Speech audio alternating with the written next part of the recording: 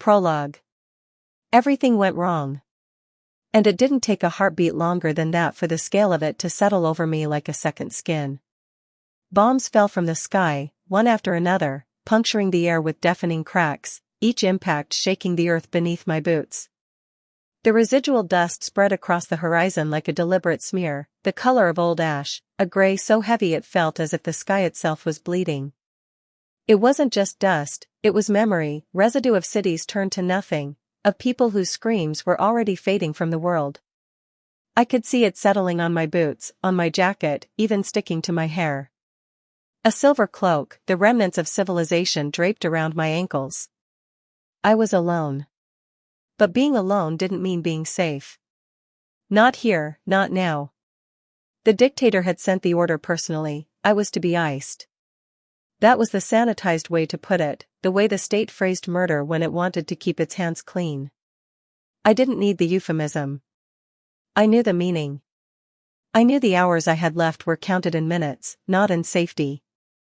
Nikolai Krupa, just the sound of his name made my stomach churn, was the architect of the Kruna genocide.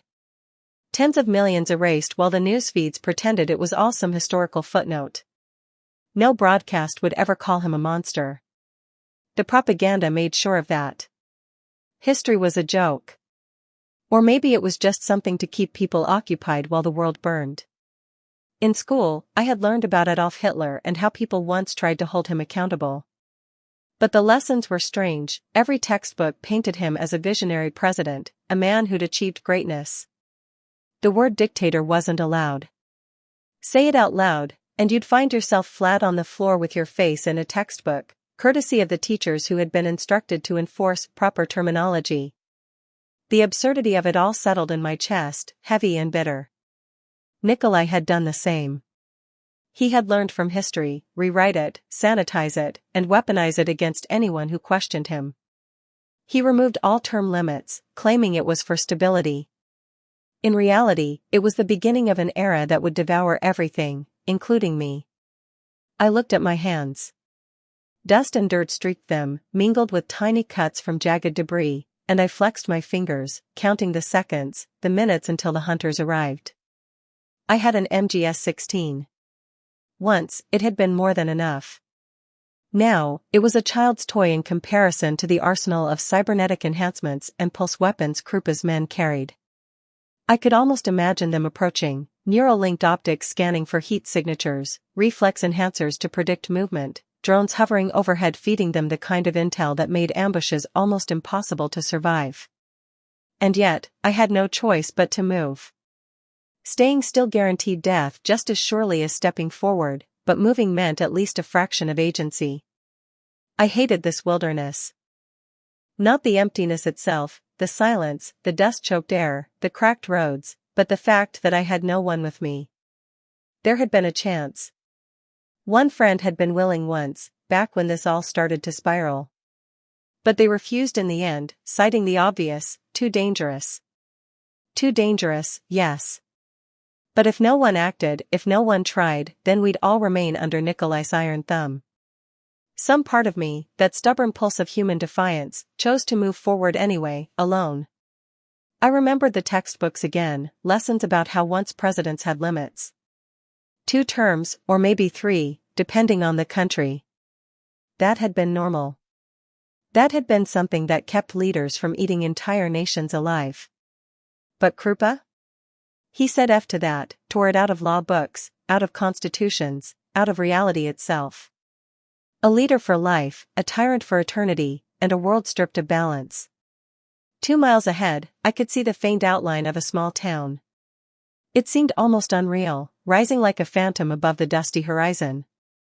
That meant 2 things: either the people inside would welcome me with open arms, desperate for anyone willing to oppose Krupa, or they would see me as just another target, and gunfire would welcome me instead of humanity. My heart pounded at the thought. I prayed it would be the first. I adjusted my pack, feeling the weight of supplies, of water, of ammunition that now seemed more symbolic than practical. My boots crunched over broken glass and fragments of twisted metal, the sound unnerving in its regularity. Each step forward carried the bitter knowledge that the world had gone insane. Not just Krupa, but the aftermath of his rule, the ash, the ruins, the silence, was insane. The air was thick with a metallic tang, and I realized it wasn't just dust. Somewhere in the distance, a building had ignited. Perhaps a generator, perhaps something more sinister. The smoke curled into the ashen sky, twisting with the clouds like a black serpent. I coughed, the taste of burnt plastic and dust scratching my throat, and forced myself to keep moving. There was no time for hesitation. Hesitation was a luxury of the dead, and I wasn't dead yet.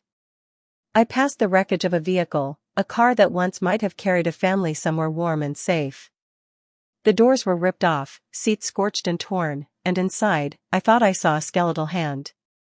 I blinked, and it was gone, just another trick of the light, or maybe the remnants of the unlucky. The world played these tricks on the living, forcing paranoia and vigilance into every step.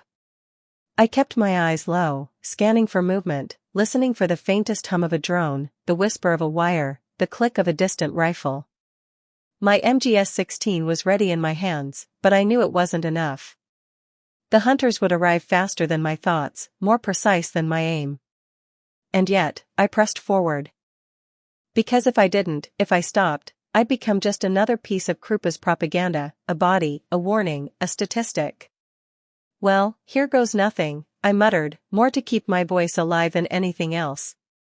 The desert stretched before me, vast and indifferent, its silence heavier than any threat. I kept moving, boots crunching over metal and stone, shadows stretching longer as the sun sank behind the dust-choked horizon. Somewhere out there, 2 miles ahead, lay the town. A town that might save me, or a town that might end me. I didn't know. I only knew one thing, I couldn't stop. Step by step, breath by breath, I moved through the ashen silence, carrying nothing but a gun, a pack, and the stubborn pulse of human defiance. Every moment was a gamble, every horizon a question. And in a world where everything had gone wrong, moving forward, even alone, was a victory in itself. The horizon trembled, not with wind but with expectation, like the sky itself was holding its breath. I tried to focus on the town's outline, but the dust whipped it into a mirage.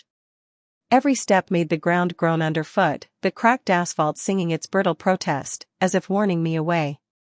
I imagined the hunters waiting just beyond the next ridge, waiting to crush whatever hope still clung to me. I remembered the first time I'd learned what it meant to survive in a world designed to kill you. It hadn't been a war, or a dictatorship, or even Krupa. It had been a simple accident, a collapsed bridge, a flood, a moment of misstep. I'd been lucky then, lucky enough to find footing, to claw my way through mud and water. That memory felt distant now, softened by dust and fire, but it was still there. Survival, I realized, wasn't about strength or skill. It was about stubbornness, about refusing to let the world's weight crush the pulse of life within you.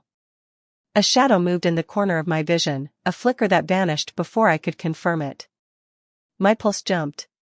Perhaps a scavenger, perhaps a hunter, perhaps just a trick of the dust and light. I tightened my grip on the MGS-16. Its weight was reassuring, if only slightly, grounding me to reality as the desert and ash threatened to erase everything else. The town grew larger, its phantom edges sharpening as I approached.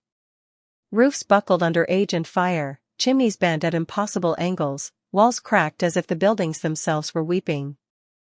And yet, signs of life lingered. A flicker of movement here, a window shutter trembling there, a dog, or what I thought was a dog, scuttling across a ruined courtyard. Each indication of life was a needle in my chest, pricking hope and dread in equal measure. I slowed my pace, letting my eyes trace every detail. There were barricades, makeshift ones, crafted from rubble and sheet metal. They weren't sophisticated, but they were enough to make me wonder if the town's residents were organized, or if they were desperate and dangerous in equal measure. Somewhere, faint but present, came the low hum of machinery. Generators, drones, maybe weapons systems. Life persisted here, and with it came the uncertainty, friend or foe? I took a deep breath, tasting the acrid smoke and dust mingling in the air.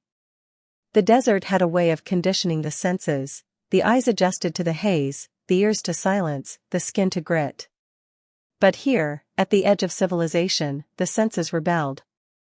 Every smell, every movement, every crackle of distant fire felt amplified, a constant reminder that I was prey in a world that had long since stopped acknowledging mercy.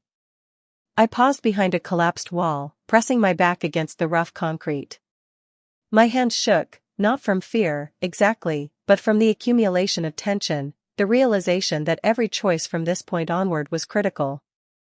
I tried to center myself, to imagine the MGS-16 as an extension of my body, a tether to survival. Thoughts of Krupa flitted through my mind, his cold, calculating face, the propaganda broadcasts with their sterile voices and curated footage, the way history itself had been rewritten to serve his ego. If I died here, I would be nothing more than another line in that script, another proof of obedience or failure. Then, movement. Quick, subtle, deliberate. Two figures on the far side of the street, moving in tandem, scanning the rubble like predators. My gut clenched.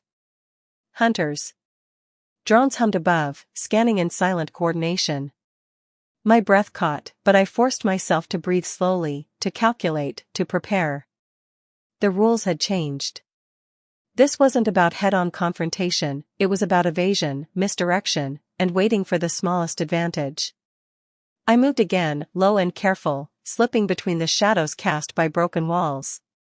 My boots made less noise on the dirt and dust than I expected, but I imagined the smallest creak drawing eyes, triggering weapons, ending everything. Each step was deliberate, measured, a silent dialogue between instinct and reason.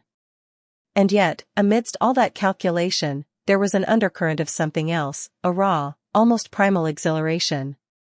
Survival, even when the odds were impossibly stacked, carried a strange thrill.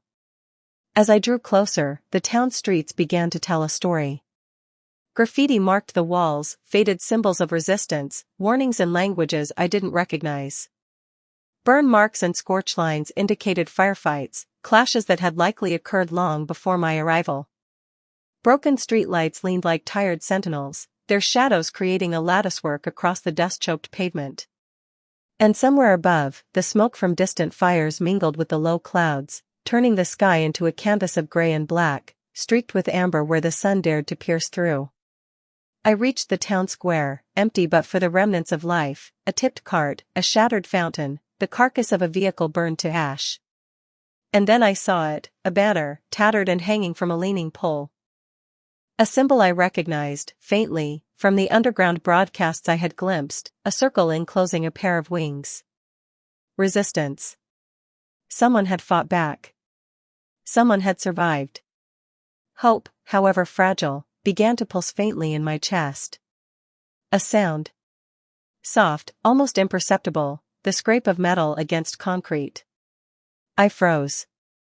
Two men emerged from the alley, their uniforms mismatched, scavenged armor gleaming dully in the ashen light. Pulse rifles in hand, eyes scanning. I held my breath, the MGS-16 raised but unmoving. I wasn't ready to fire, not yet. Observation first. Survival first. One of them stopped, tilting his head as if sensing something, though I remained hidden behind the collapsed wall. My pulse raced.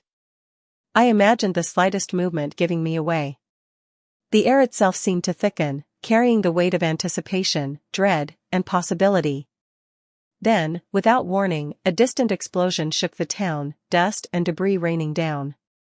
Both men flinched, their attention diverted for just enough time. I moved.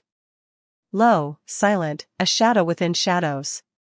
Step by careful step, I advanced toward the interior of the town, toward whatever safety, or danger, awaited me there. The town was alive, in its own fractured, chaotic way.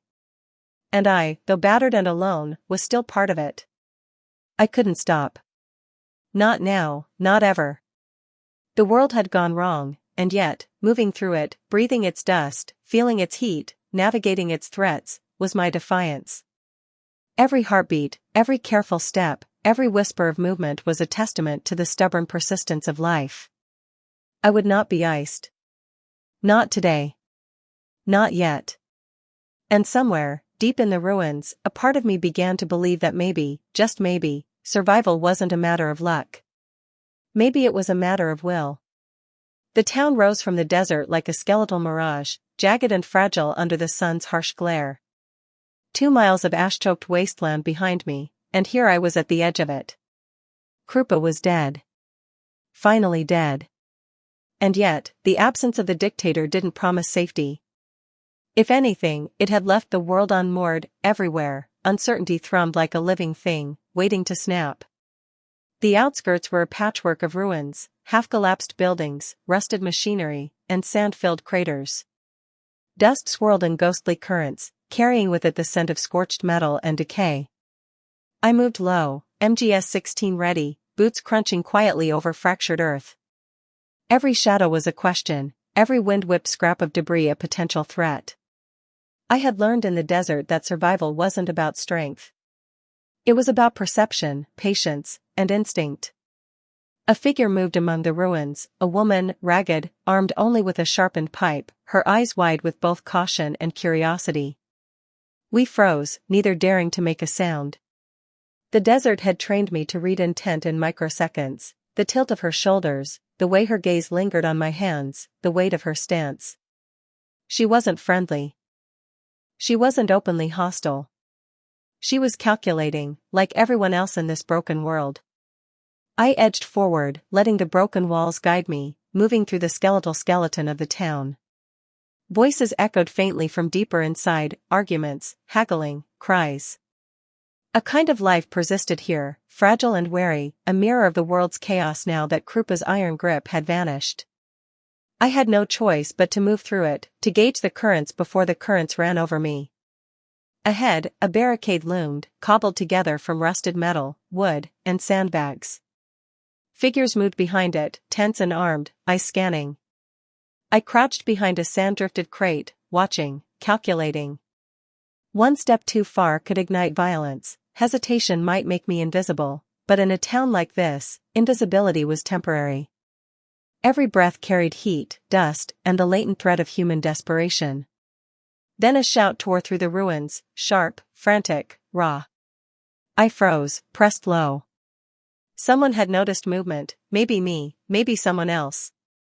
Reflex and instinct demanded I run, but the terrain betrayed me. The alley ahead was open, sand and debris exposed. The barricade was too far for cover, too far to retreat safely. I glanced at the horizon. A sandstorm had begun to rise in the distance, funneling the desert's wrath toward the town. Dust churned into the sky like smoke from a dying fire, twisting in impossible spirals.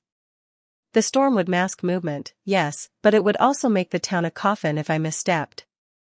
I could feel the weight of all eyes on me now, the eyes of the barricade, the eyes of the woman in the ruins, even the imagined gaze of the desert itself.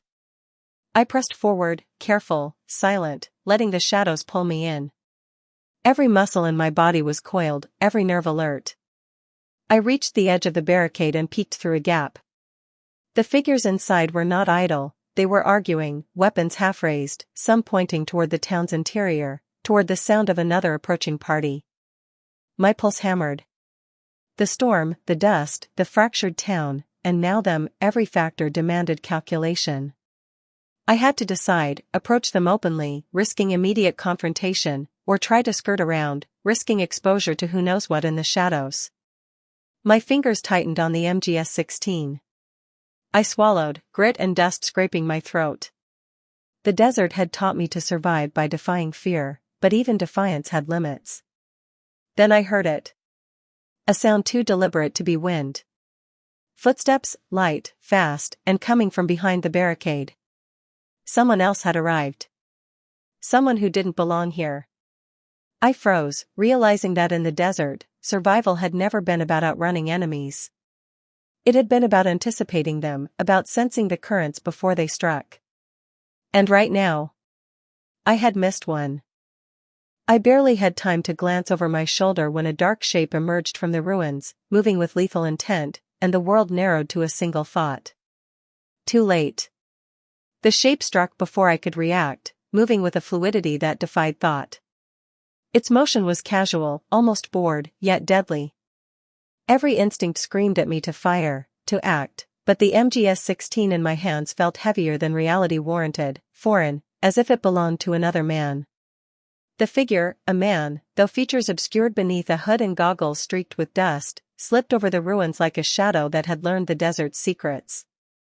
I dove to the side, dirt and ash spraying into my eyes, lungs clawing for air that tasted of metal and smoke. The world erupted into fragments, a scream from somewhere behind me, a metallic clang as my boot struck twisted pipe, dust clouds rising like ghosts to shroud the streets. My heart thumped in an erratic, untrustworthy rhythm, hammering reminders that I was alive. Too alive. The desert had trained me for observation, for calculation, for survival, but not for sudden, unmarked aggression that appeared like a predator out of nowhere. Rolling onto my back, I glimpsed the figure again. Gone. Or maybe never there, maybe my eyes were betraying me, a trick of ash and sunlight. Every nerve in my body screamed that it had been real. My fingers itched for the trigger. My legs ached from movement, but instinct demanded action. I pressed forward, staying low, using every fragment of rubble, every shadowed alley, every broken wall as cover. The courtyard opened ahead, cracked pavement stretching into the distance, strewn with remnants of the town's past life, toppled carts, twisted vehicles, scorched benches. I moved through it like a ghost, boots barely whispering over glass and gravel, aware of every whisper, every shift in the wind. The world was alive with tension. Shadows shifted, flickers of movement teased the edges of vision, eyes pressed to windows and behind barricades. The town was no sanctuary. It was a labyrinth designed to punish anyone careless enough to enter without attention. Above, a drone appeared, mechanical whine piercing the thick air, scanning with precision that chilled the marrow. Its sensors were clinical, unforgiving, and it detected movement with terrifying accuracy. I froze, barely breathing, letting my body blend with the dust-covered debris. One wrong move and I would become nothing more than a statistic, another incident the state could sanitize into a footnote in the rewritten history Krupa had orchestrated. Instinct propelled me forward, sliding between the remnants of a collapsed wall and a burned-out vehicle. Gravel shredded my palms as I pushed off the ground, dirt and metal biting into skin, but I didn't care. The desert had taught me that pain was irrelevant. Survival was about timing, observation, anticipation. A shadow flickered in the corner of my eye, a figure moving with quiet precision along the edge of the courtyard. Not a drone. Not the hooded man. Someone else. Human. Lethal intent radiated from their posture. I pressed against the broken fountain at the center, cracked and dry, a monument to what once had been.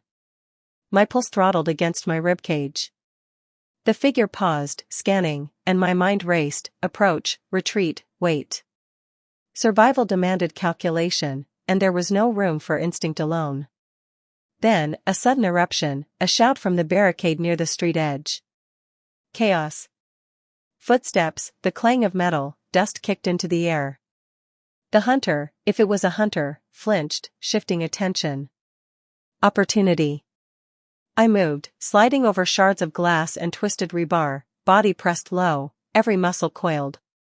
I wasn't just surviving, I was maneuvering, reading the currents of fear, the rhythms of tension. Through the thickening dust, I caught glimpses of other people, faces pressed to broken windows, makeshift weapons in hand, eyes calculating. They didn't know me. They didn't care yet. And that was my advantage.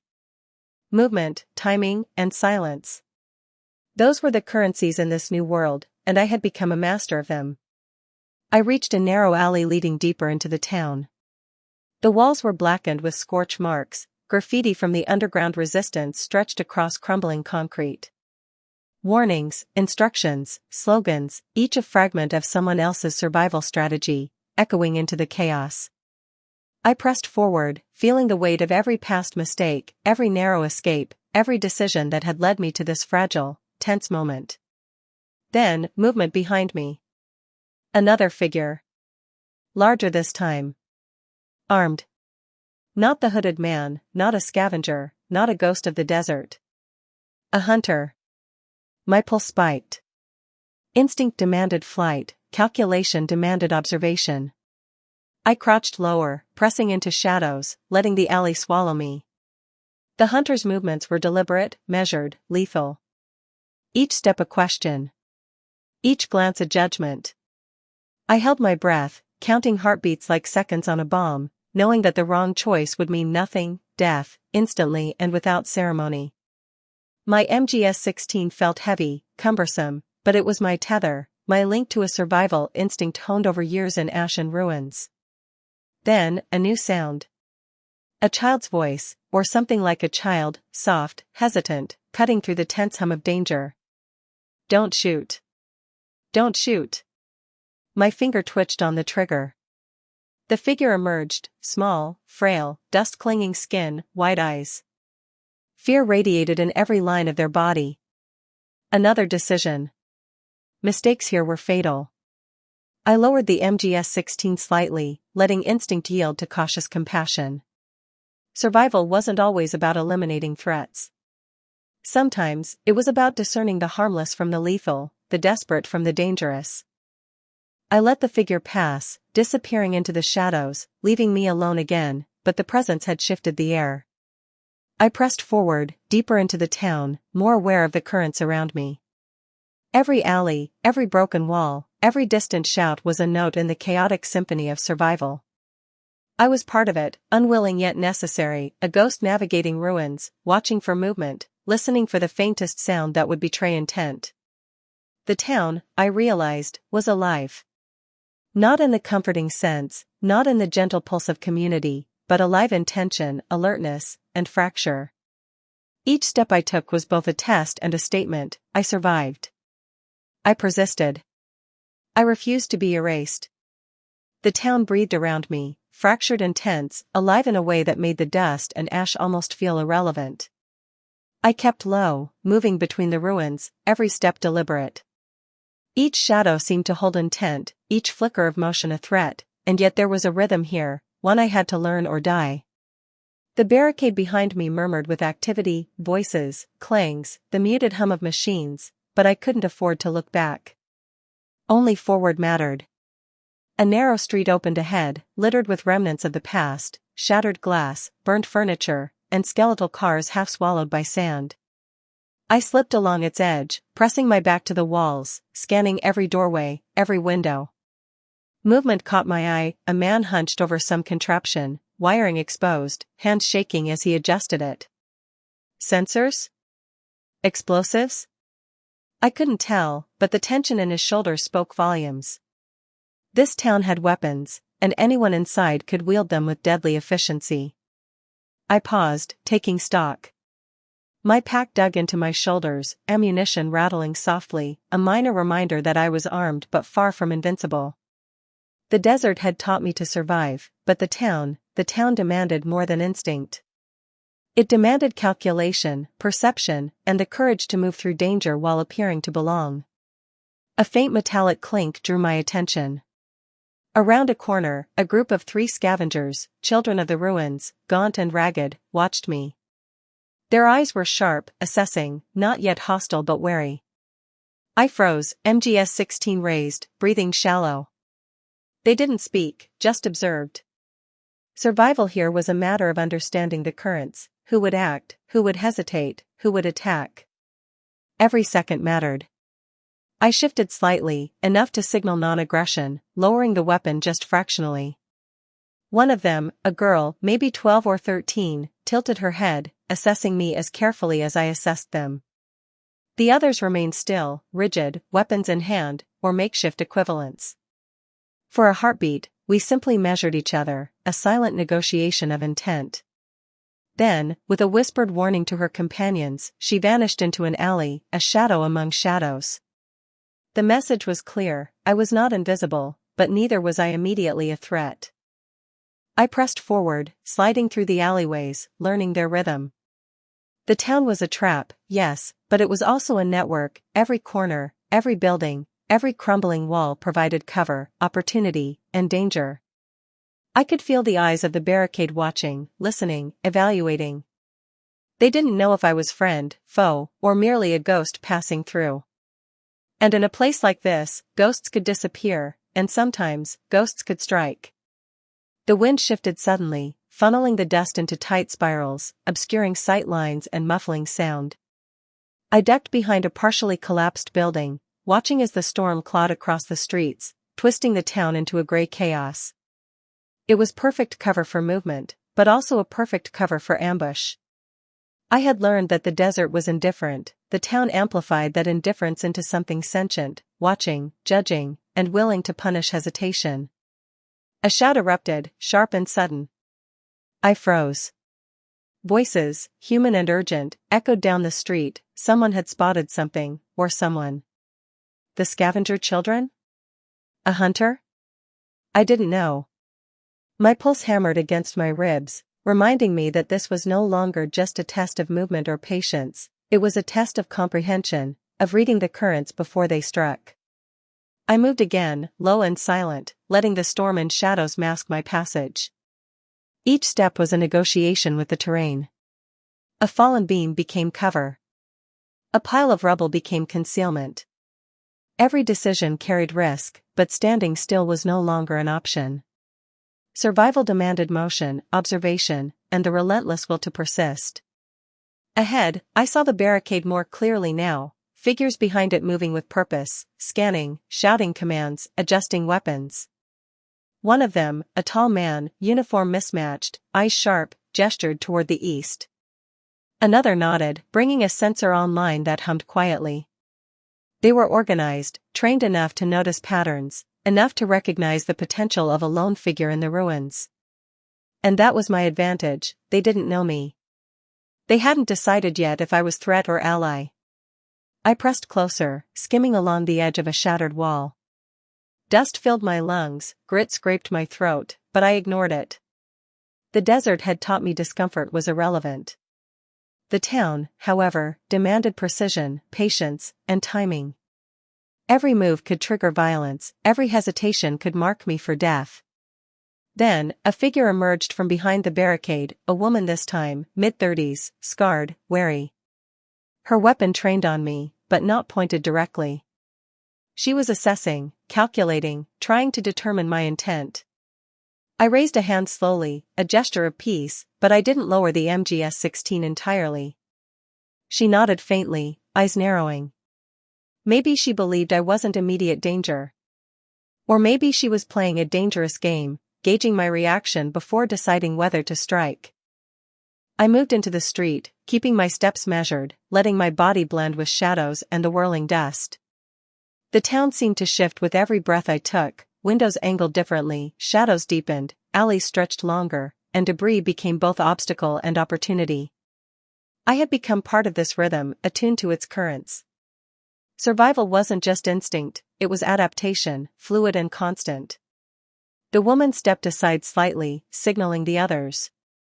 I understood then, they were waiting. Not for attack, but for assessment. Movement carried meaning. Intent carried weight. And here, in the ruins, survival demanded both clarity and deception. I took a breath, feeling the weight of the desert behind me and the town before me. Every instinct screamed caution. Every nerve buzzed with anticipation. And yet, somewhere deep inside, a stubborn pulse of defiance persisted. I would survive. I had to. Not just to escape, but to exist in a world that sought to erase me.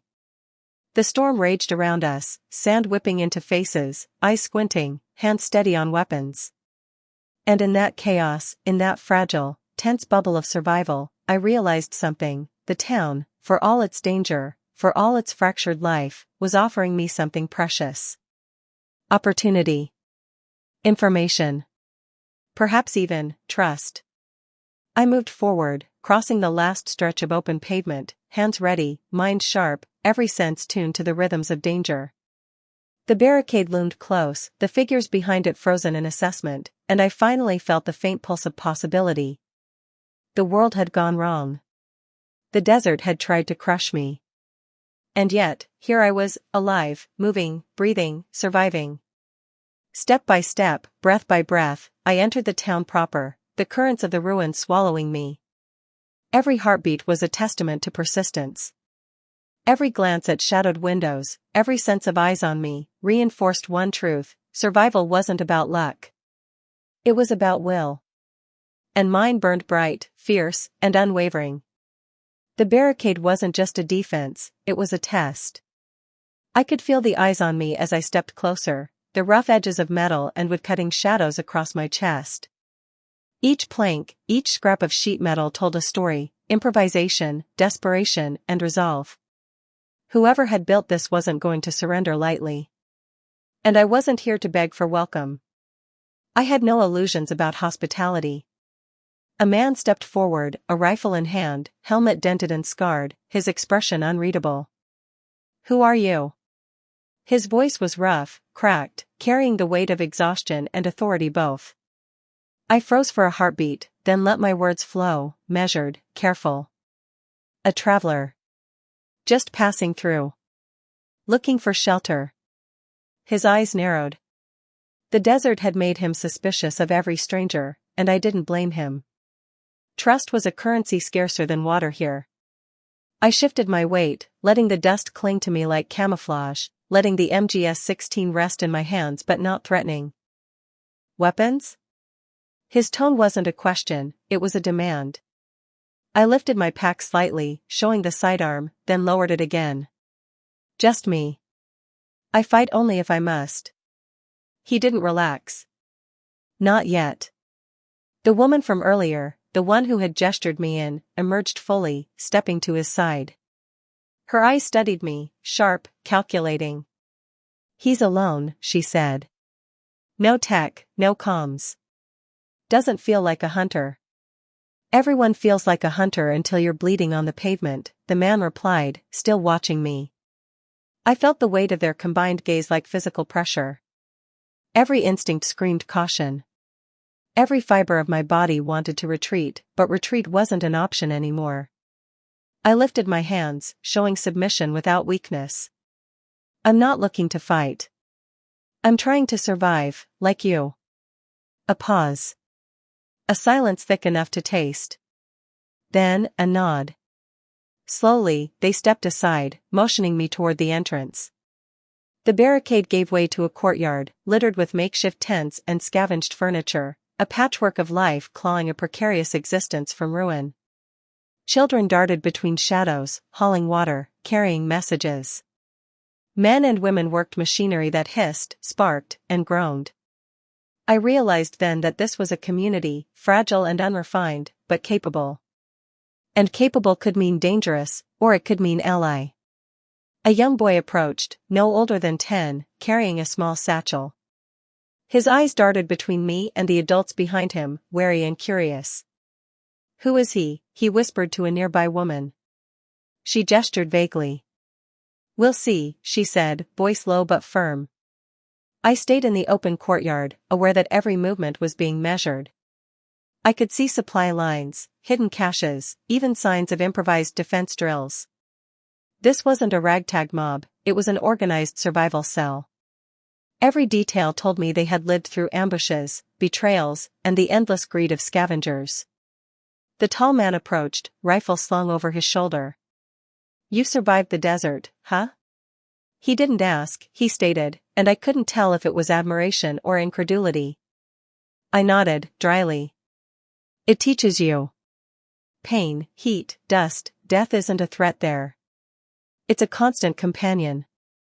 He didn't smile, but I thought I saw a flicker of recognition, maybe even respect. "We don't get many like you," he muttered, glancing around. "Most die before they reach this far." A woman from the tent stepped forward, older than the first, face lined with soot and determination. "Names," she demanded. "We need names and purpose. No one moves through here without giving us both." I paused. Names were meaningless in the desert, a trivial human attachment, but survival here required compliance, at least superficially. "Joran," I said. "I fight for myself, and anyone willing to fight for something better." "Something better," she echoed, skepticism heavy in the word. I let the silence hang, feeling it stretch between us. Then she stepped aside. "You move with us for now. No weapons out unless necessary. We watch. We judge." The courtyard seemed to exhale, the tension relaxing slightly, though vigilance remained. I followed, careful not to step on debris or draw unnecessary attention. Children and scavengers parted for me, eyes flickering with curiosity and suspicion.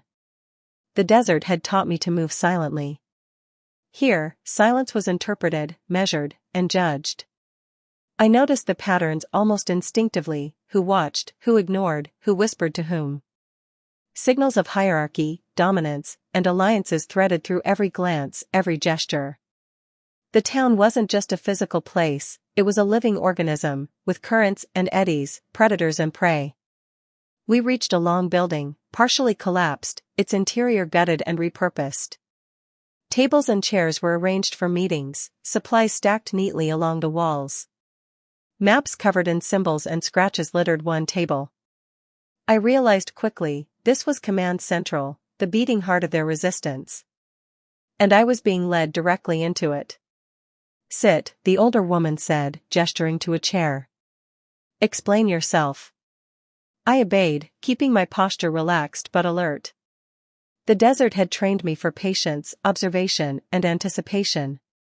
Now, I needed all three, multiplied by 10. Voices murmured, footsteps shuffled, maps were adjusted, and I sat there, aware that my survival depended entirely on my ability to read every gesture, every pause, every implied threat. I could feel the weight of expectation pressing on me, heavier than the desert sun or the storm outside. "Why now?" someone asked from the back. A man with a scar crossing his cheek stepped forward. "Why come to us? Why risk your life through the wasteland for us?" I leaned forward, the MGS-16 resting beside me, a quiet anchor. "Because the desert ends, eventually. And when it does, the real world waits. You either face it or let it crush you. I want to fight. I want to survive. And if survival has meaning, it's in standing together." Silence. The maps, the murmurs, the low hum of machinery, it all seemed to pause, waiting for judgment. The older woman, finally, nodded slowly. "You may stay. But you earn trust. One mistake, and the desert claims you anyway." I nodded. It wasn't much, but it was everything. I had made it through the outer currents, the initial assessment. Survival in the town wouldn't be easy, but it was possible. For now. And somewhere in that fragile approval, in the tension between life and death, I felt it, the pulse of defiance, stubborn and bright. The desert had tried to teach me that the world didn't care. The town taught me that the world could. Step by step, breath by breath, I began to map the currents of human resilience in this fractured town. And I knew, every eye watching, every whispered question, every subtle gesture, it was all part of the game. And I intended to survive it. Night fell like a weight, dragging the town under a cloak of smoke and ash. Shadows pooled in the alleyways, stretched along fractured walls, hiding threats both imagined and real. I stayed close to the older woman, moving quietly through the dim light cast by scattered fires. Every footstep felt amplified, echoing against debris, as if the desert itself was reminding me I was still a stranger here. The residents had gone silent now, each in their own task, their own patrols, their own watchfulness. Even the children were gone, tucked away under tattered blankets. Survival had a rhythm here, a pulse I was only beginning to sense. And yet, beneath it all, the unease lingered, subtle and insistent. A distant howl carried over the rubble, carried on the wind and dust. I froze, muscles taut. Not far, maybe a mile away, someone, or something, moved. Scouts? Hunters? I didn't know. The town had no walls, no gates strong enough to keep determined killers out. Trust was fragile, and vigilance was everything. The older woman glanced at me, reading the tension I couldn't hide. "They'll test you," she said softly. "The desert is patient. So are the hunters. Don't think this is over." I nodded, words unnecessary. I had survived the wasteland, had counted every heartbeat, had felt the sting of dust and ash against my lungs, had seen death in shapes too numerous to name. And yet here, in the half-light, with the town around me, survival was something else entirely. It was trust, negotiation, calculation, and constant anticipation. A figure emerged from the shadows, a man taller than most, with scavenged armor reflecting firelight. He stopped a few feet away, arms crossed.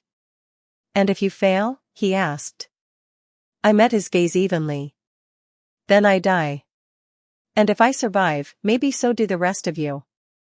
A tension passed between us, silent but loaded. The desert had taught me that courage alone was meaningless. Actions, choices, the ability to move when the world pressed in, that was survival. I let my gaze drift to the town square. Fires flickered against the ruined fountain. Smoke traced veins across the sky. Somewhere deep inside, behind barricades and makeshift walls, people whispered, argued, planned. The pulse of humanity persisted, fragile, stubborn, unyielding. And for the first time in a long time, I felt more than just survival. I felt connection. A gust of wind brought dust into my eyes, stinging, blurring the world into gray and silver and black. I blinked through it, focusing on shapes, patterns, movements. The desert was patient. The town was patient. And I was still here. I adjusted the MGS-16, feeling its weight in my hands like a tether to life. Somewhere, distant, the desert hummed. Somewhere closer, eyes watched, waiting, assessing. And somewhere beneath it all, the pulse of defiance, the stubborn, human pulse, beat within me, steady and unbroken. I exhaled, tasting dust and fire and the faint tang of hope. One step, one breath, one heartbeat at a time, I moved forward. Survival wasn't guaranteed. It never was. But I had made it this far. And that, in itself, was proof that even in a world gone wrong, life, stubborn, bleeding, human life, refused to be iced. For now, the town, the desert, the night, all of it, waited. And so did I. Chapter 1, Infamous. Everything went wrong. I could feel it before the first bomb even hit, like an electric hum under my skin, warning me that the world had shifted from ordinary danger to something else entirely. When the first explosion tore through the sky, I didn't flinch. I just watched, boots planted on cracked, ashen ground, the air trembling in the wake of the blast. Then another detonated, and another, until the sky became a staccato rhythm of fire and smoke. The residual dust rolled across the horizon like some malevolent painter had smeared ash across the world, a gray so heavy it felt as if the clouds themselves were suffocating. I could see it settling on me, thick and sticky, my boots, my jacket, the strands of hair plastered to my forehead. A silver cloak of civilization's remnants draped my ankles, each step through the debris-sprinkled desert leaving footprints that might never matter. And yet I moved. Alone, yes, but alive, for now. The dictator's order had been clear, I was to be iced. The word sounded clinical in the official bulletins, the same way the state made murder sound like a business transaction. Clean, they said. Necessary. But I knew the truth. Nikolai Krupa's signature on the order made the air taste metallic, his name curling in my chest like smoke. The architect of the Kruna genocide, the man responsible for tens of millions erased, for screams that would never be heard again. And the world? The world pretended none of it mattered. Every news feed, every archive, every textbook sanitized his crimes. No one called him a monster, not on record. Not officially. History was a joke. Or maybe it had always been. I remembered lessons from school about Hitler, about accountability, about two-term presidents and limits meant to stop leaders from devouring their nations whole. But those lessons were sanitized too. Dictatorship wasn't allowed as a word, say it and risk a face full of textbooks courtesy of teachers instructed to maintain proper terminology. Krupa had learned from this. Rewrite it, sanitize it, weaponize it against those who questioned him. No term limits. Stability. But stability in his hands was just the first step toward the world swallowing itself. I flexed my fingers, feeling dirt and tiny cuts from jagged debris. Seconds became minutes, and minutes became a countdown to inevitable confrontation. I carried an MGS-16, once sufficient, now a child's toy against Volkov's forces, Men with neural-linked optics, reflex enhancers that predicted movement, pulse rifles, drones feeding live intel into heads like extensions of their minds. And they were coming. I could almost feel it, a shadow creeping closer, sweeping over the desert like a predator. Still, moving forward was the only choice. Staying still guaranteed death. Every inch I stepped, crunching glass and metal beneath boots, carried both defiance and futility. There had been a chance for help once. A friend willing to act. But fear won out, they cited the obvious, too dangerous. And they were right. It was dangerous. Every step I took alone reminded me of that. And yet, human stubbornness, rage, hope, whatever remained, propelled me forward. I thought of term limits again, of constitutions and laws that had once bound leaders.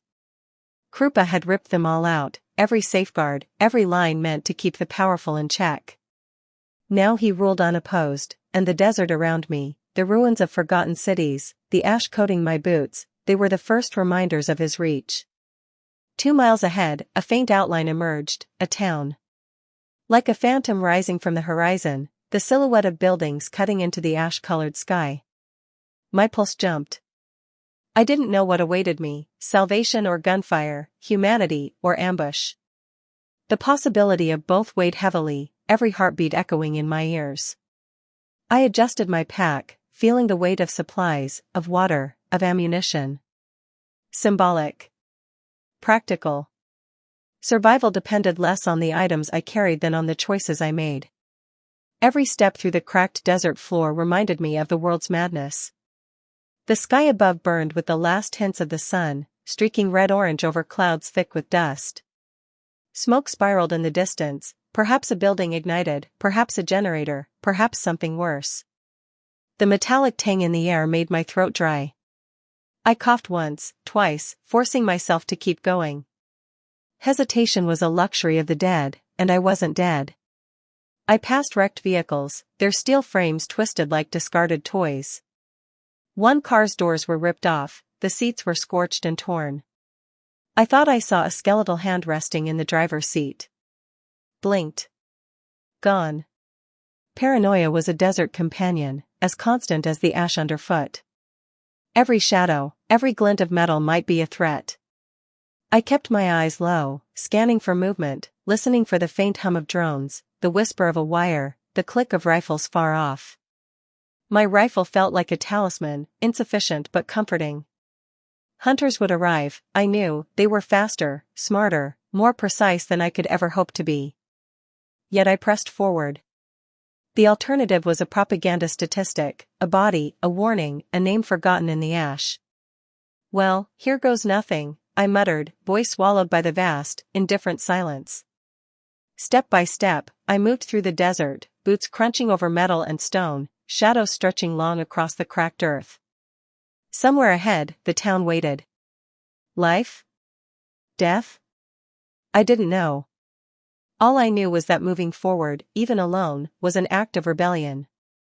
The town rose from the horizon like a mirage, each building outlined against the dust-choked sky, and for a moment I hesitated. After miles of desolation, the sudden presence of walls and roofs felt alien, almost intrusive. I slowed my pace, letting the crunch of metal and glass underfoot fade into the background, replaced by the low hum of life. Not the life I expected, the kind with laughter and music, but the kind that shivered under the weight of fear, still alive after Krupa's shadow. I stepped into the town proper, and the narrow alleyways swallowed me. The air smelled faintly of smoke, burnt plastic, and something I couldn't name but recognized instantly, desperation. People peeked from behind doors and shuttered windows, faces drawn tight, eyes wide and wary. Some carried implements, tools, bats, knives, anything that might keep a threat at bay. Others whispered in small clusters, murmurs that stopped when I passed. I didn't acknowledge them, didn't speak. I couldn't. Every step carried the knowledge that someone, somewhere, might already be tracking me. A stumble of movement caught my eye, and I almost jumped. A man staggered out from the shadow of a building, arms waving, trying to keep his balance. Drunk, I guessed, but there was something more in his gait, the peculiar determination of someone who'd survived too long in too much chaos. "You should get some rest, mister," he slurred, trailing off, as if searching for the right words. I stopped. "Mister?" I asked. "Hartnell," the man bellowed, voice rough, 2 vodka shots from collapse. "Well, Hartnell," I said cautiously, "you need some rest." He wasn't aggressive, just loud, careless, and entirely too human. "Hey! I know you," a small voice shouted, and I froze. A child, no older than 10, had darted out from the crowd, pointing at me with wide eyes. The sudden attention made my heart hammer. I stepped back slowly, calculating whether retreat might be wiser than engagement.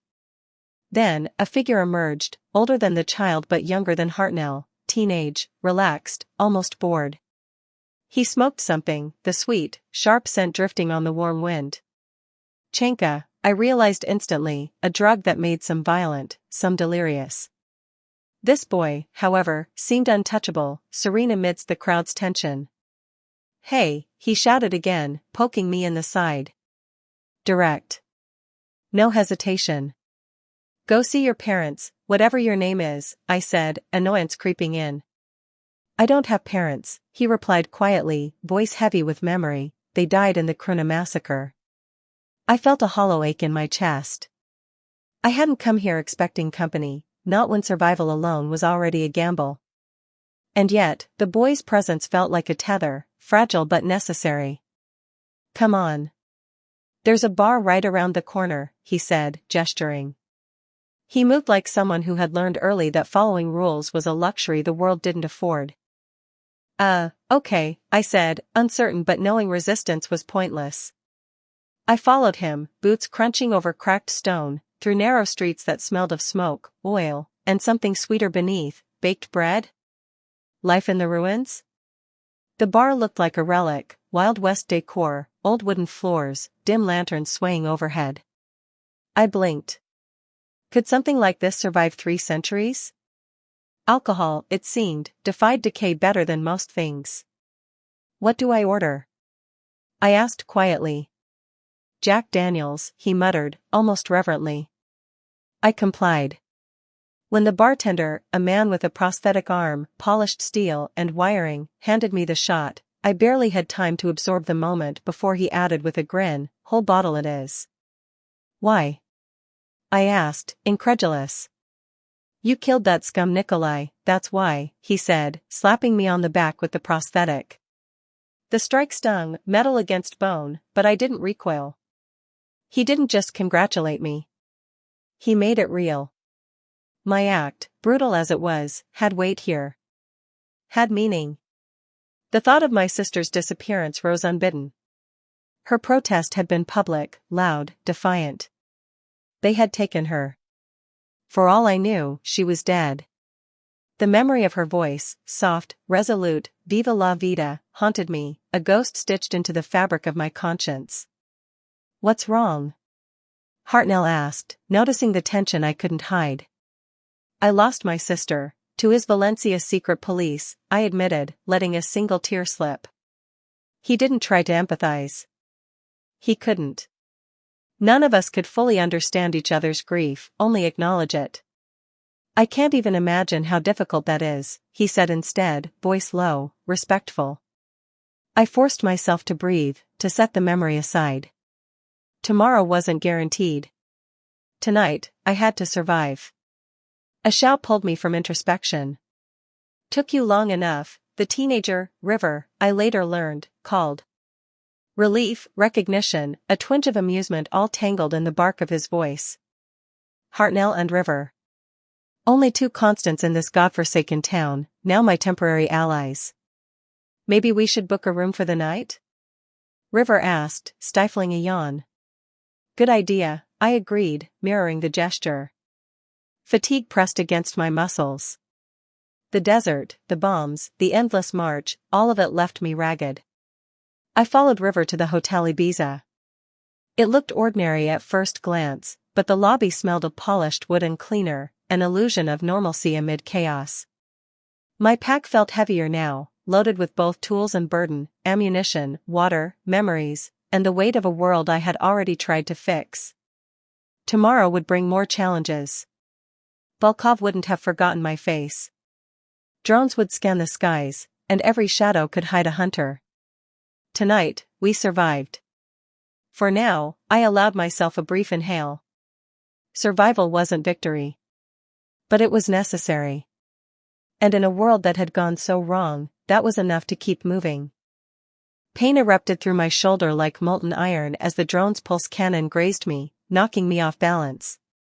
My MGS-16 had shredded one of the hovering machines, sparks scattering across the cracked ground, but two others twisted in the night sky above, circling with an unnatural patience.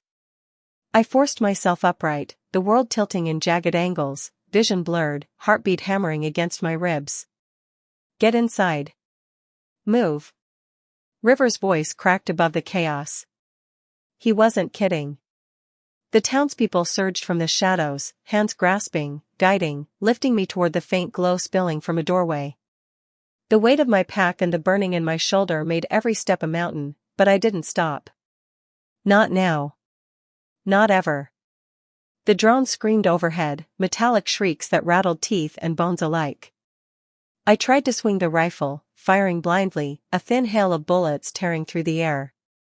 Sparks flashed off metal, a drone shuddered, and one twisted violently before plummeting into the street with a crash. I winced. Another wouldn't wait. They never waited. A flurry of hands caught me, tugging me into a narrow alleyway as River shouted, "Hold still, Dale, he never finished."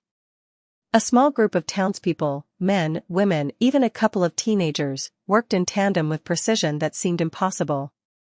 One pressed a cloth against my shoulder wound while another wrapped a makeshift tourniquet, knotting it tight enough to stop the bleeding from spilling onto the ground.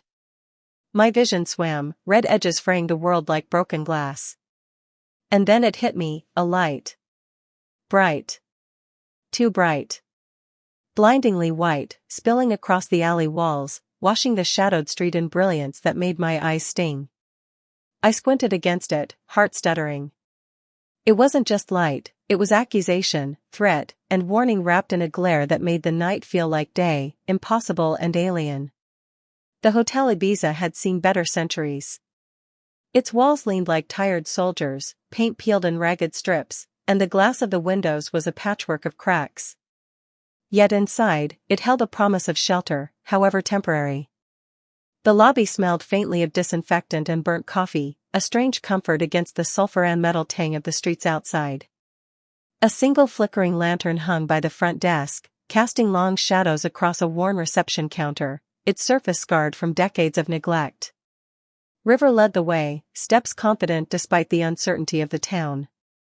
"This way," he said, voice low, dragging me past a cluster of residents who stared from the stairs.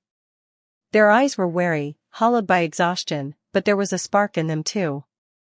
Recognition. Survival. Something I hadn't expected to see in this fractured place. The elevator was silent when we stepped in, its cables groaning under weight and age, a low metallic moan echoing up the shaft. I gripped the handrail, thinking of the miles I had walked, the bombs that had rained, the drones that had almost killed me on the outskirts. It felt surreal to stand here, in a place so ordinary, while the world outside continued to rot in chaos. "Room 4B, River said, pushing the key into the lock with a practiced twist. The door creaked open, revealing a narrow corridor lined with peeling wallpaper. The air inside smelled of mildew and old linen, yet somehow also of home, or a memory of it, more accurately. I stepped inside the room. Sparse. 2 beds with mismatched sheets, a rickety dresser, and a small sink in the corner. The window was cracked, letting in the pale orange glow of streetlights and a whiff of the dust-choked air. My boots thudded against the warped wooden floor as I dropped my pack, grimacing as the weight of exhaustion pressed down on me. River leaned against the doorframe, arms crossed. "You need to clean that shoulder," he said, voice casual but not unkind.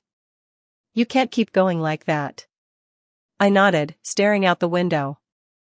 Dust floated in the orange glow, like suspended memories of a world that had been beautiful once. My shoulder throbbed with each heartbeat, a reminder that survival was fragile, that every step forward demanded pain. I wanted to complain. I wanted to collapse. But I didn't. I never did. "You're thinking too much," River muttered, sliding a small satchel from his jacket. "Here. First aid." I glanced at him. His hands moved with precision, the bandages and disinfectant flowing from him like second nature. No hesitation, no question, just efficiency. The wound stung as I cleaned it, hot and raw, and I gritted my teeth, forcing the sting into the background noise of my consciousness. Pain was nothing, survival was everything. Hartnell appeared next, limping slightly, a bottle of scotch in one hand, his prosthetic arm gleaming in the dim light. "You'll need this," he said, handing it over. "To steady your nerves. Or whatever's left of them." I took the bottle without a word, feeling the weight of it. Alcohol had a strange power here, calm in the midst of chaos, a tether to humanity. I poured a small measure, bitter and strong, and let it slide down my throat. The burn reminded me that I was alive, that each decision, each movement, each step still mattered. We didn't speak much after that. River patched the remainder of the wound silently, Hartnell sat on the edge of the bed nursing his own drink, and I stared at the cracked window. Outside, the town streets were emptying as night deepened. The wind carried the echoes of distant machines, the low hum of something large moving through the dust. Somewhere beyond, Volkov's shadow lingered. I thought of my sister, of her defiance, her voice echoing in my mind. Viva la vida. Alive. The memory was sharp, a knife of regret and longing. I let it stay for a moment, then shoved it aside. Sentiment was dangerous here. Clarity and focus were survival. River finally broke the silence. "We can't stay long," he said, voice low. "They're watching. Drones. Scanners. And Volkov, he hasn't forgotten you." I nodded. I had known that the moment I stepped into this town. Safety was temporary, fleeting, a thin veil over the eyes of predators waiting in the shadows. "We move at first light," Hartnell added, finishing his drink. "Rest now, or you won't make it." I lay back on the bed, letting the wooden frame creak beneath me. My shoulder still throbbed, every heartbeat a reminder of vulnerability. I closed my eyes, trying to summon sleep, but the images of burning streets, falling bombs, and the glinting drones in the dark refused to fade. Outside, the wind picked up, rattling the old windows, carrying the metallic scent of the town's ruins. Somewhere far off, a siren wailed. A reminder that the world was still in chaos. That tomorrow, we'd step back into it. I breathed in the stale hotel air, letting it fill my lungs. For a moment, I allowed myself to forget the streets, the drones, the losses. Just for a moment. And then the weight returned. The mission, the chase, the need to survive, it never left. Sleep finally claimed me somewhere between the drone's low hum and the distant rumble of the night, fragile and shallow, but enough to let the Hotel Ibiza hold me in its fragile promise of temporary reprieve. I woke to a cough, a wet, ragged sound that scraped across the silence of the hotel room. Dust floated in the weak lantern light, jerking along the peeling wallpaper like restless spirits. My shoulder throbbed, every pulse a sharp reminder that survival demanded payment in blood and bone. River was already awake, perched on the edge of the bed like a cat that knew the streets better than any map. His eyes flicked toward the hallway, scanning the shadows with the precision of someone who had learned early that danger never slept. "Drones," he muttered, voice low. "Still out there. Volkov scouts. They never sleep." I swung my legs over the side of the bed, boots crunching against the warped wood. The sting in my shoulder made me wince, but I ignored it. Pain was a constant companion, and hesitation was a promise of death. I flexed my fingers around my MGS-16, its familiar weight grounding me. Hartnell stirred, prosthetic arm catching the dim light, its polished steel gleaming faintly. He yawned, a mechanical groan accompanying it, and muttered something unintelligible about breakfast. The word sounded hollow here. The town outside offered nothing resembling nourishment, only scraps, dust, and desperation, but even that small semblance of routine anchored us to the idea of life. We left the room quietly, boots crunching over dust and scattered debris, slipping through the narrow hallways of the hotel like shadows. Dust rose in lazy spirals, painting the air orange and gray. River led, hand on his knife, every step deliberate. The lobby was empty now, glasses half full, chairs overturned, the faint smell of burnt coffee lingering in the corners. "The sensors in these walls are still active," River said, his voice almost swallowed by the dust. "Walls, floors, everything. They're listening." I nodded, though the words barely registered. Safety had never been a guarantee. Only motion, only vigilance, only calculation. Outside, the streets lay open, empty but alive with tension. Shadows shifted. Tin roofs rattled. The low hum of drones reminded me that we were never alone. I scanned every corner, every glint of metal, every flicker of movement. Each shadow could be a threat, each movement could be death. River pointed toward a ruined plaza ahead. "We hold there for now," he said. "Scouts are likely patrolling. Wait for the right moment." I crouched against a wall, rifle ready. Hartnell settled beside me, prosthetic arm raised, sensors flaring faintly. Silence fell, heavy, almost suffocating. The kind of silence that made every heartbeat feel too loud, that convinced your mind of monsters even when there were none. Then the first shot rang out, sharp and metallic, echoing across the plaza. A signal? A warning? The town responded instantly. Doors slammed. Shadows shifted. Orders whispered through alleyways. Scouts. Professional, coordinated, lethal. Volkov hadn't forgotten me, and he never would. We returned fire. Sparks flew. Concrete cracked. Smoke twisted toward the orange sky. River moved like water, striking, evading, guiding me through the chaos. Hartnell covered our flanks with mechanical precision. Bullets tore through metal and dust, leaving scorched marks on walls and pavement alike. Amid the chaos, memories of my sister flickered, sharp and fleeting. Viva la vida. Alive. Defiant. Every movement, every shot, every calculated breath became a tribute to that memory. Pain, grief, loss, they were fuel now, sharpened into purpose. When the last scout fell, silence returned, but not peace. The wind carried dust, whispers, and the low hum of drones above. Somewhere beyond the streets, Volkov waited. Watching. Learning. Calculating. River wiped blood from his blade, eyes scanning, cold and unreadable. "We've bought time," he said. "That's all." I exhaled slowly, the taste of blood and dust thick in my mouth. Survival was temporary. Danger was constant. And yet, despite everything, we had survived another night. Hartnell cracked open a new bottle of whiskey, offering it silently. The burn slid down my throat, grounding me in the moment. Survival wasn't victory, but it was enough, for now. Outside, the sun climbed higher, relentless and indifferent.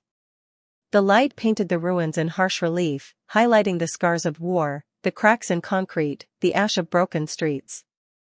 The town's residents emerged cautiously, peeking from windows and doorways, holding what scraps they had, whispering hurried plans.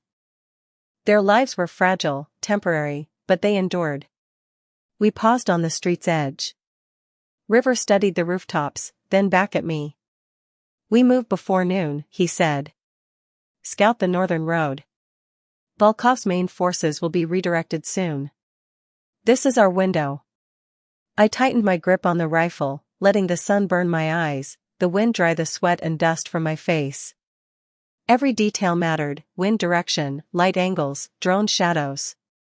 I counted every heartbeat, every breath, every possibility of survival. And for the first time that morning, I allowed myself a strange, fleeting thought: perhaps we were more than survivors. Perhaps, in this small, fractured town, with dust in our lungs and gunpowder in our hair, we were something like resistance.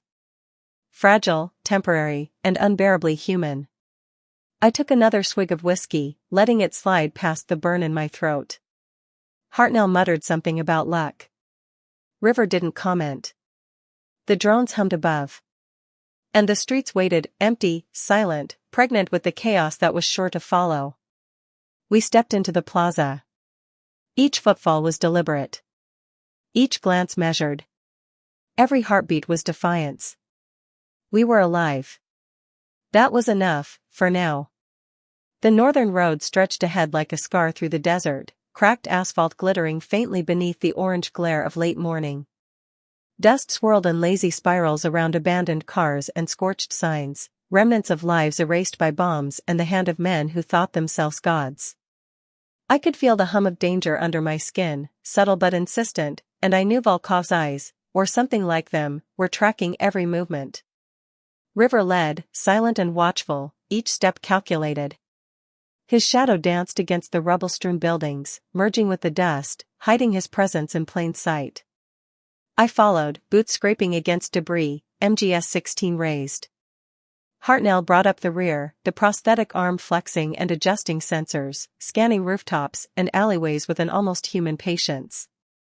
The town fell behind us quickly, swallowed by the empty wasteland stretching toward the horizon. Wind carried the faint tang of smoke, burnt oil, and the distant metallic scent of drones. I breathed it in, letting the sharpness anchor me to reality. Every step forward was a reminder that stillness meant death. We moved in silence until the first signal crackled, a low, mechanical whine in Hartnell's comm device. A drone, hovering just above the line of the northern road, glinting in the sun. Its sensors scanned, its pulse faint but detectable. River crouched low, motioning for us to follow suit. "We go wide," he whispered. "Dust's our cover. Stay low. Don't let them see the rifles." We spread across the cracked asphalt, careful not to kick up clouds that might reveal us. Each step was a negotiation with the world, debris underfoot, ash in the wind, drones above. The landscape offered little cover, twisted metal and rubble were our only shields. I caught the faintest reflection, a glint of polished metal moving against a building roof. My heart jumped. Another scout? Or just sun on a window? Instinct said to fire, but reason held me back. One shot and Volkov would know precisely where we were. River shifted, eyes narrowing. "Northwest," he murmured. "Two on the ridge. They haven't spotted us yet." We crawled through the cracked asphalt, boots scraping, hearts hammering.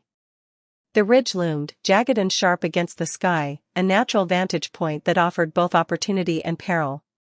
We reached the base and paused, the wind gusting around us, carrying the dry heat and the faint hum of distant machinery. Hartnell tapped his prosthetic arm, sending faint pulses. "Scanners confirm," he said.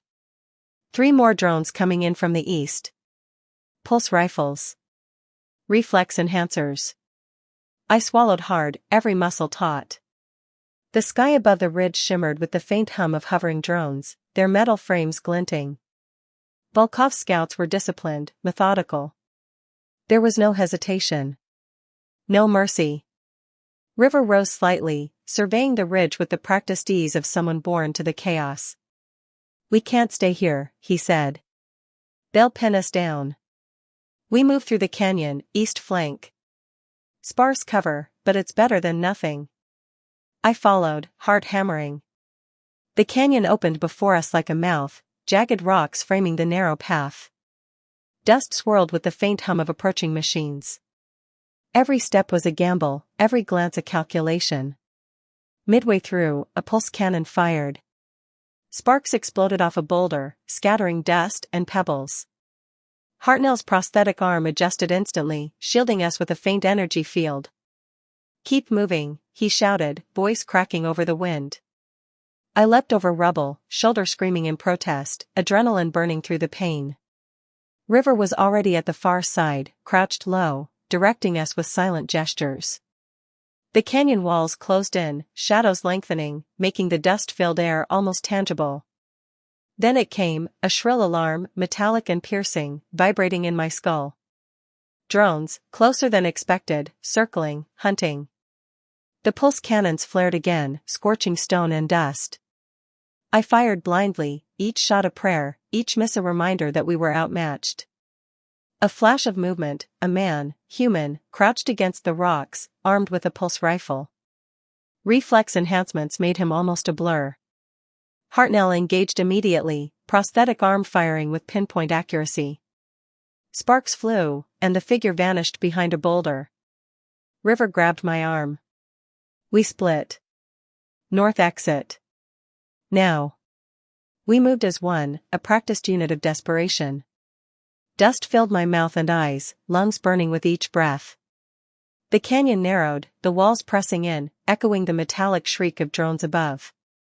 Survival wasn't about bravery anymore, it was about calculation, speed, and luck. Halfway through, I stumbled over a jagged rock. Shoulder screaming, vision blurring, I felt the moment of helplessness, the one moment that could end everything. River's hand gripped mine, steadying me. Move, he hissed. Every second counts. We emerged at the canyon's end, the open desert stretching ahead, dust swirling like spirits escaping the earth. The northern road continued, but the ridge and canyon had bought us something, time. Enough to think, to breathe, to plan the next move. Hartnell exhaled, mechanical sigh blending with the wind. They'll be recalibrating, he said. Another wave in 10, maybe 15 minutes. Reflex enhancers, neural optics, they learn fast. I nodded, blood pounding in my ears. Time was always running out. And yet, despite everything, we were alive. River glanced back toward the canyon, eyes hard. We can't keep running forever, he said quietly.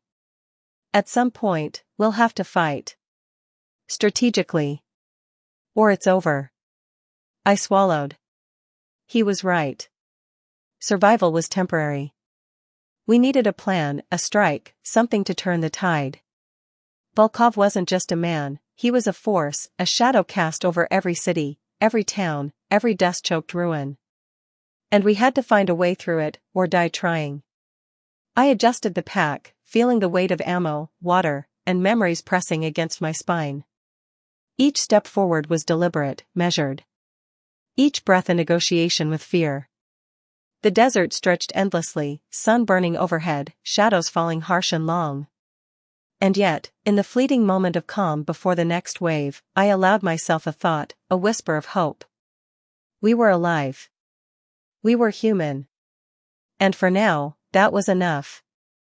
The desert stretched beyond the canyon like a wound in the earth, heat rising in shimmering waves, dust curling across the cracked asphalt in lazy, mocking spirals. River moved ahead with the kind of ease that made it look like the world was his playground, but I knew better. The desert didn't forgive, and Volkov's scouts didn't miss. I forced my boots over the uneven ground, shoulder still throbbing, every step a negotiation with pain.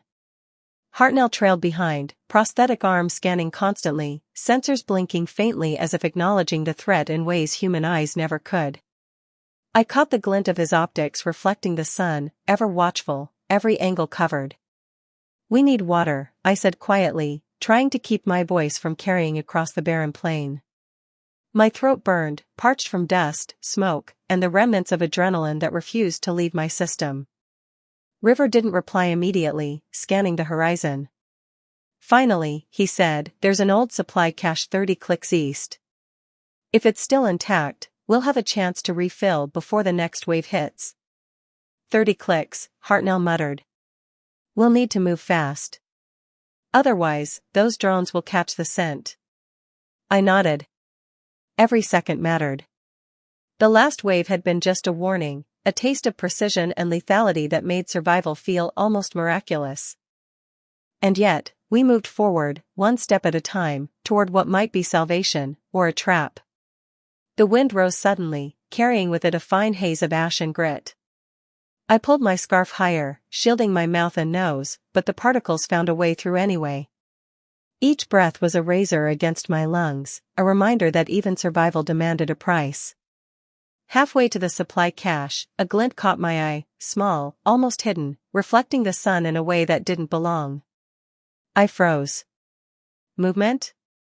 River asked, voice low. I shook my head, but my gut screamed otherwise. Reflex, honed through months of running, told me to crouch, to scan, to anticipate. There, a shadow slipping between rocks, a drone too small to register on Hartnell's sensors, but human enough to spot me if I hesitated. I leveled the MGS-16 instinctively, heart hammering. Time slowed. Breath tightened. One wrong move and everything ended. But the shadow froze, assessing. Then it vanished, swallowed by the uneven desert floor. A scout? Perhaps a sniper? I couldn't risk ignoring it. River caught my attention and nodded once. Keep moving, but keep your head down. The cache appeared ahead, half buried under sand and debris. Rusted metal containers leaned at odd angles, their once shiny surfaces dulled by decades of neglect and sun. I felt a small relief, temporary, fleeting, before remembering that Volkov's men wouldn't miss something like this for long. Hartnell moved first, prosthetic arm extending, scanning the containers for traps, sensors lighting the air with faint pulses. All clear, mostly, he muttered. Some containers collapsed. But we can get what we need. River and I worked in tandem, opening rusted lids, scanning rations, bottles of water, ammo packs. The scarcity of resources was a constant reminder, survival was never free, and the desert demanded more than just courage. I found a small medkit, sealing it into my pack, feeling the weight of possibility. Survival wasn't just about evasion, it was about preparation. Every bottle of water, every round of ammo, every patch of bandage was a small victory against the chaos that threatened to swallow us whole. Get moving, Hartnell said suddenly, voice tight. Drones. East Ridge. Fast. I didn't need to be told twice. We moved, sprinting across the cracked ground, dust whipping against our legs. The drones appeared as a flicker on the horizon, silent, precise, deadly. Their sensors swept the desert like the eyes of a predator, seeking weakness. We reached a low ridge, panting, hearts hammering. I crouched behind a pile of rubble, scanning the sky. Drones circled overhead, calculating trajectories, adjusting speed, learning. Volkov's machines weren't just tools, they were extensions of his will. And his will was absolute. River slid beside me, breath ragged but calm. We can't keep running in a straight line, he said. We need cover, shadows, the dust. They predict patterns. If we break them, maybe we get a chance. I nodded, feeling the weight of the desert pressing in from all sides. The world was quiet except for the hum of drones, wind, and our ragged breathing. It was a fragile calm, a pause before inevitable chaos. And then, a shot rang out. A pulse cannon, precise, aimed at Hartnell. Sparks flew as his prosthetic shield absorbed the brunt, but it was a warning. They knew we were here. They had tracked us. River grabbed my arm, dragging me behind a boulder as a second shot ripped through the ridge ahead. The desert floor erupted in sand and stone, and instinct screamed at me to fire, to act, to survive. I leveled the MGS-16, breathing in the acrid taste of ozone and dust. Every second mattered. One wrong move, one hesitation, and the desert would claim us. We exchanged glances, unspoken communication passing between us. There was no time for strategy now. Only movement. Only survival. Only the stubborn insistence to step forward, even when every instinct screamed to run. The sun rose higher, burning away some of the haze, illuminating the ridge in harsh, unyielding light. Volkov's drone circled with precision, shadows dancing across our faces. But for now, we were alive.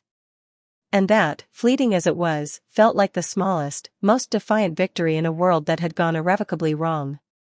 I woke to a low, insistent hum, less mechanical than the drones, more like the desert itself was holding its breath. Light from a fractured window splintered across the walls, orange and gray, dust motes spinning like slow fireflies. My shoulder throbbed, a dull reminder that survival left scars even when you lived. I tried to sit up, wincing, but River's hand was already on my arm. "Don't push it yet," he said, voice soft, almost conspiratorial. "They'll come for you, sure, but not while you're still visible from the street." I leaned back, letting the pain wash over me.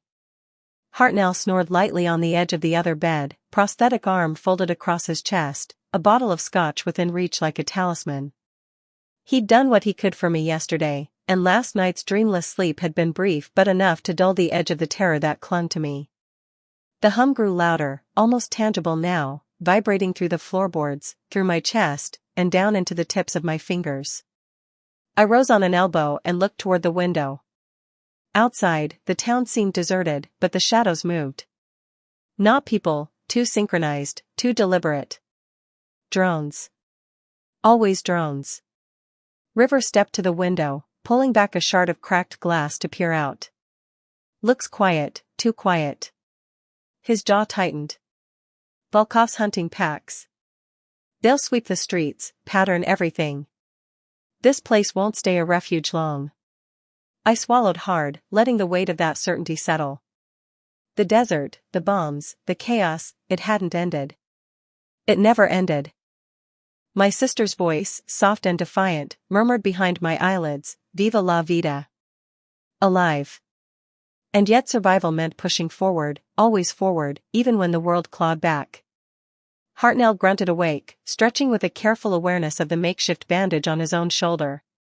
"You're lucky to have kids like River running interference," he said. "Most towns would have just taken you out quietly, made an example." But, he shrugged, the metallic clink of his prosthetic filling the room. "You're alive. That counts for something." I nodded, though I didn't feel it counted for anything. Alive was a state of suspension, a temporary reprieve before the next assault, the next loss. River handed me a small satchel. Inside, masks, a flare, some basic meds, and a signal device. "Don't ask me how I got it." He smirked faintly, a shadow of mischief behind tired eyes. "You'll need it soon. And I mean soon." I opened the satchel, inspecting the contents. Practicality over sentiment. Masks to hide, flares to signal, meds to stabilize. Everything here was a tool, nothing sacred, and yet I felt a strange gratitude for the care embedded in its selection. River knew what was coming.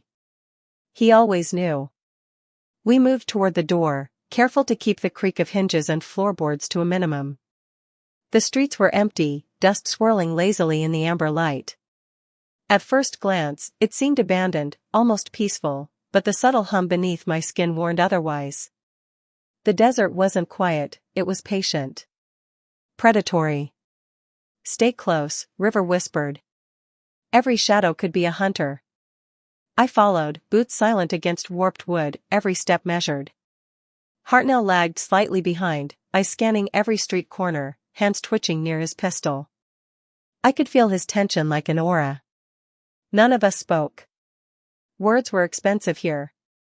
Energy and attention were better spent on senses and reflexes. We reached the edge of the town, the first building standing like a sentinel. Broken windows, soot-stained walls, and a faded mural that once celebrated a hero of some forgotten revolution. Now, it was nothing but ash and pigment, a reminder that even ideals crumbled when the powerful demanded it.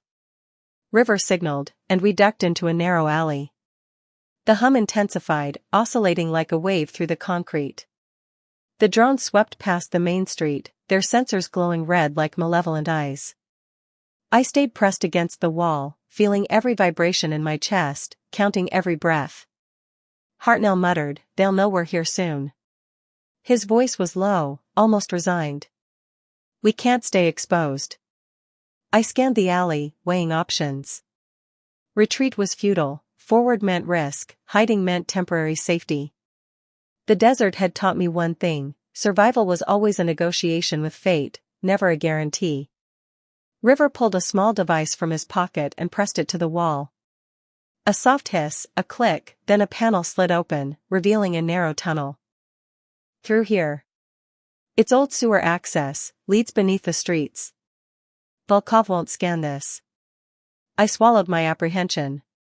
Narrow, dark, and smelling of decay, perfect. Safety, for a moment, suspended beneath the rubble of civilization. We moved single file, Hartnell bringing up the rear, metallic arm brushing against the walls. The tunnel curved sharply, forcing us to stoop. Water trickled in shallow rivulets, carrying the taste of rust and rot. The hum above faded, replaced by the whisper of our own movement and the occasional drip echoing in the narrow space. I gripped my rifle tighter, heart pounding in rhythm with every step. "You're stronger than you look," River muttered. "Krupa's people thought they could break you. They were wrong." I didn't respond. Words were irrelevant.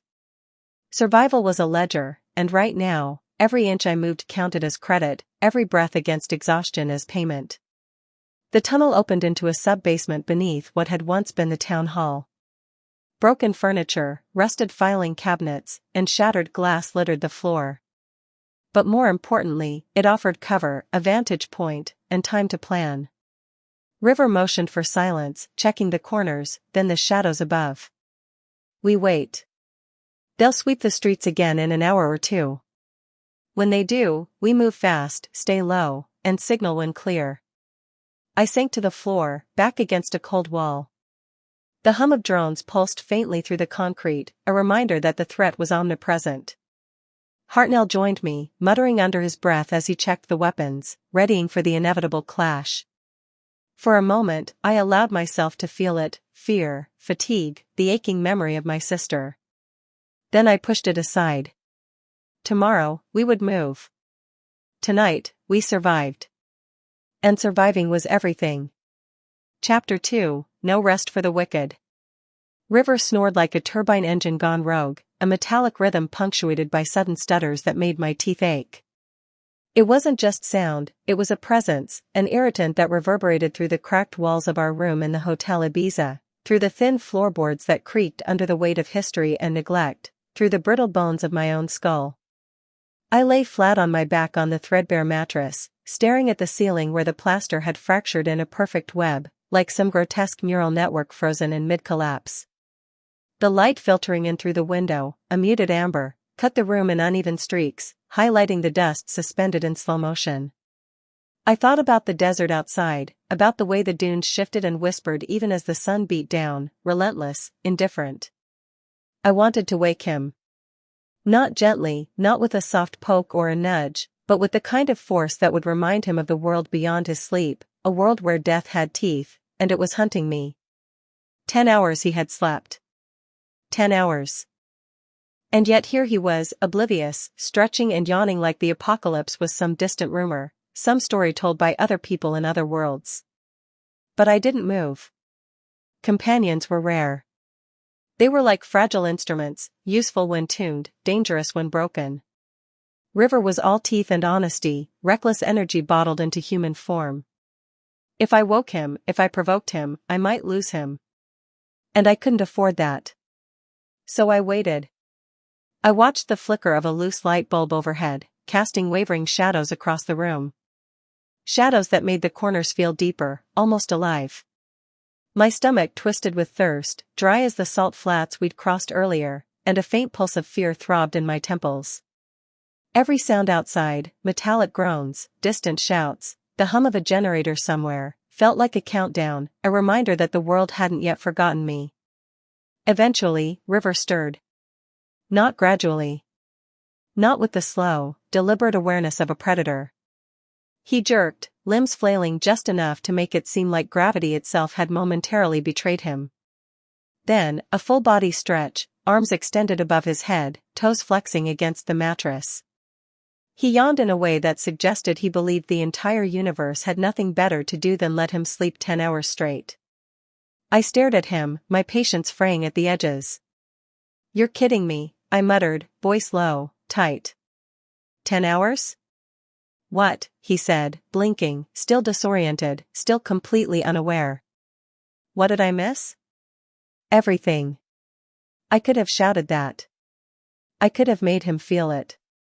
But instead, I said nothing. I let the silence press down, heavy as a steel door. "We have to keep moving," I said finally, my tone flat, void of pleasantries. He blinked, completely oblivious. "Why?" I felt the tight coil of frustration snap inside me. "Why?"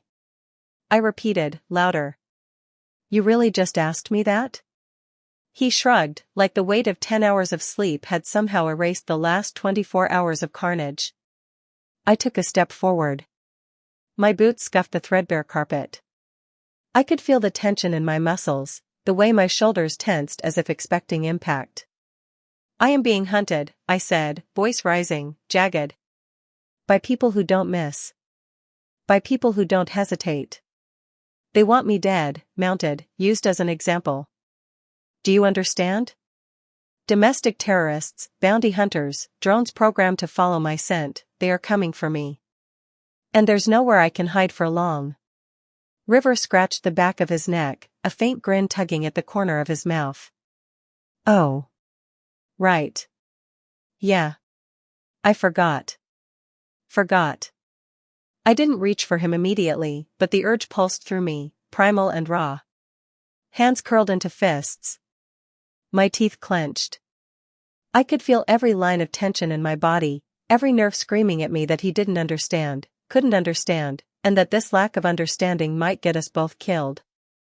I grabbed him by the collar. Not hard. Enough to pin him against the cracked plaster wall. The room vibrated faintly under our combined weight, the faint hum of electricity weaving through the walls. This isn't a story. I hissed, voice low and raw. This isn't something you forget between naps. People like me don't get second chances. They don't hesitate. And they won't stop. Until they have me. Until they've seen my head swing from a pole. His eyes widened. Awareness flickered. Not fear, exactly, but recognition. Okay, he said softly. Yeah. I get it. I let him go. I took a step back and pressed my palms against my face, inhaling the stale air that smelled faintly of dust and old despair. My throat burned. The desert outside, the wasteland we'd come from, seemed to whisper, hydrate. Survive. Move. I need water, I muttered, voice rough as sandpaper against steel. Not a request. Not a conversation. An order from my own body. River nodded, pointing toward the town. There's an oasis outside. Small, but it works. I didn't ask. I didn't hesitate. I followed. The walls of the hotel creaked behind us as if protesting our departure, the world groaning under the weight of history. The desert stretched endlessly beyond the town, sun glinting off cracked asphalt and shattered neon. Shards of glass from abandoned storefronts caught the light, twinkling like distant stars in a miniature galaxy beneath our boots. I'm trusting you, I muttered. Not just with the water, but with the next 10 hours, the next 10 miles, the next 10 breaths. Define trust, River said, smirking faintly. Because I'm 16. I might fall off a cliff. Or drink rust and survive. I didn't respond. We walked in silence, two silhouettes against the heat haze of the desert, with death and desperation pressing close behind. Every step was deliberate. Every sound measured. The horizon warped under the sun, a liquid mirage that made the world feel unstable, untrustworthy. The air carried a metallic tang, like the aftermath of some chemical storm that had come through years ago, and I tasted it on my tongue with every inhale. And still, we moved. Because stopping wasn't an option. Because the hunters would never stop. The oasis shimmered in the distance like a mirage even before we reached it, a flickering anomaly that could have been a hallucination, a trick of heat and fatigue. The desert was still, oppressive, and the horizon shimmered in waves of light that made it hard to tell sand from sky. My throat burned, each swallow a torture, my parched tongue scraping against the dry ridges of my mouth. River jogged ahead, practically bouncing with his usual reckless energy, like the world had yet to press down on him. I hated him for it and, at the same time, I envied him. Is the water safe? I asked cautiously as we approached the rusted metal pipes jutting out from the edge of the oasis. Safe, he laughed, and it was more a bark than a sound. Sure. If you don't mind the rusty taste, the occasional sediment, and the faint chance of contracting something weird from decades-old plumbing. I stared at him, incredulous. Decades? He grinned. Built before I was born. That should tell you how outdated this shit is. I'm not kidding, this place is like a time capsule of incompetence. I nodded slowly, silently calculating the risks. Rust in water? Dehydration? Infection? None of it mattered. Not when my body was screaming for liquid. Survival wasn't polite, it was brutal. Better than dying of thirst, I muttered, dipping my cupped hands into the green-tinged water. It smelled faintly of iron and algae. I lifted it to my mouth, ignoring the sediment that settled against my lips, and drank.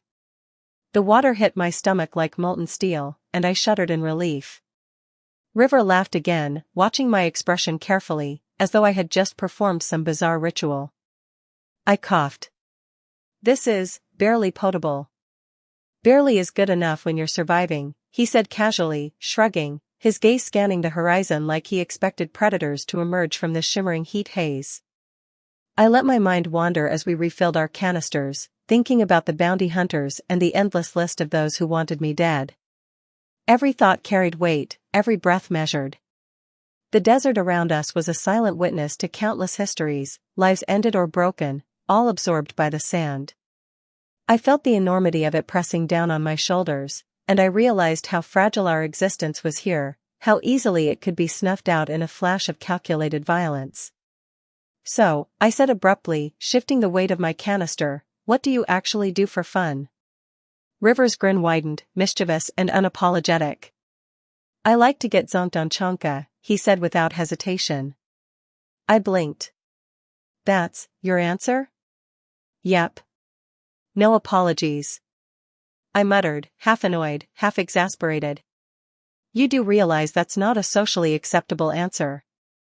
Stay out of my life, man, he shot back defensively, eyes flashing with that teenage intensity that could rival any storm. I'm 16, I know what I want. When I'm 18, I'll do whatever the hell I want, and no one can stop me. I tilted my head, studying him. Despite the bravado, there was a flicker of something vulnerable beneath it, a glimpse of a kid trying to assert control over a world that had already betrayed him. Let me guess, Chonka farmer? He laughed softly, almost sheepishly. You already know. I sighed. Annoyance bubbled up again, but beneath it, a strange sense of relief. In this world, honesty, even reckless honesty, was a rare commodity. Fine, I said, turning my gaze to the mountains rising like jagged teeth on the horizon. Whatever you say, man. But the hunters won't stop. Not for a second. They'll scour the city, the desert, the wasteland itself if they have to. His brow furrowed. Where are we going, then? The mountains, I said simply, no preamble, no justification. He groaned. The hell we are. You think I'm just going on some uphill suicide march? You've lost your damn mind. Listen, I said, my voice sharp, commanding. I'm wanted. Worth more dead than alive. These hunters aren't some fair-weather bounty seekers, they will track me until I'm nothing but a memory. Mountains give us cover, vantage, options. You need to understand that. He hesitated, then finally nodded. Fine. Craig Mountain it is. But one misstep, one slip, we're screwed. No shit, I muttered, the words clipped, not meant to be comforting. The path up Craig Mountain was a jagged spine of rock and dust, the kind of terrain that demanded respect. Each step sent tiny avalanches of sand down the slope, the sound echoing faintly, absorbed by the desert air. I could feel every tendon in my legs protesting, muscles burning from hours of travel, but there was no alternative. Stopping meant vulnerability. Stopping meant death. So, is it scary? River asked, voice low as we trudged upward, dust curling around our boots. Knowing you're being hunted? Every second, I admitted. Every single second. You think fear is a problem for the weak? No. Fear keeps you alive. Fear reminds you that you're fragile. And the world doesn't forgive. He was silent for a long moment, then spoke quietly, almost reverently, people don't understand that. It's depressing. I nodded, a flicker of respect passing through me. Wisdom from a 16-year-old wasn't something I expected, but there it was, strange and unpolished like a shard of glass, cutting truth into the moment. Tell me about it, I muttered, voice barely audible over the wind. Then, as if testing the boundaries of danger, he asked, so, can we get a third person? I froze. My chest tightened. My patience thinned. How about, fuck no, I hissed, voice low and dangerous. He blinked, unfazed. Afraid they'll betray you? Not exactly, I said, exhaustion seeping into my words. I'm just afraid that if a girl joins, you try to hit on her. And I don't have energy to deal with that. He laughed, lying so convincingly that I felt a flicker of nausea. Pfft. I don't do that crap. Sure you don't, I muttered, voice heavy with sarcasm. He sighed, voice low and distant. There was this girl. Hannah. Broke my heart when I was 14. No one else would listen, so. I'm telling you. Sorry. I let the silence fill the space, heavy and thick, and finally said, go to hell, but it was almost affectionate, a recognition of his vulnerability. He grumbled, voice almost lost in the wind, go ahead and laugh. Doesn't matter. We won't make it past today anyway. Not true, I said, shaking my head, hardened by the weight of reality. We'll make it. We have to. Night was beginning to settle as we ascended, stars emerging like pinpricks of light through the haze. Each one seemed to wink and vanish, a cosmic whack-a-mole, indifferent to the lives below. We should rest, I suggested.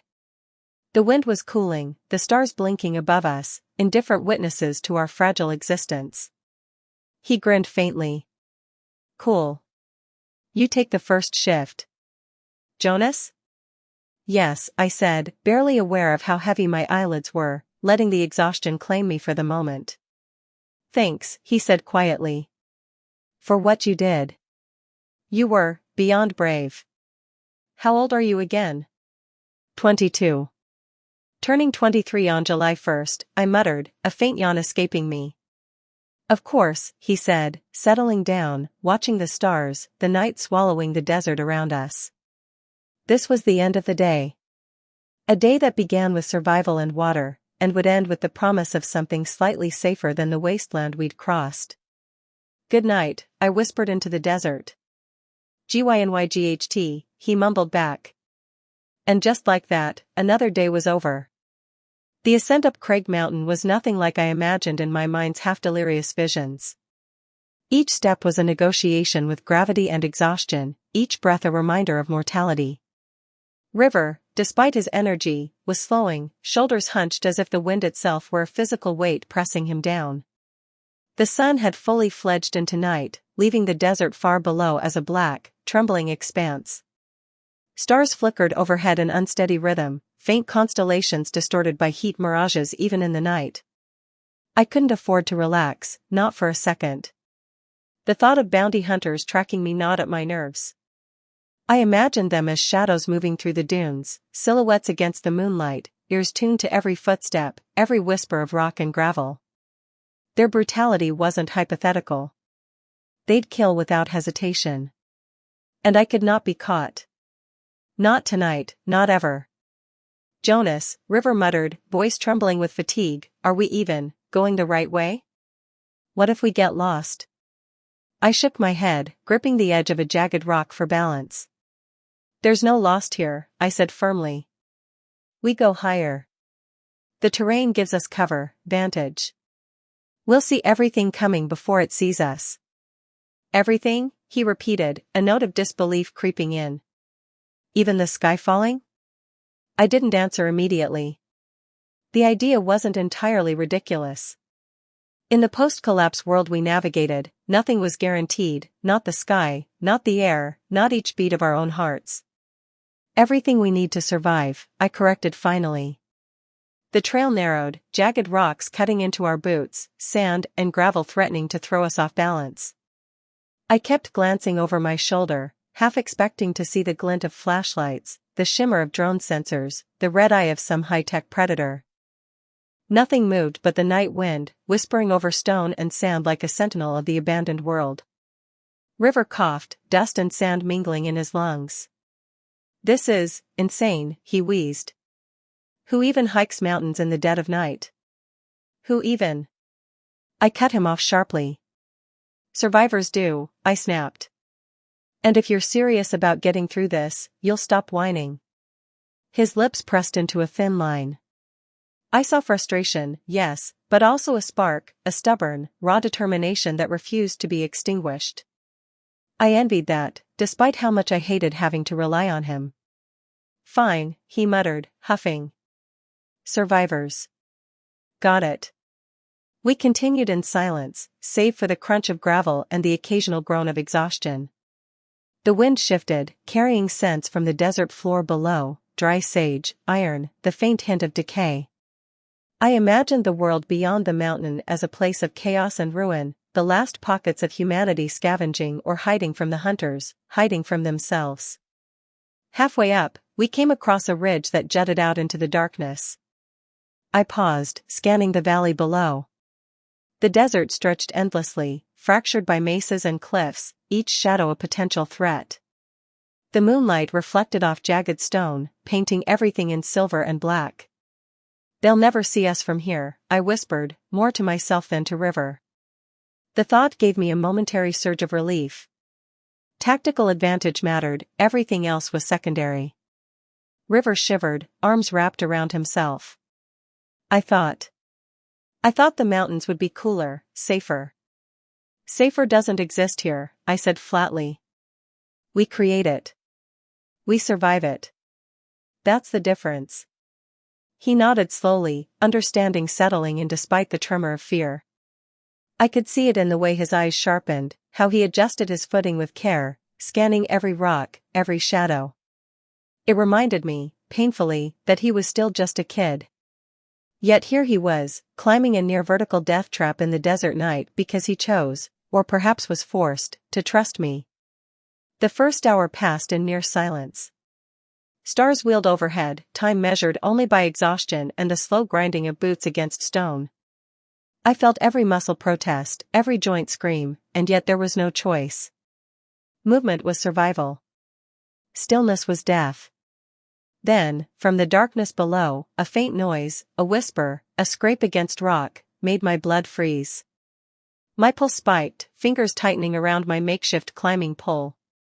"Down," I hissed, and River dropped to his knees, eyes wide. Nothing moved.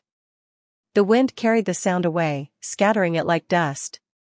Still, I didn't relax. Hunters didn't always come with warning, they were methodical, silent, lethal. Every instinct screamed at me to keep moving, to keep climbing, to ascend before they realized our presence. "Are we okay?" River asked, voice barely above a whisper, trembling. I nodded, though I didn't fully believe it. "For now. Keep your head down. Keep moving." The ridge narrowed further, a jagged spine that forced us to walk single file. Each step was deliberate, each placement of foot and hand measured against the consequences of a miscalculation. One false move, one slip, and the drop below would guarantee death. River's foot slipped once, sending a small avalanche of stones clattering down the mountainside. My stomach twisted. "Careful," I barked. "Do not send signals." He gritted his teeth, gripping the rock face like his life depended on it, which, of course, it did. We climbed until the first hints of dawn began to stain the horizon, pale light creeping over jagged stone. The desert below, once an endless sea of shadow, now revealed the scars of humanity, rusted vehicles, skeletons of buildings, abandoned ruins hinting at lives cut short. The wind carried distant echoes, perhaps of scavengers, perhaps of nothing at all. We reached a plateau, jagged cliffs forming a natural fortress. I sank to my knees, every muscle trembling. River collapsed beside me, gasping, exhausted but alive. "See?" I said quietly. "Tactical advantage. From here, we can see them coming before they see us." River nodded, but didn't speak. He was too tired, too aware of the precariousness of our position. I understood. The mountain wasn't victory, it was temporary reprieve, a pause in the endless chase. We stayed in silence, watching the sunrise paint the sky with streaks of fire and ash. The world was beautiful, yes, but brutally indifferent, as it had always been. I felt the weight of everything pressing down: hunters, survival, exhaustion, the constant awareness of mortality. And yet, for a fleeting moment, there was peace. "Jonas," River murmured finally, breaking the silence. "You really think we'll make it?" I looked at him, seeing the fear and the hope intertwined in his expression. "We have to," I said simply. "There's no other option. And as long as we move, as long as we stay alive, there's a chance. That's all we get." He nodded, understanding in silence. We stayed there a while longer, watching the world wake below us, the desert stretching endlessly, a place of death and survival, of chaos and fleeting beauty. Finally, I stood, brushing grit and sand from my hands. "We move again soon. We can't linger. But for now, we rest." River allowed himself a tired smile, leaning back against the rock. "Yeah, rest. Until the world tries to kill us again." I laughed softly, hollow and tired, letting the moment of fragile humanity settle between us. Even here, even hunted, even broken, we were still alive. And survival, however fleeting, was enough. The sun rose higher, burning through the pale haze over Craig Mountain, and it wasn't just heat pressing down, it was the relentless knowledge that someone, somewhere, was already scanning for us, calculating our position, plotting our destruction.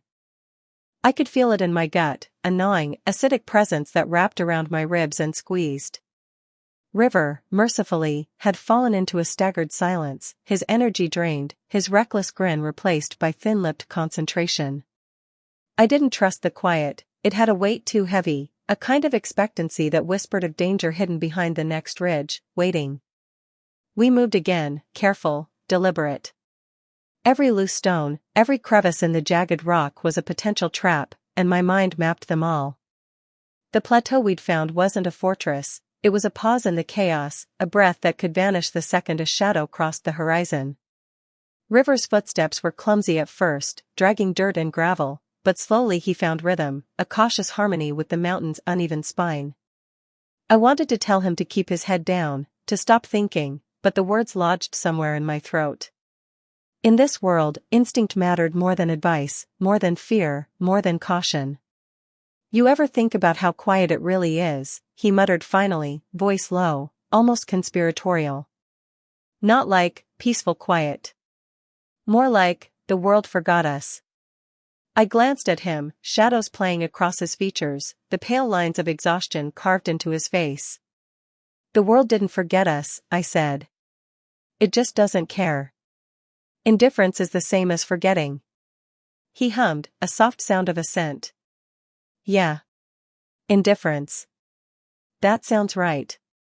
His eyes, dark and restless, flitted over the horizon, scanning for movement. Not that there was any. Not that there would be, yet the anticipation, God, the anticipation, was its own predator. The path narrowed again, and I found myself leading, hands probing for purchase on rough rock, toes gripping at impossibly sharp edges. The sun was climbing, relentless, and the air had that strange shimmer, that weightless distortion that made it hard to tell if the next step would be solid or a trap. I hated the way the mountain forced you to rely on instinct alone, hated it for the exposure, the vulnerability, the constant, crushing awareness of gravity and death. River stumbled once, cursing softly, and I caught his arm without thinking, the muscles in my forearm burning from the sudden strain. "Watch your step," I hissed. "Every second counts." "I know," he snapped, frustration undercut by fatigue. "I'm not dead yet." "No," I said quietly. "Not yet. But that's no guarantee it'll stay that way." The words were more to myself than him, a reminder that survival was fragile, a thread stretched thin over chasms of failure and misfortune. He blinked at me, chest rising and falling, as though trying to reconcile exhaustion with reality. We moved in silence, the only sound the crunch of gravel, the faint hiss of wind over stone. The sun had begun to pale, a ghostly white presence overhead, and the desert below no longer appeared as a sea of shadows but as a desolate, burned-out lattice of civilization's remnants. Rusted cars, skeletal frames of buildings, shattered glass reflecting harsh sunlight, it all seemed to mock us, a memory of lives lived carelessly, cut short by time or violence. I paused, scanning the ridge ahead. My pulse thrummed in my temples, a harsh reminder that hunters didn't wait. They didn't hesitate. They didn't forgive mistakes. And mistakes here, on this broken spine of stone, couldn't be undone. You ever think about them? River's voice came quiet, almost hesitant. The people hunting you. Do you imagine them? I clenched my jaw, considering. Every second, I admitted. Every damn second. They're real. They're methodical. They don't leave room for mercy, or hesitation, or luck. They just end it. You can imagine all you want, but it won't change what happens when they find you. He shivered, crossing his arms over his chest despite the sweat slicking his skin. Sounds awful, he said. I looked at him, and I thought briefly of how young he really was. 16. Teeth still growing into his face, skin still somehow soft despite the grit of the desert. He had survived this far because he had raw energy, luck, and a kind of reckless instinct that bordered on madness. And yet, every second I spent with him, I wondered if he was too young to understand, too young to handle the gravity of what we faced. The ridge gave way to a narrow ledge, a knife's edge between the mountain and the abyss. I moved first, testing handholds, flexing fingers around jagged protrusions of stone that seemed more like broken teeth than footholds. River followed, silent now, the bravado drained, the unthinking energy replaced by careful attention. I didn't speak. Words were a liability here. The mountain required focus, demanded respect, and I would not let distraction kill us. A sudden shift of gravel underfoot made my stomach lurch. I caught the edge of a stone with my free hand, fingers scraping against grit, heart hammering, muscles straining against the sudden imbalance. River froze behind me, eyes wide, breath shallow. I let out a low, controlled hiss, adjusting my footing, feeling the subtle vibration of the stone beneath my palm. You okay? He whispered. Yes, I said, voice tight. Just focus. He nodded, and we moved again, slowly, methodically. The mountain seemed alive now, watching, testing, waiting.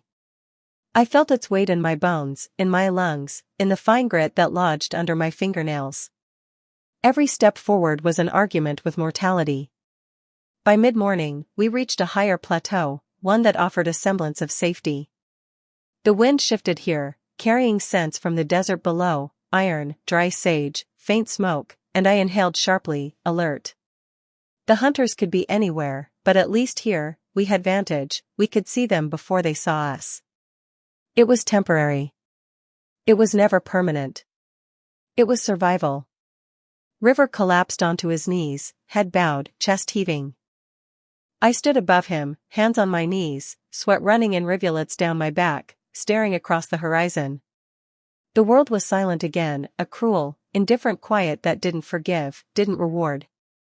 I felt it pressing against my skull, against my chest, against every tendon and fiber of my being. You think, we'll make it? River asked finally, voice hoarse, almost broken. I didn't answer immediately. I scanned the horizon again, calculating, imagining, anticipating. We have to, I said at last. There's no other option. As long as we keep moving, as long as we survive each step, each second, we have a chance. That's all we get. He nodded, exhaling slowly, surrendering to exhaustion but also to trust. And I, watching him, realized that in a world so brutal, where death waited at every corner, that trust, fragile, reckless, human, was as much a weapon as any blade or firearm. For now, we rested. But the mountain had no mercy. It was only a question of time before it reminded us. The wind shifted again, subtle at first, brushing along the ridge like a whispered warning. I noticed it immediately, how it carried a faint metallic tang, the kind that sets your teeth on edge. River, still kneeling, didn't notice, or maybe he chose not to. I couldn't tell which was worse. "You hear that?" I asked, voice low, more a hiss than a question. He shook his head, still bent forward, as though the world itself might crush him if he looked up. I sighed, brushing grit from my palms, and moved to the ledge that overlooked the valley below.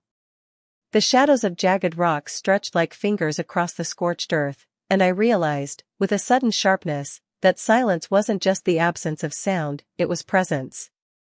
It was waiting. Movement flickered in the distance. A shape too deliberate to be random. My pulse throbbed violently, not from fear exactly, but from the calculation that had already begun in my mind: distance, angle, exposure, time until detection. "River," I said, voice tighter than I intended, "look down there." He lifted his head slowly, squinting. "What is it?" "Hunters," I said flatly. "Models. They're scanning for us." His face twisted, confusion and disbelief warring across his features. "Here? Now?" "Yes," I said. "Now. And if we stay here, they'll find us before nightfall." He swallowed hard, and I noticed the way his fingers dug into the stone beneath him. The plateau wasn't high enough to feel safe, it was a temporary cradle, a lull in the storm. And the storm, I knew, was already forming below. "Then what do we do?" he whispered, almost too quietly. I scanned the terrain, mapping possible paths in my head. Narrow ledges, hidden gullies, rock formations that could mask our descent. Every option was a gamble, every choice a potential death sentence. "We move," I said finally. "Slow. Careful. Stay where I can see you, and don't make a sound." He nodded, pale and trembling, rising to his feet with the cautious grace of someone learning a dangerous dance. I led the way, hand brushing along jagged stone, feet testing the surface for stability. Each step was an argument with gravity, a negotiation with the mountain itself. We descended slowly, every movement measured. The hunter's presence pressed against my mind, relentless, like cold water against skin. I could almost feel their thoughts, methodical, unfeeling, the precise logic of a machine bent on termination. And River, behind me, stumbled once, his elbow scraping raw against rock, and I had to bite back a sharp warning. "Quiet," I hissed, voice more a ghost than command. He froze immediately, nodding, and I realized the way he depended on me was absolute, unthinking, terrifying in its intensity. This wasn't camaraderie. It wasn't trust, exactly.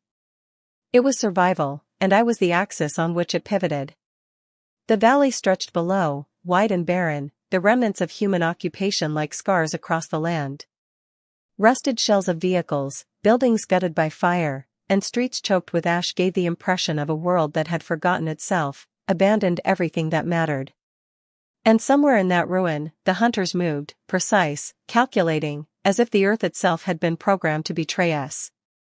We reached a narrow crevice that split the rock like an open wound. I gestured for River to follow, and he did, squeezing through with a muted grunt. Inside, the air was cooler, the shadows long and protective.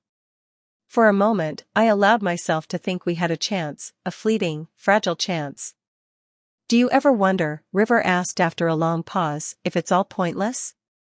Running, hiding, all of it?" I didn't answer immediately. The question was too heavy, too loud in the quiet, like a scream muffled by stone. "Pointless," I said finally, "is subjective. Right now, surviving is the only metric that matters. Forget everything else. Forget morality, forget reason, just stay alive." He nodded, as if absorbing some bitter truth too vast for his young mind. I caught a flicker of something in his eyes, a mixture of defiance and despair. It reminded me, uncomfortably, of myself at 16, reckless, unbroken, unaware that the world could be this precise in its cruelty. The crevice widened into a small alcove, enough space for both of us to rest briefly. I sank down against the cool stone, muscles trembling from exertion and tension. River did the same, his back against mine, and I felt the faint warmth of his presence, a fragile human tether in the midst of a hostile world. Minutes passed. The sun shifted, shadows stretching long and thin. I kept one hand on my makeshift pack, the other free, muscles coiled, ready. Every nerve in my body was tuned to the environment, every breath measured. The hunters would find us eventually. They always did. You think they like this? River asked suddenly, voice low. Hunting people? I considered him, considered the innocent curiosity in the question, and the dangerous ignorance. No, I said slowly. They don't like it. They don't feel anything. It's not pleasure. It's purpose. They exist to find and eliminate. That's it. He shivered, wrapping his arms around himself. I didn't blame him. I wanted to wrap myself around myself too, shield my chest from the suffocating knowledge that life could end in the next step, the next miscalculation, the next sound. Eventually, I stood, brushing grit from my pants. We move again, I said, tone firm, leaving no room for protest. Every second counts.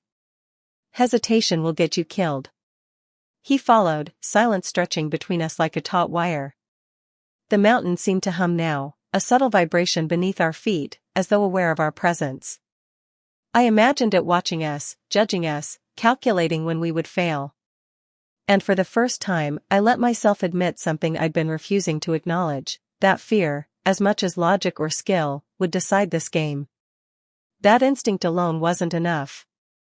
That even with all the preparation, the all-consuming vigilance, survival might just be luck. But for now, the crevice gave way to a path again. And with each careful step, I forced myself forward, forcing River forward, forcing both of us to keep moving, because in this world, stopping was surrender. And surrender was the only true death. The plateau offered little comfort beyond its tactical advantage. The wind swept across it, carrying grit and fragments of stone, scratching at exposed skin and invading every crevice of clothing. I could feel it biting at my cheeks, at the backs of my hands, and it reminded me sharply that rest was a luxury, not a right. River lay sprawled nearby, still shivering from exhaustion and cold, even though the sun was beginning its climb. I pulled my jacket tighter around my shoulders, trying to block the wind, but the fabric did little against the chill that seeped deep into my bones. I watched the horizon, scanning for movement, for anything that might signal the approach of our hunters. The desert below gleamed in the early light, revealing scars I had only imagined in the dark, the wreckage of lives abandoned, vehicles overturned, the faint, skeletal remains of structures. It was a map of human failure, yet in some perverse way, it was comforting. We had survived this far, and the remnants of others suggested we could survive a little longer. River stirred, rolling onto his side to face me. His hair clung to his forehead with sweat and desert dust, eyes half-lidded, brows drawn in that curious mixture of defiance and vulnerability. You ever think about why we keep moving? He asked, voice low, almost hoarse. Why not just stop? I inhaled sharply, tasting the dry air. Stopping gets you killed, I said simply. There's nothing in stillness but waiting. Waiting is for those who don't care if they die. He frowned, the crease in his forehead deepening. But, we're alive, aren't we? Isn't that enough? No, I said, the word hard, edged with frustration. Being alive isn't enough. It's a temporary condition.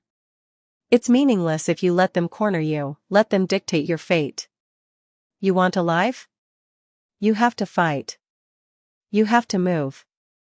You have to think 10 steps ahead, always. River was quiet for a long moment, staring out over the jagged expanse below. Then he whispered, almost to himself, 10 steps.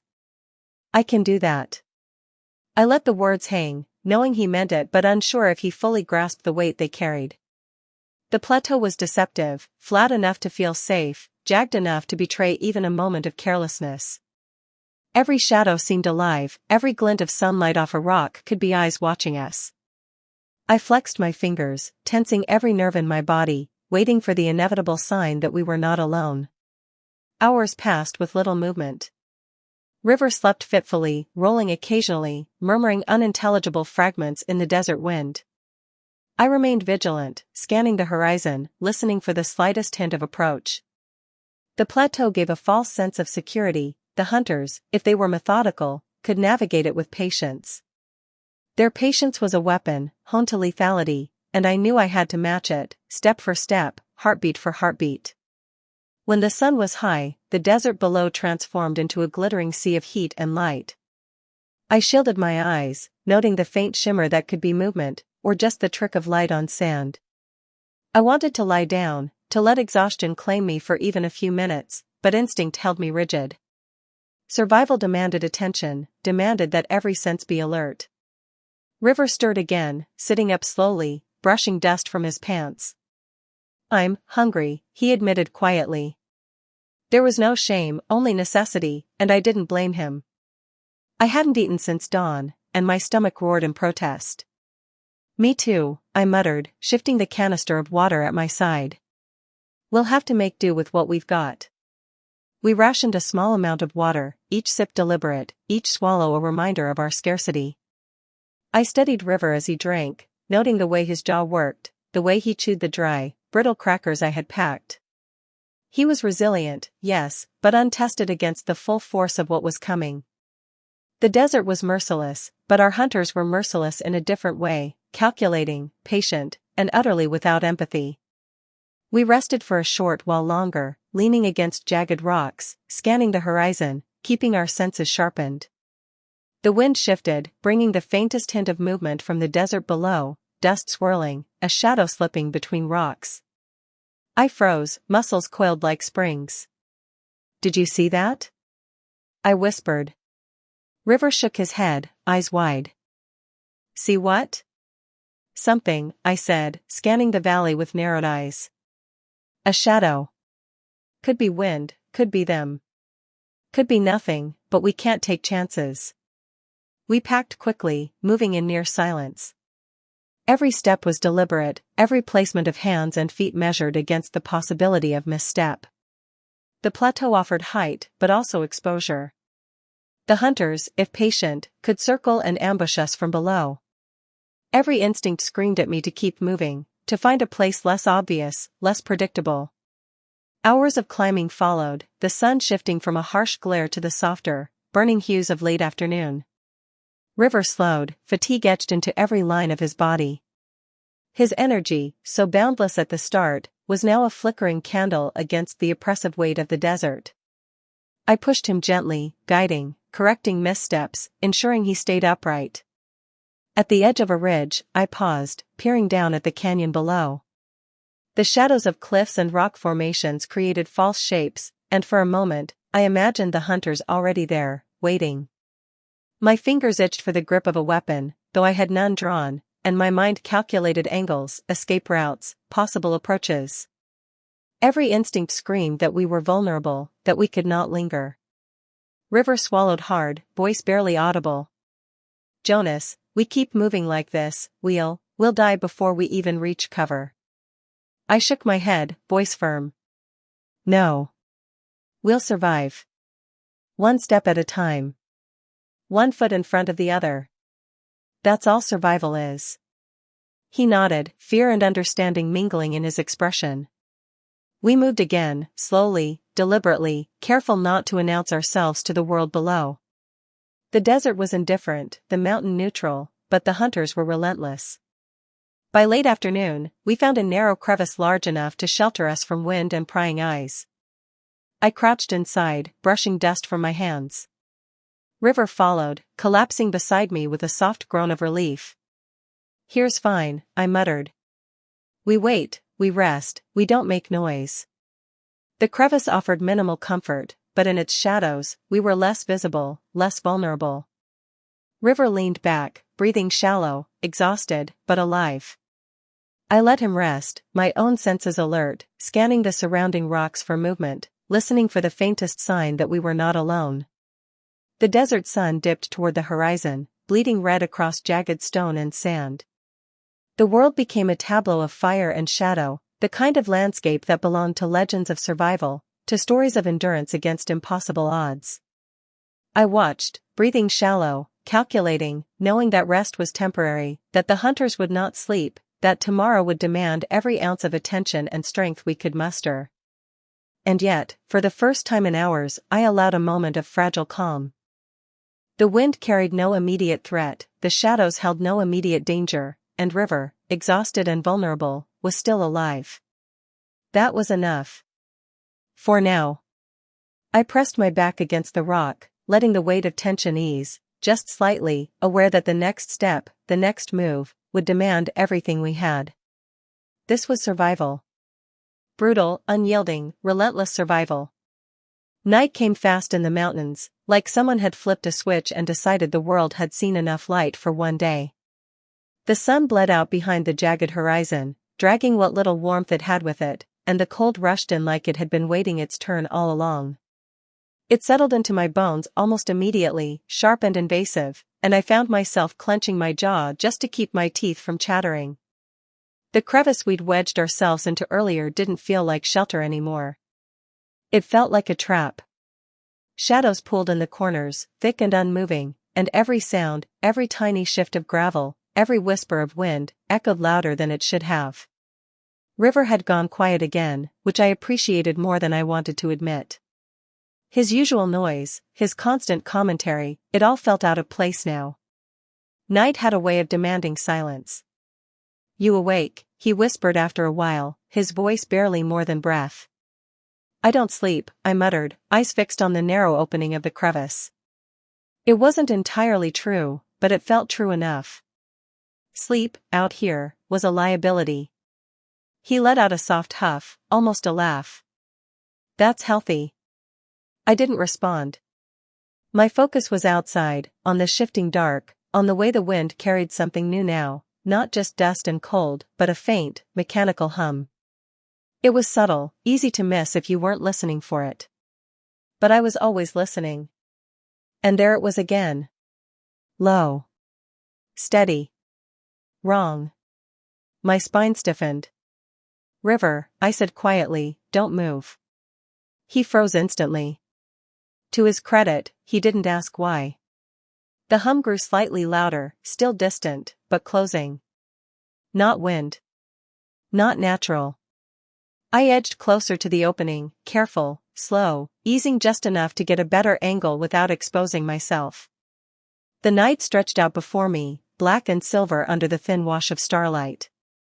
At first, I saw nothing. Just rock, shadow, the endless drop beyond the ridge. Then, a flicker. Not light exactly. More like a distortion, a ripple cutting through the darkness. Something moving against the grain of the night. Drones. "Shit," I breathed. River shifted behind me, just enough to brush against my shoulder. "What?" "They're here," I said. "Scouting. Probably thermal." He sucked in a quiet breath. I could practically feel the panic trying to climb up his throat, but he forced it down. "Good. Panic got you killed faster than anything else." "Do they see us?" he whispered. "Not yet," I said. "But they will if we're not careful." The hum intensified, splitting into layers. Not one drone, multiple. Coordinated. Of course they were. Krupa's people didn't do sloppy. They did efficient. Clinical. Final. I scanned the terrain, mind racing. The crevice hit us visually, but thermal? That was a different story. Rock insulated, but not perfectly. Not enough to trust. Not when they were this close. "We can't stay here," I said, already shifting my weight. River's voice tightened. "Move? Now?" "Yes." "Slow. Stay low." We followed the ridge down, keep the rock between us and them. He hesitated for half a second. Just half. Then he nodded. "Okay." That was all I needed. We slipped out of the crevice like ghosts, hugging the rock face, bodies low, movements deliberate. The mountain felt different at night, colder, sharper, less forgiving. Every edge seemed eager to cut, every loose stone ready to betray us with a single misplaced step. Above us, the drones drifted. I couldn't always see them, but I could hear them now, that soft mechanical whine slicing through the silence. Occasionally, a faint beam swept across the terrain, scanning. Searching. I kept my breathing shallow, controlled. In through the nose, out through the mouth. No sudden movements. No unnecessary noise. Survival reduced to its simplest form: don't be seen, don't be heard, don't exist.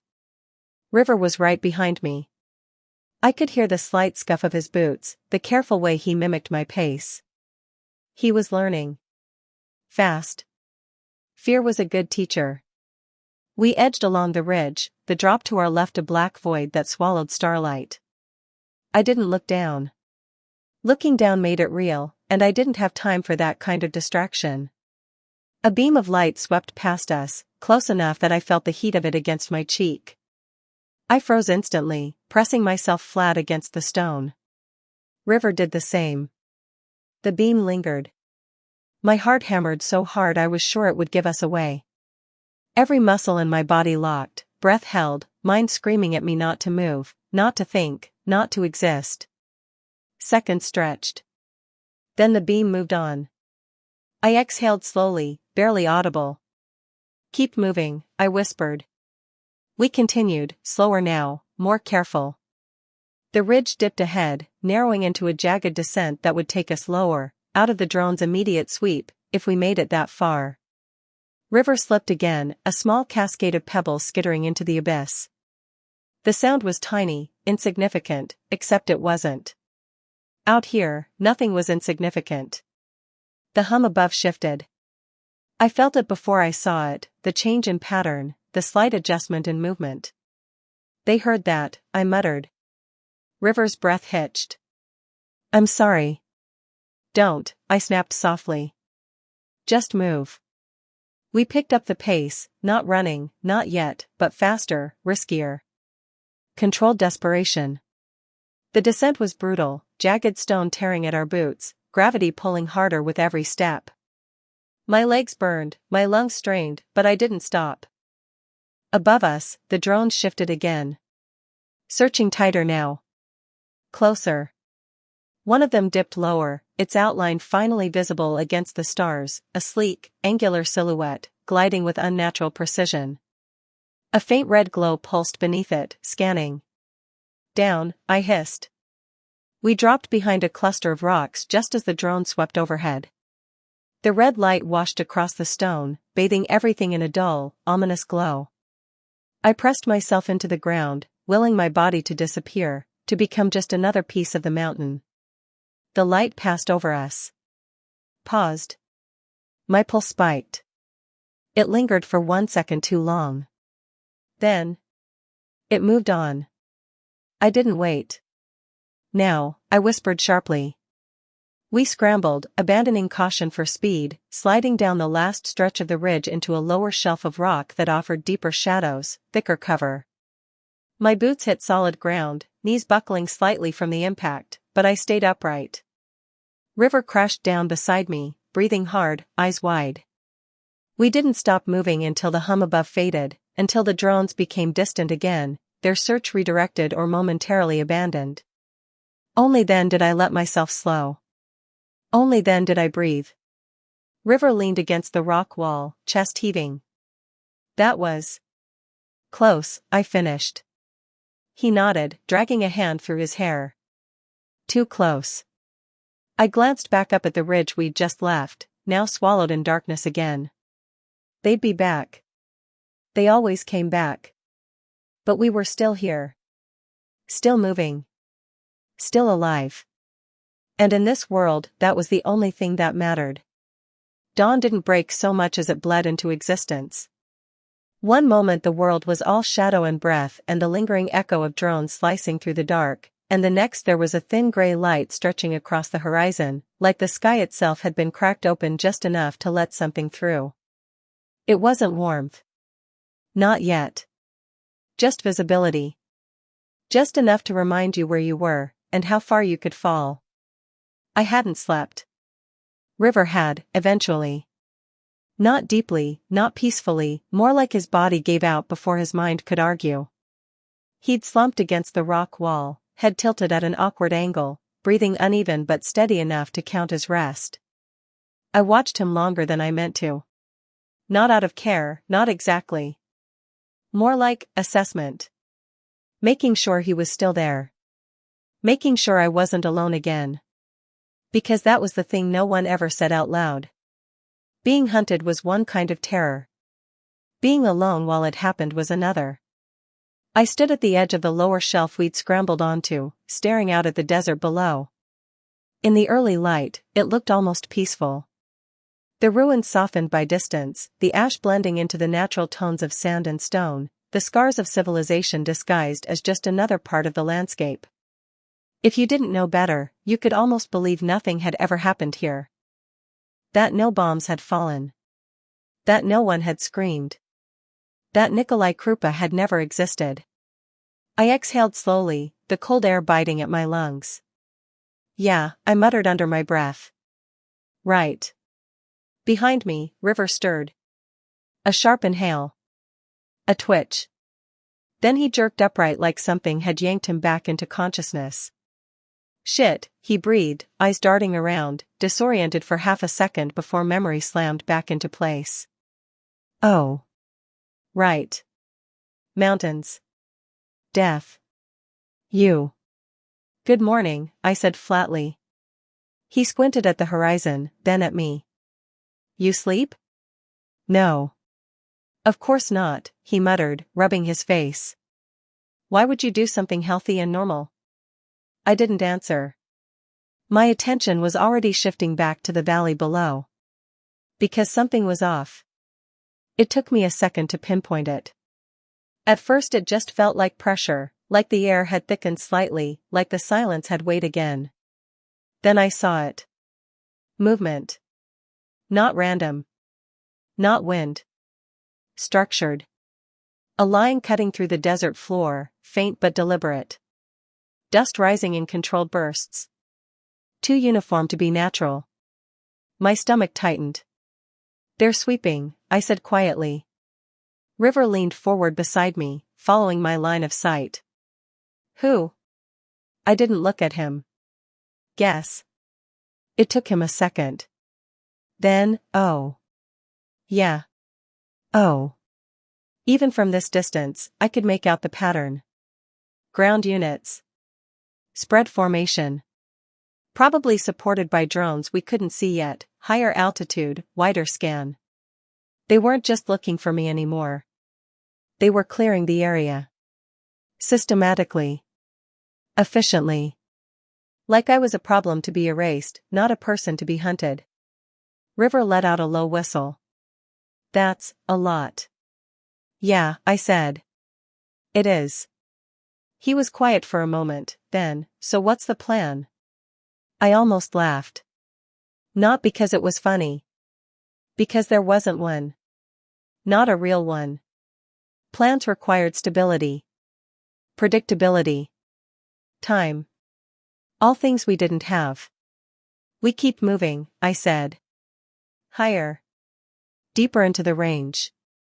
We stay off open ground, avoid silhouettes, minimize exposure. That's not a plan, he said. It's survival, I shot back. He frowned, but didn't argue. Good. I grabbed my pack, adjusting the straps over my shoulders. The weight settled in like an old habit, familiar, unwelcome, necessary. My shoulder still ached from the drone hit, a dull, persistent throb that flared when I moved too fast or twisted wrong. Didn't matter. Nothing mattered except forward. Up, I said, nodding toward the higher ridges. We stick to the rock lines. Less heat signature, more cover. River groaned quietly but pushed himself to his feet. You really hate easy paths, don't you? Easy gets you killed, I said. Cool, he muttered. Love that for us. We started climbing again. The mountain didn't get friendlier in daylight. If anything, it got worse. The shadows that had hidden danger now exposed it, loose rock, unstable footing, sheer drops that made your stomach twist if you looked too long. The air thinned as we climbed, each breath a little sharper, a little harder to pull in. Below us, the sweep continued. I didn't look often, but when I did, it was enough to confirm what I already knew. They weren't stopping. River climbed in silence for a while, which was unusual. Eventually, though, he cracked. "Hey," he said, voice a little strained, "can I ask you something?" "You're going to anyway." "Yeah," he admitted. "Why you?" I kept moving.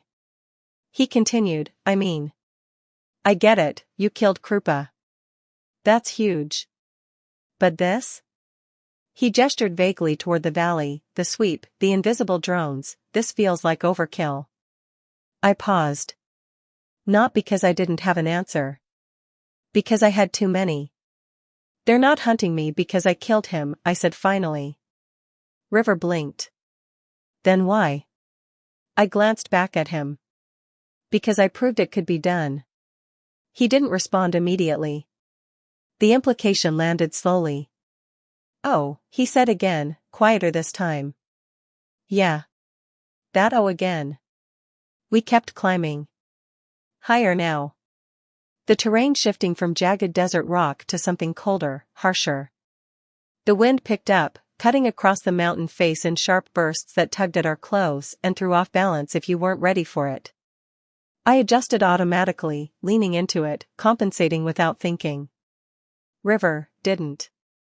A gust hit him sideways, and he stumbled, foot slipping on loose gravel. For a split second, he was weightless, off balance, arms flailing just enough to tip into danger. I reacted before I thought. Grabbed his arm. Yanked him back hard enough that he slammed into the rock beside me. We both froze. His breath came fast. Mine wasn't much better. "Careful," I snapped, more sharply than I meant to. He nodded quickly. Yeah, thanks." I let go. We didn't talk about it. Didn't need to. We both knew what would have happened if I hadn't caught him. And we both knew I wouldn't always be in position to do that. The climb continued. Time blurred into movement, step, grip, pull, breathe. Over and over until it stopped feeling like progression and started feeling like endurance. At some point, the terrain leveled out slightly. Not flat, never flat, but manageable. A narrow plateau carved into the mountainside, bordered by jagged outcroppings that offered partial cover from both wind and line of sight. I stopped. Not because I wanted to. Because we needed to. "Here," I said. "Short rest." River didn't argue this time. He dropped down against a rock, breathing hard, sweat mixing with dust on his face. "God," he muttered, "I hate mountains." Noted. I stayed standing, scanning. Always scanning. The sky was clearer up here. No immediate sign of drones, but that didn't mean much.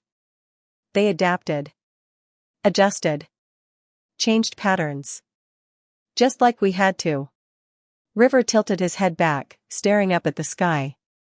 "You ever think about what happens if we make it out of this?"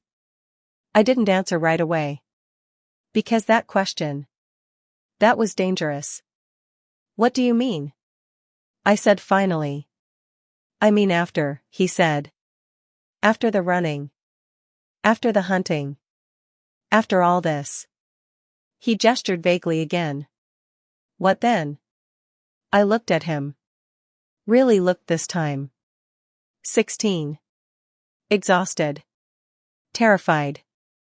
Still asking about a future like it was something you could just plan for.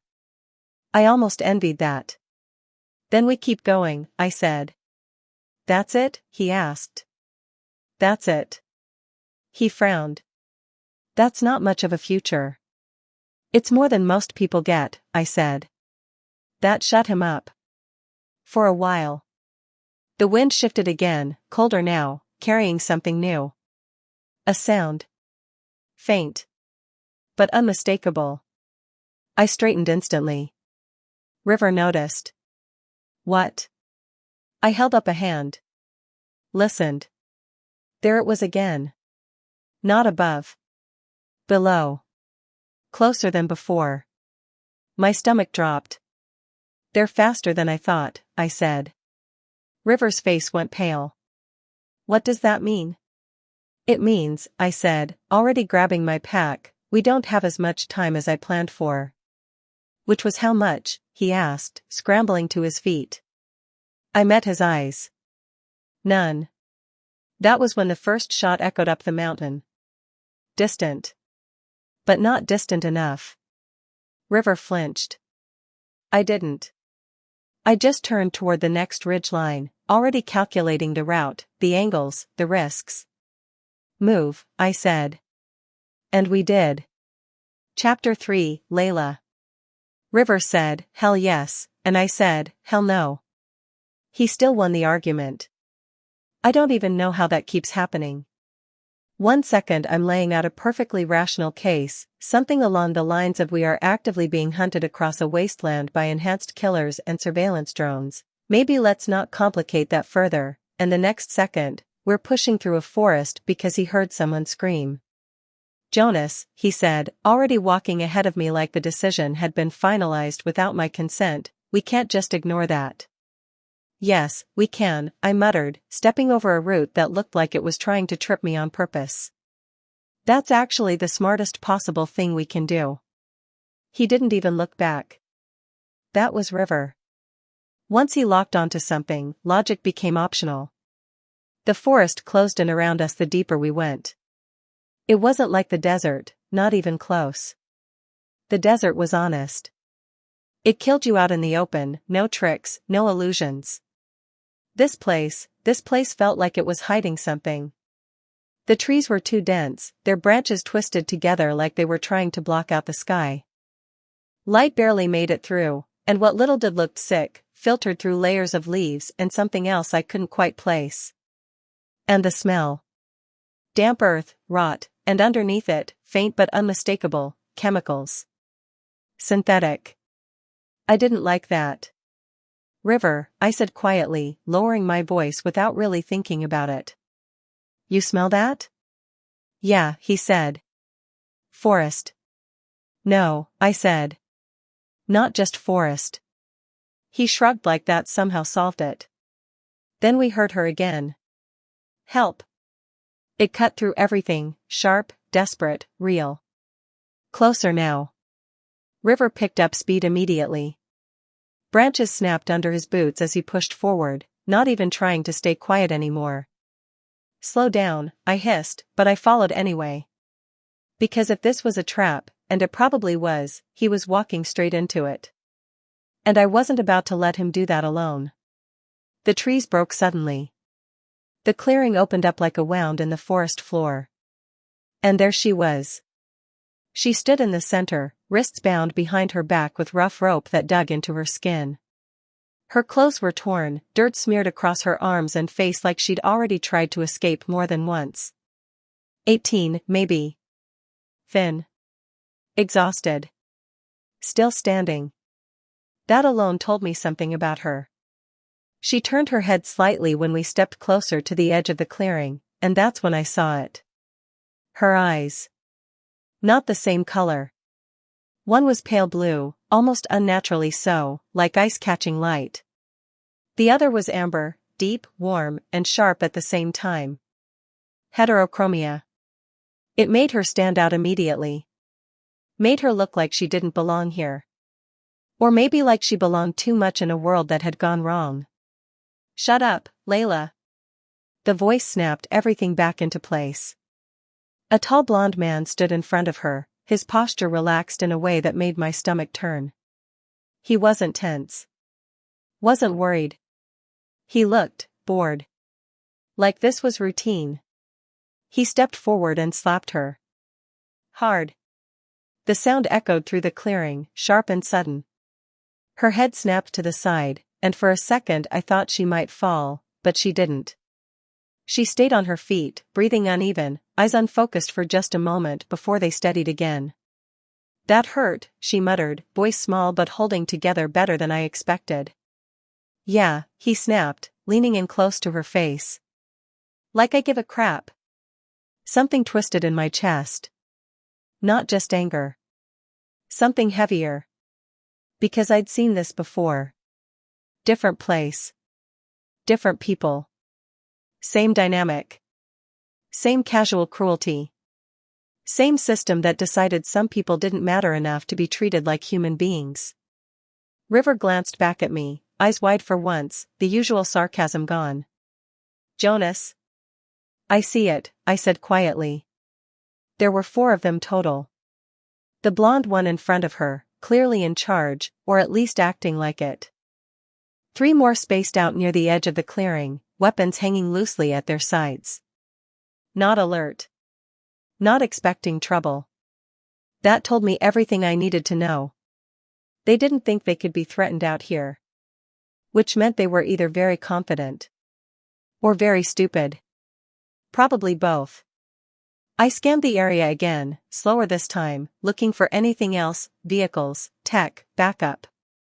That's when I saw it. Half buried under a layer of dirt and broken branches, just off to the side. A drone. Downed. Its outer shell was cracked open, one rotor bent at a jagged angle like it had been torn mid-flight. But there was still light inside it, faint, flickering blue. Not dead. Just, waiting.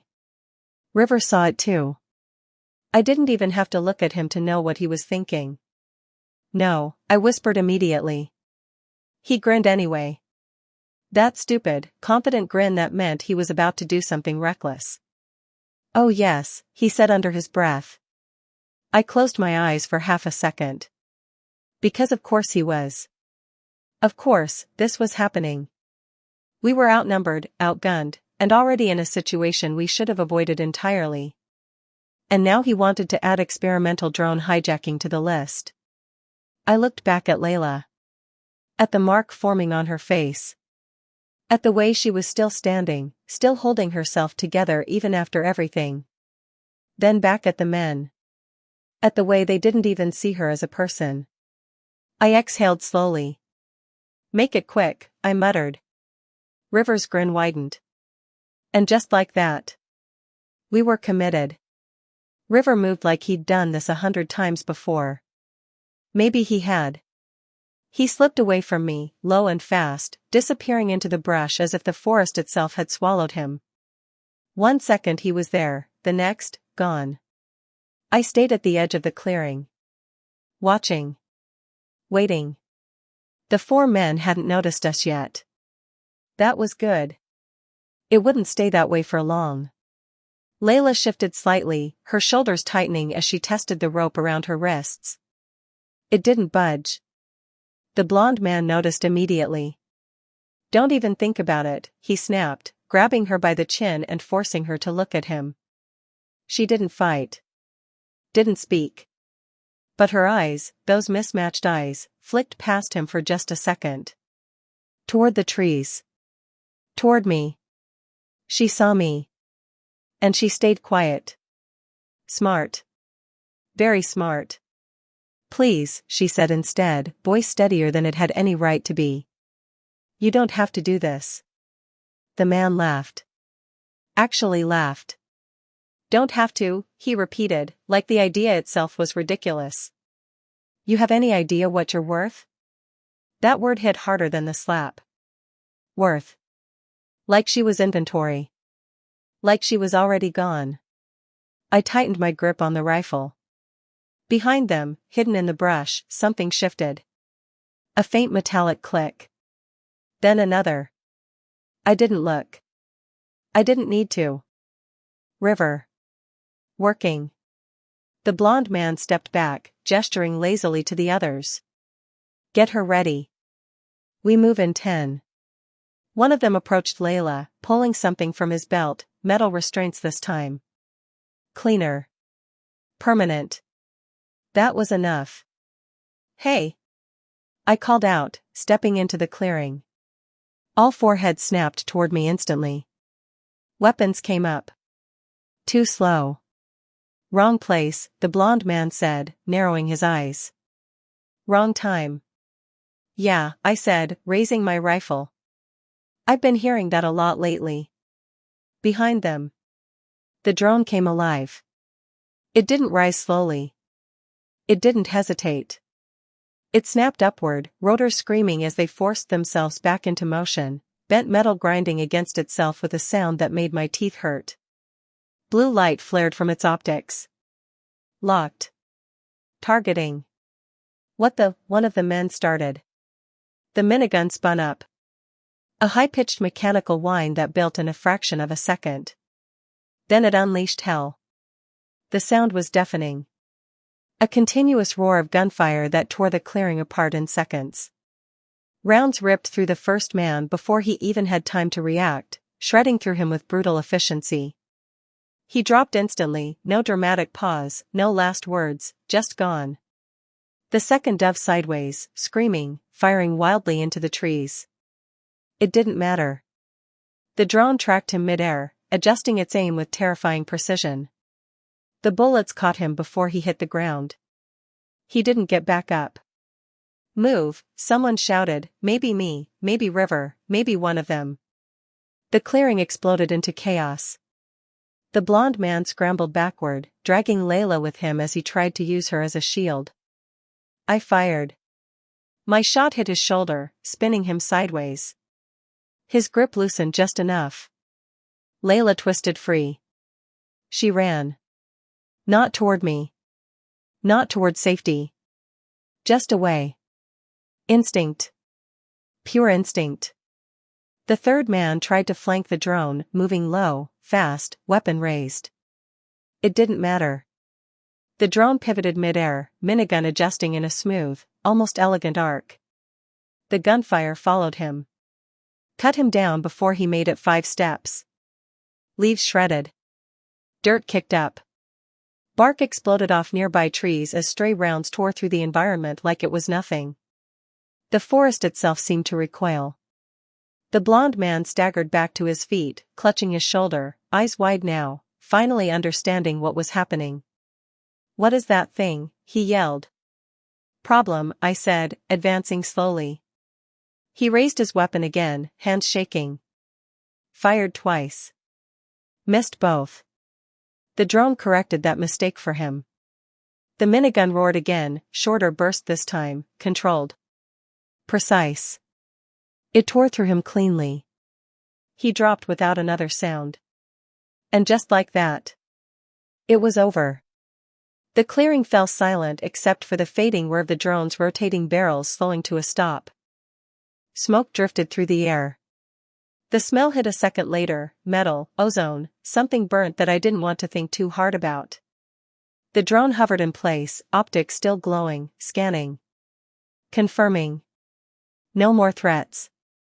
I lowered my rifle slowly. Heart still pounding. River, I muttered. He stepped out from the trees, brushing dirt off his hands like he'd just finished fixing a broken appliance. Yeah, he said casually. I stared at him. Then at the drone. Then back at him. You could do that this whole time? He grinned. Told you, he said. The silence didn't feel real. It felt like something temporary, like the world had taken a breath and forgotten to let it out. The drone hovered above the clearing, its optics still glowing that cold, artificial blue. It made small adjustments in the air, micro-corrections, like it was thinking. Like it was deciding whether anything else deserved to be erased. Smoke drifted upward in thin, uneven ribbons. The smell clung to everything, burnt metal, scorched earth, something darker underneath that I refused to name out loud, even in my own head. I lowered my rifle fully this time. My hands weren't shaking. That worried me more than if they had been. River walked past me like none of this fazed him. He circled the drone slowly, eyes scanning its damaged chassis, already analyzing, already thinking about what came next. That's not gonna hold forever, he muttered, half to himself. Rotor alignments shot. Stabilizers compensating too hard. You're talking about it like it's a bike, I said. It's easier than a bike, he replied without looking at me. Bikes don't have targeting systems. I stared at him. There were 100 things I could have said. None of them seemed adequate. So I didn't say anything. Instead, I turned. Layla stood at the far edge of the clearing, exactly where she'd stopped running. She hadn't gone far. Just far enough. Her breathing was uneven, shoulders rising and falling in sharp, controlled bursts like she was trying to keep herself from completely breaking apart. Her hands were still bound behind her back, rope cutting into her wrists. But she hadn't screamed. Hadn't panicked. She just watched. Watched the aftermath like she was trying to understand it. Like she didn't trust it yet. I approached slowly, keeping my movements deliberate. Predictable. "I'm not going to hurt you," I said. Her eyes locked onto mine immediately. That same contrast, blue and amber, studying me in a way that felt almost surgical. Measuring. Deciding. "Everyone says that," she replied quietly. Her voice didn't shake. That surprised me. I nodded once. "Yeah. They do." I stepped behind her carefully and pulled a knife from my pack. She tensed instantly, her entire body tightening like a coiled wire. "Easy," I said. "Just the rope." There was a pause. Then, barely noticeable, she nodded. The blade slid between the fibers. A quick pull. The rope snapped. Her arms dropped forward, and she sucked in a sharp breath like she'd just remembered how to exist without restraint. She didn't thank me. Didn't move right away. Just rubbed her wrists, eyes unfocused for a second. Then she turned. Up close, the damage was clearer. The mark on her face had already started to darken. There were smaller bruises along her arms, older ones layered beneath newer ones. Patterns. History. I didn't ask about it. Not yet. Name? I asked instead. "Layla," she said. "I heard," I replied. A flicker of something crossed her expression. Suspicion. Maybe irritation. Hard to tell. River finally wandered over, wiping grease onto his jacket like that was completely normal. "She good?" he asked. "I'm fine," Layla said before I could answer. River raised an eyebrow. "Didn't ask you." She looked at him. Really looked at him. And for a second, I thought she might say something sharp. Something defensive. Instead, she just said, "I'm still alive." River shrugged. "That counts." I exhaled slowly. "This isn't over," I said. Both of them looked at me. I gestured toward the bodies, what was left of them, and then toward the drone. "They weren't random," I continued. "You don't move people through a forest like this without a reason. Without backing." Layla's expression changed. Not fear. Recognition. "They were taking me to New Haven," she said. The name landed heavy. River straightened slightly. "That lab place?" She nodded. "Scientists. Or, that's what they call themselves." "What were they going to do to you?" I asked. She hesitated. For the first time, her composure cracked, just a little. "They test people," she said finally. "Not volunteers." The forest felt colder all of a sudden. River let out a low whistle. "That's not great." "Understatement," I muttered. Layla crossed her arms, not defensive, contained. Like she was holding something in place. "They were studying differences," she added. "Genetic anomalies. Neurological variations." Her eyes flicked downward for a split second. Then back up. I understood immediately. "The eyes," I said. She didn't confirm it. Didn't deny it either. River glanced between us. "Wait, that's why." "Yes," she said flatly. "That shut him up." "Good." I turned back toward the drone. It had lowered slightly now, hovering closer to eye level. Still active. Still waiting. "What's its status?" I asked. River followed my gaze.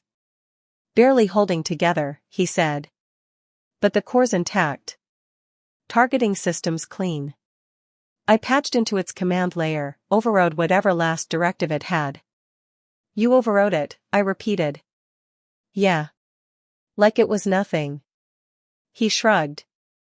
It wasn't nothing. Took me like 30 seconds. I stared at him again. I was starting to think I'd severely underestimated what he was capable of. Layla, on the other hand, looked at the drone like it might turn on us at any second. Can you control it? She asked. River tilted his head. Define control. Will it kill us? She clarified. Not if I tell it not to, he said. She didn't look reassured. Honestly, neither did I. We can use it, River added quickly. Seriously. Think about it, air support, recon, heavy firepower. This thing shredded 4 guys in, like, 5 seconds. I noticed, I said dryly. Layla shook her head slightly. That kind of power doesn't come without a leash. River frowned. Yeah, and I just cut the leash. Or you replaced it, she said. That made him pause. Not long. But long enough.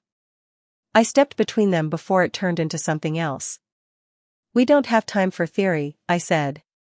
If they were transporting her, someone's expecting a delivery. Layla nodded once.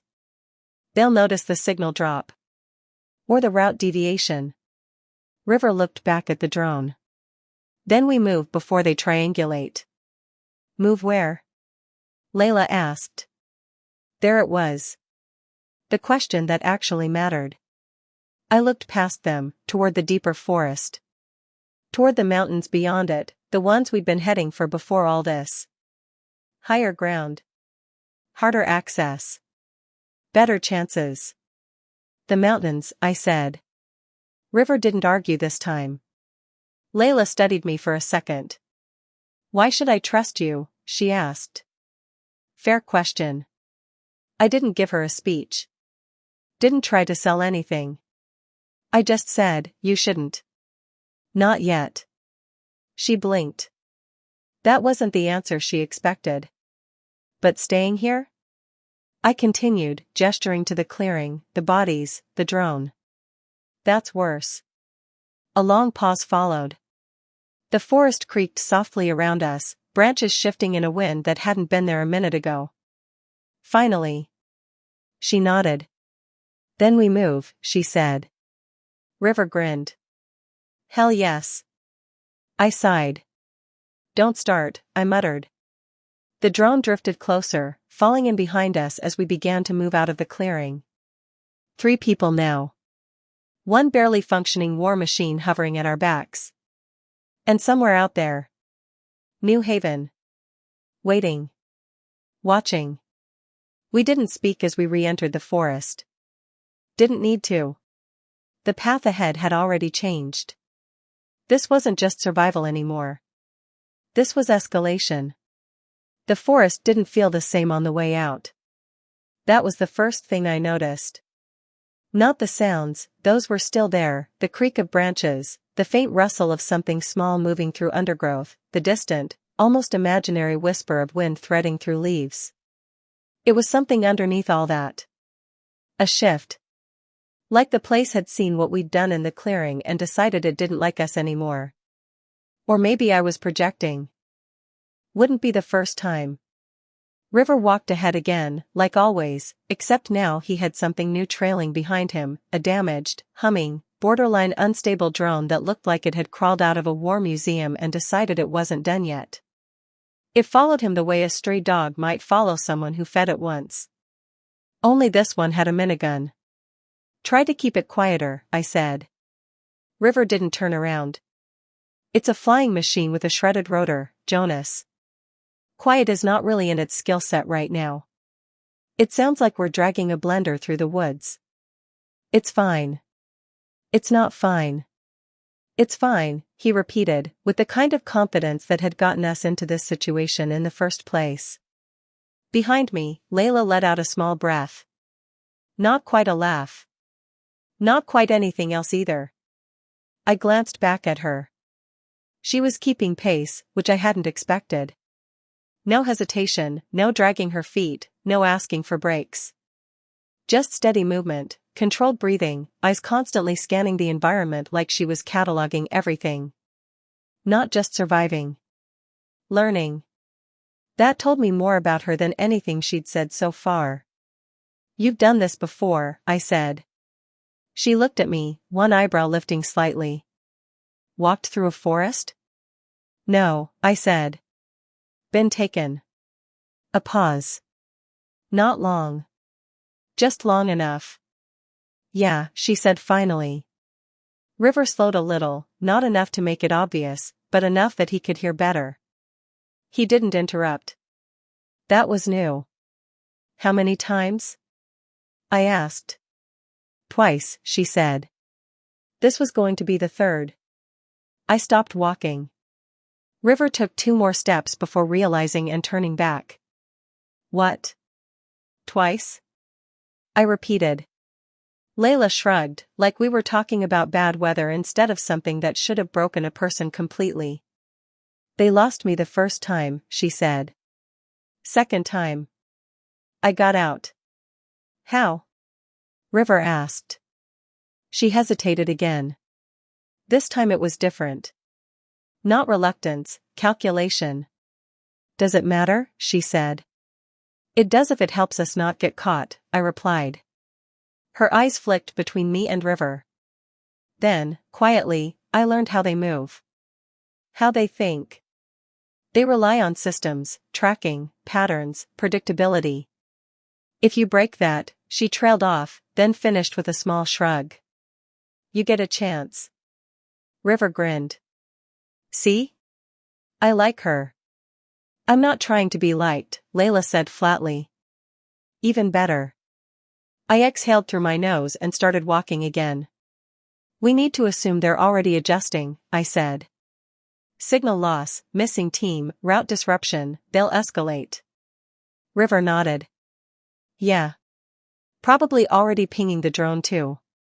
I looked at it. It hovered just behind him, optics dimming and brightening in slow pulses, like it was breathing. Like it was thinking.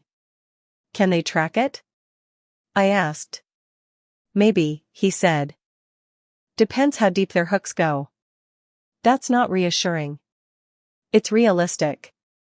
Layla spoke again, quieter this time. "If they can't track it directly, they'll track the absence of it. Dead zones. Gaps in their network." I nodded. "Either way, we're a moving anomaly."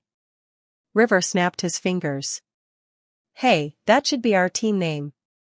I didn't respond. Layla didn't either. The forest thickened as we moved. The trees grew taller, older, their trunks wider than anything we'd passed before. The ground dipped slightly, then rose again, uneven and damp, forcing us to adjust our footing constantly. It slowed us down. Which I didn't like. "Pick up the pace," I said. "We're not exactly on a highway," River replied. "Doesn't matter." "It kinda does." River. He sighed, but he moved faster. The drone struggled to keep up, its damaged rotor whining louder as it compensated. It dipped once, corrected itself, then stabilized again. Layla glanced at it. "You trust that thing?" she asked. "No," I said. "Yes," River said at the same time. She looked between us. "That's comforting," she muttered. We kept moving. Minutes passed. Or maybe longer. Time gets weird when you're in places like that. Everything starts to blur together, steps, sounds, thoughts. It all folds in on itself until you're not really sure how long you've been walking, just that you haven't stopped. Then, the drone twitched. It wasn't subtle. A sharp, sudden jerk in midair, like something had yanked it sideways. River froze instantly. "That's not me." "Define not you," I said. "I mean, I didn't tell it to do that." The drone's optics flared brighter. Then dimmed. Then flared again. Like a strobe. "River," I said, quieter now. I'm trying, he muttered, already moving toward it. His hands came up instinctively, like he could physically steady something that wasn't even touching him. Something's pinging it. Layla's posture shifted. Not panic. Readiness. They found it, she said. Or it found them, I replied. The drone let out a sharp, metallic whine. Its body tilted slightly. Then corrected. Then tilted again. Come on, River said under his breath. Come on, don't do this now. The optics snapped toward us. All at once. Bright. Focused. Locked. My grip tightened on the rifle. River, I said. I see it, he replied. The drone hovered there for a second. 2 seconds. Long enough for everything to go very, very still. Then it spoke. Not with a voice. With sound.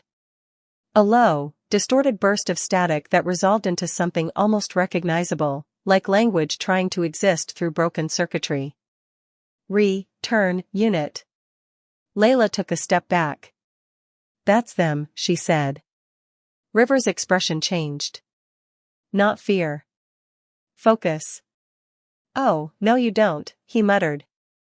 He reached for the drone, again, not physically touching it, but interfacing with something unseen, something layered beneath the surface. His fingers moved slightly, like he was typing on an invisible keyboard. The drone twitched again. Harder this time. Its minigun shifted. Just a few degrees.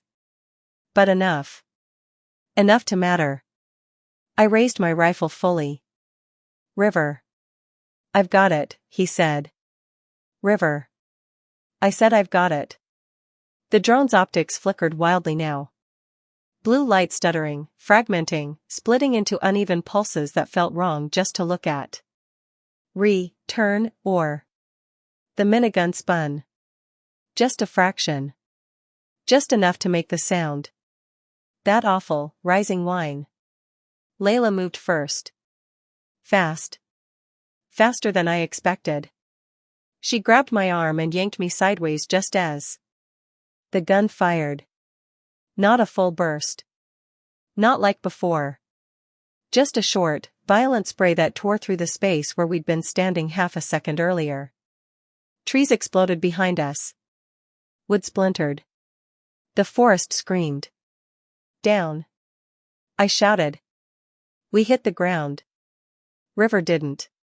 He stood there, locked in, jaw clenched, eyes fixed on the drone like he was staring down something alive. You don't get to take this back, he shouted. The drone jerked again. Hard. Its aim shifted wildly, tracking nothing and everything at once. River. I yelled. I said I've got it. And then. Everything stopped. Just. Stopped. The drone froze midair. Its optics dimmed. The minigun powered down with a slow, descending whir. Silence slammed back into place. Heavy. Absolute. River didn't move for a second. Then he staggered slightly, like something had just hit him that the rest of us couldn't see. Okay, he said, breathing harder now. Okay, yeah, that was. He didn't finish. Because we all heard it. Distant. Faint. But unmistakable. Engines. Not one. Multiple. Coming from behind us. Closing fast. Layla pushed herself up first this time. They're here, she said. I didn't argue. I didn't think. I just moved. Run. We ran. Not coordinated, not clean, just raw movement, instinct overriding everything else. Branches tore at my jacket as I pushed through them, the forest suddenly hostile in a way it hadn't been before. Every step felt too loud. Every breath felt like a signal flare. Behind us, the engines got louder. Not subtle anymore. Not distant. They weren't searching. They knew where we were. Left. I shouted. River didn't question it this time. He veered immediately, Layla right behind him. The drone followed, barely, its damaged rotor screaming in protest as it struggled to keep altitude. "Can you shut that thing up?" I yelled over my shoulder. "No." River shot back. "Do you want it to fall out of the sky?" "Yes." I snapped. "If it stops them from tracking us." "Too late for that." "That tracked." "Of course it did." I pushed harder, lungs already burning. The terrain sloped upward now, uneven rock breaking through the soil, roots thick enough to snap an ankle if you weren't paying attention. We didn't have time to be careful. A beam of light cut through the trees behind us. White. Artificial. Sweeping. "Drones," Layla said, breath tight but controlled. "Yeah," I said. "I figured. They'll box us in." "Not if we break their line of sight." "And how do you suggest we do that?" she asked. I didn't answer. Because I didn't have one. River did. "I've got an idea," he said. "That's what I'm afraid of," I muttered. "Trust me." "I don't." "Working on that," he said, already slowing down. "Do not stop." Too late. He skidded to a halt near a cluster of jagged rocks, turning toward the drone. His hands came up again, that same invisible interface, that same focus snapping into place like a switch had been flipped. "Keep moving," he said. "I'll catch up." "No," I said immediately. Layla stopped too. "Jonas," River started. "We don't split up," I cut in. "Not here." "Not now." The engines roared louder. Closer. Too close. River looked at me, really looked at me, for half a second. Then he nodded once. "Fine," he said. "Then give me 10 seconds. You have 5. Deal." He turned back to the drone. "Listen to me," he muttered, like the thing could actually hear him. "You're not theirs anymore." The drone's optics flickered. Unstable. Conflicted.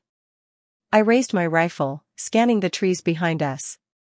Shapes moved through the light now, fast, precise, not stumbling through the forest like we were. They knew how to move in this terrain. Of course they did. They probably trained in places like this. 3, I said. "Hold on," River snapped. 4. "I'm almost." 5. "Got it." The drone jolted. Harder than before. Its optics flared bright, blinding for a split second, then dimmed into something steadier. Not the cold, clinical blue from earlier. Warmer. Not human. But, different. "What did you do?" I asked. River didn't answer right away. He was staring at it. Like he wasn't entirely sure himself. "Changed the priority stack," he said finally. "Stripped out external command overrides. It answers to me now. Fully." Layla's expression tightened. "That's not how these things work." "It is now," he said. The engine noise broke through the trees behind us. Loud. Immediate. No more distance left. "They're here," I said. River exhaled once. Then he pointed. "Go," he said.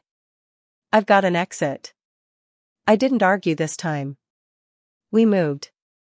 The forest thinned ahead, just slightly, but enough to see something new beyond it. A drop. Not a cliff. But close. A steep decline where the terrain gave way to a rocky slope leading down into a narrow ravine. Water cut through it, fast-moving, dark, loud enough to mask sound if you got close enough. "Down there!" River shouted. "Are you serious?" I yelled back. "Do you have a better idea?" No. I didn't. "Go," I said to Layla. She didn't hesitate. That was becoming a pattern. She moved past me and started down the slope, boots sliding on loose gravel before catching against exposed rock. It wasn't graceful. But it was fast. River followed. I took one last look back. And saw them. Black armor. Streamlined. Masks covering their faces completely, reflective surfaces catching what little light filtered through the trees. Not scavengers. Not random hunters. Organized. Purpose-built. New haven. One of them raised a weapon.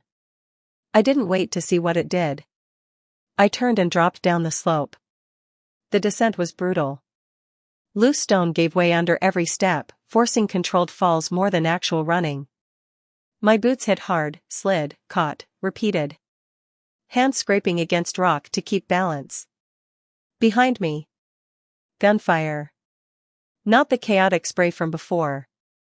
Controlled. Precise. Round slammed into the rock face near us, sending shards flying. They've got a clear shot. Layla shouted. Keep moving. I yelled. The river got louder. Closer. Almost there. The drone dropped past us. Fast. Too fast. It dipped low over the slope, putting itself between us and the shooters above. River, I started. I didn't tell it to do that, he said. The drone's minigun spun. And opened fire. Not wildly. Not like before. Focused. Suppressive. The rounds tore into the upper ridge, forcing the soldiers back, disrupting their line of sight just enough for us to make it. We hit the bottom hard. The river roared beside us, dark water slamming against jagged stone, fast enough to carry anything downstream in seconds. Get in. River shouted. Layla looked at him like he'd lost his mind.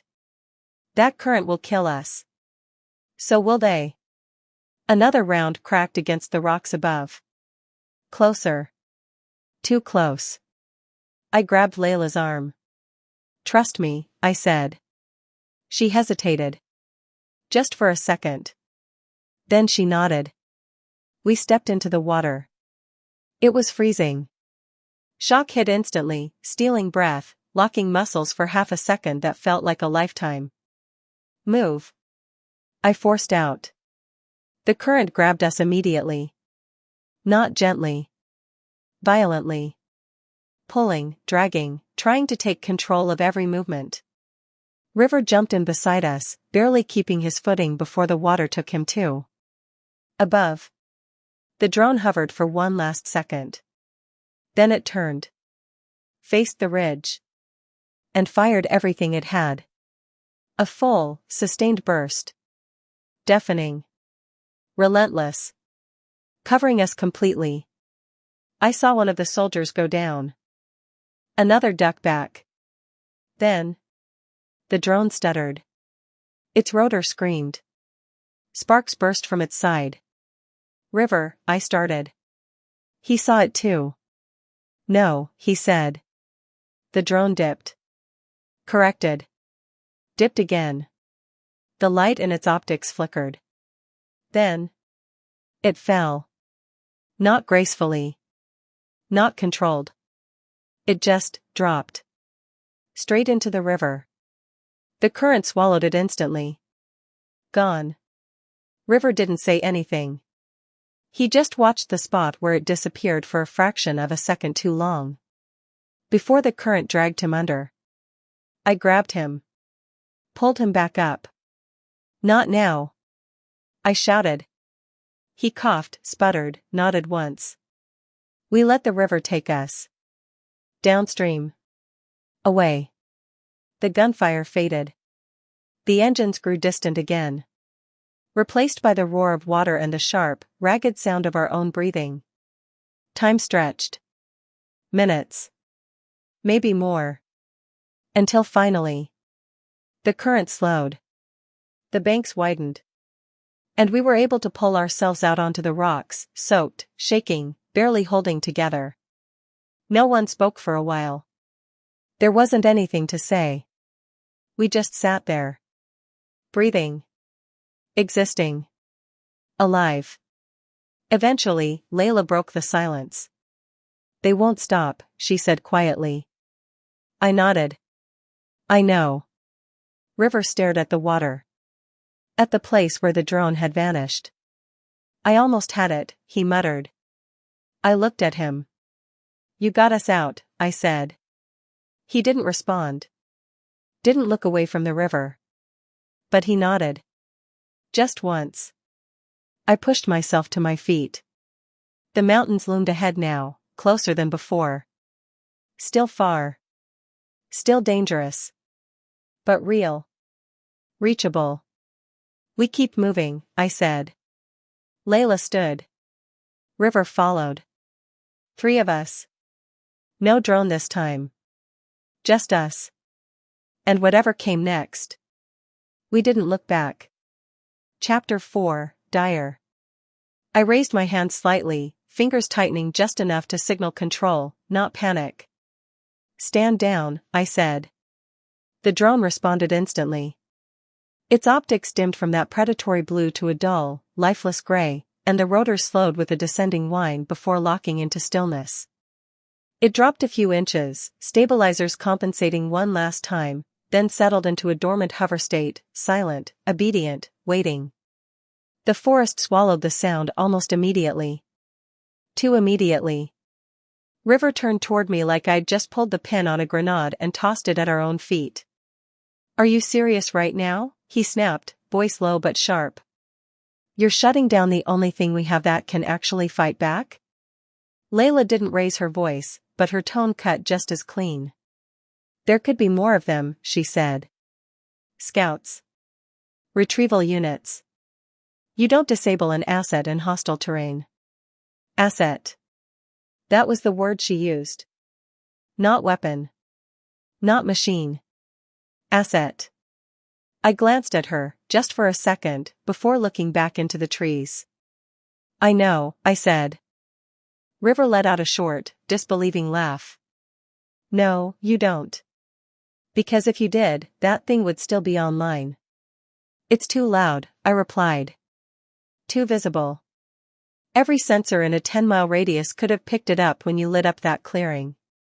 That's kind of the point, he shot back. No, I said, sharper now. That's how you get surrounded. Silence followed. Not agreement. Just tension. The kind that sits in your chest and waits for something to justify it. I exhaled slowly and shifted my grip on the rifle, letting my senses stretch outward, listening, scanning, trying to feel the shape of the space around us. The forest wasn't normal. It hadn't been from the moment we stepped into it, but now it felt wrong. Too still. No insects. No distant machinery. Not even wind, really, just the occasional stir of leaves like something brushing past them without wanting to be heard. Layla noticed it too. I could tell by the way her posture changed, subtle, but precise. Shoulders slightly raised. Head tilted just enough to catch sound from multiple directions. River, for once, didn't have a comment. Good. Because that was when I saw it. At first, it didn't register. Just movement between the trees, low, deliberate, almost fluid. My brain tried to categorize it. Human? No. Too smooth. Too controlled. Drone? No hum. No light. Animal, then. But not one I recognized. It stepped into a break in the foliage, and the light, thin, filtered through the ash-stained canopy, caught its form. And everything in me locked up. It was massive. Not just large, ancient. Its frame carried a weight that didn't belong to this era, muscle layered over bone in a way that spoke of survival in a harsher world. Its fur was thick, uneven in places, streaked with dark grays and muted browns that blended almost perfectly with the environment. Its head was wrong, too. Longer. Broader. The jawline more pronounced than any modern wolf I'd ever seen. And the eyes? They weren't just watching. They were measuring. Jonas, River whispered, the edge of his voice gone completely now. I see it, I said quietly. Layla didn't speak. She didn't need to. We were all looking at the same impossible thing. A dire wolf. My mind scrambled to reconcile it. 10,000 years extinct. That's what they taught.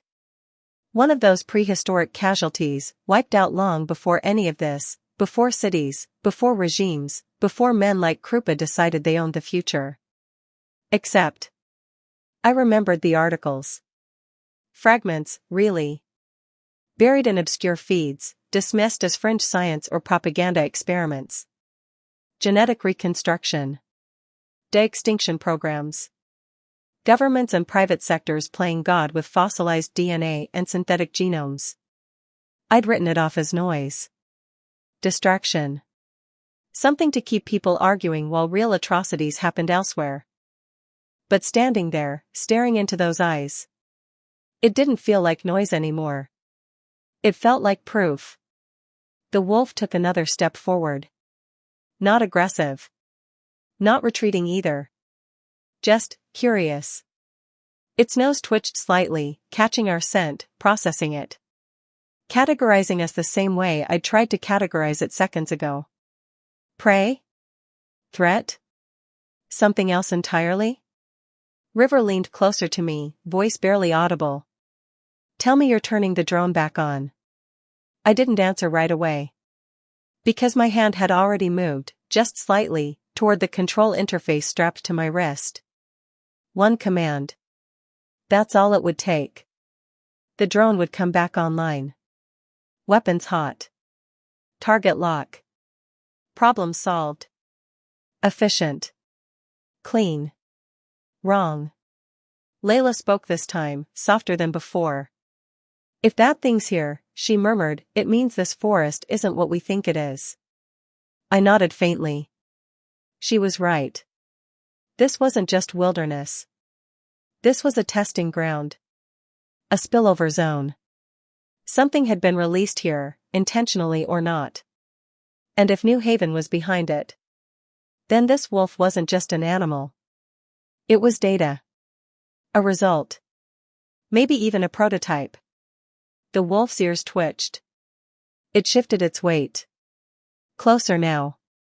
Every instinct I had screamed at me to act, to assert dominance, to remove the unknown variable before it became a threat. But another part of me, the part that had survived this long, held me in place. Because this wasn't a drone. This wasn't predictable. And the moment we escalated, we might not be able to control what happened next. I slowly lowered my hand away from the drone control. Not yet, I said. River stared at me like I'd lost my mind. Layla didn't argue. She just watched the wolf. So did I. 3 humans. 1 machine, sleeping behind us. And a ghost from 10,000 years ago, standing in front of us like it had every right to exist. The forest held its breath. And for the first time since the bombs fell, I wasn't sure who the intruder was anymore. The wolf didn't lunge. Didn't retreat.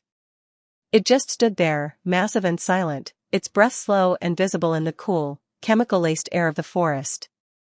Every muscle in its body looked coiled, but not for attack, for decision. It was thinking. Or something close enough to thinking that the difference didn't matter. Jonas, River whispered again, more urgent this time. That thing's not normal. I'm aware, I said quietly. Layla took a half step forward before catching herself. Not fear, instinct. Something about the wolf had pulled her in for a second, like it recognized something in her. That made me uneasy. The wolf's gaze shifted between us, lingering, just briefly, on Layla's mismatched eyes. Then it exhaled, low and steady, like it had reached some kind of conclusion. And it started moving closer. That was enough. All right, I muttered, raising my wrist. River immediately straightened. Finally. I tapped the interface once. The drone woke. Its optics flared back to life, blue light cutting through the dim forest like a surgical instrument. The rotors spun up with a controlled hum this time, quieter, smoother. River must have tuned it while I wasn't looking. Non-lethal, I said firmly. River blinked. Wait, what?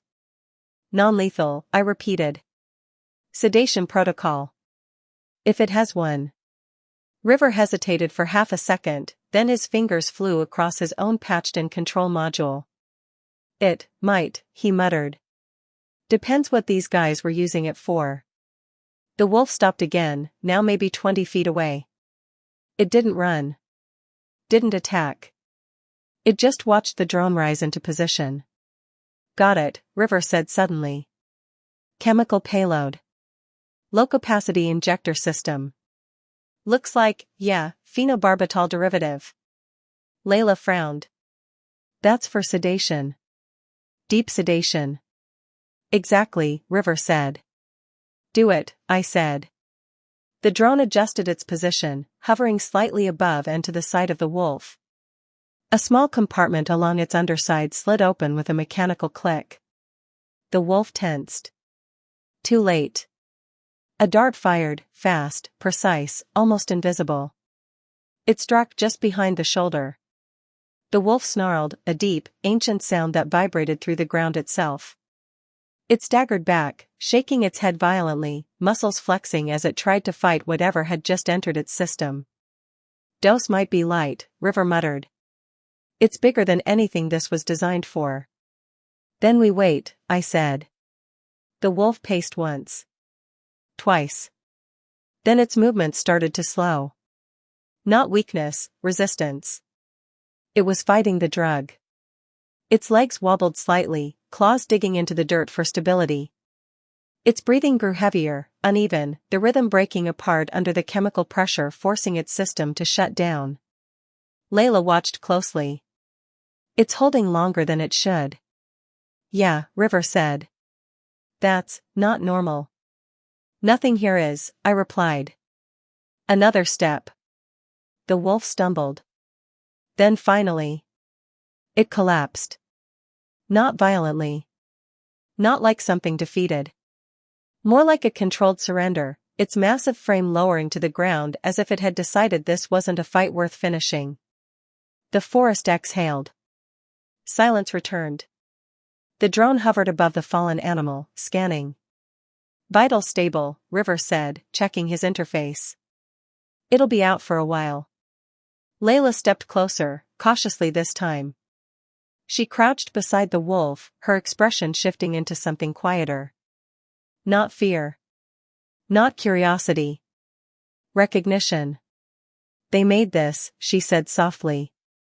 I didn't need to ask who they were. New Haven. Or brought it back, River added. Same thing, I said. Layla reached out slowly, hesitating just before her hand touched its fur. Then, very lightly, she rested her fingers against it. It shouldn't exist, she whispered. No, I said. But it does. That was the problem. We didn't stay long after that. We couldn't.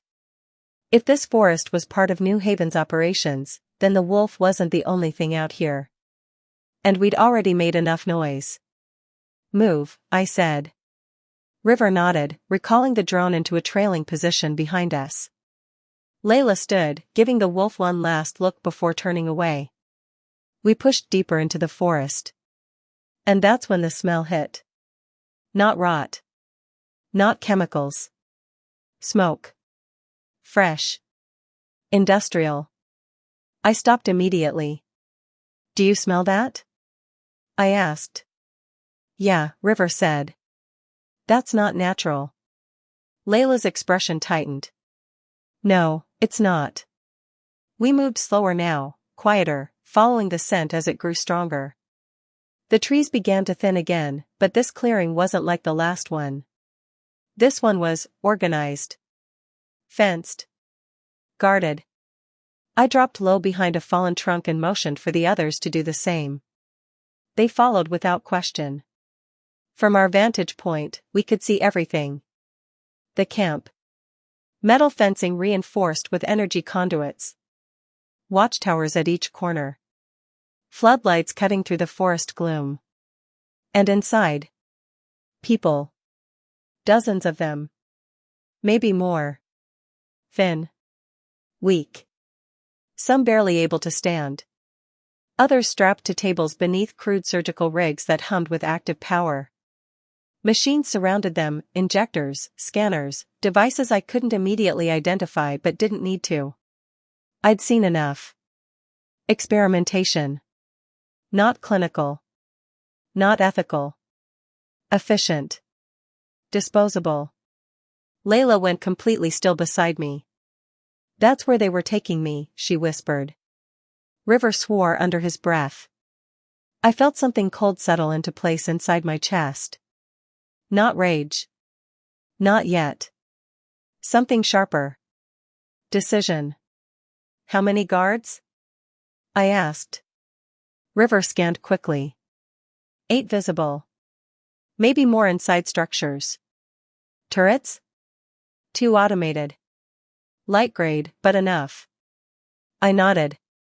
Then I looked at the drone. Hovering. Waiting. River followed my gaze. A slow grin spread across his face. Oh, he said.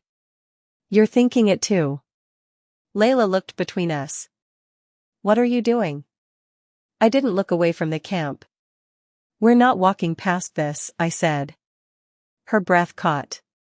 There are too many. Not for that, River cut in, nodding toward the drone. Layla hesitated. Then looked back at the prisoners. At the tables. At the people who weren't moving at all. Something in her expression hardened. What's the plan? She asked. River was already working.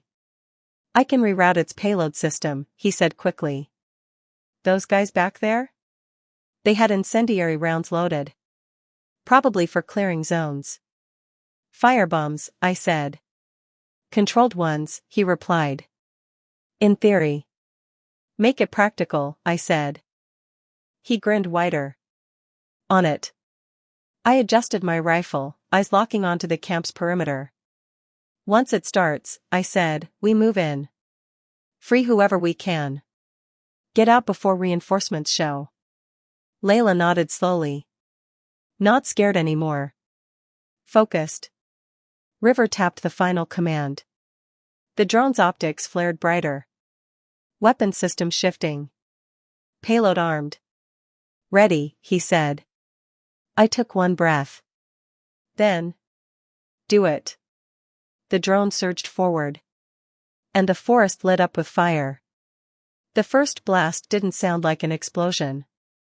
It sounded like the forest tearing open. A compressed thump, followed by a bloom of fire that expanded outward in a controlled sphere, slamming into the perimeter fence and engulfing the nearest watchtower in seconds.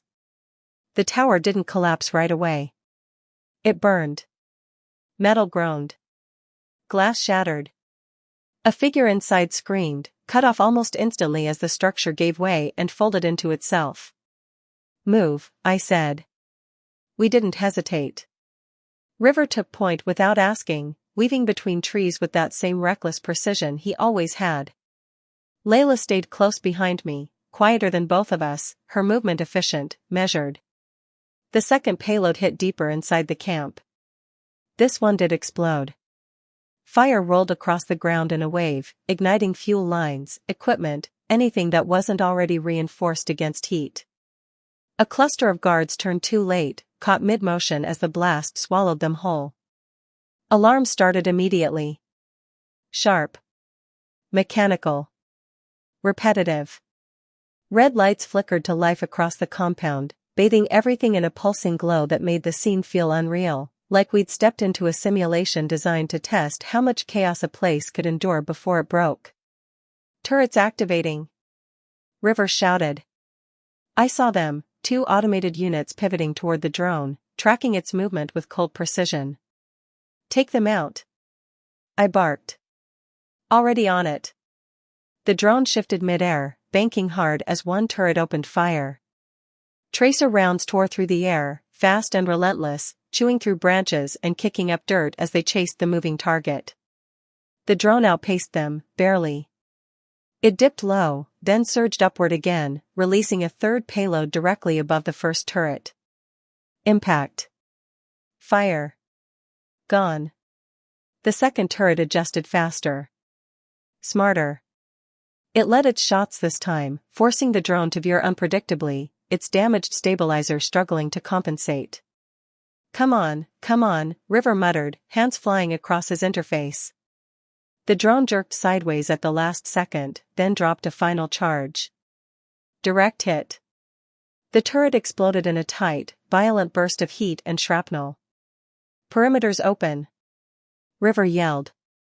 We crossed the fence line through a section that had been partially melted by the first blast. The metal was still glowing in places, heat radiating off it in waves.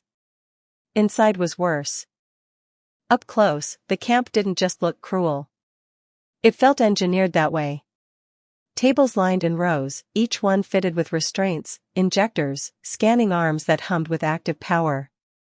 Some of the machines were still running, cycling through processes with no operator left to monitor them. Jonas. Layla's voice cracked for the first time. I followed her gaze. A man, barely conscious, strapped to one of the tables. Tubes running into his arms. A device mounted over his skull, emitting a faint, rhythmic pulse. Still alive. Barely. Get him loose, I said. River was already moving, ripping cables free, smashing control panels with the butt of his weapon. Sparks flew as systems failed one by one. Layla worked faster than both of us. She didn't hesitate. Didn't freeze. She knew this place. Knew where to cut. Where to disable. Which restraints would release clean and which ones needed force. Over here, she called. I moved to her side. Another prisoner, this one younger, eyes wide but unfocused, like they hadn't fully processed what was happening yet. It's okay, Layla said softly, even as her hands worked quickly. You're getting out. The restraints snapped open. The girl didn't move at first. Then the reality hit, and she collapsed forward, shaking.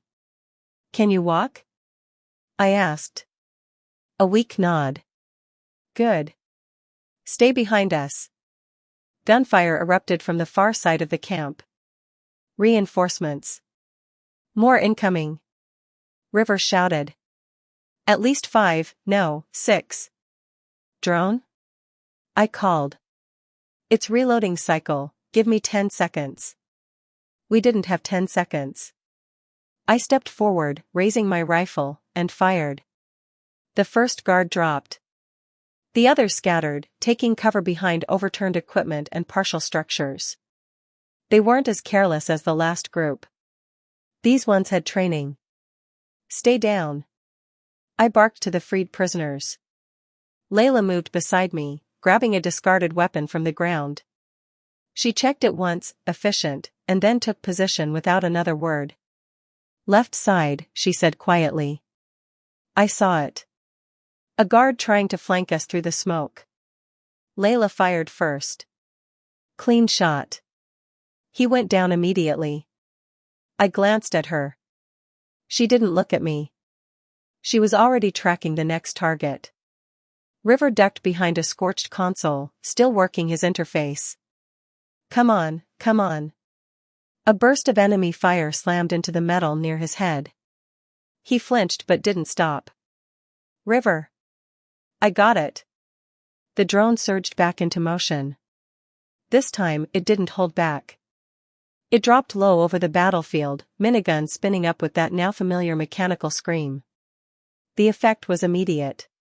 Suppressive fire tore across the enemy positions, forcing them out of cover or pinning them in place long enough for us to finish it. 2 went down in seconds. Another tried to run. The drone tracked him effortlessly. Gone. Silence returned again, but it didn't last as long this time. More will come, Layla said, lowering the weapon slightly. She was right. This place is done, I said. We get everyone out, now. River nodded. Drone's got one more payload left. I looked back at the camp. At the machine still half running. At the structures that made all of this possible. Burn it, I said. No hesitation this time. The drone rose higher, aligning itself with the central cluster of buildings, the core of the operation. Fire. The final payload dropped. Impact. For a moment, nothing happened.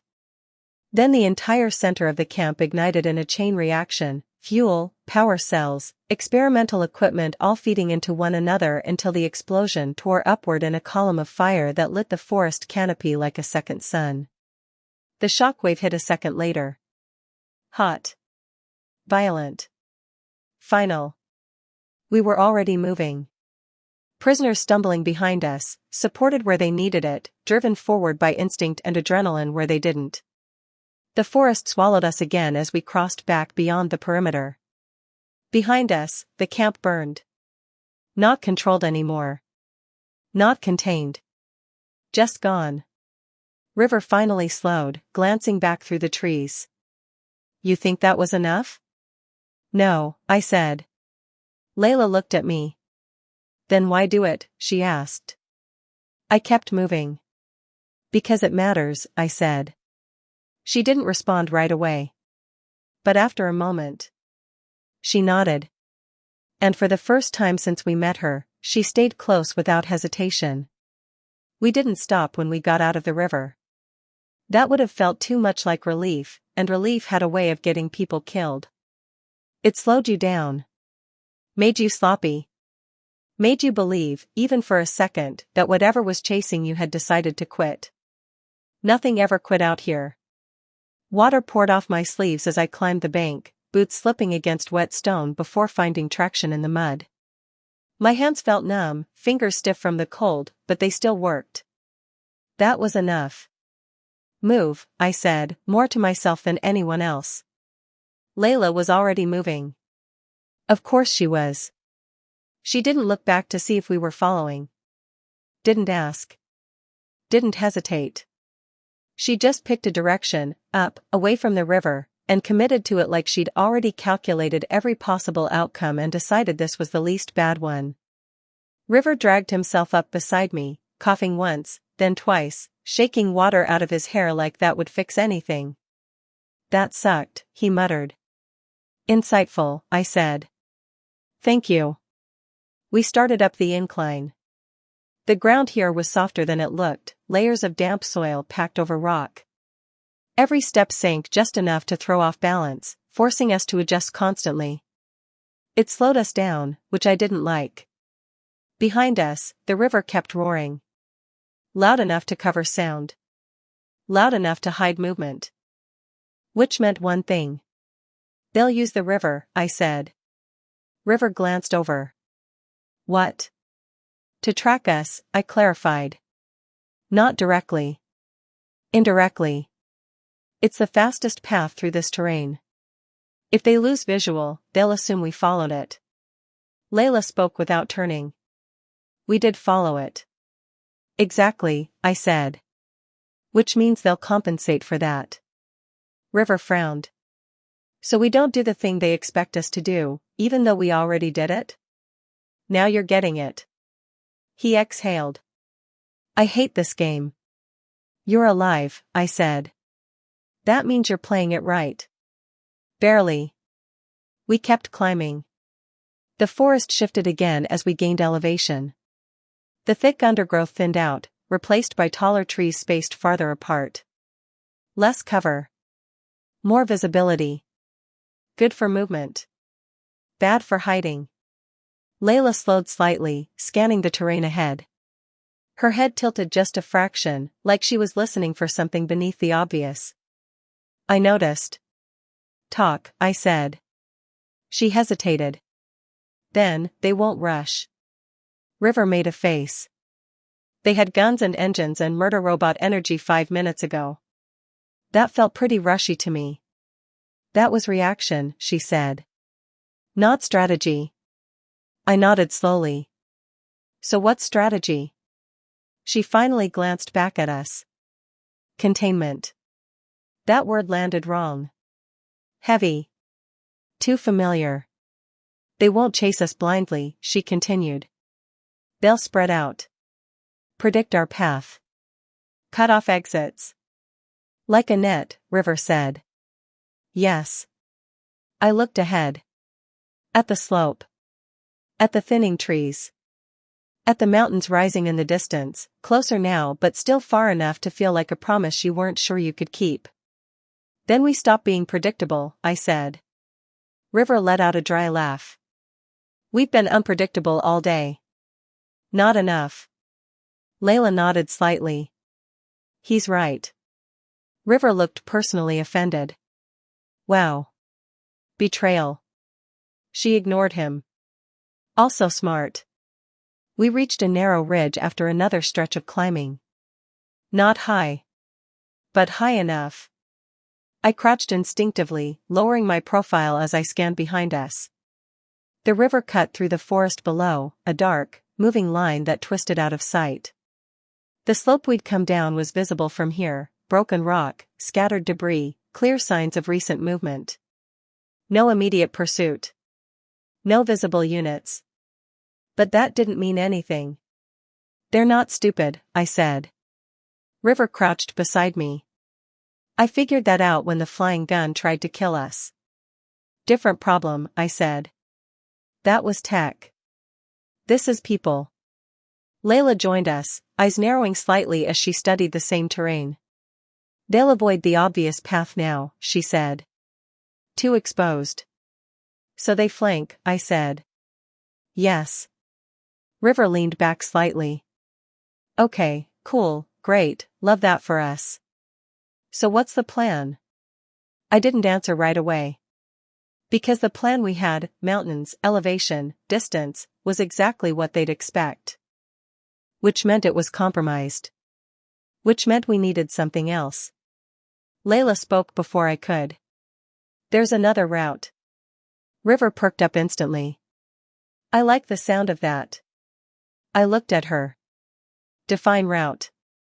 She gestured vaguely along the ridge, toward a section where the rock dipped inward slightly, partially obscured by brush. Old supply line, she said. Pre-collapse. It cuts along the lower ridges instead of going straight up. Hidden? River asked. Forgotten, she replied. I considered that. Forgotten didn't mean safe. It meant unknown variables. Why isn't it used anymore? I asked. Layla hesitated. That was never a good sign. They built better ones, she said. Controlled ones. Controlled. There it was again. Everything came back to control. River scratched the back of his head. So either nobody's there, or the wrong people are. Exactly, I said. Silence settled for a moment. Wind moved through the trees, light, uneven, carrying a faint chill that hadn't been there before. Time was moving. So were they. I made the call. We take it. River nodded immediately. Yep. Sounds dangerous. I'm in. Layla didn't react to him. She just turned and started toward the dip in the ridge. We followed. The entrance to the path was subtle. Too subtle. If you weren't looking for it, you'd miss it completely, a narrow break between two rock faces, half covered in overgrowth, the ground beneath it slightly more compact than the surrounding soil. Worn. Used. Once. We slipped into it one at a time. The space tightened almost immediately, forcing us into a single file line. The walls on either side rose higher, blocking out more of the sky, dimming the light until everything took on a muted, gray tone. The air changed too. Stiller. Heavier. Less like a forest. More like something enclosed. I didn't like it. River didn't say anything for once. That told me he didn't like it either. Layla moved carefully at the front, her pace slower now, more deliberate. Her head turned slightly every few steps, scanning, listening. Anything? I asked quietly. Not yet, she said. Not yet. Great. We moved deeper. The ground underfoot shifted from soft soil to something harder, packed dirt, maybe, or old stone buried just beneath the surface. The kind of path that doesn't happen naturally. It's made. Or was. A long time ago. Supply line, River whispered. Yeah, I said. Feels like one. That's because it is one. We kept going. The light narrowed further, funneled through the uneven rock above. Shadows stretched longer, sharper, turning simple shapes into something harder to read. Then, a sound. Faint. Low. Mechanical. I stopped instantly. Layla froze. River nearly walked into me before catching himself. What? He whispered. Listen, I said. We did. There it was again. A hum. Steady. Not wind. Not natural. Something running. Something powered. River's expression shifted. That's not good. No, I said. It's not. Layla's shoulders tightened slightly. They didn't abandon it, she said quietly. I felt that same weight settle in my chest again. Because of course they didn't. Nothing useful ever gets left behind. We moved forward slower now. Careful. Measured. The path curved slightly, bending around a jut of rock that blocked our view ahead. The hum grew louder. Clearer. Defined. Not just one machine. Multiple. Working together. We reached the bend. And stepped past it. The path opened up just enough to reveal it. Metal. Embedded into the rock like it had always been there. A structure. Old. But not dead. Lights pulsed faintly along its surface, slow and steady, like a heartbeat that refused to stop. Alive. Watching. Waiting. Layla didn't move. They're still using it, she said. I didn't respond. I just stared at it. Because the moment we saw that structure, everything changed again. We didn't rush it. That was the first smart decision we'd made in a while. The structure sat embedded in the rock like it belonged there, like the mountain had grown around it instead of the other way around. Its surface was a mix of old-world metal and newer plating layered over it, darker, smoother, less worn. Reinforced. Upgraded. Occupied. I crouched low behind a jagged outcrop, eyes fixed on the faint pulsing lights running along its exterior. They weren't bright. Not meant to be. Just enough to signal that something inside was still alive. Still working. Still watching. River leaned in beside me, lowering himself just enough to stay out of direct sight. So, he whispered. That's bad, right? Yes, I said. Layla stayed standing a few steps behind us, but her posture had changed, tense now, shoulders slightly raised, like she was bracing for something she couldn't see yet. They repurposed it, she said quietly. It wasn't meant for this. Nothing is anymore, I muttered. River squinted at the structure. You think it's a checkpoint? Or a relay, I said. Or both. Meaning? Meaning if we walk straight in, we might as well announce ourselves. River made a face. I hate announcing myself. I know.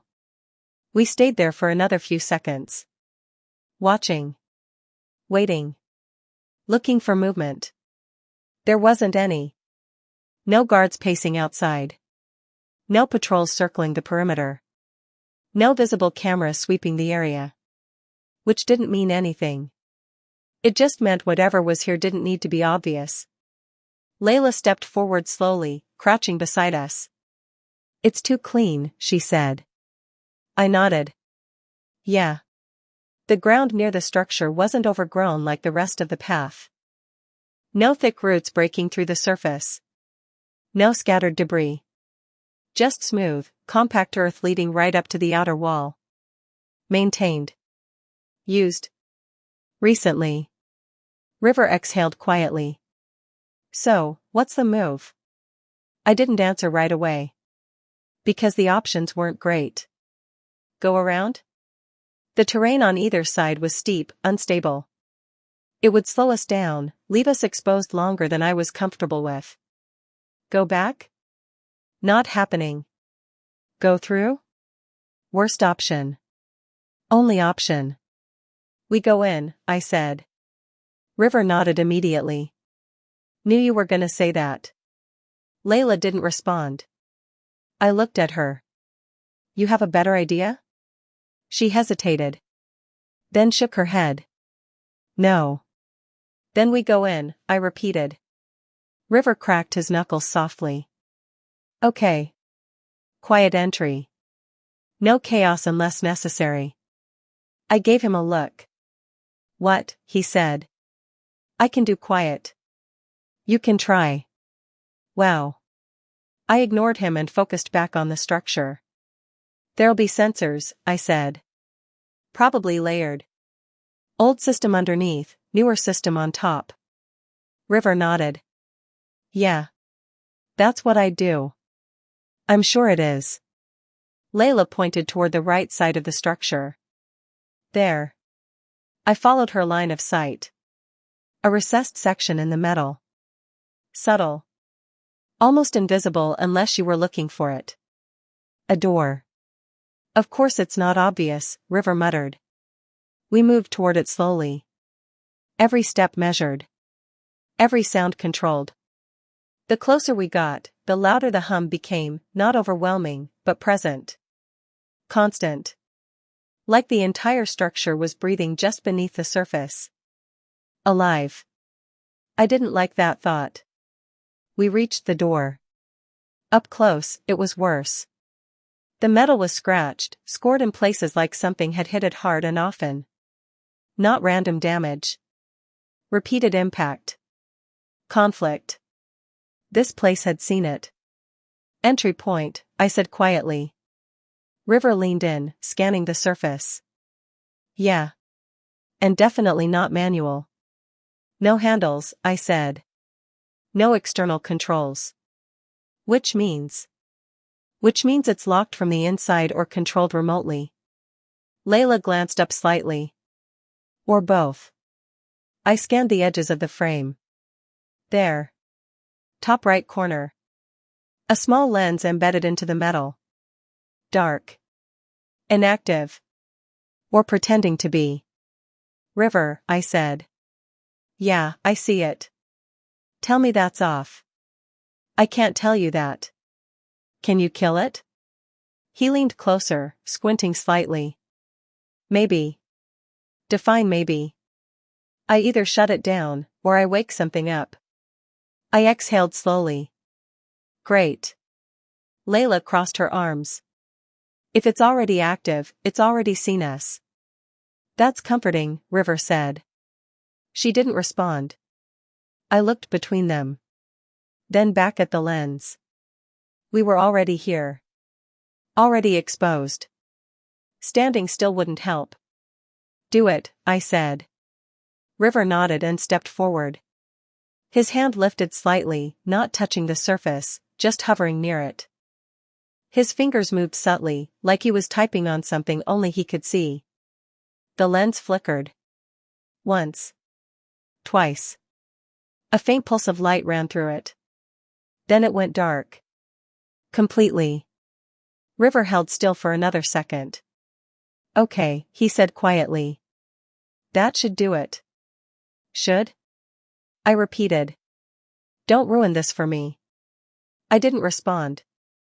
Door, I said instead.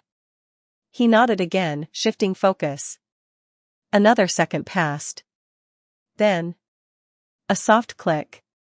Barely audible. But there. The door unlocked. All three of us froze. Listening. Waiting. No alarms. No movement. Just that same low hum from inside. I stepped forward. Slow. Careful. My hand pressed against the metal. Cold. Solid. Real. I pushed. The door slid inward with a quiet mechanical hiss. Darkness waited on the other side. Not empty. Just unlit. I raised my rifle and stepped in first. The air changed immediately. Cooler. Drier. Filtered. Artificial. Layla followed close behind. River came in last. The door slid shut behind us automatically, sealing us inside. The sound echoed slightly as it locked into place. Too final. I didn't like that either. Stay sharp, I said. Then the lights came on. All at once. Harsh. White.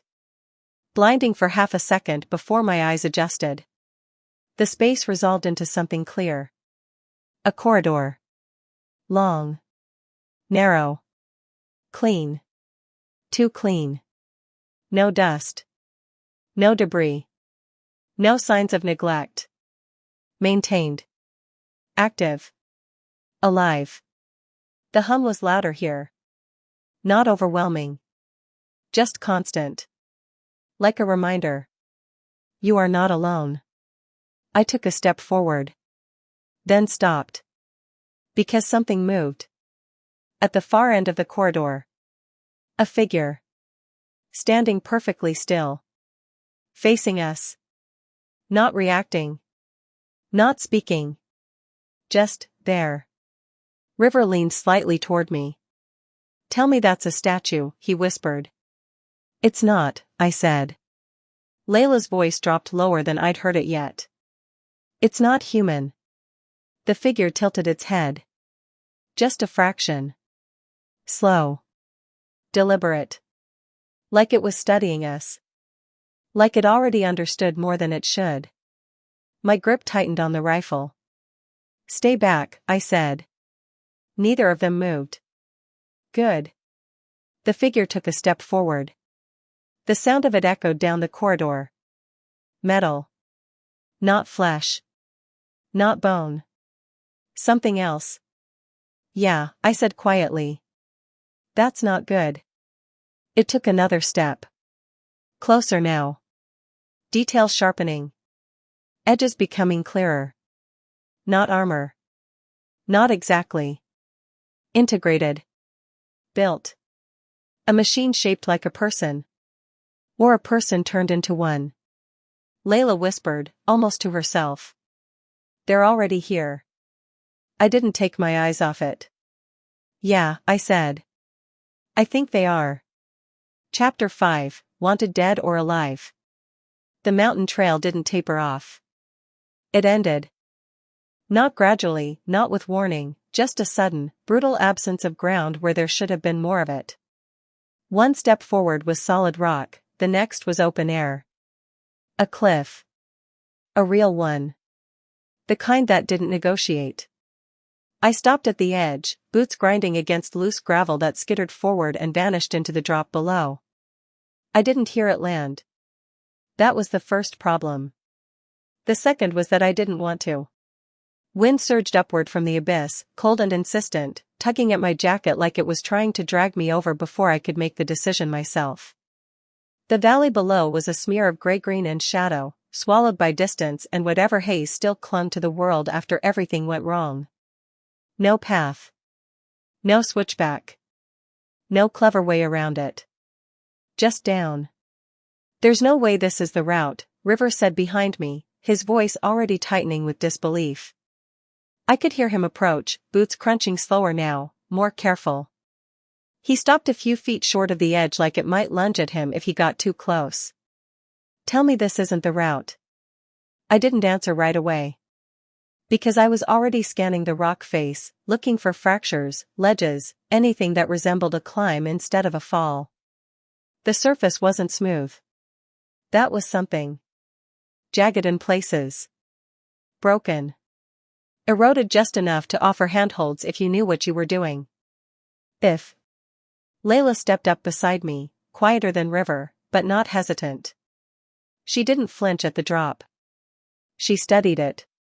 The same way she studied everything, like it was a problem waiting to be solved, not avoided. It's doable, she said after a moment. River turned to her like she'd just betrayed him. No. No, it's not. That's not doable, that's death with extra steps. I almost smiled at that. Almost. Instead, I glanced back at them both. Ever go mountain climbing, River? Layla? I asked, keeping my tone light, too light for what I was actually suggesting. I already knew the answer. River didn't disappoint. Nope, he said immediately. Then, after a beat, his voice jumped an octave. You're not thinking about climbing down, are you? I turned back to the cliff. Actually, I said, adjusting the strap of my pack, testing its weight against my shoulders, I am. Silence. Then. You've lost your mind, River said flatly. Not loud this time. Not dramatic. Just certain. Maybe, I replied. Layla didn't say anything. That was more telling than anything River could have shouted. I crouched near the edge, brushing aside loose debris with my glove, exposing the rock beneath. Solid. Weathered, but not crumbling. A vertical descent, yes, but broken up enough to make it possible. Not safe. Not even close. Possible. That was all we needed. We go around, we lose time, I said, more to the cliff than to them. We stay up here, we're exposed. Anyone tracking us just has to follow the ridgeline. And climbing down a cliff fixes that how? River shot back. It makes us harder to follow, I said. Harder to predict. Harder to survive, he snapped. Fair. I stood again, looking down once more. The wind shifted, stronger now, rushing upward in uneven bursts. That would be a problem. Footing would matter. Grip would matter more. One mistake. I didn't finish that thought. Layla moved closer to the edge, stopping just beside me. How far? She asked. Far enough, I said. She nodded once, as if that confirmed something for her. River let out a long, frustrated breath. You're both insane. No, I said. We're running out of options. That shut him up. Not because he agreed. Because he knew I was right. I knelt and unhooked a length of cord from my pack, utility line, not designed for this, but better than nothing. I looped it around a protruding section of rock, pulling tight, testing the tension. It held. Barely. Not ideal, River muttered, watching me work. Nothing is, I replied. Layla stepped forward. I'll go second. I glanced at her. You sure? She met my eyes evenly. You're not carrying me down. So yes. There wasn't any hesitation in her voice. No fear. Just acceptance. River ran a hand through his hair, pacing now, agitated. This is insane. This is actually insane. We just fought our way out of a camp, reprogrammed a drone, sedated a prehistoric wolf, and this is how we die. Or how we don't, I said. He stopped pacing. Looked at the cliff. Then at me. I hate you, he muttered. Noted. I stepped over the edge. For a fraction of a second, there was nothing beneath me but air. Then my boot found the first hold. Solid. My hands followed, gripping rough stone, testing each point before committing weight. The rock was cold, textured, sharp enough to bite into my gloves. Good. I shifted downward slowly, keeping my center tight to the cliff face, minimizing the pull of gravity trying to peel me away from it. Don't rush, I called up. 3 points of contact at all times. Yeah, I've seen the vids, River replied, though his voice wasn't nearly as confident as he wanted it to sound. I descended another few feet. Then another. The ground above started to feel distant. The drop below felt closer. Wind surged again, stronger this time, pushing against my side. I pressed in tighter, waiting it out, letting it pass before moving again. Okay, I said after a moment, looking up. Your turn. Layla didn't hesitate. She swung herself over the edge with controlled precision, finding her footing faster than I expected. Not experienced, but adaptable. River lingered at the top. Of course he did. You coming? I called. There was a pause. Then. Yeah, he said, voice tight. Yeah, I'm coming. A second later, he appeared above us, gripping the edge like it personally offended him. This is a terrible idea, he muttered. Probably, I said. And then we kept climbing. Down. The alarm still held behind us. But they sounded different now, farther away, warped by distance and wind, like the whole compound was already becoming something unreal. Something we were leaving behind whether it was finished burning or not. The cliff edge didn't give us that luxury. It just dropped. No slope. No path. Just open air and jagged rock disappearing into darkness. Tell me this isn't it, I said, staring down. It's it, River replied, already scanning the edge like he was measuring it. You wanted a way out. That's a way out. That's a fall. That's survival. Layla didn't argue. She stepped right up to the edge, looking down like she'd done this before, or like she didn't care if she hadn't. The wind hit harder up here. Cold. Sharp. It pulled up my clothes, pushed at my balance, whispered something ugly in my ear about how easy it would be to slip. Behind us, the prisoners were bunching up again. Of course they were. Cliffs do that to people. Move. Layla snapped. They're not stopping. They can't climb that, someone shouted back. Layla turned, eyes hard. Neither can you. So start learning. Gunfire cracked in the distance. Closer than before. River exhaled slowly. We don't have time to teach. No, Layla said. We don't.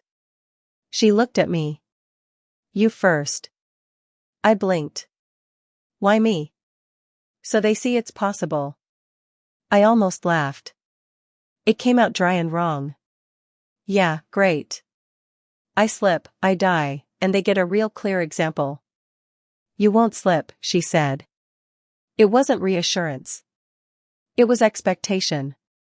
River crouched near the edge, grabbing a length of cable from his pack. I hadn't even noticed he still had it. Not going freehand, he said. Not completely. He anchored it around a jagged outcrop, yanking hard to test it. The rock held. Barely. Barely is good enough, he muttered. Define good enough, I said. Better than staying here. Fair point. Another burst of gunfire echoed up the cliff. No more time. I stepped forward before I could think about it too much. The edge felt wrong under my boots, loose gravel, uneven stone, nothing stable enough to trust. I grabbed the cable. Looked down. Immediately regretted it. The drop swallowed the light. I couldn't see the bottom, just layers of rock cutting in and out like broken teeth. You hesitate, you're done, River said behind me. Yeah, I got that. Then move. I swung one leg over. For a second, everything in my body locked up. Instinct screaming at me to pull back, to stay on solid ground, to not do something this stupid. Then another shot rang out behind us. Closer. That made the decision. I lowered myself over the edge. My boots scraped against rock, searching for something, anything, to hold on to. Found a narrow ledge. Slipped. Caught myself with the cable before I could think about how close that had been. Good, Layla called down. Keep going. Easy for you to say, I muttered. The rock face wasn't smooth. That should have been comforting. It wasn't. It meant every movement mattered, every shift of weight, every grip, every step. One wrong move and there wasn't anything to stop you. I moved slowly at first. Too slowly. Hurry up, someone shouted from above. Then come down here and show me how. I shot back. More gunfire. Closer still. A bullet struck the rock somewhere above me, sending chips of stone down past my shoulder. One clipped my arm, not deep, but enough to sting. Go. River yelled. They've got line of sight. Right. No more slow. I forced myself to move faster. Hand. Foot. Shift. Slide. Don't look down. Don't think. Just move. Above me, I heard movement, more people starting the descent. Some careful. Some not. One of them slipped. A sharp cry cut through the air, followed by the sound of scrambling boots and scraping hands. Hold on. Layla shouted. I can't. You can. The voice broke into panic anyway. Then. Silence. I didn't look up. Couldn't. My grip tightened on the cable until my fingers started to ache. Keep moving, I whispered to myself. Like that would fix anything. The wind picked up again, stronger this time, pressing me into the rock face. For a second, it actually helped, held me there, kept me from drifting back. Then it shifted. And nearly pulled me off. I slammed my shoulder into the stone, teeth clenching as pain shot through me. Still alive? River's voice came from above. Working on it, I said. Good. Don't stop. I didn't. Couldn't. Because now there was nowhere else to go. The alarms faded more as I descended, swallowed by distance. The gunfire too, less frequent, less precise. But not gone. Not safe. After what felt like forever, my boot hit something solid. Not a ledge. Ground. Actual ground. I froze for a second, like I didn't trust it. Then I let go of the cable. I staggered back, looking up. The cliff stretched above me, impossibly high, dotted with moving shapes as the others made their way down. Some careful. Some desperate. Some too fast. Layla was already descending. Of course she was. Fast. Controlled. No hesitation. River followed after, keeping an eye on the people above him, adjusting their grip, their footing, even from a distance. Another shot rang out. A spark jumped off the rock face near the top. They're still firing, I muttered. Of course they are, Layla called down. Why wouldn't they be? One by one, the survivors reached the bottom. Not all of them. But enough. Enough to matter. River dropped the last few feet, landing hard but steady. He looked back up once, scanning the edge, calculating something I couldn't see. Then he turned away. Move, he said. Again? I asked. He gave me a look. What, you thought this was the part where we rest? Behind us, the cliff loomed. Above it, the system still burned. Still hunted. Still intact, in ways that mattered. I took a breath. Didn't feel like enough air. Didn't matter. We started moving anyway. The ground didn't feel real at first. Not in the way it should have. It was solid, objectively, undeniably solid, but my legs didn't trust it. Every step felt like it might give way, like the cliff had followed me down and just hadn't revealed itself yet. Keep moving, River said. He didn't raise his voice this time. Didn't need to. Something about the way he said it, flat, controlled, already thinking 3 steps ahead, cut through the noise in my head better than shouting ever could. So we moved. The terrain at the base of the cliff was worse than it had looked from above. Jagged rock formations jutted out at uneven angles, forcing us into narrow paths that twisted without warning. Loose gravel shifted underfoot, turning every step into a calculated risk. There was no clear route, just fragments of one, barely holding together. And beyond that, darkness. Not the kind you adjust to. The kind that just sits there. Waiting. Behind us, more survivors were still coming down. Slower now. More careful. Fear had sharpened them, at least. Not enough to save all of them. But enough to keep some alive. Layla reached the ground a few moments later, landing light, controlled. She didn't pause. Didn't catch her breath. Just turned immediately, scanning the area like she expected something to already be there. Where? She asked. River didn't hesitate. We head west. Terrain's tighter. Harder for them to move in formation. They'll split, I said. They already have. That tracked. Nothing about the people chasing us suggested they'd just give up because we'd taken a difficult route. If anything, it probably made them more efficient. More focused. A dull thud echoed above us. Another shot. Closer than it should have been. I looked up instinctively. Bad idea.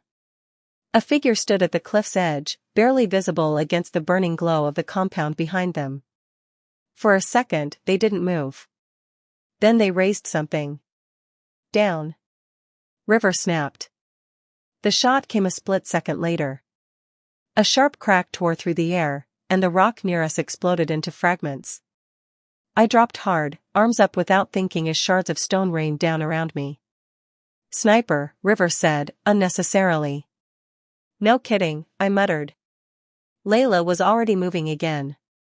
Get under cover, she shouted to the others. Move. The survivors didn't need much convincing this time. They scattered toward the rock formations, pressing themselves into whatever shadows they could find. Not safe. Just less exposed. Another shot rang out. This one hit something softer.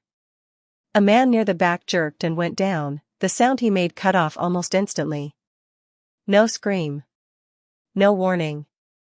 Just gone. I felt something twist in my chest. Anger. Fear. Something uglier than both. Didn't have time to figure out which. Drone, River said, already looking up. Can you tag that position? A faint hum answered from above, barely audible over the wind. Target acquired, the drone replied. Distance, elevated. Wind interference, moderate. Translation? I said. It can hit him, River said. Just not clean. Then do it, Layla said. The drone shifted position, rising slightly, adjusting its angle.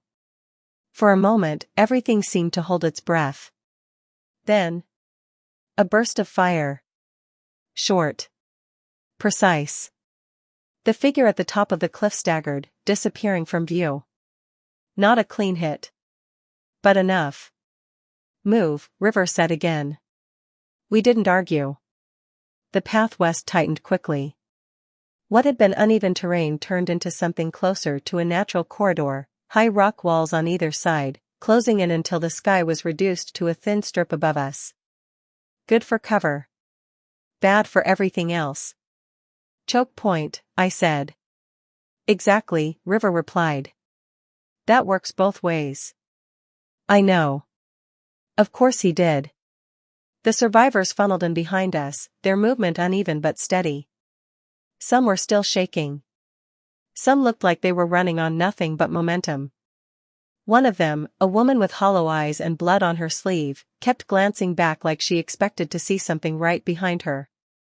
Maybe she would. We moved deeper into the corridor. The sounds of the outside world faded with each step. The wind dulled. The distant fire became a faint glow, barely visible now. Even the alarms? Gone. For a moment, all I could hear was breathing. Too many people breathing in too small a space. It felt wrong. Like the quiet before something worse. Spread out, Layla said. Don't bunch up. They tried. There just wasn't enough room. River slowed slightly, scanning the walls. What? I asked. This is too easy. I almost laughed. Nothing about this has been easy. You know what I mean. Yeah. I did. A low hum crept into the air. Faint at first. Then stronger. The drone reacted immediately. Multiple aerial signatures detected, it said. Approaching from rear vector. I closed my eyes for half a second. Of course they have drones. River didn't stop moving. Can you jam them? He asked. Negative. Signal strength exceeds countermeasure capacity. Then shoot them down. Limited ammunition remaining. Then make it count. The hum grew louder. Closer. Then they appeared. Small. Fast. Angular shapes cutting through the narrow strip of sky above us. Their movement was too smooth to be human-controlled, automated, probably. Or assisted. Either way.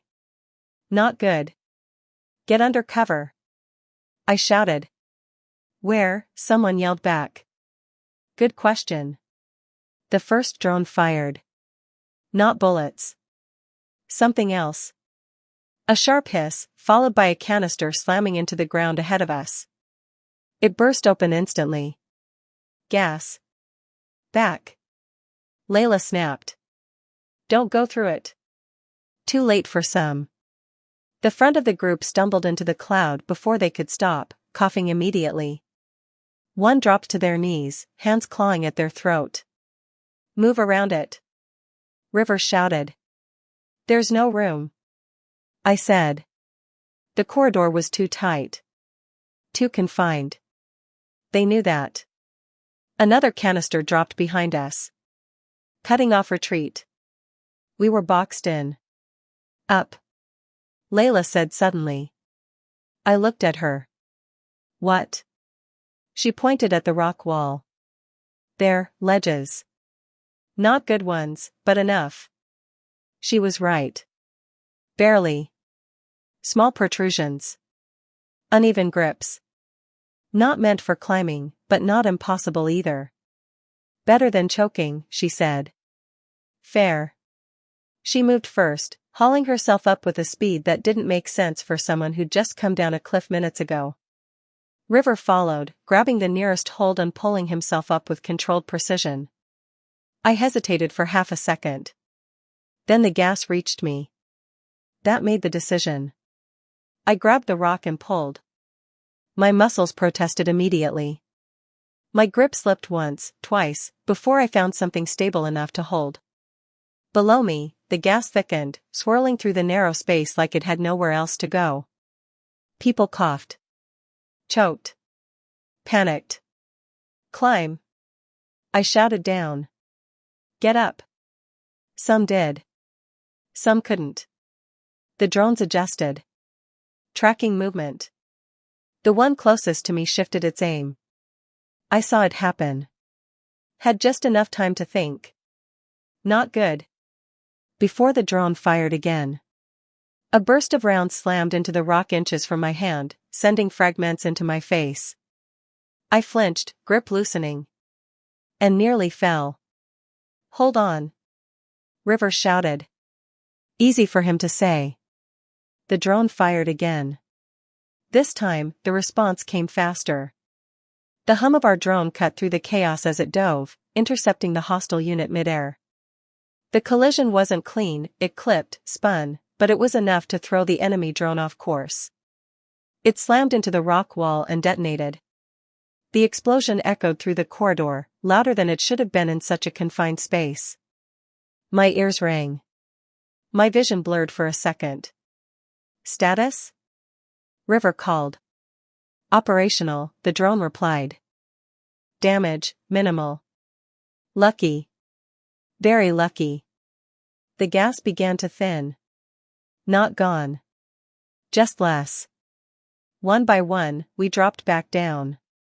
The survivors who'd made it were coughing, disoriented, but alive. Again. Not all of them. Layla looked at the corridor ahead. Then back at us. We keep going, she said. No one argued. Because stopping wasn't an option anymore. We moved deeper into the dark. And whatever waited ahead, it wasn't going to be easier. Chapter 5, Wanted Dead or Alive. The mountain trail didn't taper off. It ended. Not gradually, not with warning, just a sudden, brutal absence of ground where there should have been more of it. One step forward was solid rock, the next was open air. A cliff. A real one. The kind that didn't negotiate. I stopped at the edge, boots grinding against loose gravel that skittered forward and vanished into the drop below. I didn't hear it land. That was the first problem. The second was that I didn't want to. Wind surged upward from the abyss, cold and insistent, tugging at my jacket like it was trying to drag me over before I could make the decision myself. The valley below was a smear of gray-green and shadow, swallowed by distance and whatever haze still clung to the world after everything went wrong. No path. No switchback. No clever way around it. Just down. There's no way this is the route, River said behind me, his voice already tightening with disbelief. I could hear him approach, boots crunching slower now, more careful. He stopped a few feet short of the edge like it might lunge at him if he got too close. Tell me this isn't the route. I didn't answer right away. Because I was already scanning the rock face, looking for fractures, ledges, anything that resembled a climb instead of a fall. The surface wasn't smooth. That was something. Jagged in places. Broken. Eroded just enough to offer handholds if you knew what you were doing. If. Layla stepped up beside me, quieter than River, but not hesitant. She didn't flinch at the drop. She studied it. The same way she studied everything, like it was a problem waiting to be solved, not avoided. It's doable, she said after a moment. River turned to her like she'd just betrayed him. No. No, it's not. That's not doable, that's death with extra steps. I almost smiled at that. Almost. Instead, I glanced back at them both. Ever go mountain climbing, River? Layla? I asked, keeping my tone light, too light for what I was actually suggesting. I already knew the answer. River didn't disappoint. Nope, he said immediately. Then, after a beat, his voice jumped an octave. You're not thinking about climbing down, are you? I turned back to the cliff. Actually, I said, adjusting the strap of my pack, testing its weight against my shoulders, I am. No one spoke after that. Not right away. Like the words had to settle first. Like they needed time to become real. River let out a short, sharp laugh. Yeah, he said. No. Absolutely not. We don't have another option, I said. That's not an option, he snapped, pointing at the drop. That's a mistake waiting to happen. It's a way down. It's a way to die. Layla didn't argue. She stepped closer to the edge, studying it like it was something that could be solved if she stared at it long enough. That was worse. Behind us. A shout. Not one of ours. River froze. You hear that? I hear it, I said. Another voice. Closer. Followed by the unmistakable crack of gunfire. Not distant anymore. Not background noise. Close enough to matter. The prisoners behind us shifted all at once, like a wave hitting rock. Panic traveled faster than sound, people pressing forward, trying to see, trying to understand, already starting to crowd the edge without realizing what they were doing. Back up. Layla snapped. Give space. They didn't listen. Of course they didn't. Another shot. Closer. Stone chips somewhere behind us. They're pushing up the ridge, Layla said. We don't have time. No, we do, River said quickly. We go back. Find another route. There has to be another route. There isn't, I said. You don't know that. I do. He stared at me. Like he wanted me to be wrong. Like he needed me to be wrong. Another crack. Louder. A scream followed it, cut short almost immediately. That changed the air. Whatever hesitation was left, gone. I moved to the edge again, faster this time, forcing myself to look down. Still bad. Still impossible. Still the only way out. Look, I said, pointing. There, first ledge. Then another. It breaks the fall. River shook his head hard. That's not a path. That's guessing. It's enough. It's not enough. Layla crouched beside me, already tracking the same points. It is, she said. River turned on her. You can't be serious. She didn't even look at him. That's the route. Another shot. Closer again. No echo this time. Too close for echo. The crowd behind us surged forward again, someone shoved, someone stumbled, boots scraping dangerously close to the edge. Stop pushing, someone yelled. Move, someone else shouted back. It was starting. Panic. Real panic. They're going to force us off, River said, voice tight now. No sarcasm left. We stay here, we don't even get a choice. That was it. That was the truth of it. I stood up. Decision made for us. Straps tight, I said. Nothing loose. You fall, it catches, you're done. River didn't move at first. Then another shot cracked past us, close enough that we felt it, the air snapping. That got him moving. This is insane, he muttered, tightening his pack with shaking hands. This is actually insane. No, I said. This is what's left. Layla was already ready. Of course she was. I pulled the line from my pack, wrapping it around a jagged outcrop, yanking it tight. The rock groaned under the strain, just a little, but it held. Barely. Not good, River said, watching it. Good enough, I replied. Behind us. Boots. Not scrambling. Not panicked. Measured. They'd reached the ridge. Move, Layla said. I stepped forward.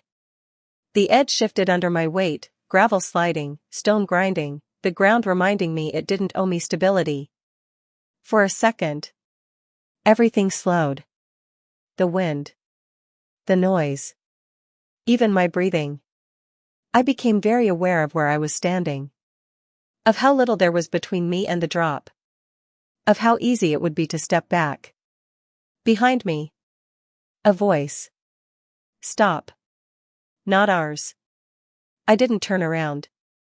River exhaled sharply. Don't miss, he said. I almost smiled. Almost. Then the first bullet hit the ground where I'd been standing a second before. Decision made. I stepped over the edge. Silence. Then. You've lost your mind, River said flatly. Not loud this time. Not dramatic. Just certain. Maybe, I replied. Layla didn't say anything.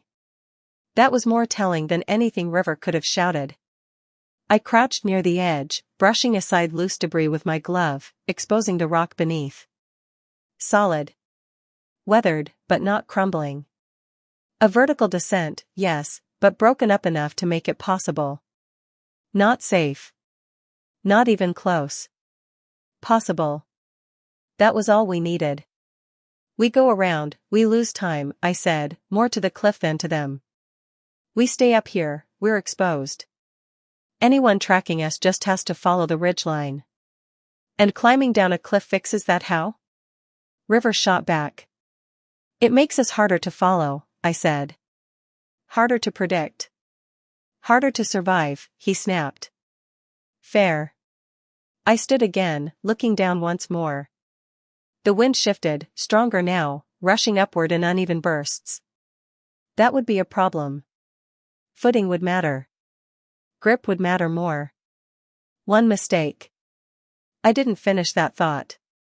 Layla moved closer to the edge, stopping just beside me. How far? She asked. Far enough, I said. She nodded once, as if that confirmed something for her. River let out a long, frustrated breath. You're both insane. No, I said. We're running out of options. That shut him up. Not because he agreed. Because he knew I was right. I knelt and unhooked a length of cord from my pack, utility line, not designed for this, but better than nothing. I looped it around a protruding section of rock, pulling tight, testing the tension. It held. Barely. Not ideal, River muttered, watching me work. Nothing is, I replied. Layla stepped forward. I'll go second. I glanced at her. You sure? She met my eyes evenly. You're not carrying me down. So yes. There wasn't any hesitation in her voice. No fear. Just acceptance. River ran a hand through his hair, pacing now, agitated. This is insane. This is actually insane. We just fought our way out of a camp, reprogrammed a drone, sedated a prehistoric wolf, and this is how we die. Or how we don't, I said. He stopped pacing. Looked at the cliff. Then at me. I hate you, he muttered. Noted. I stepped over the edge. For a fraction of a second, there was nothing beneath me but air. Then my boot found the first hold. Solid. My hands followed, gripping rough stone, testing each point before committing weight. The rock was cold, textured, sharp enough to bite into my gloves. Good. I shifted downward slowly, keeping my center tight to the cliff face, minimizing the pull of gravity trying to peel me away from it. Don't rush, I called up.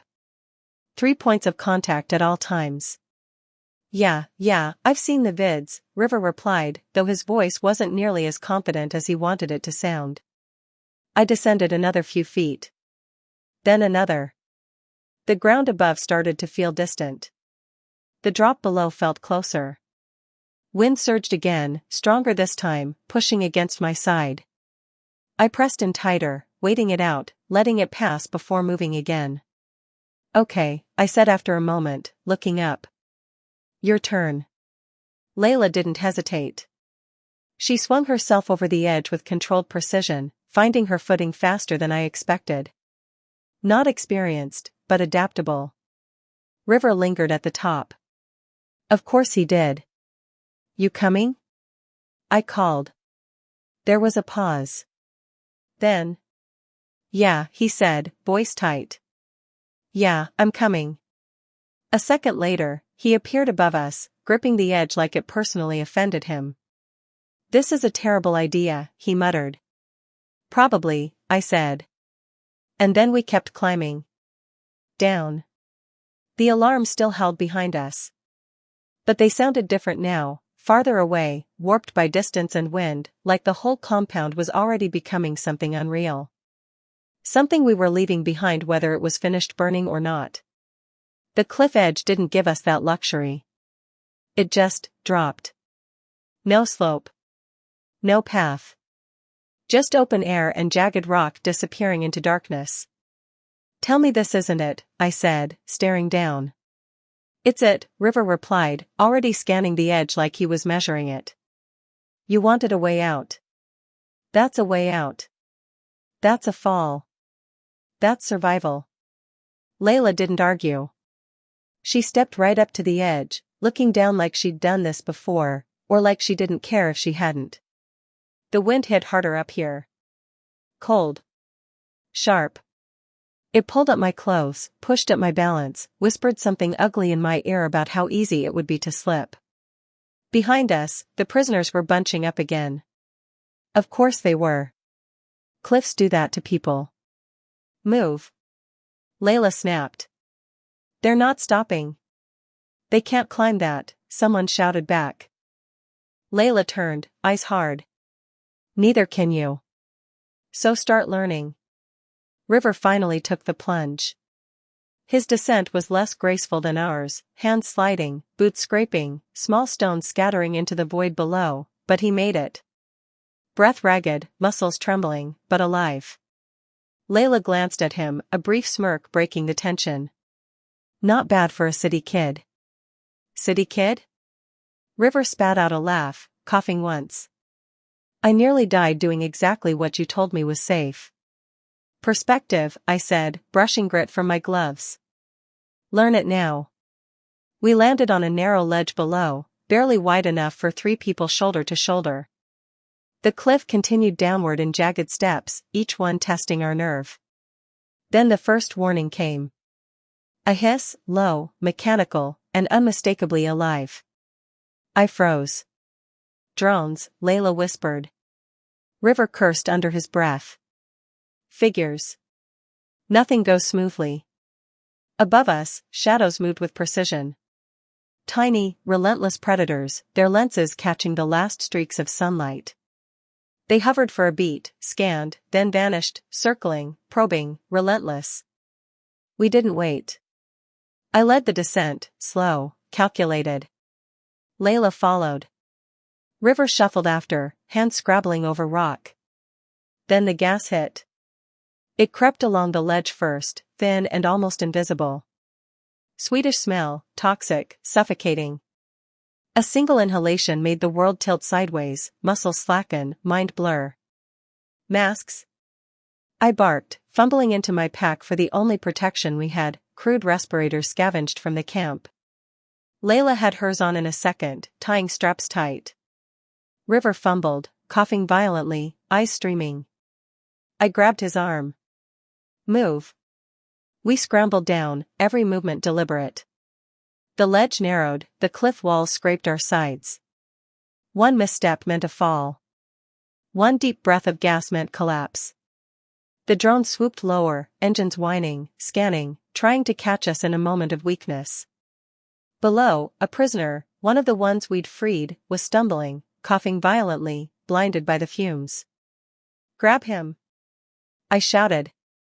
Layla reached out, yanking him onto the ledge. He barely clung, muscles quivering, eyes wild. River groaned. We're not surviving this. Shut up and climb, I said. It was no time for philosophical debates. No time for moralizing. Only forward, only down, only survival. The ledge finally gave way to a steeper drop, jagged and vertical. My pack snagged. Gloves cut. Blood mingled with dirt. I didn't care. We descended. The gas thickened. We coughed, gagged, clawed our way down, but we kept moving. Then the ground appeared. Not a cliff anymore. Just rocks, rubble, debris scattered across the valley floor. The remnants of the camp, or what was left of it after our escape and whatever chaos had followed. We collapsed for a moment, heaving, lungs burning, muscles trembling. Did we make it? River wheezed. We did, I said, though the words tasted hollow. Survival was temporary. The drones were still above, still searching. The gas might linger. And we weren't done. Not by a long shot. Layla helped the prisoner to his feet. We move before they regroup, she said. I nodded, scanning the horizon. The valley stretched ahead, steep ridges, broken trees, a river winding like a scar through the earth. Somewhere out there was New Byzantine, somewhere out there might be safety. Or something like it. Which way? River asked. I spotted them first, crosses carved into the rock, faint, weathered, guiding marks left by someone who had walked this path before. That way, I said. And we started walking again. Every step was careful. Every breath counted. Because nothing in this world moved for free. Nothing came without cost.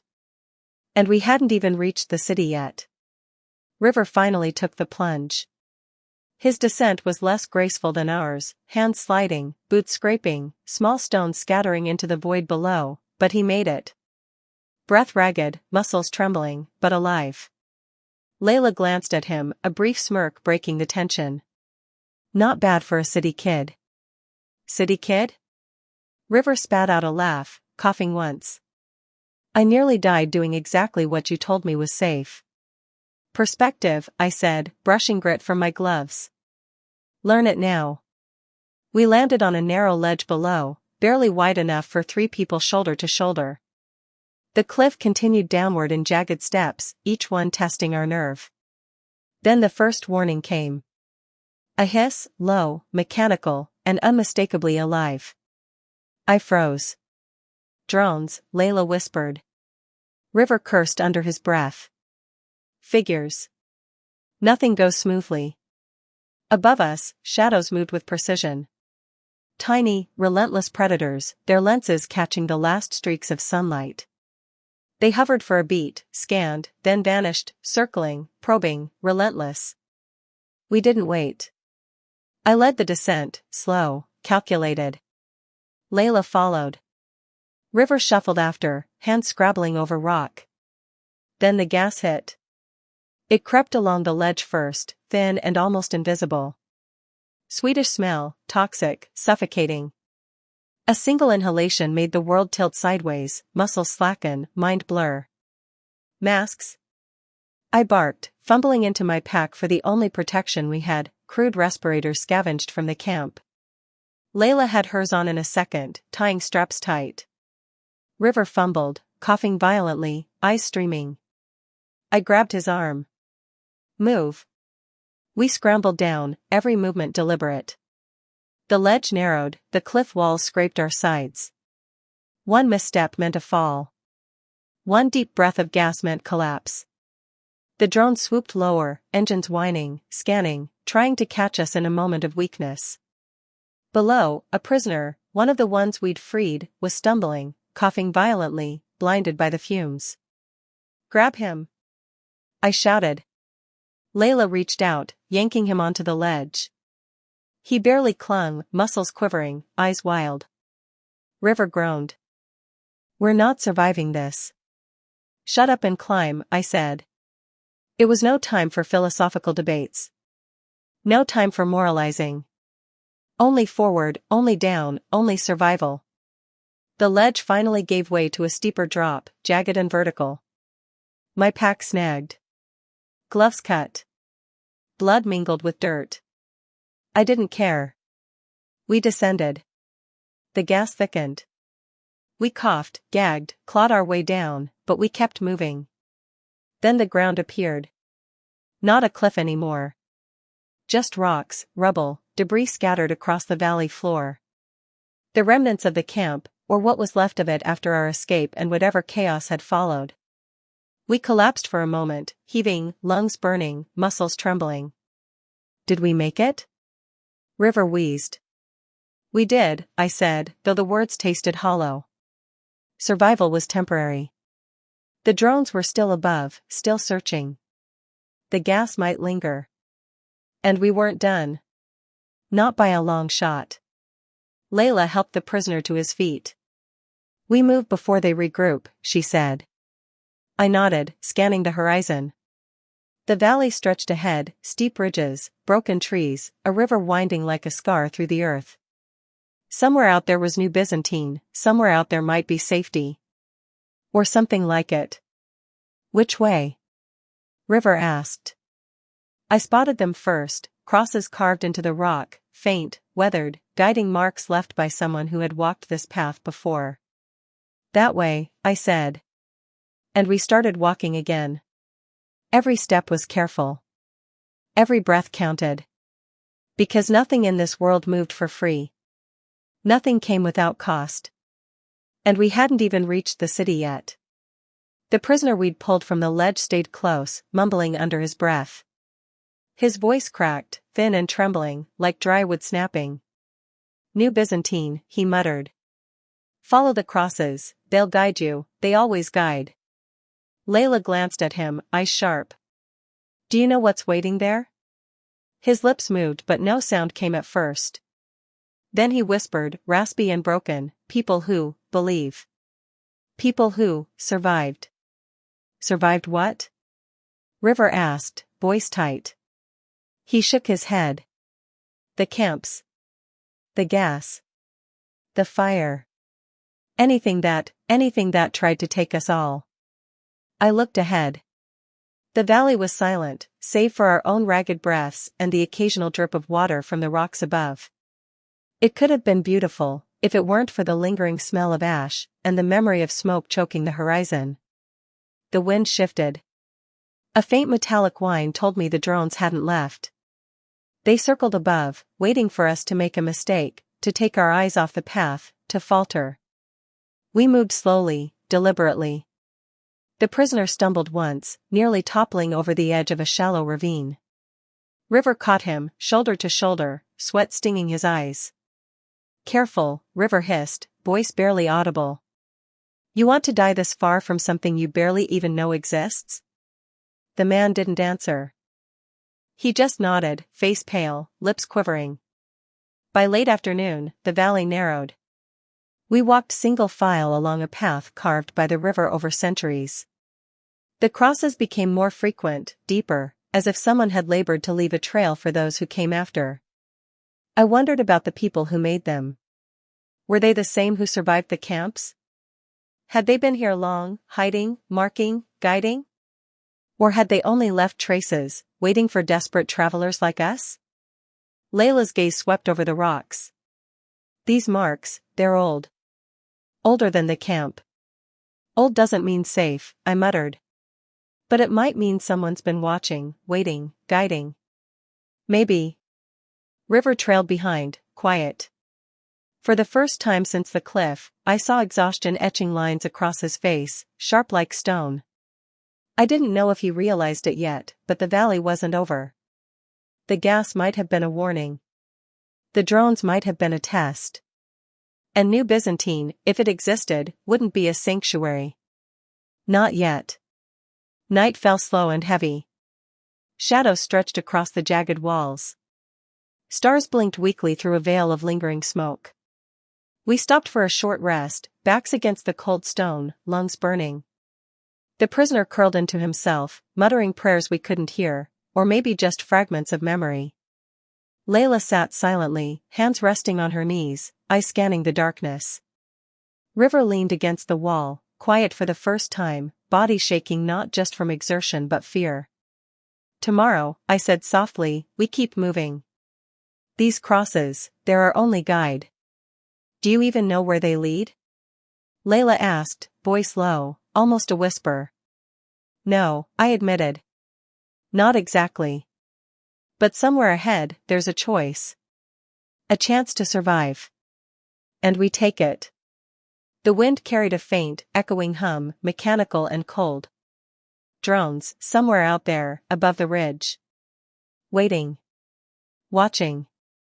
Judging. We slept, or as close to sleep as we could, against the rock, wrapped in thin blankets and grit. The prisoner's breathing was shallow, River's quiet, Layla's tense. And I stared at the faintly glowing crosses etched into the stones ahead, praying, or convincing myself, that they led to something worth the cost. Because at the edge of the cliff, after the gas, the drones, the near death, all you could do was move forward. And forward was exactly where we went. Morning didn't feel like morning.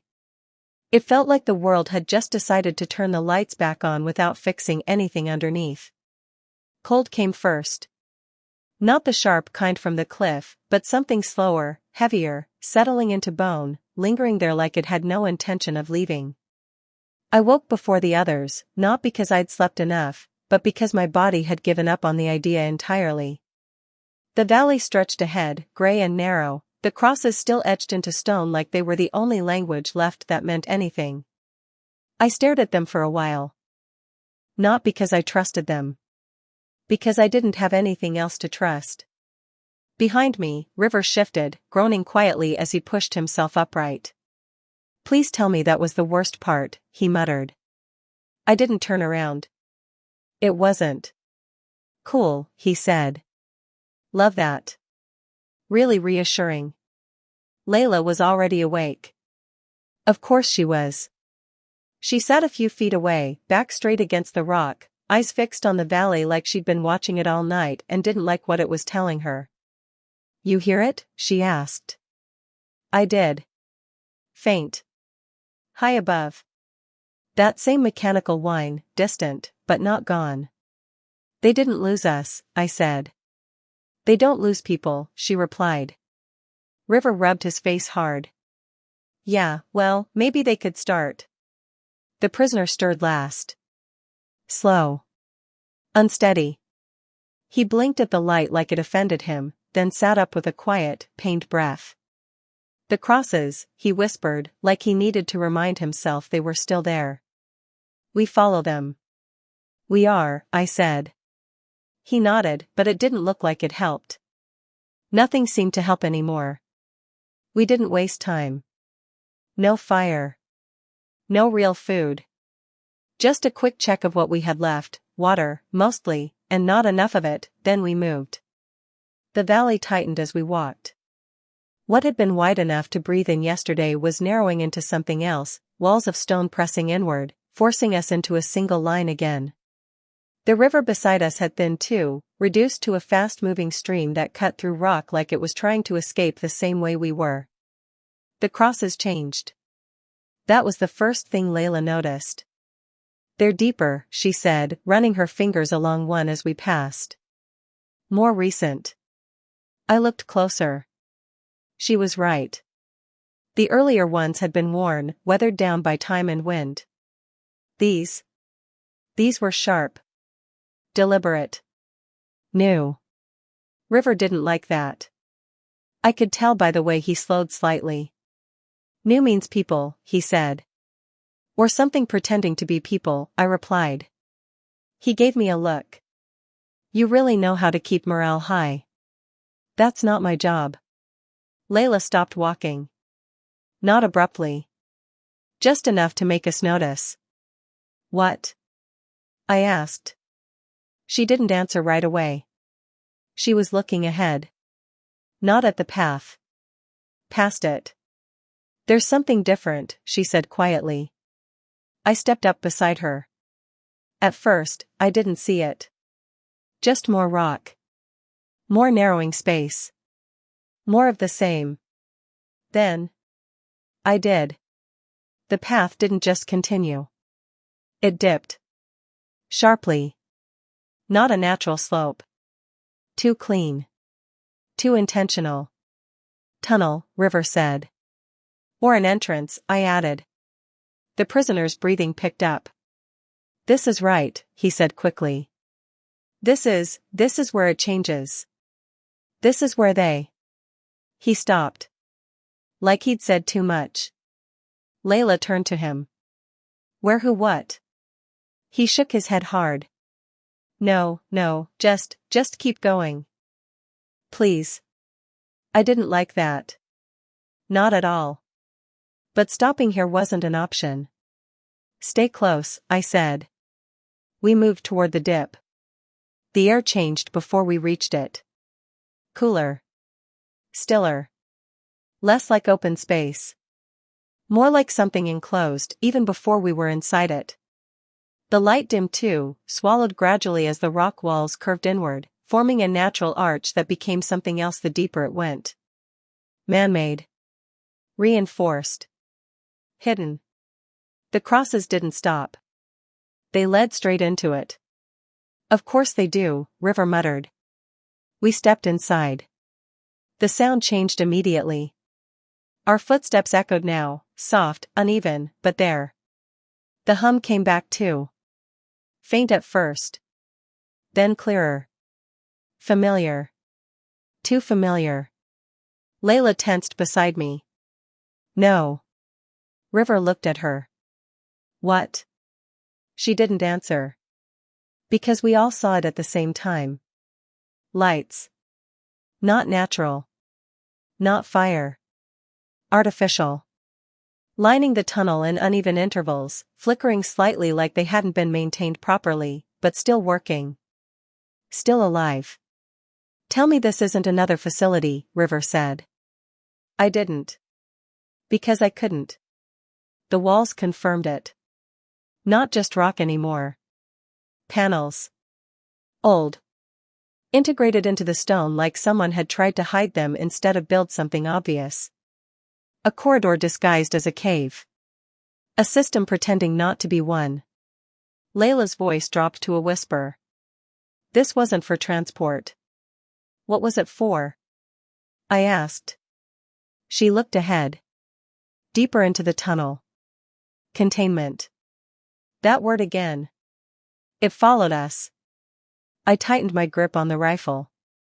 Then we don't linger. We moved faster now. Not running. But close. The lights flickered as we passed under them, some buzzing faintly, others dimming just enough to make the shadows stretch longer behind us. The hum grew louder. Layered now. Not just one system. Multiple. Working together. Watching. The tunnel curved slightly. Then opened. Not into another path. Into a chamber. Large. Too large for something hidden this deep. And in the center. Movement. Not fast. Not aggressive. Just there. Shapes. Human. Standing. Facing away from us. Still. Too still. River leaned in close. Please tell me those are friendly, he whispered. No one answered. Because one of them moved. Slowly. Turning. Just enough for the light to catch its face. And that's when I knew. We hadn't made it somewhere safe. We'd just made it somewhere else. The first thing I noticed wasn't the movement. It was the silence. Not the kind we'd been dealing with out in the valley, the natural kind, broken by wind and shifting rock and the distant hum of things trying to kill us. This was different. Controlled. Contained. Like the room itself had decided sound was unnecessary. The figures stood in a loose semicircle across the chamber, their backs to us, bodies angled slightly towards something we couldn't see yet. They didn't react when we entered. Didn't flinch. Didn't acknowledge the fact that 3 armed strangers and 1 half-dead survivor had just walked into their space. That alone was wrong. River leaned in close, voice barely audible. I don't like this. Good, I said quietly. That means you're paying attention. Layla stepped forward half a pace before I could stop her. Not reckless. Drawn. Her eyes locked onto the nearest figure, scanning, analyzing, like she was trying to solve it instead of fear it. Wait, she whispered. I didn't like that tone. What? I asked. They're not, she started. The nearest figure turned. Not all the way. Just enough. And that was enough. River sucked in a sharp breath beside me. Oh. Yeah. Oh. The face was human. Or it had been.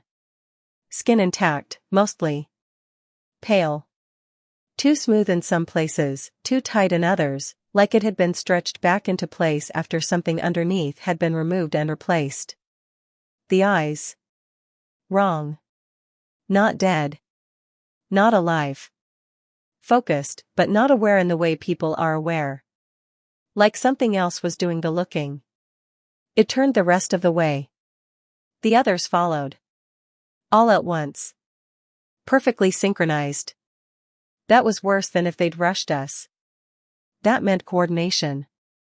That meant control. That's not possible, River muttered. Layla didn't take her eyes off them. It is, she said quietly. If the signal's centralized. Signal? He repeated. She didn't answer. Because now they were moving. Not fast. Not aggressive. Just stepping forward in unison, measured, deliberate, like they already knew exactly how this was going to end and didn't feel the need to rush it. I raised my rifle. Stop, I said. They didn't. Yeah, River said under his breath. Didn't think that would work. Back up, I said. We shifted as one, slow, controlled steps backward toward the tunnel entrance. The figures matched us. Step for step. Same pace. Same rhythm. Layla's voice cut in, low and sharp. They're not autonomous. I gathered that, I said. No, she insisted. Not like the drone. This is different. This is. She stopped. Because we all heard it. A second sound. Behind them. Deeper in the chamber. The hum changed pitch, lower, heavier, like something had just powered up that hadn't been active before. The figures stopped moving. Instantly.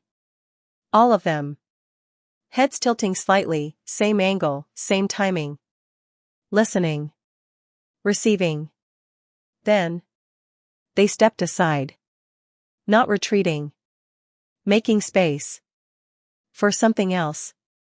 River exhaled slowly. That's worse. That's so much worse. He wasn't wrong. From the darkness behind them. Footsteps. Not metal this time. Not entirely. Heavier. Measured. Intentional. Whoever, or whatever, it wasn't in a hurry. It didn't need to be. A shape emerged. Taller than the others. Broader. Less, broken. At first glance, it looked human. At second glance. No. Not quite. The proportions were right. The movement was right. But there was something underneath it all that didn't align, like a machine trying very hard to imitate a person and almost succeeding. Almost. It stepped into the light. And smiled. That's what made it worse. Not the metal threaded subtly along its neck. Not the faint seams along its jawline. Not the way its eyes reflected light just a fraction too sharply. The smile. Too precise. Too intentional. Too practiced. Visitors, it said. Its voice was smooth. Controlled. Almost warm. Almost.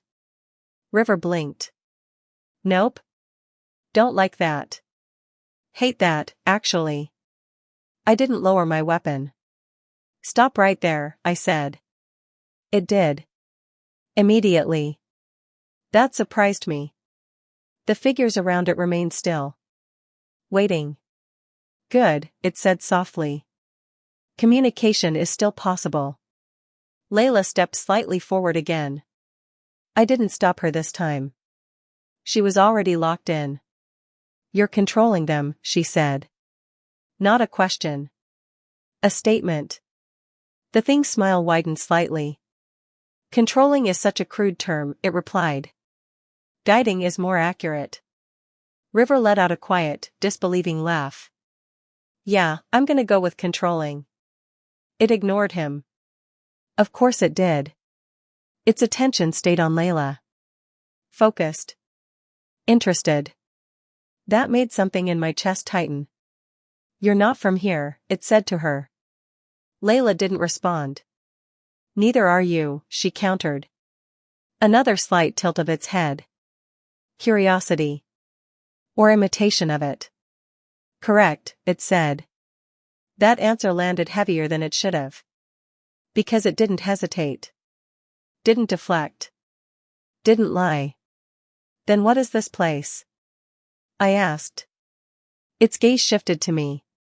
For the first time. Direct. Measured. Evaluating.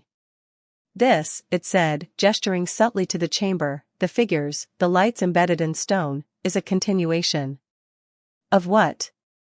River asked. The smile returned. Slightly sharper now. Of survival, it said. Behind it, the figures shifted again.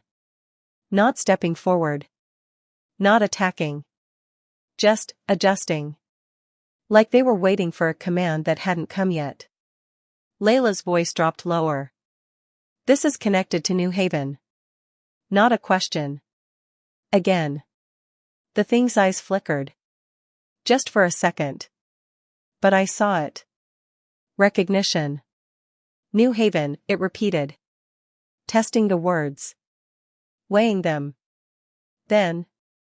Yes, it said. River swore under his breath. I tightened my grip on the rifle. Of course it was. Of course it always led back there.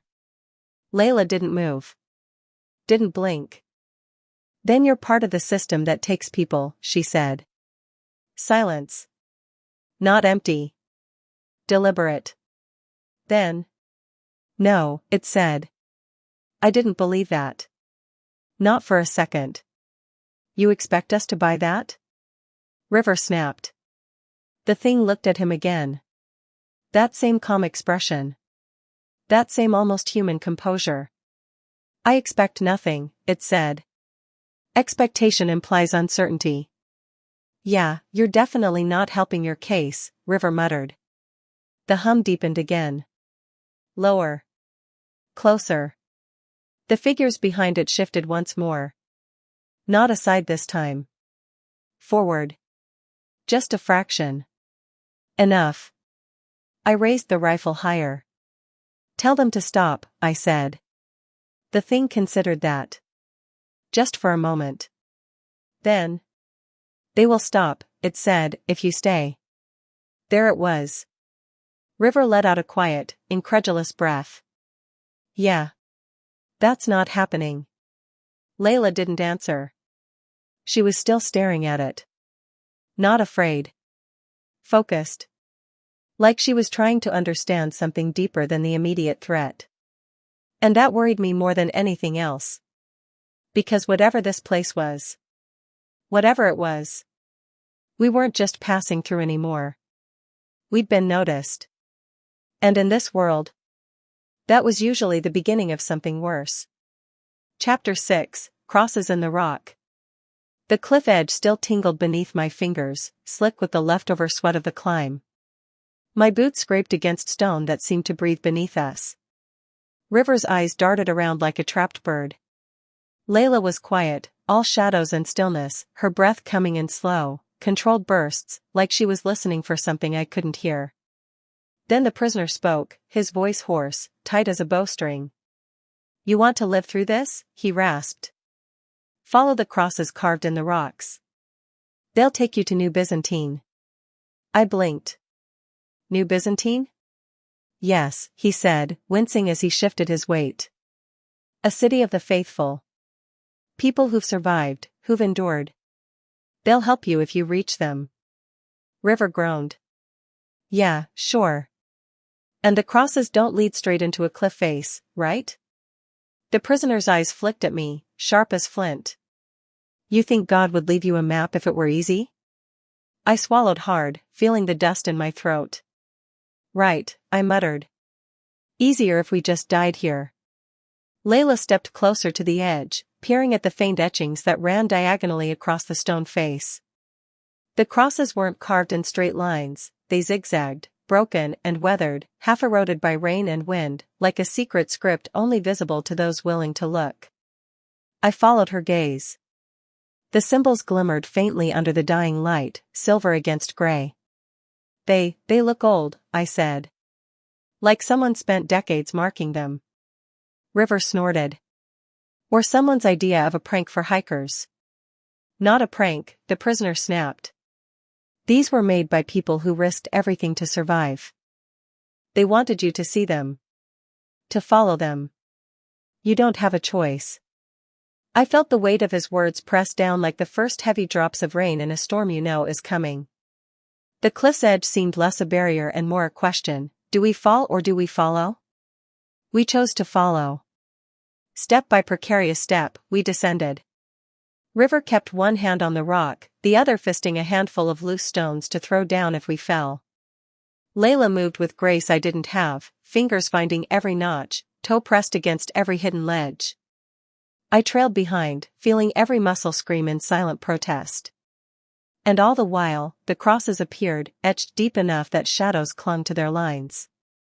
We traced them without talking, letting their silent guidance pull us down the jagged face.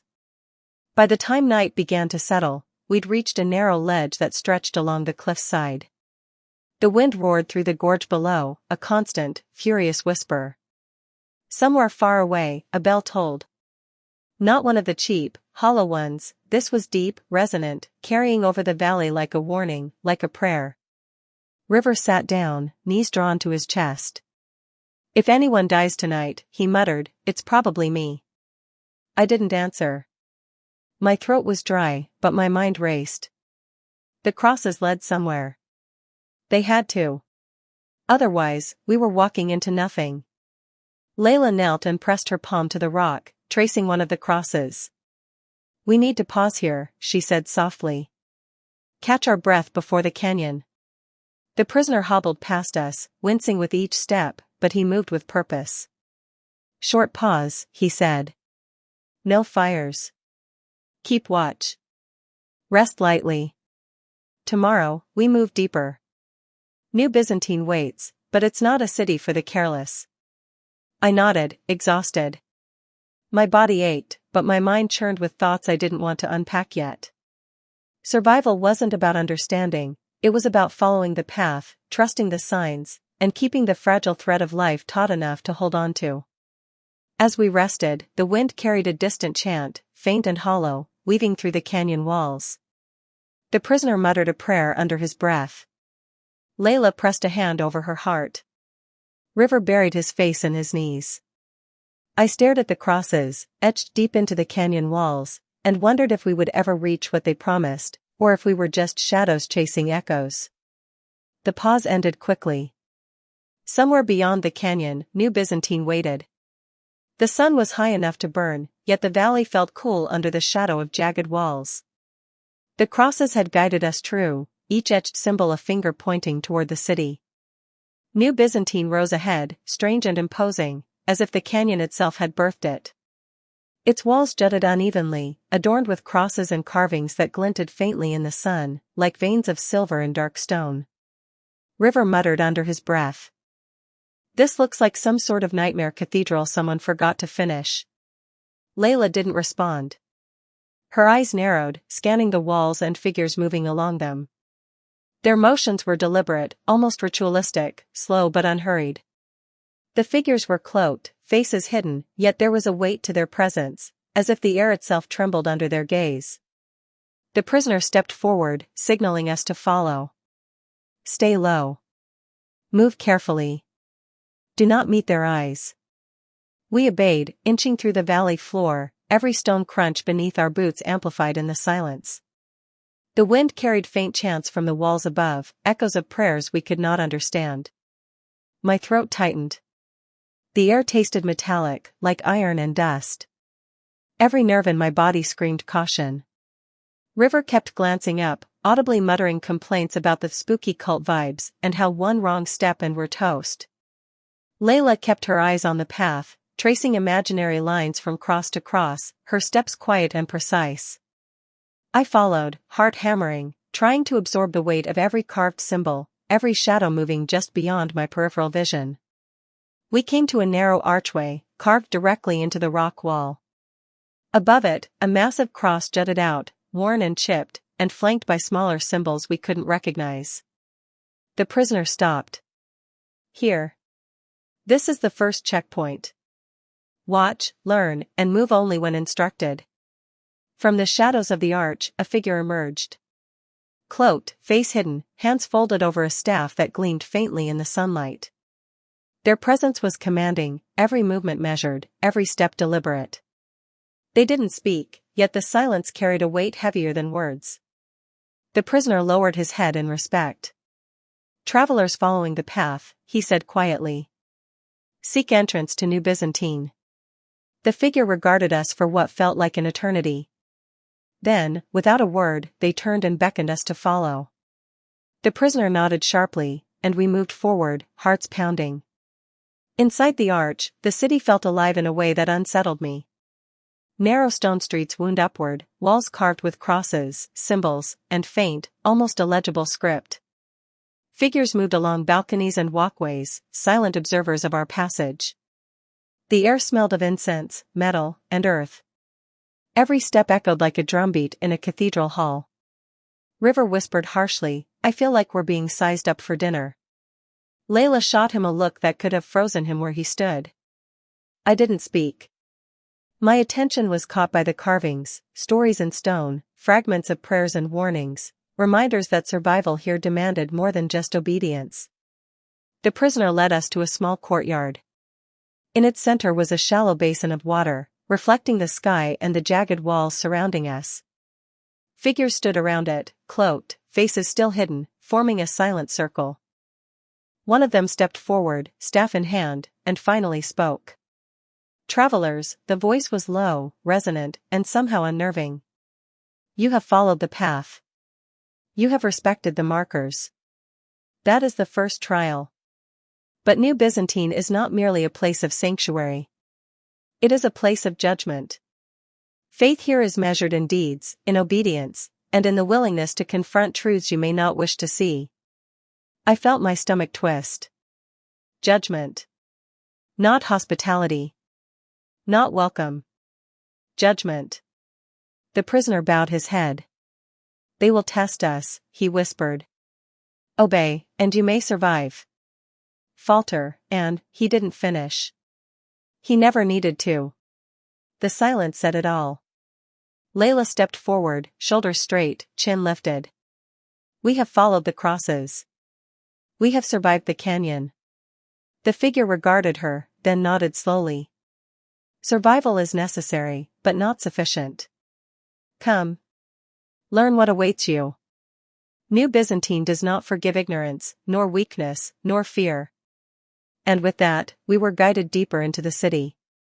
Every street, every carved wall, every cloaked figure seemed alive with purpose. Eyes, or what felt like eyes, watched us from above, from behind cracks, from shadows we could not name. The crosses continued to appear, etched into stones, walls, and stairways, guiding us forward.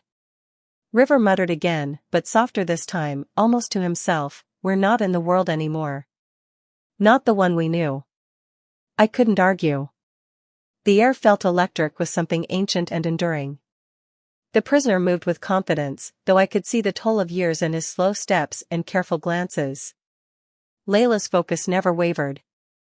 And me, I followed, wondering if reaching New Byzantine meant salvation, or something far stranger.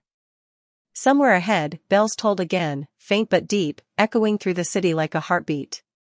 And in that sound, I felt the weight of every soul who had carved the crosses, every prayer whispered into stone, every life clawed from despair. New Byzantine was not a city for the careless. It was a city for those who were willing to see the world bend, to feel the weight of history, to meet judgment in the flesh. And we had no choice but to continue.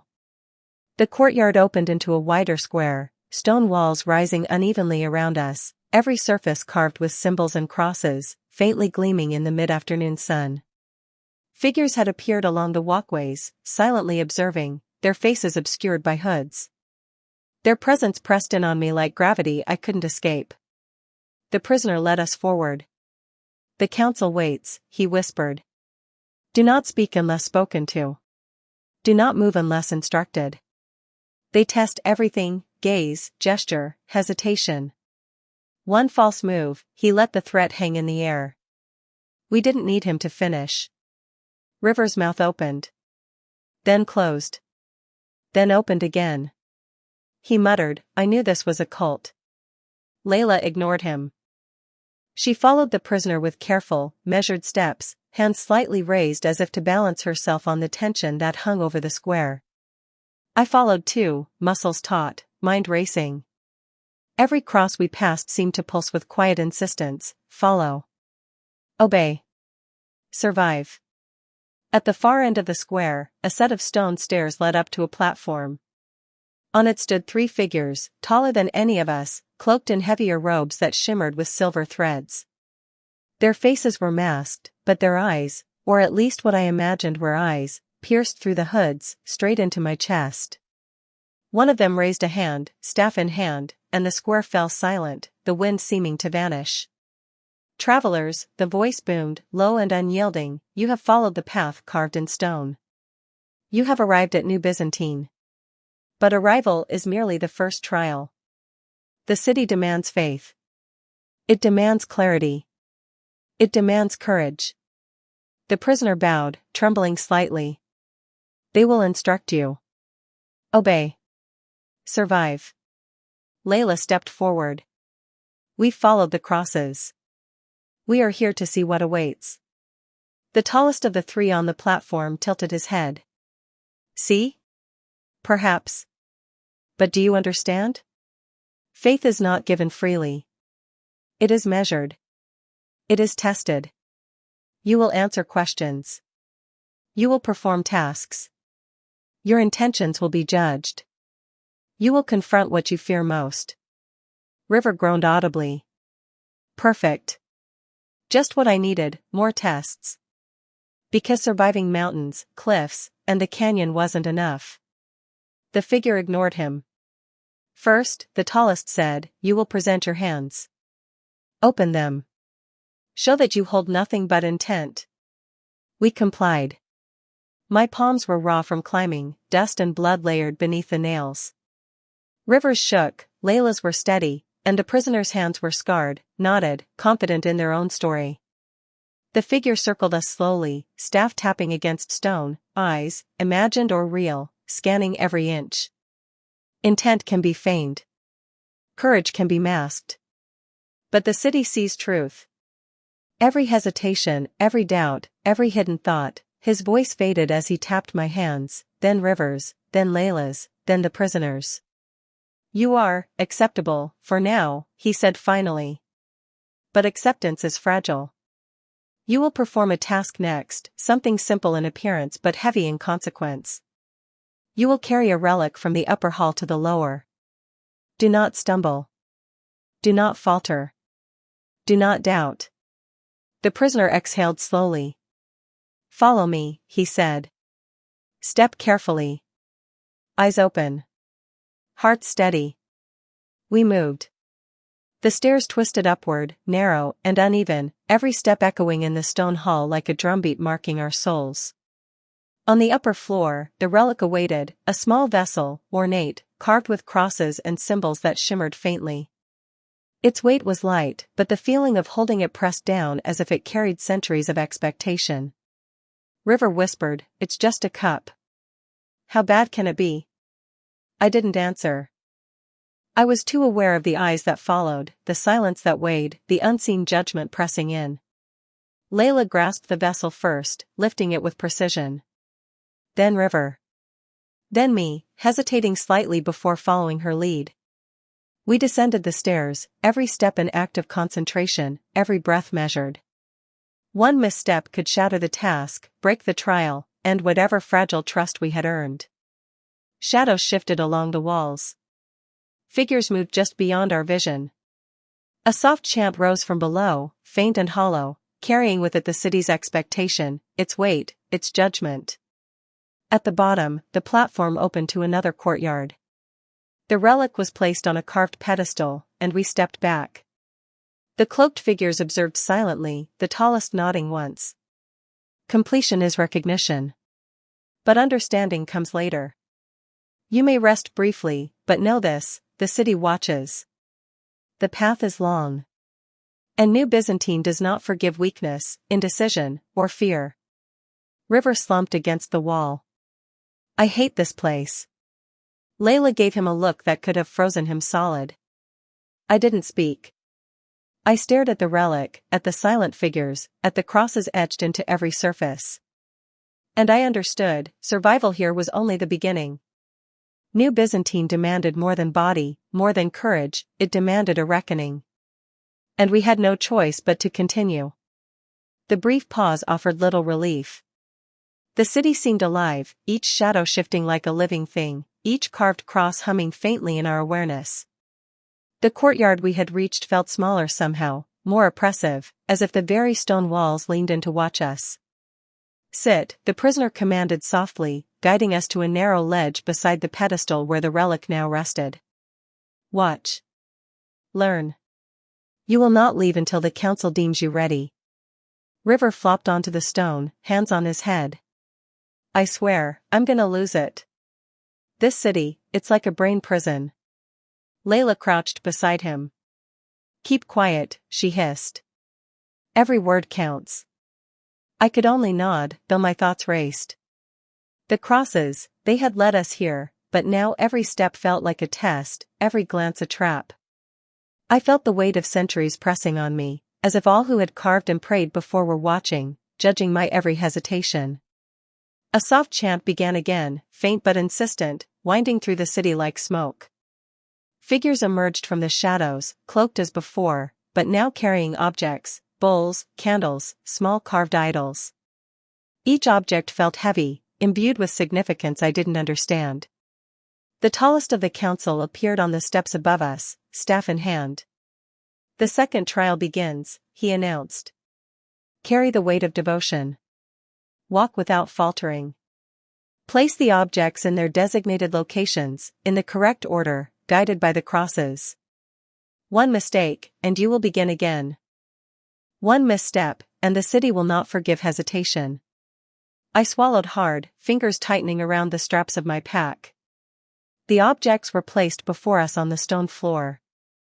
I could feel their weight, both literal and symbolic, pressing down on my chest. River groaned audibly.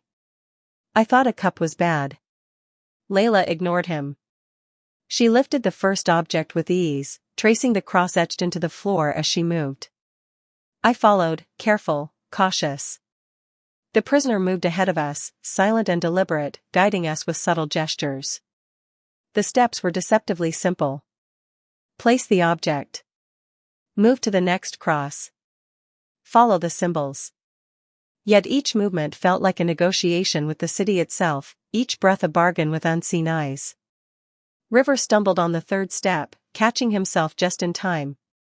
The tallest figure's gaze seemed to pierce him, though his hooded face revealed nothing. Focus, the prisoner whispered. Every hesitation matters. Every doubt is weighed. Minutes stretched into an eternity. I felt my muscles scream, my mind tightening in a vice of concentration and fear. The crosses seemed to shimmer faintly with each step, guiding yet judging, a silent chorus demanding perfection. Finally, the last object was placed, the final cross reached. Silence fell again, thick and almost unbearable. The tallest council member descended the steps, staff tapping lightly against stone. He stopped in front of us, studying our faces as if reading the history etched into our bones.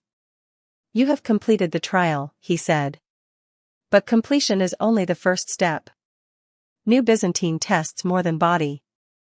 It tests resolve, understanding, and the willingness to confront the truths you carry within.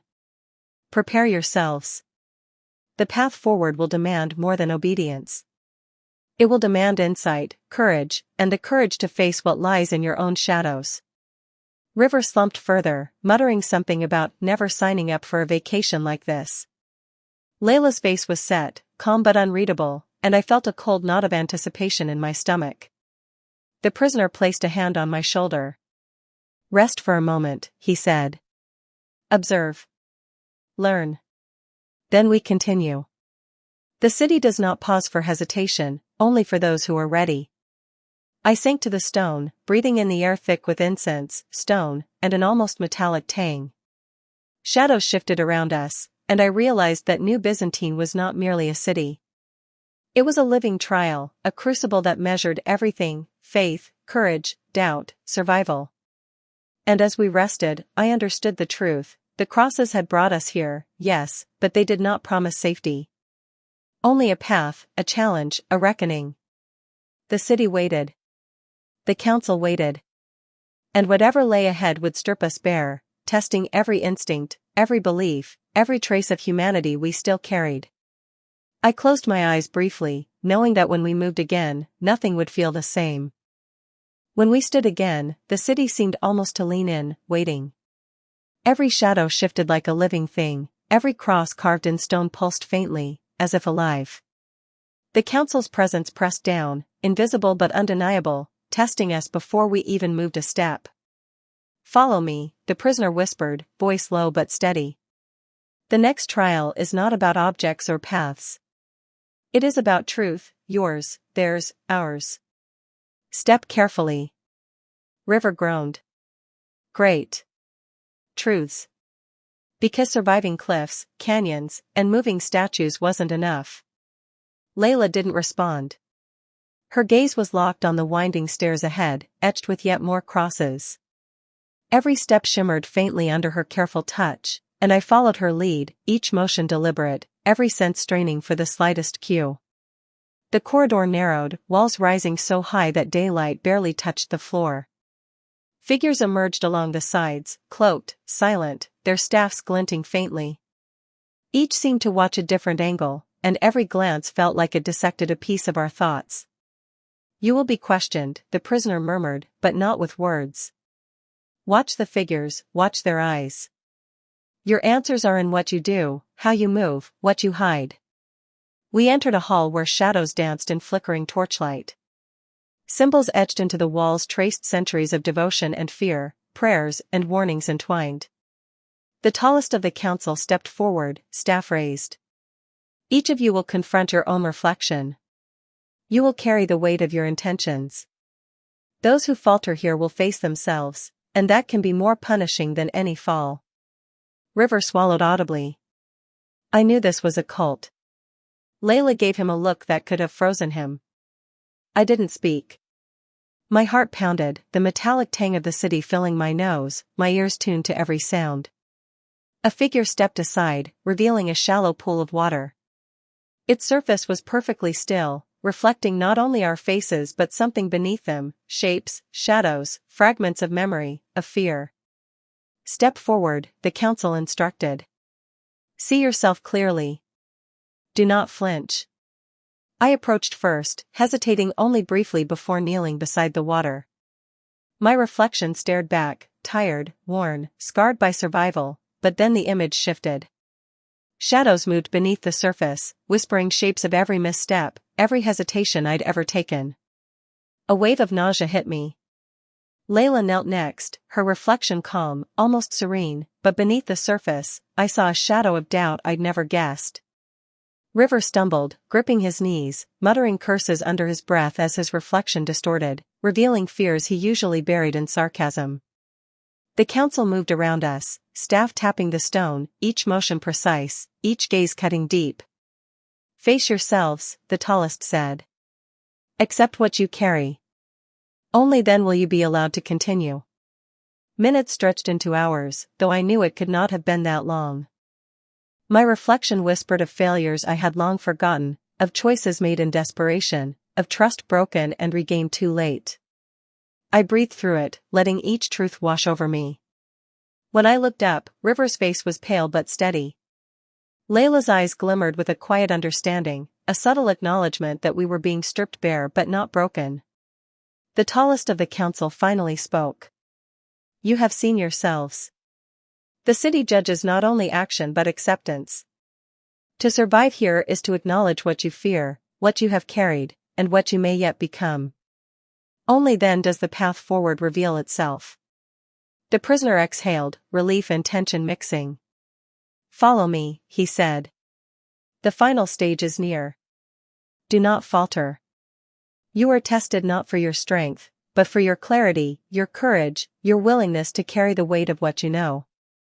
We moved deeper, into chambers carved from stone, lined with crosses and faint inscriptions that pulsed as if alive. The air thickened, humming with expectation. Each step echoed like a drumbeat marking our passage, each breath a silent prayer. River whispered under his breath, I think I left my soul back at the cliffs.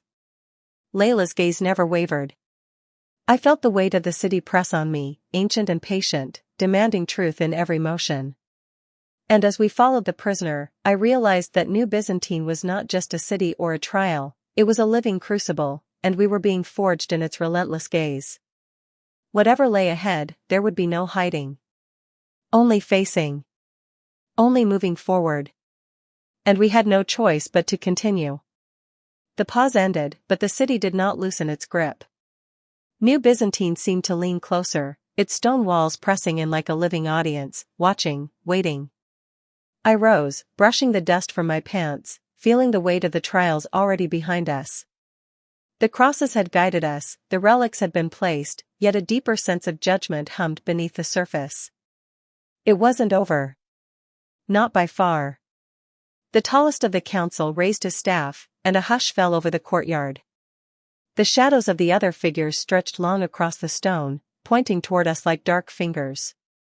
The final trial begins, he said, voice low, resonant, the kind that made the air itself vibrate. You have proven patience, balance, and intent. But now, you must confront what you carry inside. Your truths. Your fears. Your choices. River groaned from the edge of the courtyard. Oh, perfect. Inner demons time. My favorite. Layla ignored him. Her gaze was fixed on the staff, the symbol of authority in the center, and then on the tallest figure. Her posture remained steady, deliberate, every line of her body a study in controlled anticipation. The prisoner motioned for us to follow. Eyes open. Heart steady. One misstep here does not just undo progress. It unravels trust. We moved forward into a narrow corridor, walls rising high and covered with carvings, crosses, sigils, symbols too intricate to understand without years of study. Each cross we passed seemed alive, vibrating faintly under our hands as we brushed past. The air smelled of incense, sweat, and something metallic, like iron bleeding from stone. At the end of the corridor, the council had prepared a small platform. In the center lay 3 items, a broken mirror, a candle, and a piece of parchment scrawled with a message I couldn't yet decipher. The tallest figure gestured to each of us. Each item reflects a facet of truth. Choose carefully. Handle with intention. Each decision reveals more than you think. I swallowed hard. The broken mirror caught my reflection first. I saw my face, tired and grim, but it felt wrong. The cracks didn't just distort my image, they exaggerated every doubt, every fear, every weakness I thought I'd hidden. My stomach knotted. River went first. He approached the mirror with a scowl, muttering complaints about unfair tests and insane cult rituals. He hesitated, then touched the surface lightly. Immediately, the cracks flared like veins of fire. I saw him stiffen, his bravado crumpling as the mirror reflected more than just his face. Shadows moved in his reflection, his own insecurities dancing just beneath the surface. He recoiled. Jesus, he whispered. It's like it knows me. Layla stepped forward next, hands steady. Her reflection in the fractured glass seemed almost serene, yet the cracks shifted subtly, highlighting moments of regret, loss, and fear she rarely let show. She touched the mirror deliberately, letting the surface reveal and then smooth over, controlling the reflection with a calm mastery I envied. Finally, it was my turn. I stepped forward, palms sweating. I looked into the glass and saw everything at once, my mistakes, the weight of survival, the echoes of lives I'd touched and abandoned, the choices I'd tried to ignore. I hesitated. The council's eyes, those imagined eyes from beneath the hoods, pierced me, pressing me forward. I reached out and touched the mirror. The cracks spread, then shifted, then reflected not just what I feared, but what I could become if I failed. My breath caught. But I stayed with it. I let the mirror show everything, not hiding, not flinching, not lying. And slowly, the cracks dulled, the reflection steadied. I understood then that the city did not just test survival. It tested acceptance, the acceptance of who we were, who we had been, and who we could choose to become. The candle was next. River grabbed it hastily, nearly tipping the wax.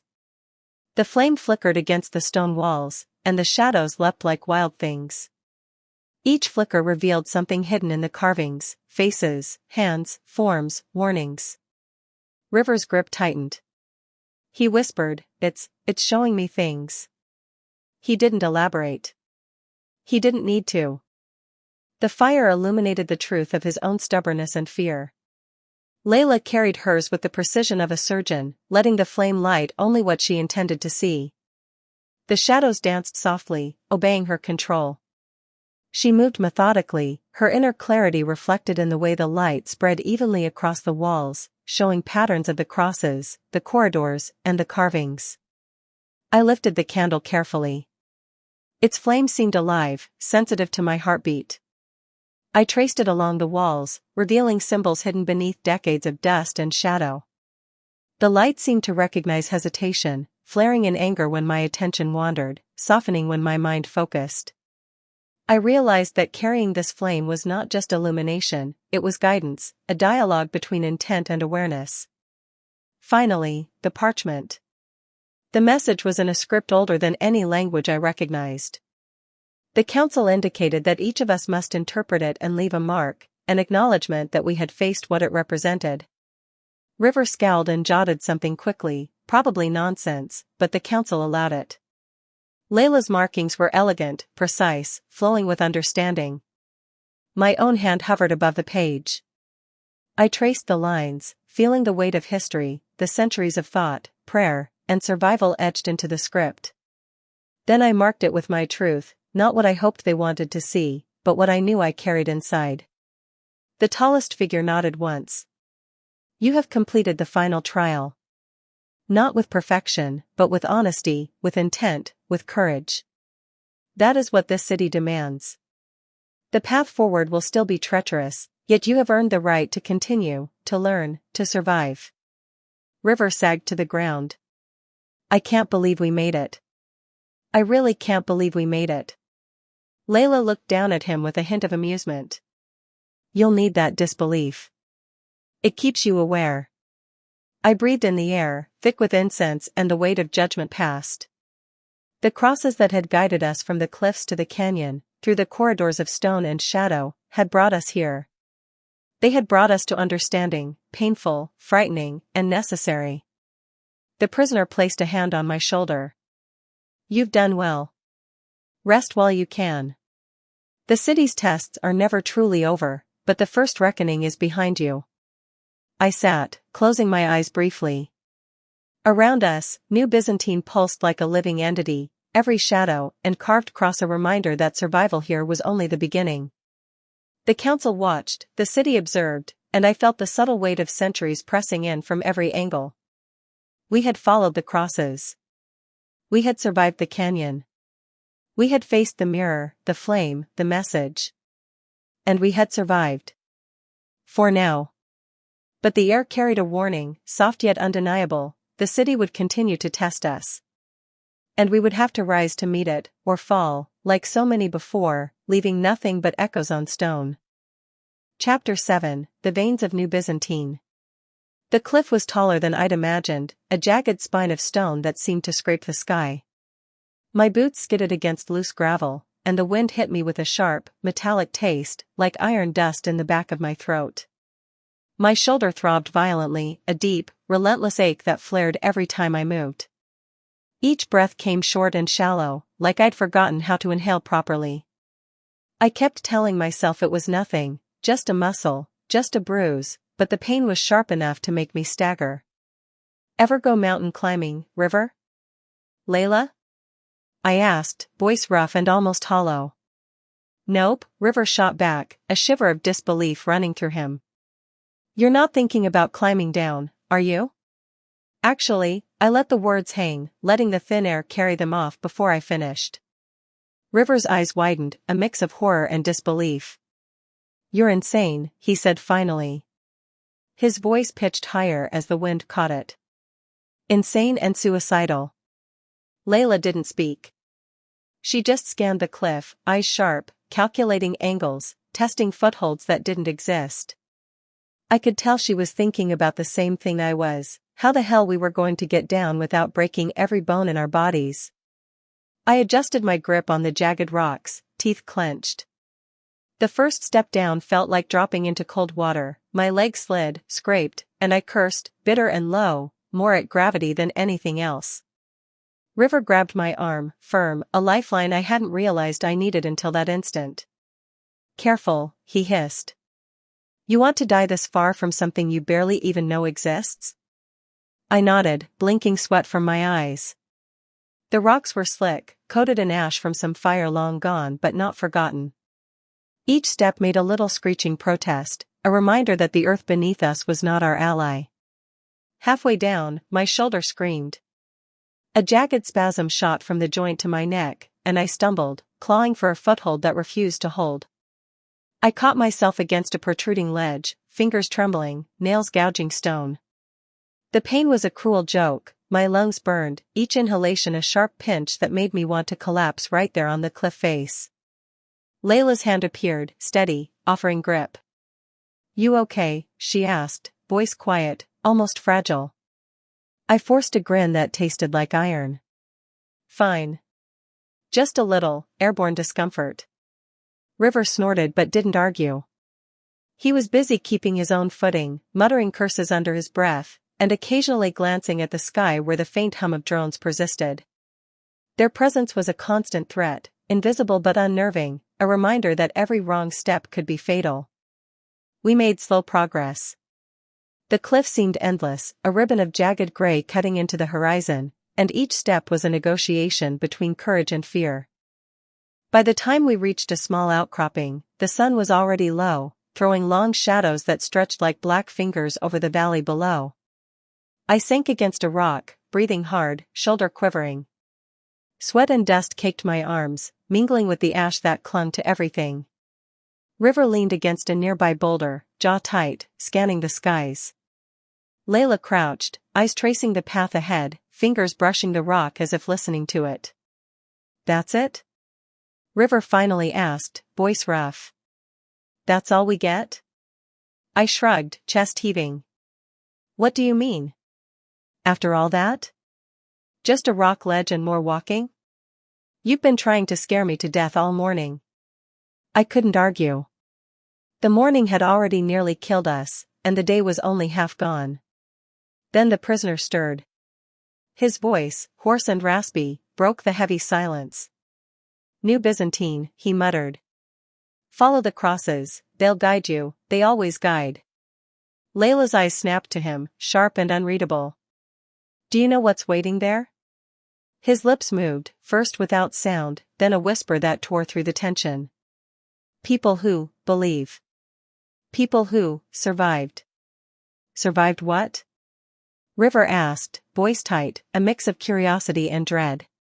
He shook his head, quivering. "The camps. The gas. The fire. Anything that tried to take us all." I looked at the valley. Silent. Empty. The air smelled faintly of ash, of smoke that had long since vanished but left its ghost. It could have been beautiful, the way the wind rolled over the rocks, the river carving a line through the valley, but nothing about this was gentle. Not with death hovering in our minds, not with drones circling like vultures, waiting for us to slip. We moved cautiously, deliberately. The prisoner stumbled once, nearly sliding into a shallow ravine. River caught him, shoulder to shoulder, sweat stinging our eyes. "Careful," River hissed again. "You want to die this far from something you barely even know exists?" The man only nodded, face pale, lips trembling. I couldn't look away. He was a walking reminder of everything we were fleeing, and everything we might find. By late afternoon, the valley narrowed. We walked single file along a path carved by the river over centuries, the sound of water faint but constant. The crosses began to appear more frequently, etched deep into rock as if someone had labored to leave a trail for the desperate, the hunted, the lost. I wondered about the people who made them. Had they survived the camps? Had they been here for decades, hiding, marking, guiding? Or were they only remnants, traces left for travelers like us to find, a hope we weren't sure we deserved? Layla's gaze swept over the rock walls. "These marks, they're old. Older than the camp." I nodded slowly, the weight of it pressing on my chest. I could feel my shoulder protesting with every step, my lungs screaming for air, yet something deeper, harder than pain or fear, kept me moving forward. And then, from above, a faint metallic whine reminded us that the drones had not left. They circled, waiting for a misstep, a glance away, a falter. I could almost hear them whispering, reminding us that every inch forward was earned in blood, sweat, and sheer will. The sun dipped lower. Shadows stretched across the valley like dark hands, and the crosses, once faint and scattered, now seemed to form a trail, a broken, uncertain path forward, but a path nonetheless. I tightened my grip on the rock and stepped forward. Every movement hurt. Every breath was a battle. But for the first time in hours, maybe days, I felt a sliver of purpose beneath the panic, the exhaustion, the fear. We were moving. We were alive. And somewhere ahead, hidden in the valley's shadows, in the remnants of a world I couldn't yet comprehend, New Byzantine waited. The crosses became more frequent, etched deep into every crag and crevice, guiding us like brittle fingers pointing toward a distant promise. The prisoner led the way, hunched and trembling, each step a careful negotiation with gravity and fear. He moved slower than before, and I could feel the valley pressing in from all sides, narrowing, claustrophobic, the river rushing below like a reminder that one false move meant a long drop to ruin. "Keep your eyes on the marks," he rasped, voice cracking under the strain. They'll show you where to go. Don't stray. Don't think. River muttered under his breath. Easy for you to say. He kicked a loose stone, watching it tumble and hit the rocks below with a distant, hollow sound. Easy for you to walk and whisper wisdom like nothing's about to tear us apart. Layla's expression didn't shift. She merely adjusted her pack and pressed forward, fingers brushing the cool stone, reading the grooves in the rock as if they held secrets. I tried to do the same, letting the rhythm of the trail guide my steps, the pain in my shoulder and lungs momentarily fading into the background. A wind gust rattled across the valley, carrying ash and dust. I flinched, swallowing the bitter taste. Above, the faint metallic whine reminded us, the drones had not left. They circled high, patient predators, waiting for hesitation, for the slightest mistake. My heart thumped erratically, each beat loud in my ears. The prisoner stumbled again, almost slipping into the river. River's arm shot out instinctively, steadying him. God damn it, he hissed. If we die this far out, I swear. But no one laughed. There was no room for humor. The valley had a way of stripping everything away, confidence, bravado, the illusions of control. Hours passed. Sunlight shifted, cutting jagged lines across the rocks. Shadows grew longer, deeper, moving like living things along the walls of the valley. I realized I couldn't remember the last time I had felt safe. Not really. My shoulder throbbed with each step, my lungs burned, my stomach lurched. Yet we pressed on, driven by some fragile hope the prisoner carried, some whisper of survival etched in every cross. Finally, the valley widened. Trees began to appear, thin and gnarled, clinging stubbornly to the rocky soil. Moss-coated rocks, and water pooled in tiny basins along the path. The crosses became more intricate, carved not just in stone but in wood, hanging from branches, painted with symbols we didn't understand but somehow recognized as a guide. Layla's voice cut the silence. They'd been expecting someone. Or something. They want people to follow this path. I nodded, though my voice caught in my throat. Every instinct told me to stop, to turn back, to collapse into the shadows and wait for the drones to forget we existed. But the thought of New Byzantine, of survivors, of people who had endured what we had barely escaped, pushed me forward. By evening, the prisoner led us to a narrow ridge overlooking the valley floor. Below, nestled between hills and surrounded by thick trees, lay the outline of a city.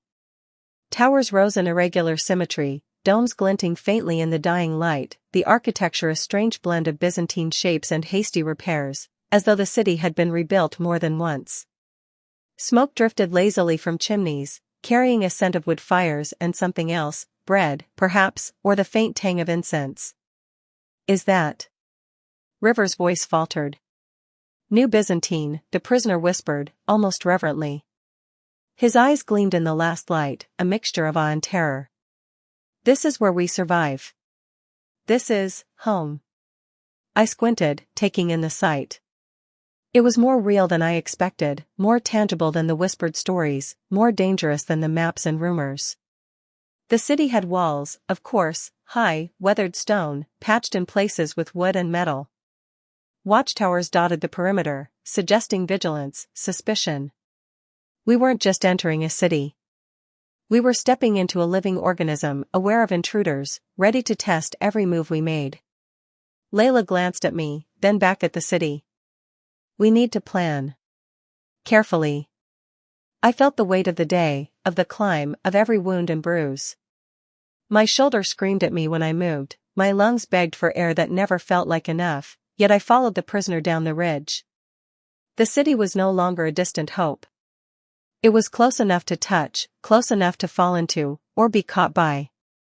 The path descended sharply, twisting through a forest of skeletal trees. Shadows lurked between trunks, and every rustle of leaves set my nerves on edge. River's hand was near mine now, protective, wary. Layla moved ahead, scanning constantly, silent and precise. Are they armed?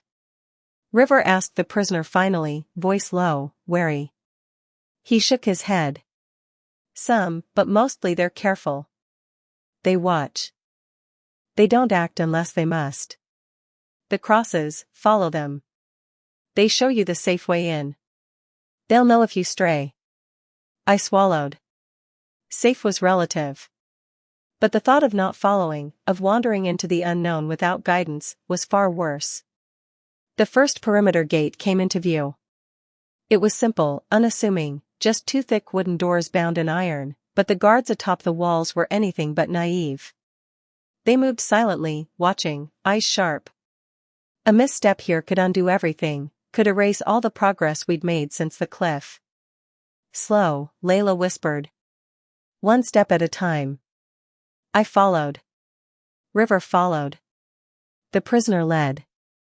Step by step, careful and deliberate, we moved toward New Byzantine, toward something I didn't know I was ready for, toward a world I could only hope was more alive than the ash-covered ruins we had left behind. The wooden doors groaned as we pushed them open, the sound louder than I expected, echoing through the narrow courtyard beyond. Sunlight was fading fast, leaving the city bathed in an amber haze that smelled of smoke, dust, and faintly of incense. Guards atop the walls shifted, but didn't raise alarms. Instead, they watched, eyes sharp, calculating, and we realized immediately, we were being measured, tested before even stepping fully into the city. The prisoner moved ahead, leading us toward a narrower street lined with tightly packed buildings. The architecture was strange, Byzantine arches and domes patched with crude wood and iron, as if survival had forced improvisation over centuries. Windows glowed with flickering firelight, and faint chanting floated on the air. It wasn't just a city, it was a living monument to endurance, every stone and beam a record of someone refusing to die. Do they accept strangers? River asked, voice almost swallowed by the whisper of wind through the alley. The prisoner shook his head, lips tight. Some. But only if you prove that you can walk their path. That you survived what they survived. Layla's eyes scanned the narrow street, noting every shadow, every movement. We can't just walk in. They'll see us as threats immediately. I felt the weight of exhaustion crushing me, every step along the cobblestone scraping at my shoulders and lungs, but there was no choice. We were here. There was no turning back, not when survival was tangible, not when the air carried whispers of those who had endured worse than bombs or drones. The first person we encountered was an older woman, hunched with age, carrying a bundle of herbs in her hands. She stopped, eyes narrowing at the prisoner, then at us. Her gaze flickered over every scar, every cut, every piece of clothing worn thin by travel and time. You survived, she said finally, voice steady but low, as if speaking louder would summon ghosts. They always notice. They always know. Who? I asked, voice trembling despite myself. Those who guard the city. Those who remember. Those who refuse to forget. Before I could ask more, she disappeared into a doorway, and we were left in silence. The alley seemed narrower now, almost constricting, walls closing in, shadows deepening. We moved on, every footstep cautious, every breath shallow. Then came the children. A small cluster, eyes wide and curious, faces pale under the flickering torches lining the street. They didn't speak, merely watched, stepping back as we passed. Their silence was not fear, it was recognition, an instinctive knowledge of what we had been through, even though none of them could have experienced it firsthand. River exhaled sharply. Okay, that's unsettling. Layla didn't respond, only kept moving, head slightly tilted, studying the walls, the markings, the odd arrangement of objects outside the doors, tools, charms, small statues of saints, everything carefully placed to mark boundaries and protection. By the time we reached the central square, the heart of New Byzantine revealed itself. Buildings opened onto the plaza, carved fountains trickling water that smelled faintly of herbs and smoke. A large dome rose above, its surface engraved with symbols I couldn't recognize but somehow understood: survival, faith, endurance. People moved here like a dance, cautious, graceful, every motion measured. They didn't ignore us, but neither did they approach. The city was alive, and it watched. A man emerged from the shadows, a tall figure, shoulders broad, walking with a deliberate, controlled rhythm. His eyes scanned us in a single sweep, taking in our height, our stance, the way we carried exhaustion. He stopped in front of the prisoner, who bowed his head slightly. "You've returned," the man said, voice calm but edged with steel. "And you've brought them. Who are you?" I demanded, finally finding the courage to speak, voice raw with fear and fatigue. "I am the keeper," he replied simply. "I guide what remains. I test what survives." Layla stepped forward. "And what if we fail your tests?" The man's gaze didn't waver. "Then you leave. Or worse, you remain, and become part of what is forgotten."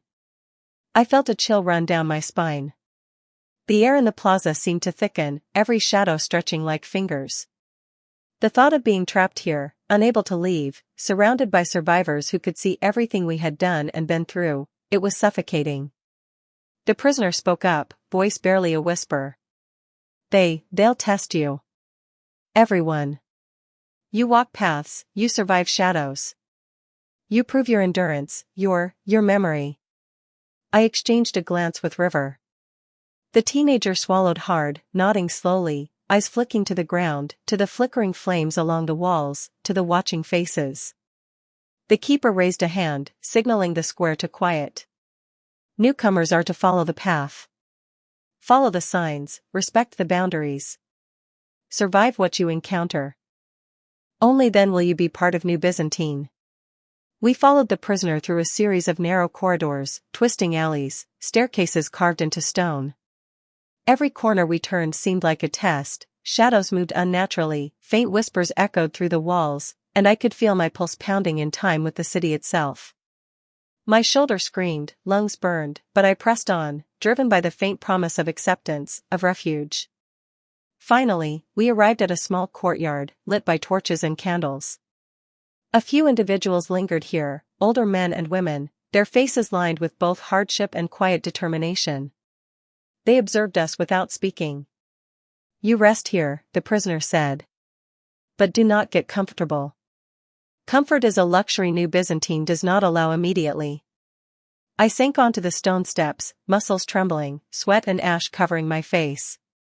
River collapsed beside me, leaning heavily against the wall, gasping for air.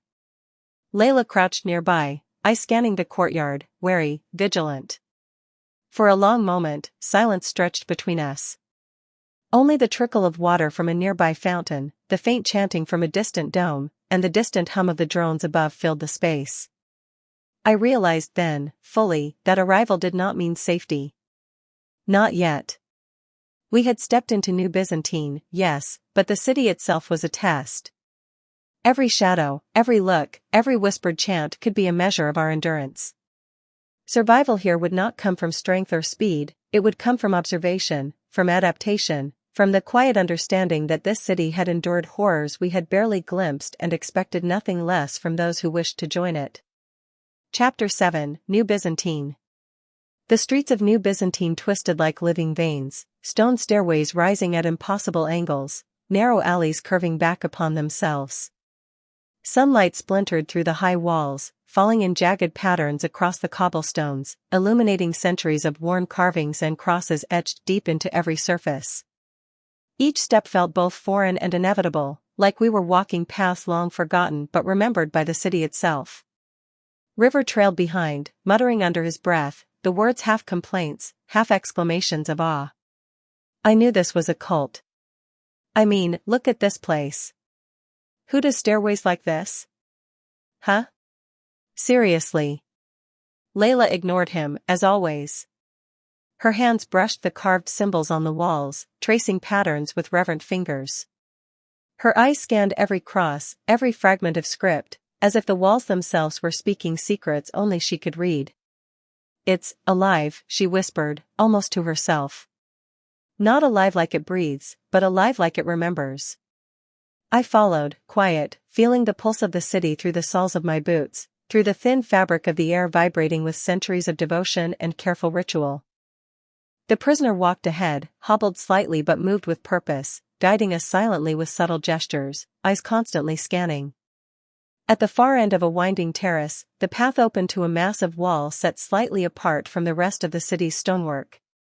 It was adorned with thousands of crosses, each carved differently, some simple, some elaborate, many eroded by time but still gleaming faintly under the sun.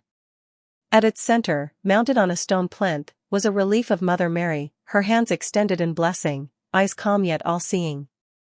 The stone seemed to hum faintly, not literally, but in a way that pressed against the chest, demanding notice. "The prayer wall," the prisoner said softly. "Many come here seeking guidance, absolution, hope. Few leave without leaving something behind. Approach with respect." River froze mid-step, mouth half open. "Oh, wow. She's huge. Like, cathedral-sized." Layla stepped closer, placing her palms against the carved crosses surrounding Mother Mary. "It's alive," she repeated. "Each cross is a story. Every prayer etched here is still breathing. They linger." I approached, hesitating, fingers hovering above the relief. The carved face of Mother Mary seemed to settle its gaze on me, patient, unyielding. The crosses around her were older than anything I'd seen before, polished smooth by countless hands over decades, centuries. Names, dates, small prayers, desperate pleas, humble thanks, all layered over one another like sediment in stone. River shuffled closer, voice hushed now. "So, we just say something? Leave something behind?" The prisoner nodded. "Intent matters more than words.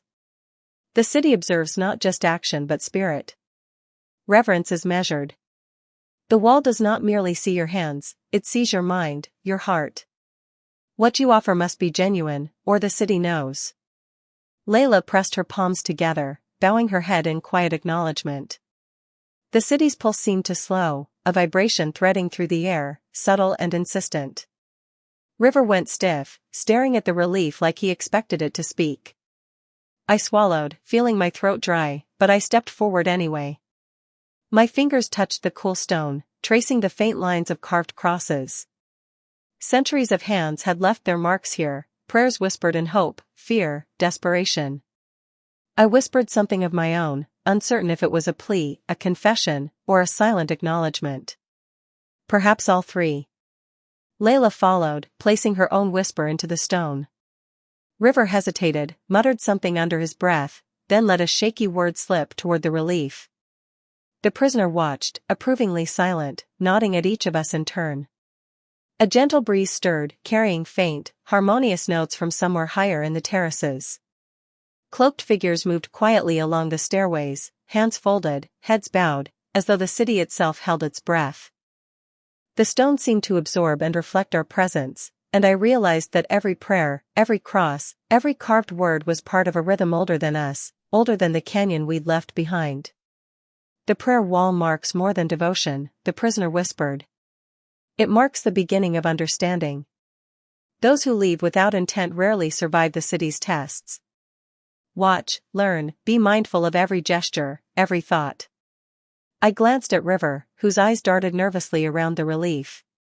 "Spirit tests now, huh? Great. Just what I needed after cliffs and relics." Layla's gaze didn't waver from Mother Mary. "Survival isn't just about strength," she murmured. "It's about clarity, humility, and recognizing what we carry with us." The wall seemed to vibrate faintly beneath our hands, the hum of centuries pressing against our bones. I felt weight and lightness at once, the paradox of being small in a city older than memory yet intimately seen. The prayer wall demanded more than acknowledgement, it demanded awareness. We lingered there, each absorbed in our thoughts, until the prisoner beckoned us forward. "The council watches," he said. "The path continues beyond this wall. Mother Mary has received your intent. Remember that the city measures everything: obedience, courage, insight. You have begun the first step, but what comes next will test you in ways you cannot yet imagine." I stepped back, letting my eyes roam over the crowds, the terraces, the carvings. "Even now," River whispered under his breath, muttering complaints mixed with awe. Layla's hands lingered on the stone a moment longer, then fell, and we followed the prisoner into the winding streets beyond. The prayer wall receded behind us, silent yet present, its weight pressing gently on our minds. Somewhere above, faint chanting echoed, carried on the breeze, a reminder that New Byzantine was not just a city. It was a crucible, alive with the judgments of countless generations. And we were only beginning to understand its demands. We left the prayer wall reluctantly, our steps slow, weighed down by the lingering presence of Mother Mary. Even as the relief receded behind us, her carved gaze seemed to follow, patient and expectant, as if testing whether our intentions were genuine or hollow. The city around us shifted subtly, narrow streets widened and then pinched again, terraces rose unexpectedly, stairways twisted upward at angles that made River stumble, cursing under his breath. The prisoner led the way with silent authority, hobbled yet purposeful, moving as though he knew each curve of the city, each hidden stair, each carved symbol. Layla followed closely, her fingers brushing the edges of crosses etched into walls, tracing their contours as if seeking a secret hidden in the stone. I trailed behind, heart hammering, unsure whether it was fear, awe, or the residual weight of the prayers we'd left behind. "Do you think the relief hurt us?" River asked, his voice a mix of skepticism and awe, barely above a whisper. "Like, actually heard what we whispered?" Layla didn't answer immediately. Her eyes were fixed on the next wall, its carvings faint but distinct, gleaming silver in the fading sunlight. "It's not about hearing," she said finally. "It's about intention. You put your spirit into it, and the city acknowledges it. It resonates. You feel it, whether it listens or not." River groaned. "Yeah, resonate. Great. I just wanted a prayer wall, not some spiritual handshake with a ghost." The prisoner glanced back at us briefly, expression tight. "Resonance matters. It is the first step of understanding New Byzantine. Everything here tests more than strength. Everything tests spirit." The streets led us out of the central terraces, down winding stairways that opened onto a narrow stone bridge arching over a deep chasm. The valley beyond spread wide beneath us, a mosaic of jagged cliffs and terraces, sunlight glinting off crosses etched along every exposed stone surface. The air carried a faint hum of distant chants, mingling with the wind that rose from the depths, sharp and cold. River peered over the edge, stomach lurching. "Oh, come on. This is insane. The canyon looks alive." Layla crouched beside him briefly, pressing a hand against the stone to steady him. "It's alive with memory," she said softly. "Every cross, every carving, every prayer whispered here is part of the valley. It remembers all who have passed through." I followed them to the edge, gripping the worn stone railing, and looked down. The valley floor stretched wide and jagged, carved by water long ago and then abandoned to the city's architects. Narrow terraces and ledges rose from the depths, crossed by bridges and stairways like veins of stone. Crosses glinted faintly on every surface, guiding paths we could barely imagine walking. The prisoner gestured downward. "The path continues there," he said. "The valley is the next test. New Byzantine demands humility here. Those who underestimate the depths will falter. Those who move with care, with attention, may proceed." Layla studied the valley floor, tracing imagined lines with her eyes. "It's massive," she whispered. "And dangerous. But the crosses, they guide us. We follow them, and we survive. We falter, and the city will know." River muttered under his breath, "Why do we even try surviving? Couldn't we just, not?" I shot him a glance, but his eyes were fixed downward, as if the dizzying drop had sucked out all courage. I could feel the pull myself. The city seemed to breathe beneath us, patient, judging, measuring. The crosses, etched across stone, seemed to shimmer faintly, silver lines against gray, guiding us without words. The prisoner began the descent first, slow and deliberate. Layla followed, fingers brushing every carved cross, her steps quiet but precise. I followed them, heart pounding, muscles tense. River lagged, hands gripping the stone railing, muttering about death traps disguised as architecture. As we stepped onto the valley floor, the air changed. It was cooler, tinged with the scent of wet stone and incense, carrying faint echoes of chants from terraces above. Shadows moved in the corners of our vision, figures cloaked as before, observing, silent and still. Even the wind seemed measured here, carrying voices we couldn't understand, phrases layered atop centuries of prayers. We approached a smaller terrace at the valley's center, dominated by another relief of Mother Mary, carved into a jagged stone wall that rose like a cliff. The figure was smaller than the central prayer wall but radiated an intimate presence. Her hands were extended in blessing, her gaze soft yet all-knowing. Around her, crosses glittered faintly, forming a lattice of stone that seemed to hum with energy. Layla stepped forward first, pressing her palms against the stone. "It's close," she whispered. "Not like the central wall, but it's here. It sees differently. Personal, immediate." I followed, placing my hands lightly against the cold stone. I felt it immediately, the hum of centuries, the accumulation of intent, prayers, pleas, and gratitude all pressed into the relief.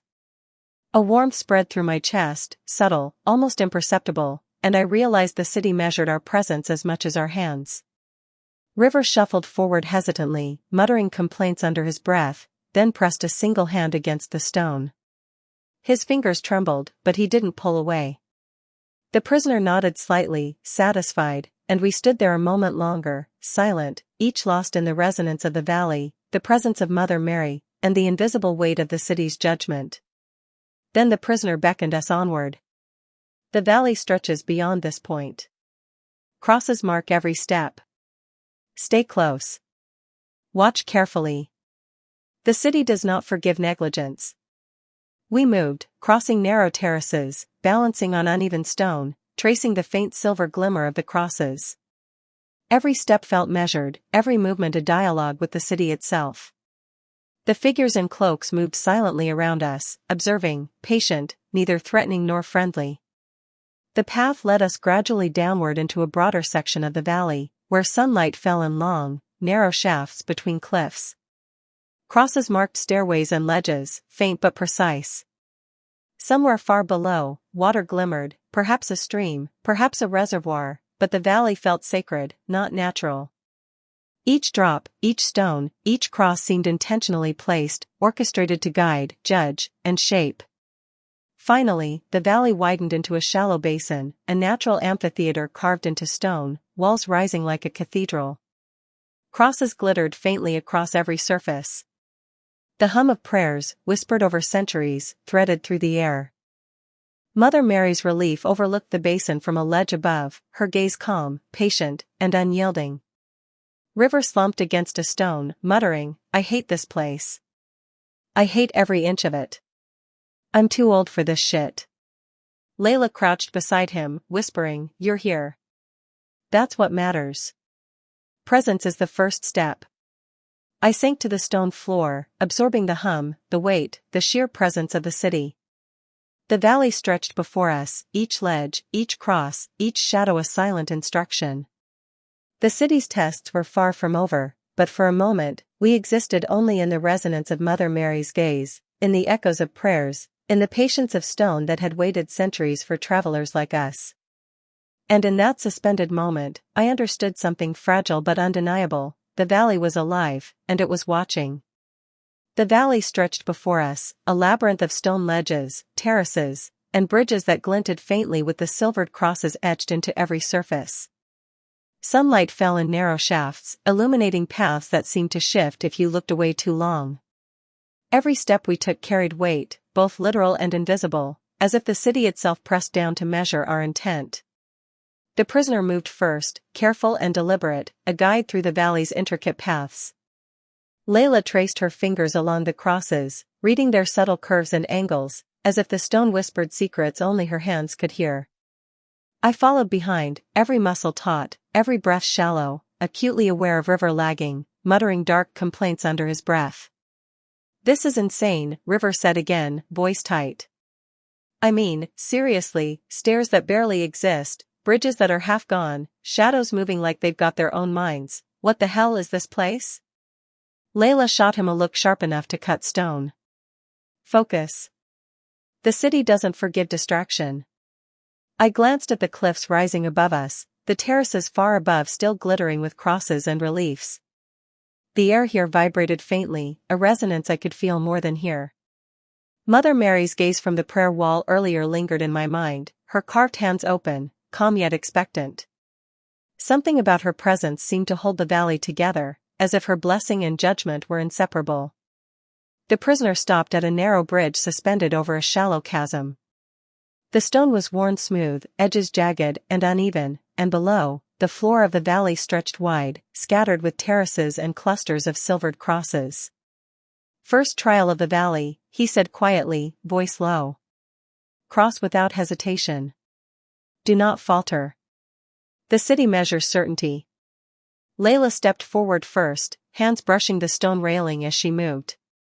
Each footfall was precise, deliberate. I followed, keeping my weight centered, eyes on the crosses that glimmered faintly. River shuffled behind me, knees knocking audibly. "I swear," he muttered, "I'm gonna die on a fucking bridge." "Do not speak unless spoken to," the prisoner warned. "Every sound is recorded in the stones. Every thought, felt." River froze, blinking. "Felt? You mean, like, telepathy?" Layla rolled her eyes. "No. Just shut up and walk." The bridge ended, and the valley opened into a narrower corridor, walls rising sharply on either side. The crosses here were deeper, carved more deliberately, and interspersed with reliefs of praying figures, faces turned upward, eyes closed in devotion. The air was thick with the scent of stone, incense, and something metallic, like the iron tang of old blood. We moved carefully, shadows twisting around us, every noise amplified, every whisper of wind a potential judgment. The prisoner gestured for us to pause beside a small terrace where a basin of water had been carved into the rock. "Second part of the trial," he said. "Purification. The city asks for reflection before descent. Look into the water. Face yourself." Layla knelt beside the basin first, her eyes scanning her reflection. "It's deeper than just seeing yourself," she murmured. "It's like the city wants you to understand what you carry, what you've carried into this place." I knelt next, staring into the basin. My reflection wavered in the ripples of the water, distorted by shadows. I saw exhaustion, fear, but also a strange clarity, the valley, the crosses, Mother Mary's gaze, all pressing me to confront everything I had avoided. River hesitated, staring at his own reflection. I don't like this," he whispered. "I don't want to see myself right now." "You don't get to skip it," the prisoner said, voice firm. "The city measures honesty. The city knows avoidance." River muttered something under his breath, then sank to the edge, finally meeting his reflection. The basin seemed to shiver with energy as we all stared, a silent chorus of past travelers pressing their presence into the valley. After a long moment, the prisoner motioned us onward. "Descent continues. Follow the crosses, observe the symbols, and remember, every hesitation is weighed." The path led down sharply, terraces narrowing, steps jagged, some missing entirely. Silvered crosses glimmered faintly in the dim light, faint whispers of chants echoing from walls far above. Layla moved steadily, tracing each cross, murmuring the faintest words under her breath. I followed, muscles screaming, senses alert. River stumbled, nearly tripping on a hidden ledge, but recovered with a curse and a shudder. We reached a wider section of the valley, where the cliffs opened slightly, revealing terraces that climbed irregularly, adorned with more crosses and reliefs. Figures cloaked in black moved silently across ledges, observing, guiding, yet never speaking. The city's presence pressed down, tangible and relentless, and I felt my chest tighten with a mixture of awe and fear. At the far end of this section, a small ledge opened onto a terrace dominated by another carved icon of Mother Mary, smaller than the one at the prayer wall but no less imposing. She held a child in her arms, gaze serene, hands extended. Around her, silvered crosses formed a delicate lattice across the wall. The prisoner paused. "This is a reminder," he said. "Even here, in the valley's depths, mercy exists. But it is earned, not given." Layla approached first, tracing the crosses around the icon with her fingertips, whispering prayers we couldn't hear. I followed, feeling a subtle warmth press against my chest, as if the stone itself acknowledged my presence. River shuffled forward, muttering complaints, then paused, staring at the icon with an expression that mixed fear, awe, and guilt. "The city," he whispered, voice trembling. "It sees everything. Even me." "Exactly," the prisoner said softly. "The valley tests courage, honesty, humility. Do not underestimate the stones, the reliefs, or the crosses. They carry the history of every soul that has walked here before you." We lingered only briefly. The path stretched onward, leading down toward a lower basin, a shallow valley at the heart of the canyon. The crosses glimmered faintly, guiding each step. Shadows moved around us, silent and watchful. Every footfall echoed against stone walls carved with prayers, symbols, and reliefs, forming a cathedral of living rock. As we approached the edge of the lower valley, sunlight broke through the cliffs above, casting long rays across the terraces. The valley opened wide, a shallow basin of stone and scattered crosses, humming with the resonance of centuries. Mother Mary's gaze lingered on us from the upper ledge, calm, patient, expectant, and somehow judging. River sank to a stone, exhausted, muttering, "I hate every inch of this place. I can't even think straight." Layla crouched beside him. "You're here," she said quietly. "That's what matters. Presence counts. Everything else follows." I stood at the edge, looking across the valley, the path behind us etched in silvered crosses, the terraces twisting and climbing, the shadows moving like silent witnesses. The city's judgment pressed down, patient and relentless, but I felt something else too, a strange clarity, a subtle assurance that the crosses, the icons, and our steps here mattered. Not just to survival, but to understanding, to presence, to recognition of what we carried into this sacred place. And as the sun dipped toward the cliffs, casting long shadows across the valley floor, I realized, this was only the beginning. The valley held more than just paths and terraces. It held trials, tests, and revelations we could not yet imagine. We had descended into the valley, and with it, into New Byzantine itself. The city of New Byzantine unfolded before us like a carved cathedral frozen in time. Stone streets wound upward, narrow terraces flanking walls etched with crosses, symbols, and faint script that shimmered faintly in the mid-morning light. The air smelled of incense and stone, a heady mixture that stuck to my lungs and made every breath taste sacred. River moved cautiously, shoulders hunched, eyes darting to every shadow. "I still can't believe we're actually inside this cathedral city," he muttered, voice low and reverent, though laced with tension. "I half expect someone to smite us for walking in the wrong direction." Layla's gaze was fixed ahead, calm and unwavering. She traced the edges of carved crosses with her eyes, memorizing the rhythms of the stone as if reading a language older than memory.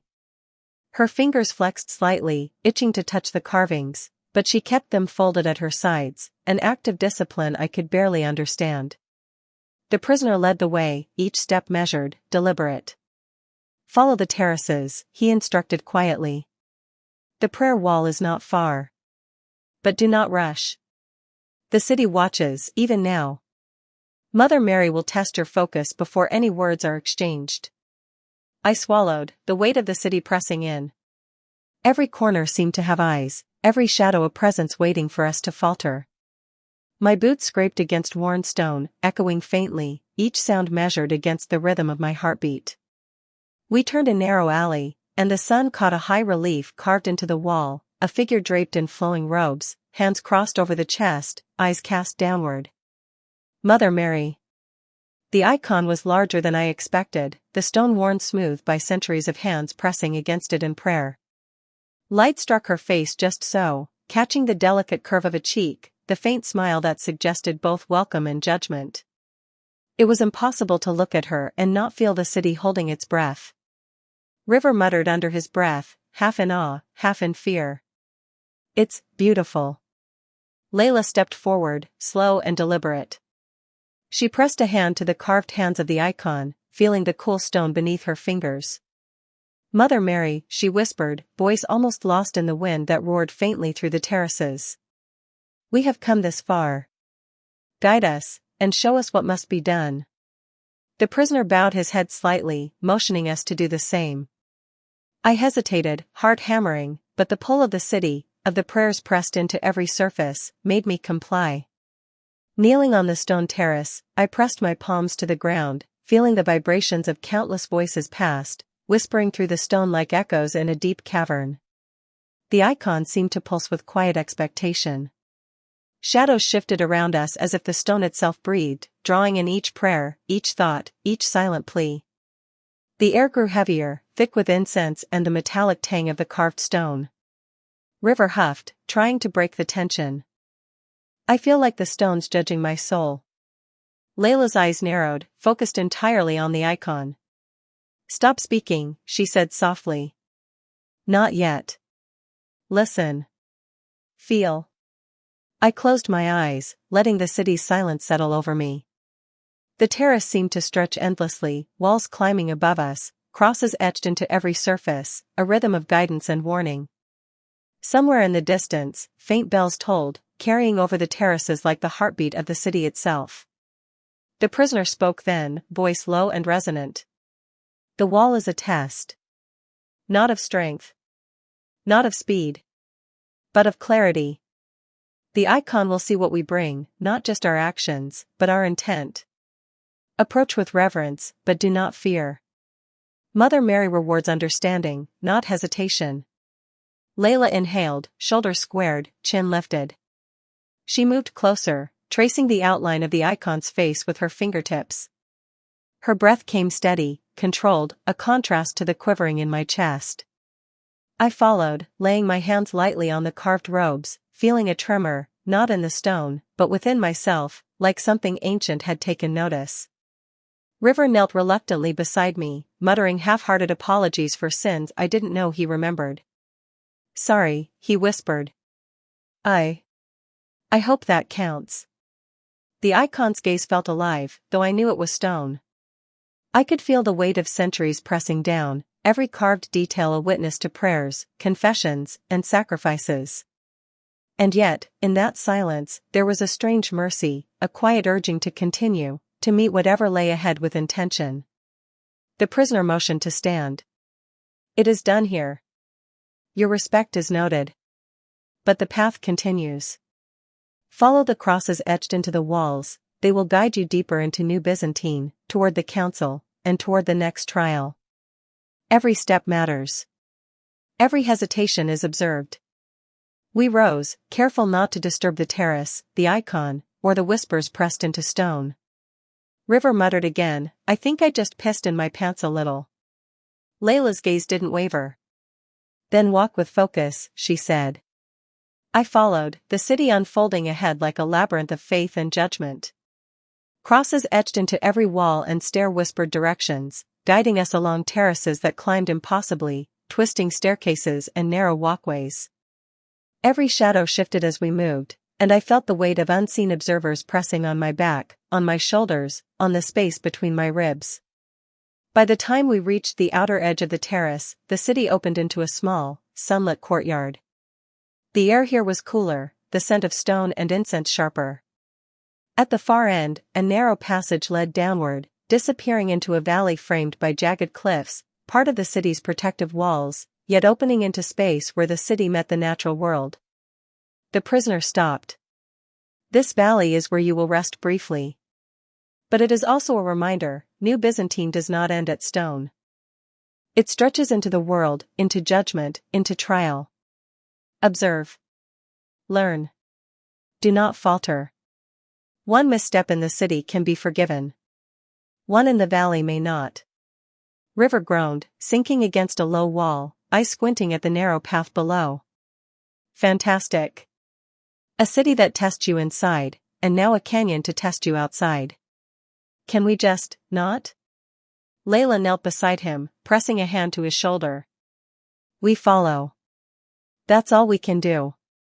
One step, one cross, one prayer. I stood, looking toward the valley.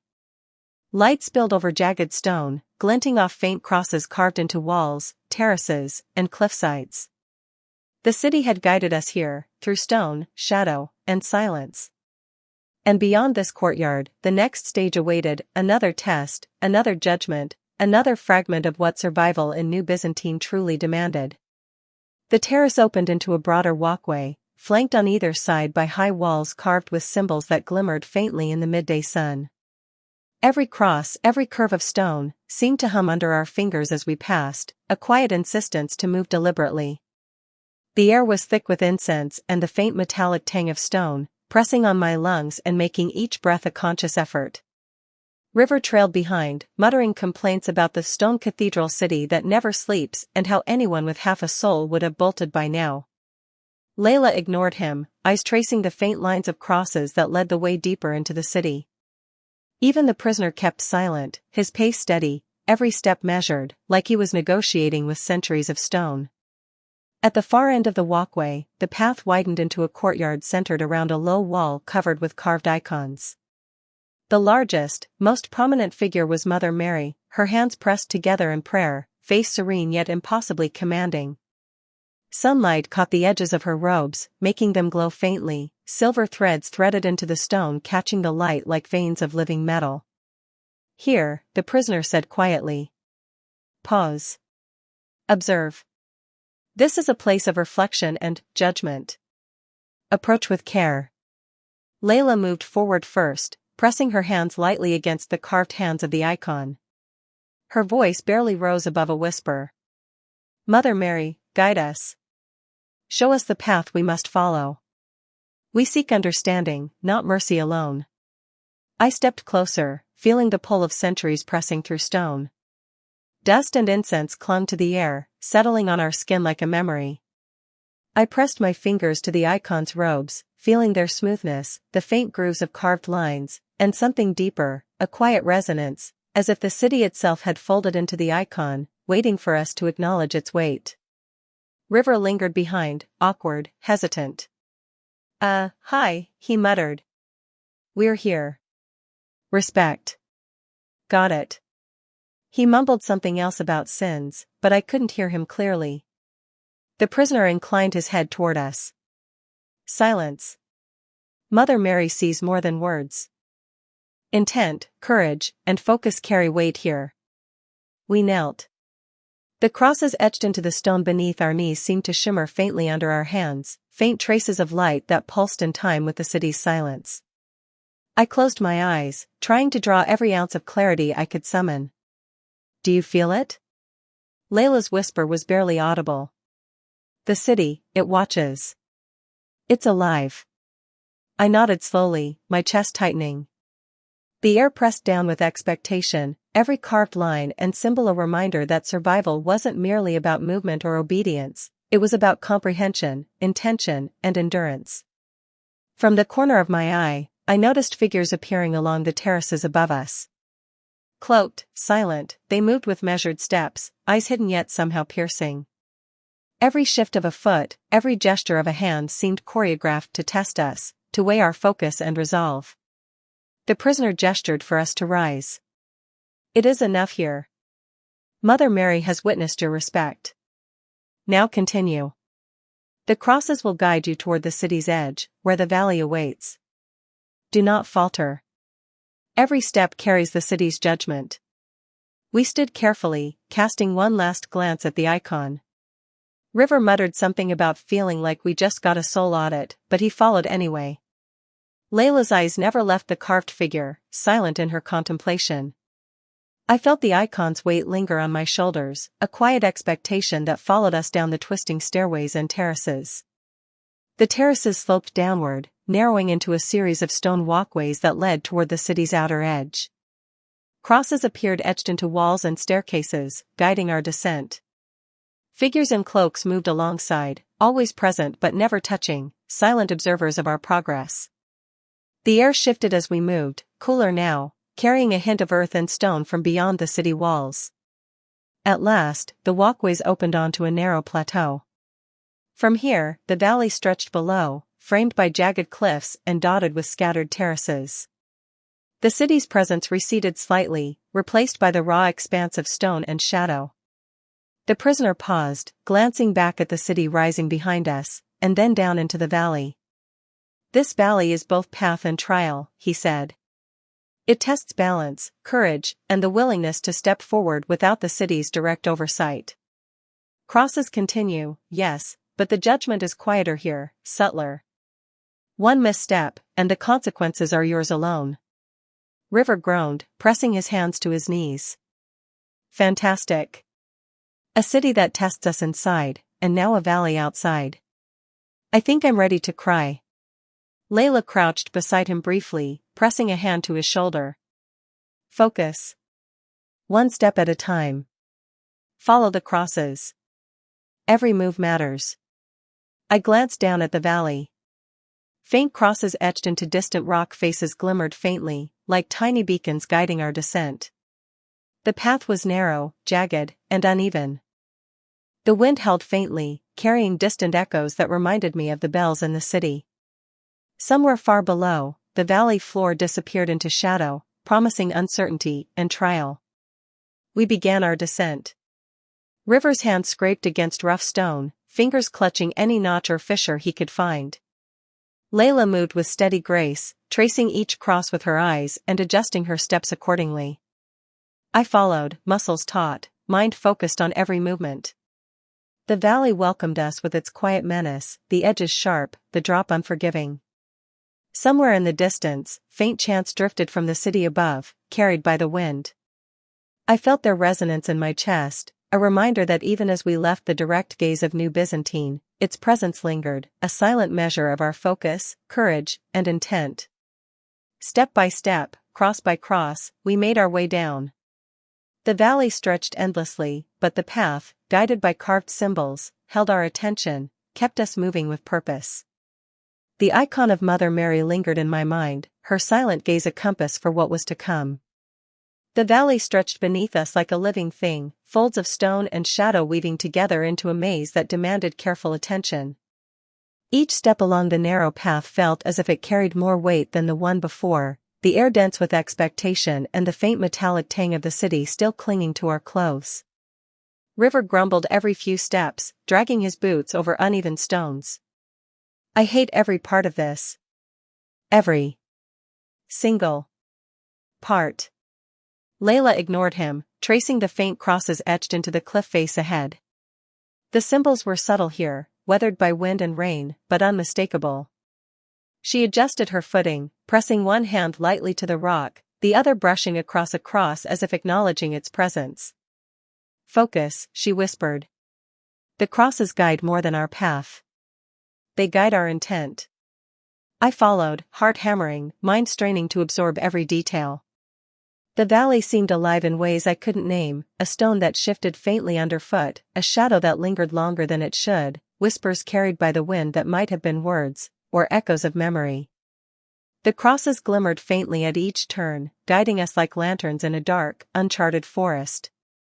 The prisoner moved ahead, silent and deliberate, every step measured. His body, scarred and weary, betrayed the toll of years, yet his eyes remained sharp, always scanning, always aware. Keep steady, he murmured without looking back. The valley tests more than balance. It tests patience, courage, and the will to see a path through uncertainty. River groaned. Patience. Courage. Will. Great. Just the trifecta I wanted today. Layla's hand shot out, lightly striking his arm. Enough, she said, her voice low but firm. If you falter here, it's not just your pride that suffers. I swallowed, feeling the tension in my chest. Every misstep seemed magnified here, every slip a potential lesson in humility, or worse. The valley demanded attention, demanded respect, demanded acknowledgement that we were far from safe. Ahead, the path dipped sharply, a narrow ledge that hugged the cliff face. Below, the valley floor disappeared into shadow, a blackened stretch of jagged stone that could swallow a person whole. The wind picked up, whistling through cracks and fissures, carrying distant echoes that reminded me of the city's bells. Layla crouched slightly, her fingers brushing the etched crosses that led across the ledge. Step carefully, she murmured. One hand on the rock. One step at a time. Breathe. River muttered something under his breath that sounded suspiciously like a curse.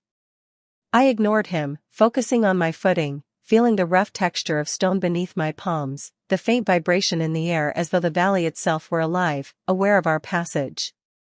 As we reached the midpoint of the ledge, a faint glimmer caught my eye, a small carving of Mother Mary, hidden in a crevice, delicate yet unmistakable. Sunlight struck it at just the right angle, illuminating her face in pale gold. I stopped, my hand hovering above the symbol. Layla's eyes followed mine, softening as she recognized it. Even here, she whispered. Her presence guides those who look. I pressed my fingers lightly to the stone, feeling a quiet pulse, a reassurance that we were seen, acknowledged, and measured. Not judged in fear, but tested in patience and devotion. River huffed, brushing past us without touching the carving, muttering, "I'm good. I've seen the light. Let's go." The prisoner moved forward, his pace unhurried, and we followed, crossing the ledge carefully, every movement deliberate. The valley widened gradually, revealing jagged terraces and narrow gullies, shadows stretching long as the afternoon sun dipped closer to the canyon walls. We paused briefly at a small alcove, a natural indentation in the cliff where water had carved a shallow basin. The prisoner knelt, splashing a few droplets onto his face, a gesture that felt part ritual, part necessity. Layla followed, her movements precise and deliberate, her gaze lifting to the cross etched above the alcove. "We honor what came before," she said softly. "The path is sacred because of those who carved it." I knelt, letting the cool water touch my hands and face, feeling the pulse of the valley, the history embedded in stone, the weight of every traveler who had come before us. Even River, begrudgingly, bent forward, flicking water onto his face with a shaky hand. The descent continued, each step a negotiation with gravity and uncertainty. Crosses appeared more sporadically now, less obvious, hidden in fissures and along ledges. I traced them with my eyes, sometimes my fingers, letting them guide our movement. The valley demanded focus, demanded attention, demanded reverence for every decision, every step, every breath. Shadows shifted along the walls, long and deep. The wind carried faint chants, barely audible, like memories of prayers whispered into stone long ago. The crosses guided us, yes, but so did the quiet insistence of the valley itself, pressing on our shoulders, reminding us that survival was more than reaching the end, it was understanding the journey. At last, the path leveled slightly, opening into a wider terrace where sunlight spilled freely across the rocks. The valley below stretched endlessly, jagged cliffs giving way to gentler slopes that hinted at open spaces. Here, the crosses were fewer, larger, their presence commanding but subtle, guiding us toward the valley floor. We stopped, catching our breath, letting the valley's quiet settle around us. The prisoner turned, his eyes scanning the horizon, the valley, the distant light glinting off stone. "From here," he said softly, "the path is yours alone. The crosses will continue, but the valley watches and teaches in silence. Respect it. Follow the guidance. Step carefully." Layla glanced down the slope, eyes narrowing. "We're almost there," she said. "One more stretch, and we'll reach the heart of the valley." River groaned, flopping onto a rock. "Heart of the valley? Fantastic. Can't wait for the city to test our ability to walk straight." I let out a slow breath, feeling the valley press against my chest, the weight of every step, every cross, every carved icon. Even as we moved forward, I felt the pulse of Mother Mary's presence lingering, a quiet reminder that guidance often came without words, and that the valley demanded respect, courage, and awareness at every moment. The path sloped downward gently now, broader and safer, yet the air carried a whisper of the city we had left behind, the judgment, the observation, the expectation. Each step was lighter, yes, but the valley itself had a presence, a consciousness that demanded vigilance and humility. We reached a small plateau, the valley opening before us fully. Sunlight glinted off distant stone, highlighting narrow gullies, scattered terraces, and the faint path that wound toward shadowed forests below. Here, the valley was no longer threatening, it was vast, quiet, and alive, a place that demanded reflection as much as caution. The prisoner finally stopped, gesturing at the view. Rest. Observe. Prepare. The next stage of the valley will test your endurance and resolve. But for now, pause. The crosses have guided you true. Mother Mary has watched. You have honored the path. We sank to the rocks, letting the wind carry away our attention, letting the valley's quiet wash over us. Even River, begrudgingly, let his hands rest on the stone, shoulders slackening for the first time in hours. I traced a cross etched faintly into the plateau, feeling the history beneath my fingers. The valley was alive, yes, but so were we, our steps deliberate, our intent measured, our presence acknowledged. Ahead, the path continued, winding downward, deeper into the valley, toward trials we could not yet see. And for the first time since entering New Byzantine, I felt the faint stirrings of clarity. The crosses had led us true, Mother Mary had observed, and the valley awaited, not to punish, but to teach. The valley floor stretched out before us, a mosaic of jagged rock and softer terraces, bathed in golden sunlight that highlighted every fissure and ledge. It was vast, larger than I had imagined, yet intimate in the way shadows pooled and shifted along its slopes, as if the stone itself breathed. River trudged ahead reluctantly, kicking loose stones as he went. I'm telling you, he muttered, this is basically a giant obstacle course designed to ruin our lives. Layla shot him a look that could have frozen molten lava. Pay attention, she said. The valley doesn't forgive distraction. The prisoner led us along a faint path, narrow but steady, marked here and there with the familiar crosses, some etched so deeply they caught the sunlight like silver veins. I followed, fingers brushing the symbols as if drawing strength from them. They were reminders, not just of direction, but of purpose. A soft murmur drifted through the valley, carried by the wind. At first, I thought it was the rush of distant water, or the whistle of air through jagged stone. But as we drew closer to the center, the sound became more distinct, a chorus of faint chants, rising and falling in a cadence that felt both ancient and immediate. Layla slowed, her eyes scanning the valley floor. We're nearing the heart, she whispered. Listen to the voices. Let them guide you. I tried to follow her instruction, letting the sound wash over me.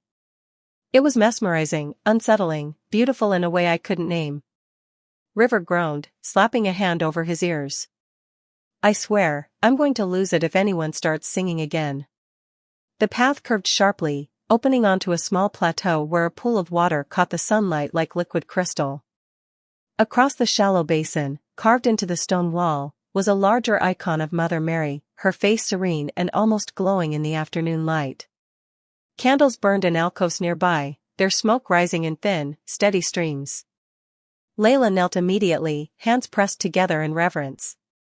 I followed, feeling the pull of the icon, a quiet insistence that we honor it with attention and care. River hesitated, then muttered something that sounded suspiciously like a prayer before mimicking our posture. The prisoner remained standing, head bowed lightly, eyes on the icon. The air was thick with incense and the metallic tang of stone. Every sound we made, the scrape of boots on rock, the soft whisper of wind, our shallow breaths, felt amplified, echoing across the plateau and mingling with the faint chants. Place your hands here, Layla whispered, guiding me to a carved ledge beneath the icon. I rested my palms against the cool stone, feeling the weight of centuries pressing down in quiet authority. A soft pulse seemed to emanate from the carving itself, not physical, but spiritual, a gentle insistence that we acknowledge the path that had led us here. River muttered under his breath, I'm fine. Totally fine. He fidgeted, but eventually placed his hands on the stone as well, though I suspected he was more nervous than reverent. The prisoner stepped forward, tracing the crosses etched into the stone around the pool. The valley watches, he said softly. Mother Mary observes. The path is clear, but respect is required. Our steps, our intent, our focus, all are measured here. I nodded, though words felt inadequate. The icon's gaze seemed to pierce the surface of thought itself, weighing not just our actions, but our understanding, our willingness to follow, and the sincerity of our reverence. Minutes stretched, each second filled with quiet tension and observation. Then Layla traced a path from the pool to the valley floor, pointing out the crosses embedded in stone and moss. "From here," she said softly, "we follow them down. The valley will guide us to open ground, but every step must be deliberate." I followed, feeling each movement with intention, each breath measured. River grumbled intermittently, but he moved, one step at a time, as the crosses pulled us forward. The pool and icon receded behind us, its glow lingering in my mind, a quiet reminder of guidance and the need for care. The path descended gradually, widening into a series of terraces where grass and wildflowers pushed through cracks in stone, small hints of life in the harsh valley. The wind carried distant water, and the sound promised streams or rivers below. Birds, or something like birds, circulated overhead, their calls sharp and sudden, slicing through the chants that had followed us from the plateau. We stopped at a wide ledge, looking down at the valley's heart. A narrow stream carved a silver path through the stone, pools of water reflecting sunlight and casting faint prisms into the air. The path wound around terraces, each step deliberate only because the valley demanded it. The prisoner gestured downward. "This is the heart," he said. "The valley reveals itself fully here. Observe. Respect. Move carefully. The final stretch tests endurance and focus. But from here, open ground awaits." Layla stepped forward first, hands brushing the grass and stone, letting each step connect her to the valley. I followed, feeling the subtle pulse beneath each footfall, the way the valley seemed to guide us with quiet insistence. River hesitated, but eventually stepped forward, muttering about navigating a spiritual maze in hiking boots. The descent continued, terraces giving way to gentler slopes, the stream winding below us, carrying water clear and bright. The valley's edges rose on either side, jagged cliffs and stone spires framing the open space, a cathedral without walls, ancient and enduring. Finally, we reached the valley floor, a wide, open space where the sun poured freely across grass, rock, and water. The path ended, but the valley's presence remained, vast and solemn. The crosses had guided us true, Mother Mary had observed, and the valley had measured our intent, patience, and resolve. We sank to the stones, exhausted, letting the wind carry away tension, letting the valley's quiet settle around us. Even River, begrudgingly, allowed himself to rest, shoulders slackening for the first time since New Byzantine. The prisoner turned, looking over us with a quiet authority. "We have reached the valley's heart. From here, the next stage begins, but for now, pause. Observe. Learn. The path continues, but you have honored what came before." Layla pressed a hand to her chest, eyes closed briefly, absorbing the weight of the valley and the icon we had left behind. I followed, feeling the pulse of history, devotion, and intent threading through every stone, every cross, every shadow. And for the first time in hours, I allowed myself to feel something close to hope. The valley had been merciless, yes, but it had led us here. The path was not over, but for now, we had survived. We had honored the crosses, acknowledged Mother Mary, and reached the heart of the valley. The sun began its descent, casting long shadows across the valley floor, painting the rocks and water in pale gold. The wind whispered through the cliffs, carrying distant echoes of the city we had left behind, of the trial still ahead, and of the quiet presence that watched over those who followed the path with intention. We rested in silence, letting the valley itself speak through shadows, light, and stone. Whatever trials lay ahead, we had made it this far. And in the heart of the valley, for the first time, it felt possible that we might endure. Chapter 8, Valley of Ash. The valley didn't end with a line. That's what got me. No boundary. No signpost. No dramatic shift where the sky clears and birds start chirping like we just unlocked the safe zone of whatever nightmare we'd been dragged through. It just loosened. Like a fist unclenching slowly, reluctantly, as if it wasn't done with us but was willing to pretend for a little while. One step, the air still tasted like smoke and something metallic I didn't want to think about. Next step, it didn't. That was it. I stopped walking. River didn't notice at first. He kept going for about 3 steps before realizing I wasn't beside him anymore, then spun around like he expected something to be chasing us. What is it?" he asked, already halfway to panic. "Nothing," I said. Which, for once, wasn't sarcasm. I took a slow breath. It went in clean. No weight. No resistance. No feeling like the air itself was trying to crawl down my throat and whisper things I didn't want to hear. Just air. "Okay," I muttered.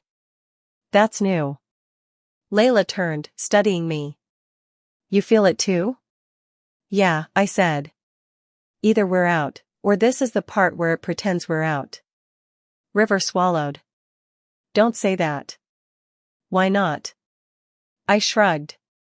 "It's been that kind of day." He groaned, dragging a hand down his face. "I just want one thing, to not be a trick." "Set your expectations lower," I said. "It helps." We kept moving. The ground shifted under our feet, slowly but noticeably. The dirt lost that dark, damp look it had in the valley, the kind that felt like it had been soaked in something other than water. It lightened, dried out, and eventually gave way to stone, real stone, worn smooth, like it had been walked over for years. That stopped me again. "Okay," I said, more to myself than to them. "That's not natural." Layla crouched slightly, brushing her fingers over the surface. "It's been used," she said. "A lot." River blinked. "Used by who?" I didn't answer. Didn't need to. Because that's when I saw it. At first, it didn't look like anything. Just a shape ahead, half hidden by the uneven terrain and the dim, gray light that still hung overhead. But the more we walked, the clearer it became. Structure. Deliberate. Built. Not something the valley had made. Something someone else had. "Tell me I'm seeing things," River said. "You're seeing things," I replied. He squinted at me. "You're lying." "Yeah," I said. "I am." Layla stood up slowly, eyes locked on the shape ahead. "It's a building." No one argued. We approached it carefully, like it might disappear if we got too close, or worse, react. The details came into focus piece by piece. Stone walls, thick and weathered but intact. Not crumbling, not abandoned in the way ruins are abandoned. This place wasn't falling apart. It was enduring. Domes rose above the main structure, rounded and heavy, catching what little light there was and holding it like dull metal. At the top of each dome sat a cross, not the clean, polished kind you see on modern buildings, but something older, more intricate, the lines slightly uneven like they'd been shaped by hand. River exhaled sharply. "That's a church." "Looks like it," I said. "Why is there a church out here?" he asked. "Better question," I said. "Why is it still standing?" Layla took a few steps forward, drawn to it in a way that immediately put me on edge. "It's not abandoned," she said quietly. I frowned. "What makes you say that?" She pointed. I followed her gaze. The doors. Large. Wooden. Reinforced with iron bands that had darkened with age but hadn't rusted through. The surface was carved, intricate patterns, symbols layered into one another, geometric and deliberate. Not random decoration. Intentional. And more importantly, clean. Not spotless. But not neglected either. No heavy buildup of dirt. No vines swallowing the frame. No cracks splitting the wood apart. Maintained. I didn't like that. "Okay," I said slowly. "So either someone's taking care of it. Or something is," River finished. "Exactly." He groaned. "I hate this place." "Join the club." We stopped a few feet from the entrance. No wind. No sound. Not even the distant echoes of the valley behind us. It was like stepping into a different world entirely, one that had decided silence was the default setting. River shifted nervously. "So, what's the plan?" I turned to him. really turned to him. Because if we were about to walk into something new, and knowing our luck, something equally terrible, I needed to set expectations early. All right, I said, pointing at him. Before we do anything, we need to establish one rule. He frowned. What rule? You, I said, do not cause any trouble in there. He blinked. What? I'm serious, I went on. No yelling, no freaking out, no touching things that look even remotely important, and absolutely no asking questions that might get us killed. I don't do that, he snapped. I stared at him. Just stared.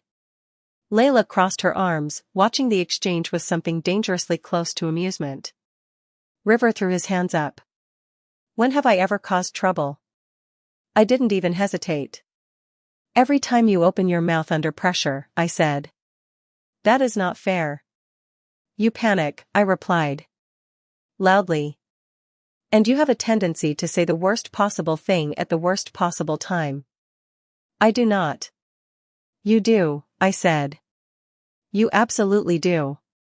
Layla shook her head, stepping between us before River could escalate into full meltdown mode. Enough. Both of you.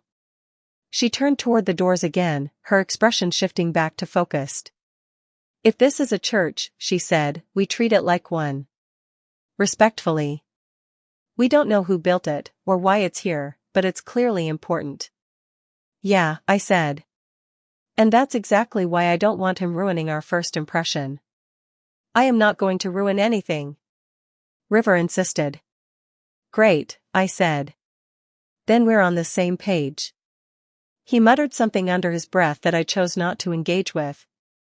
Layla stepped forward. Slowly. Deliberately. She reached out and placed her hand against the door. For a moment, nothing happened. And then, it moved. Not violently. Not dramatically. Just a slow, deliberate creak as the heavy wood shifted inward, opening like it had been expecting us. I felt something tighten in my chest. Yeah, I muttered. That's not ominous at all. Layla glanced back at us briefly, then stepped inside. I followed. Because of course I did. River hesitated for exactly half a second before rushing in after us, like staying outside was somehow worse. The moment I crossed the threshold, I felt it. Not the valley. Not the same suffocating weight. Something else. Quieter. Deeper. Like the building itself was watching us, and waiting to see what we'd do next. The first thing I noticed wasn't what I saw. It was what I didn't hear. No wind slipping through cracks. No distant echo from the valley. Not even the soft, natural creak buildings make when they settle. The moment we stepped inside, it was like the world outside had been shut off completely. Silence. Not empty silence either. The kind that presses against your ears until you start hearing your own breathing louder than it should be. The kind that makes you instinctively lower your voice even if no one told you to. River noticed it too. Okay, he whispered immediately, even though no one had spoken yet. Why does it feel like we're not supposed to talk in here? Because we're not idiots, I muttered quietly. That helps. Layla didn't respond. She had already moved a few steps ahead, her attention locked onto the interior like she'd forgotten we were even there. I followed her gaze. And yeah. I got it. The inside of the church wasn't grand in the way modern places try to be. No massive glass windows, no polished marble floors designed to impress you. This place felt older than that. Intentional in a completely different way. The walls were covered in icons. Not just a few. Dozens. Maybe more. Painted figures lined every surface, saints, angels, faces I didn't recognize but somehow felt like I should. Gold backgrounds caught the dim light, reflecting it softly, giving everything this faint, almost unreal glow. And the eyes. Every single one of them looked like they were watching. Not in a creepy, jump out and grab you kind of way. Just, aware. Like they'd seen everything already and were waiting to see what we'd add to the list. River leaned in close to me. Too close, but I let it slide. Why do they all look like that? He whispered. Like what? Like they know something, he said. Something we don't. I glanced at one of the icons nearest to me. A man with a long face, calm expression, eyes sharp enough to cut through you without trying. Because they probably do, I said. That's not comforting. Didn't say it was. Layla stepped toward one of the candle stands near the wall. Thin candles, some burned halfway down, others freshly placed, stood in clustered rows, wax pooled and hardened beneath them. They've been lit recently, she said quietly. That made me tense. Recently, I repeated. As in, someone's here? She didn't answer right away. Which was answer enough. River swallowed. Loud enough that it echoed slightly. Okay. Okay, that's fine. That's fine. People are good. People are normal. Define normal, I muttered. He ignored me, which honestly was probably the healthiest decision he'd made all day. We moved further in. The space opened up into a larger chamber, and that's where things got even more deliberate. At the far end stood a wall of icons, taller, more ornate than the others, arranged in a structured pattern. Doors were set into the center of it, closed, framed by images that seemed more detailed, more important. I recognized it, vaguely. Iconostasis, I said under my breath. Layla glanced back. You know what that is? Barely, I said. Something about separating the main space from the altar. Sacred boundary or something like that. River frowned. So we're not supposed to go past it? Probably not, I said. Which means we definitely shouldn't. Layla ignored both of us and stepped closer anyway. Of course she did. I sighed and followed. The closer we got, the more I noticed the details. The paint wasn't cracked or faded the way you'd expect from something this old. The gold leaf still caught the light like it had been applied yesterday. Even the floor, stone, worn but clean, felt maintained. Nothing about this place was abandoned. Which raised one very obvious question. Where is everyone? River whispered. I didn't answer. Because I was already thinking the same thing. The candles were fresh. The building was intact. The doors had opened on their own like we were expected. Someone was here. They just weren't in the room with us. Yet. Layla reached for a candle, hesitating for only a second before lighting it. The flame flickered, then steadied immediately, burning with a calm, unwavering glow. Feels, she paused, searching for the word, different. Yeah, I said. That's one way to put it. River shook his head. No, I get what she means. It's not like the valley. It's not, he gestured vaguely, wrong. I considered that. He wasn't entirely off. The valley had felt hostile. Like it wanted something from us. Like it was actively pushing, probing, trying to break something open. This place didn't feel hostile. But it didn't feel safe either. It felt observant. Like we'd walked into a space that had rules we didn't understand yet. And breaking them would be a very bad idea. Stay close, I said quietly. River immediately moved closer. Too close again, but whatever. Layla stood in front of the iconostasis now, staring at the central doors. They're closed, she said. Yeah, I replied. Good observation. I'm serious, she said, glancing back at me. They're closed for a reason. Everything in here is for a reason, I said. That's the problem. River shifted behind me. Maybe we shouldn't be here. I glanced at him. Bit late for that. I'm just saying, what if this is like the valley? What if it's another test or something? Then congratulations, I said. We're already failing by overthinking it. Before he could respond. A sound. Soft. Deliberate. Not from outside. From deeper inside the church. All three of us froze. River grabbed my sleeve instantly. You heard that? Yeah, I said quietly. Layla didn't move, but I saw the tension in her shoulders. Someone's here. The sound came again. Footsteps. Slow. Measured. Not rushing. Not hiding. Whoever it was. They knew we were here.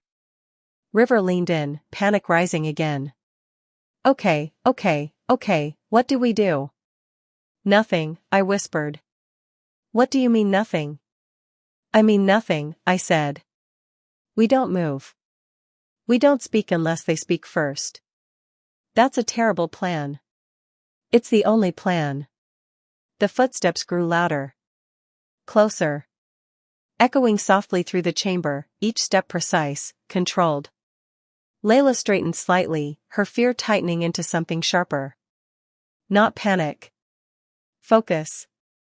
River, meanwhile, looked like he was about 2 seconds away from either running or passing out. I tightened my grip on his sleeve. Don't, I muttered. I'm not doing anything. Good. Keep it that way. The footsteps stopped. Right behind the iconostasis. Silence returned. Heavier now. Waiting. And then? A voice. Calm. Old. Controlled. You have come from the valley. Not a question. A statement. Layla answered before I could stop her. Yes. A pause. Long enough to feel intentional. Then you carry it with you. River made a small, strangled sound. I elbowed him. Hard. Quiet, I whispered. The voice didn't raise. Didn't change. But it filled the space in a way that made it impossible to ignore. Step forward, it said.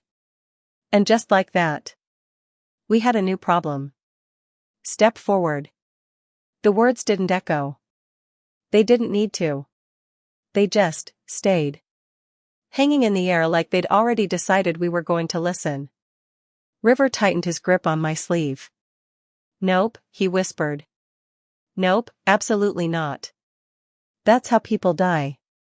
That's exactly how people die. Relax, I muttered. If we were going to die, it would have happened back in the valley. This is just the part where things get weirder. That is not comforting. Didn't say it was. Layla didn't move right away. She stood there, staring at the iconostasis, her expression unreadable, caught somewhere between fear and something quieter, steadier. Thinking. Then she shook her head slightly. Not yet, she said under her breath. I frowned.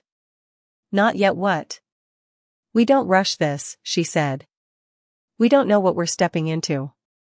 River nodded way too fast. Yes. Yes. That. I agree with that. Let's not step into anything. I exhaled slowly, glancing around again. The icons. They hadn't changed, but somehow, they felt closer now. More present. Like the moment that voice spoke, the entire room leaned in just a little more. Watching. Waiting. Okay, I said quietly. Then what's the plan? Layla hesitated. Her eyes moved across the wall, over the painted faces, the gold backgrounds, the stillness that seemed to hum beneath everything. Then she stepped sideways. Away from the center. Toward one of the icons. River blinked. What are you doing? She didn't answer right away. Instead, she stopped in front of a specific image, one of the larger icons, set slightly apart from the others. A man with strong features, a short, curled beard, and eyes that didn't just look at you, they held you there. Keys. That's what I noticed. He was holding keys. Something about that stuck. Layla exhaled slowly. St. Peter, she said. I raised an eyebrow. You're sure? She nodded. Pretty sure. River looked between us. Okay, cool. Great. Why does that matter right now? Layla turned slightly, her voice quieter than before. Because we don't know what this place is connected to. The valley, the ritual, whatever's happening, it's bigger than us. Yeah, I said. That part's been established. She ignored me. We walked into something, she continued. And if this is what I think it is, if this place still holds any kind of meaning, then maybe we should act like it does. River frowned. You mean, like pray? Layla didn't hesitate. Yes. I blinked. Not because the idea was ridiculous. Because it wasn't. And I hated that. River let out a nervous laugh. Oh. Oh, that's new. We're doing that now? You don't have to, she said. But I am. She stepped closer to the icon. Slowly. Carefully. Like crossing an invisible line. The candlelight flickered softly across the painted surface, catching in the gold, reflecting just enough to make the whole image feel alive in a way I couldn't explain. Layla lowered her head. Not dramatically. Not performative. Just, quietly. Her hands came together, fingers interlacing slightly as she took a slow breath. And then she spoke. St. Peter, she said softly, voice steady despite everything we'd just been through, if this place is still yours, if any of this still means something. She paused. I didn't interrupt. Didn't joke. Didn't do anything. For once. Then keep us safe, she finished. We don't understand what we've walked into. But we're still here. So, help us stay that way. Silence followed. Not heavy. Not oppressive. Just, still. River shifted beside me, clearly unsure what to do with his hands, his face, his entire existence. Do we say something too? He whispered. I shrugged slightly. Up to you. I don't know what to say. Then don't say anything. That feels rude. Pretty sure panic while rambling is worse. He made a face, then awkwardly looked at the icon. Hi, he whispered. I'm just gonna stand here. I almost laughed. Almost. Layla lifted her head slowly. For a second, nothing happened. No light. No voice. No sign that anything had changed. And then, the candle flame in front of the icon flickered. Just once. Sharp. Unmistakable. I froze. River froze harder. Did you see that? He whispered. Yeah, I said. Layla didn't move. But I could see it in her expression, something shifted. Not relief. Not certainty. But, acknowledgement. Like something had answered. Not in words. But enough. Behind us. The voice spoke again. Closer now. You seek protection. I turned slowly. The figure had stepped out from behind the iconostasis. Old. Bearded. Eyes sharp despite the weight of years resting on them. Watching us. Not surprised. Not confused. Just, aware. Layla didn't step back. Didn't break. She faced him. Yes, she said. The man studied her for a long moment. Then nodded once. Good, he said. River leaned toward me, voice barely contained panic again. Okay, so praying worked? Is that what just happened? Because I am fully on board with that strategy if it keeps us alive. Shut up, I muttered. But I didn't take my eyes off the man. Because something told me. This wasn't over. Not even close. Chapter 10, Sanctuary of Shadows. I knew the valley was over when the ground tilted and the trail just ended. Not in some dramatic cliff way or anything cinematic, just ended. And of course, That's when River decided to loll his head back and stare at the horizon like he'd been waiting for the world to ask him a favor. Typical River. I squinted. There it was, an Eastern Orthodox church, crooked and angry-looking, like it had been arguing with the weather for decades and never won. The onion domes were chipped, the walls scarred, and the whole thing had this faint smell of damp stone and ancient smoke that made me think about bad decisions, which, let's be honest, is a smell I know all too well. I stopped walking. "Don't do anything stupid," I said over my shoulder, mostly at River, mostly at myself, because sometimes the line is blurry. "Especially you." He didn't even flinch. Typical River. "When have I ever caused trouble?" he asked, with that infuriating grin, the one that tells you he's already planning something stupid. I gritted my teeth. Right. Because sneaking into abandoned churches in a place that's basically apocalypse light is totally normal. He shrugged. He always does that when he's about to prove he doesn't care. Layla followed behind, quiet as a shadow, trying not to wake the ground. I swear, the girl has this built-in volume control. "Do you think anyone's here?" she asked, her voice soft enough that I almost didn't hear her. I didn't answer, because the honest answer is, I didn't know. And not knowing is one of those things that makes your stomach shrivel and your brain tap dance across your skull like it's auditioning for something terrible. The doors were massive, made of dark wood and covered in carvings of saints with eyes sharp enough to shame a whole generation. I ran a hand over the surface. Cold. Solid. Immovable. River made a sound behind me, like someone had just scratched a chalkboard. "Stop. Don't, just don't." I didn't stop. I never really do when I think I should. Sometimes it works out, sometimes, not so much. This felt like the not so much variety. The doors groaned like an old man trying to get out of bed. Slowly, reluctantly. They opened, and the smell hit me, incense, yes, but also something sour and faintly metallic. Like a memory rotting somewhere behind the walls. I stepped inside first, because apparently, that's my thing, throw myself into danger and then complain later. River trailed behind, muttering about kids these days and curiosity. Layla knelt by an icon, fingers brushing lightly over St. Peter's frame. I watched her in the flickering candlelight. The kind of light that makes everyone look like they're part of a dream you shouldn't be having. "Please," she whispered. "Keep us safe." I wanted to tell her it wasn't a guarantee. That safety was a joke in the world we were wandering. But I didn't. Instead, I leaned against a pillar and tried to look nonchalant, which is my cover story for completely freaking out internally. The church was quiet, except for the faint hum of wind, the occasional drip of water somewhere unseen, and the low, mocking gleam of candlelight across the gold halos of saints who were probably judging us.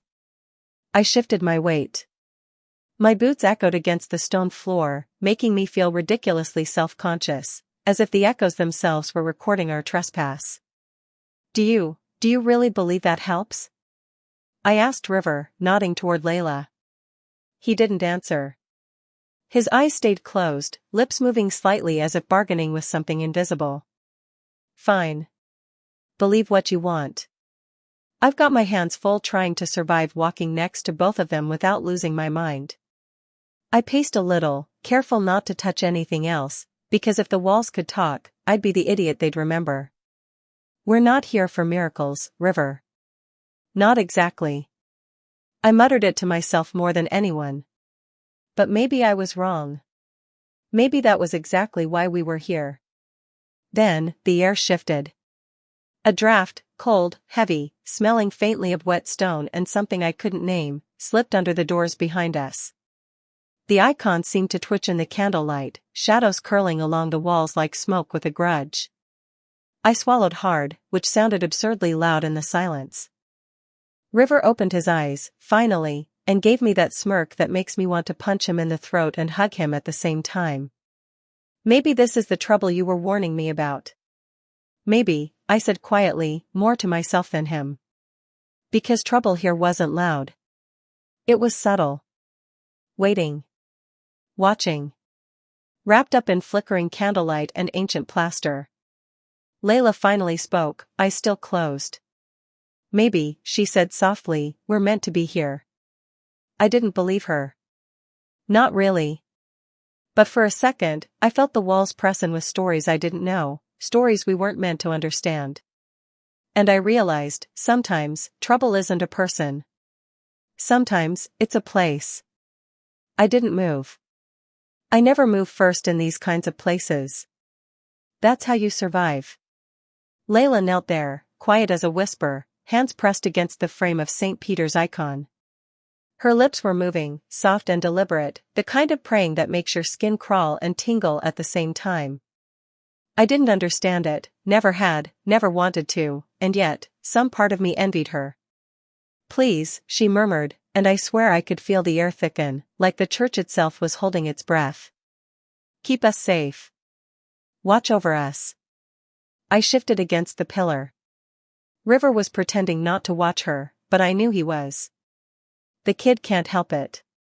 He always watches. Even when he's trying not to. Typical River. I rubbed my temple.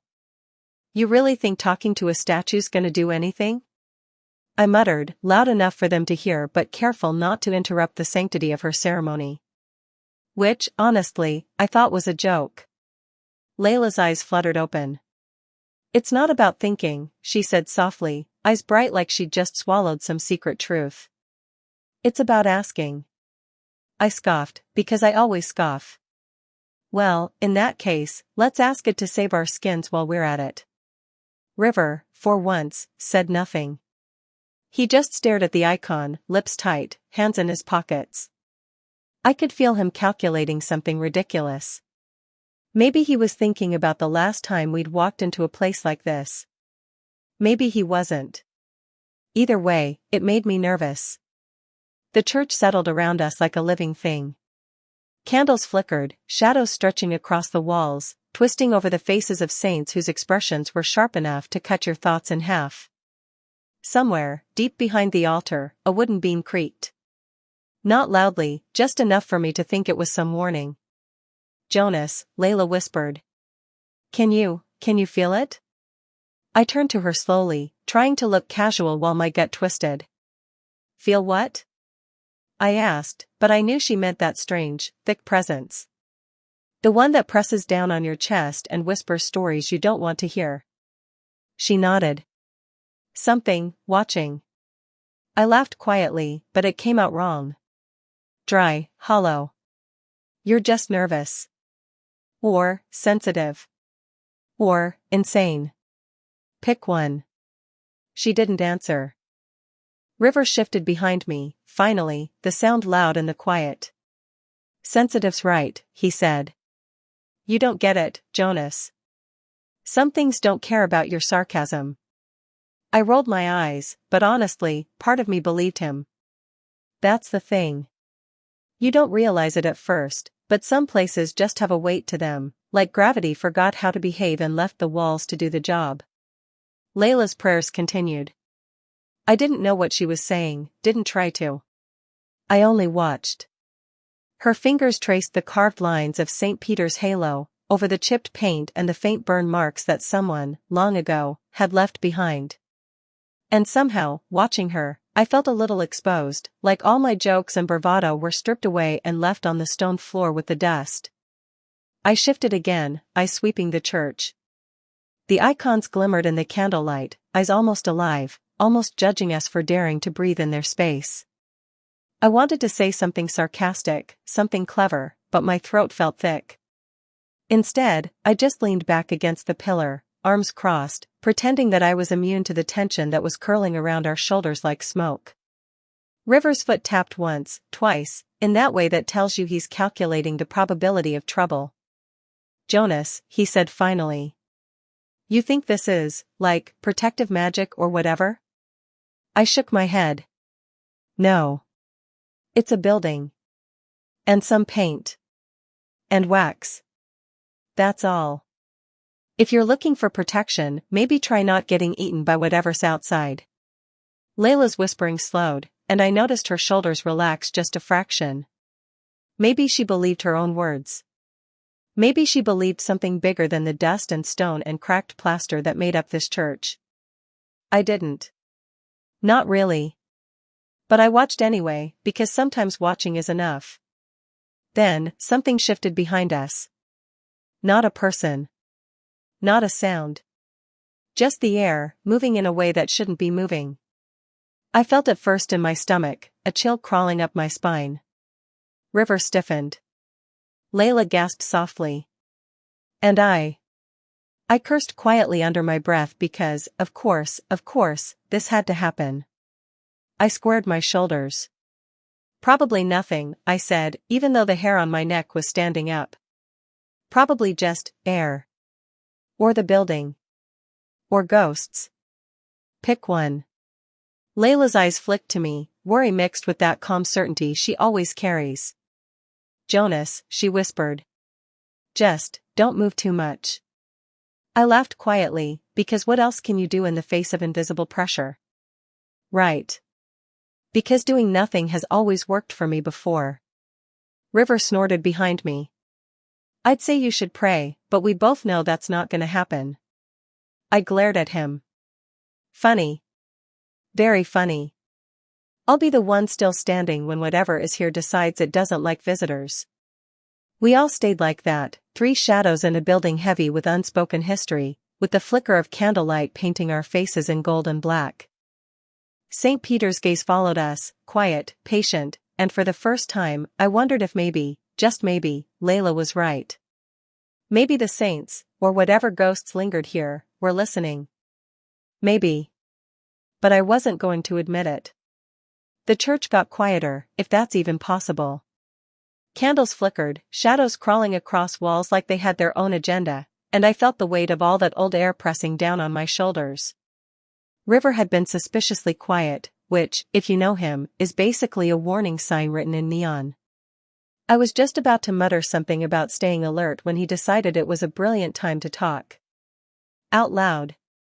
In the middle of the something is definitely wrong here vibe. Layla, he said, voice low, hesitant, almost like he was afraid the walls would repeat it back. I turned my head slowly, suspicious, because he never ever uses her name like that without a reason. She looked up, confused. Yes? River swallowed. Then he looked right at her, eyes wide in that ridiculous I'm serious way. If we die, he said, and I swear I could hear the echo of the words bouncing off the plaster, just know I loved you very much. Yes, in that way. I froze. The candlelight was doing some weird shit to the icons, making them look like they were judging him too. I could feel my stomach twist and my hands tighten into fists. Without thinking, I stepped up and slapped him on the side of the head. Hard enough to make him stumble, but not hard enough to actually damage him, because I'm not a monster. Great timing, River. I hissed, teeth gritted. Really perfect timing. He rubbed the side of his head, looking like someone had just ruined his life with one sarcastic gesture, which, technically, I had. What? He protested, indignation dripping off every syllable. Come on, Jonas, you don't understand. What if? Don't you dare die in a church before I get to make fun of you for the rest of your life, I interrupted. And trust me, the timing of your confession is spectacularly awful. Layla blinked at him, then at me. Her face was a mixture of something, I swear it was amusement, and exasperation, like she had front row seats to the world's dumbest drama unfolding. River, she said softly. River threw his hands in the air. Fine. Look, I didn't think about the dramatic effect. Yeah, I muttered. Save it for the obituaries, Romeo. Or, the apocalypse. He huffed and sank onto a pew, which creaked ominously. I leaned against the wall, arms crossed, trying to ignore the weird twitch in my chest that maybe, just maybe, wasn't all sarcasm. Layla stayed kneeling, eyes on the icon, whispering under her breath again. The whole room smelled of candle wax and damp stone and River's self-inflicted melodrama. And then the draft moved again. Not just the little one we noticed before. This one curled around us, cold and alive, like it had a mind of its own. I could feel it pressing at my shoulders, crawling down my spine, and I could hear River muttering something under his breath. I didn't ask him what. At that point, I didn't care. "Stay put," I said quietly, though I didn't entirely mean it. I wasn't sure where put was anymore. Layla's voice was a whisper of light in all that darkness. "St. Peter, please," she said, and I swear I felt the air shift again. Not because of whatever she was asking, but because she asked it with the kind of calm certainty that makes you aware of how little control you have. River sat there, wide-eyed, muttering her name like he thought she'd answer him personally. Typical River. I wanted to tell him to shut up. But I didn't.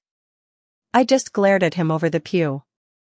And then, faintly, somewhere above, the church seemed to groan. Not wood, not stone, something else.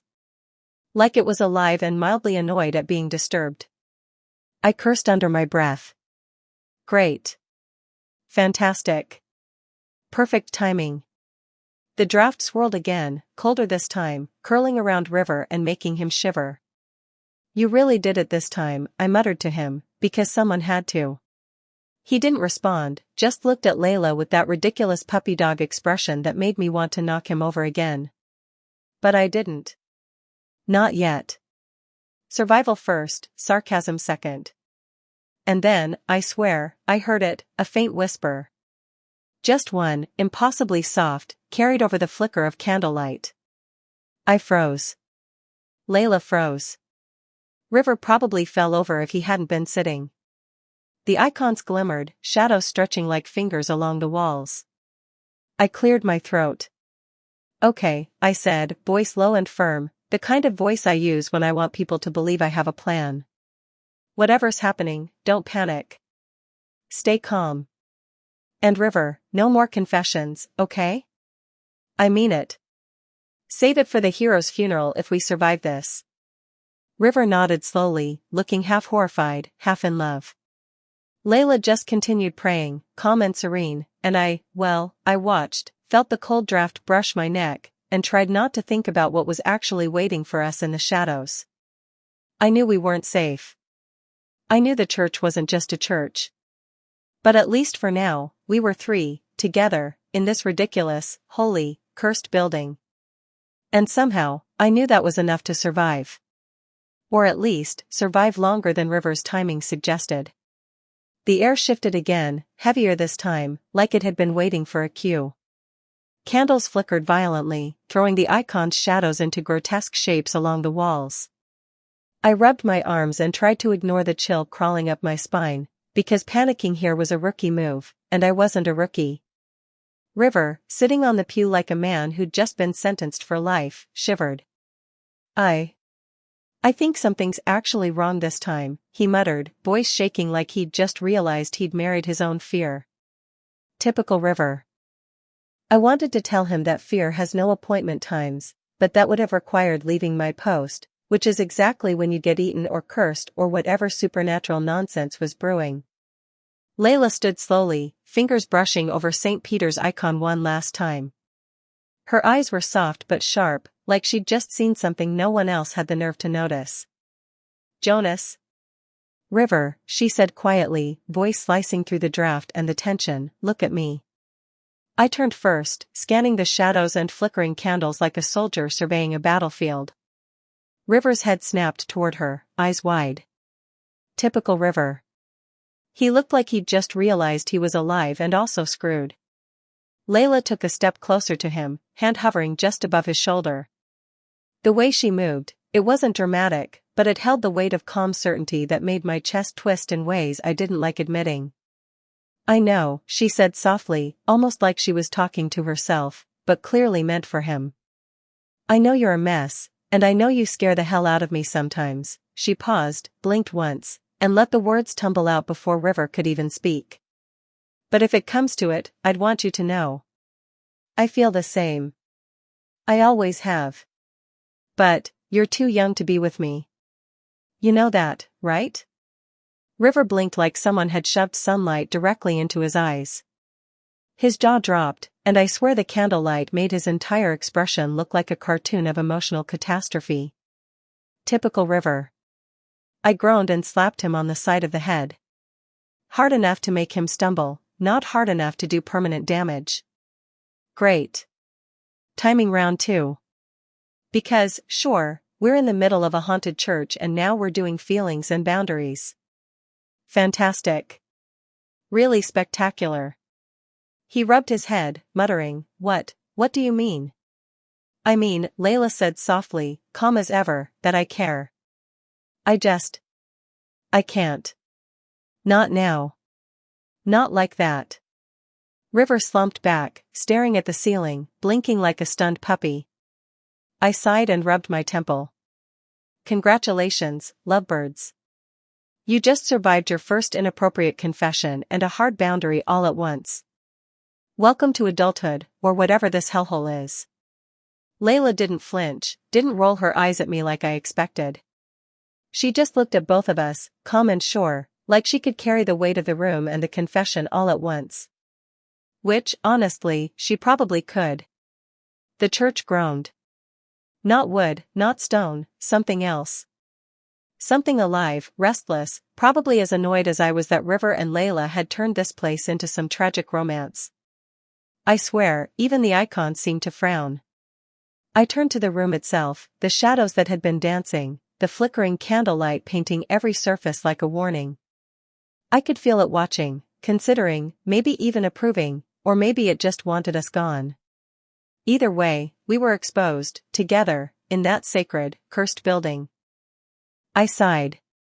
Well, I said, crossing my arms and leaning against the nearest pillar, congratulations. You two just made the most inappropriate confession in recorded history, got a hard boundary thrown in, and now we can focus on surviving whatever the hell this place has in mind. River, still slack-jawed, muttered something incoherent, probably a mix of relief, heartbreak, and disbelief. Layla smiled faintly at him, a quiet reassurance that didn't require touching. And I just stared at the ceiling, muttering sarcastically, because some moments deserve commentary, even when your heart and your patience are both under siege. And somewhere above, faintly, the church exhaled. Or maybe it sighed. Or maybe it was just me imagining it. Either way, the room was alive, and we were here, breathing, confessing, surviving. For now. The moment stretched. Quiet, thick, the kind of silence that makes your ears ring and your gut twist. I didn't like it. I never liked it. Shadows weren't shadows anymore, they were fingers crawling along walls, twisting toward us like the church itself was reaching out to test our nerve. River shifted on the pew like a man who realized sitting down was a bad life choice. I wanted to tell him to freeze, but that would have required leaving my own spot, and if there's one rule in haunted buildings, it's stay put until you know what's alive and what's decoration. Layla was still calm, knees bent slightly, hands hovering near her chest like she could ward it off with her own heartbeat. Typical Layla. Too calm. Annoyingly calm. Then the candles flickered violently, one by one, throwing the church into sudden darkness, lit only by a few stubborn flames. The air thickened, damp and metallic, curling around us in waves. I could hear it then, a low hum, not from the building, not from wind, but from something alive. Something aware. River whimpered. Not loud, just enough to make me want to strangle him and hug him at the same time. I glared. Really? Now? You've got to wait until the ghosts leave or... He froze, eyes wide, staring at the shadows moving unnaturally across the floor. Jonas, it's watching us, he whispered, voice trembling. Typical River. Yeah, genius. Welcome to every terrifying church I've ever walked into, I muttered. Now shut up before it decides to make you a permanent exhibit. Layla stepped forward slightly, voice steady. It can't hurt us if we don't provoke it, she said. I wanted to roll my eyes, but the truth is, she might be right. Maybe. And that's when the first door slammed somewhere behind the altar. Not a gentle thud, but a wall-rattling bang that made my teeth ache. River nearly jumped out of his skin. Typical River. I wanted to laugh, but the shadow seemed to twitch at the sound, so I swallowed it down. The draft picked up, moving in spirals around our legs. I could feel it tugging at my jacket, my hair, even my thoughts. Not metaphorically, this was real. Something was here, testing us. Okay, I said, voice tight but trying for calm. If whatever this is wants a dramatic performance, we're ready.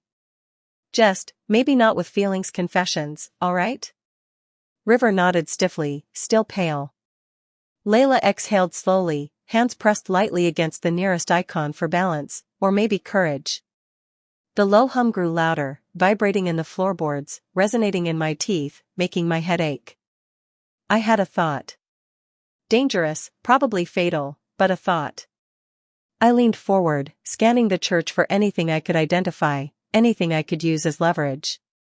Candles, pews, even the lectern. Hell, maybe St. Peter's statue itself. The hum grew into a low, whispering chorus of voices, too soft to understand but insistent, almost impatient. River clutched Layla's hand instinctively, which I had to admit was both ridiculous and comforting. Typical River. I shoved him gently, sarcastically. Really, now? Holding hands is going to save us? Excellent strategy, genius. He muttered something about being scared. I muttered something about screaming later. Layla didn't move, didn't blink, just kept her focus on the icon, whispering prayers so quiet I had to strain to hear. And somehow, that calmness, annoying as it was, kept the shadows from completely swallowing us.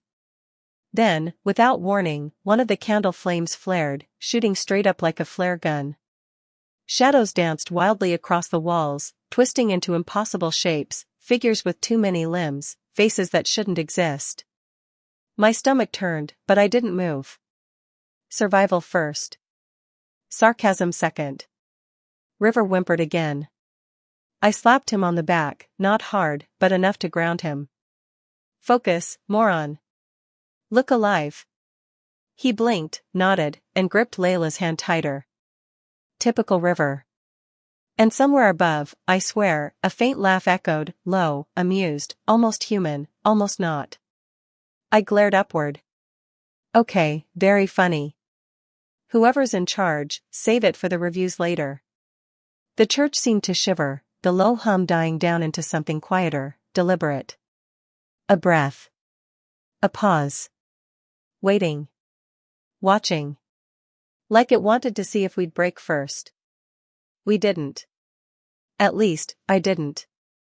River tried not to, though it was painfully obvious he was teetering on the edge. Layla didn't, because Layla never did. Typical Layla. I exhaled slowly, feeling the tension in my shoulders, and muttered sarcastically, well, congratulations. We survived our first haunted, judgmental church with confessionals and inappropriate feelings. Round of applause, everybody. And for a moment, in the dim flickering light, I think the church might have actually smiled. Or at least, it let us live. For now. I barely had time to savor the silence when the sky screamed. Not literally, because I'd be dead if it had, but it sounded like the world itself had ripped open. A streak of metal, impossibly fast, slashed toward the church roof. Then the explosion hit. Wood splintered, stone cracked, and the air erupted into fire, smoke, and chaos. I swear, if someone had timed this to ruin a dramatic moment, they could not have done a better job. What the River yelled, flinging himself toward the pew for cover. Typical River. I shoved him forward, hard enough to make him stumble but not hard enough to break anything, yet. Move. Layla yelled, grabbing my arm. She didn't hesitate, didn't even flinch as chunks of plaster rained down around us. I followed her lead, my own sarcasm screaming internally because I'd just finished narrating about surviving ghosts, judgmental icons, and River's idiot confessions, and now a rocket. A rocket. I ducked under a collapsing beam, swearing like a sailor and wishing for literally anything to distract me from the fact that the roof might just collapse and crush us all. River screamed again, a high-pitched, panicked sound that was oddly musical if you didn't think about the impending death. Typical River. Then I heard it, the unmistakable voice over comms, smug as hell, calm and deliberate. Enjoying your little church party? Volkov. Of course. Always Volkov. The man was somewhere, controlling a drone, laughing at the chaos he'd created. And now he was probably imagining my face as we tried not to die. Volkov. I shouted, but the walls of the church, the flames, the smoke, none of that gave a damn about names. Layla yanked us forward, toward a side exit I hadn't noticed in the flickering chaos. Here. Quick. I grabbed River's arm, shoved him ahead of me, and dove through the door just as the rocket slammed into the main hall with a deafening roar. The church shuddered, groaned, and for a horrifying second, I thought we were all going to be buried under centuries of holy plaster and old wood. We tumbled onto the muddy ground outside, coughing, clothes singed, ears ringing. The church behind us was on fire, smoke billowing like it had a life of its own. Shadows danced in the flames, but none of them were interested in us anymore. They had bigger problems now, namely, a goddamn drone rocket. River lay on his back, wide-eyed, muttering something about dying in flames and holy confessions. Typical River. I slapped him on the shoulder. You're alive, moron. That's step 1. Step 2 is not screaming like a banshee while we run. Layla was crouched, hands on her knees, trying to catch her breath but still scanning the burning church like it owed her an explanation. Typical Layla. She gave me a brief nod. We need to keep moving. He'll fire again. I groaned, dusting off my jacket and checking the perimeter. Volkov's drone was hovering above the tree line, ominous and precise. He was smiling. I could almost hear it. Smug bastard. Of course it's Volkov, I muttered under my breath. Of course. Because nothing says fun afternoon like being blown up by your favorite enemy while he mocks you. River scrambled up, face smeared with soot. He's trying to kill us. Yes, genius. That's literally what rocket fire implies. I hissed. Welcome to the obvious. Layla grabbed both of us by the arms and pulled us along the riverbank, away from the burning church. Behind us, the flames licked the night sky, the smoke thick enough to choke, but we kept moving. Step by step, breath by breath, running toward whatever safety we could find. And somewhere above, I swear I heard Volkov laugh again. Calm, deliberate, satisfied. Typical Volkov. I muttered under my breath, just wait until I get my hands on you. For now, though, survival was priority number 1. Step into the shadows, leave the burning church behind, and make it out alive. Typical Jonah survival mode, sarcasm, snark, and a little bit of luck. And, apparently, Volkov's hatred. We made it. Just barely. And the church, our so-called sanctuary, was nothing but fire and smoke behind us. We stumbled forward into a room that seemed wrong. The walls leaned at angles no building should have, plaster cracked and peeling like old scabs, and the ceiling stretched upward until it vanished into darkness. A faint, greenish glow pulsed from somewhere beyond the shadows, casting shapes that moved when we weren't looking directly at them.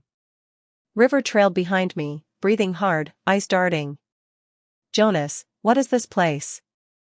What the hell is happening? I didn't answer. Words felt useless here. The air was thick, heavy like it wanted to push itself down our throats.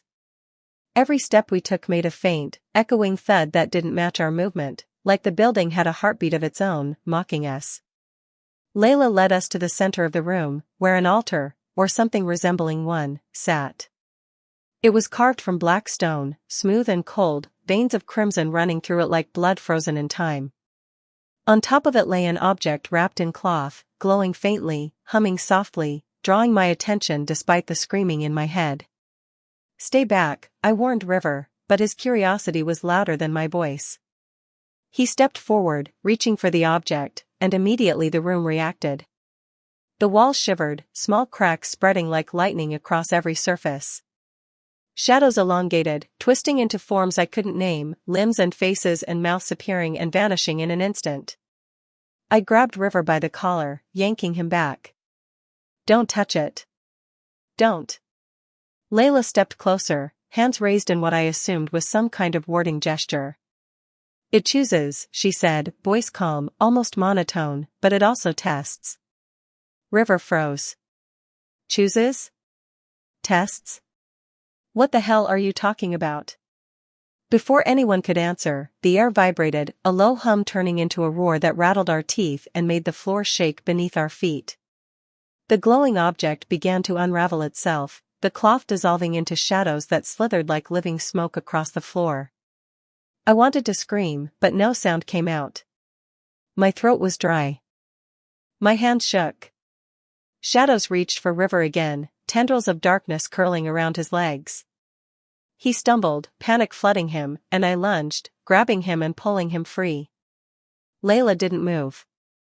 She just stared at the object, eyes unblinking. It wants him to see, she whispered, almost to herself. See what?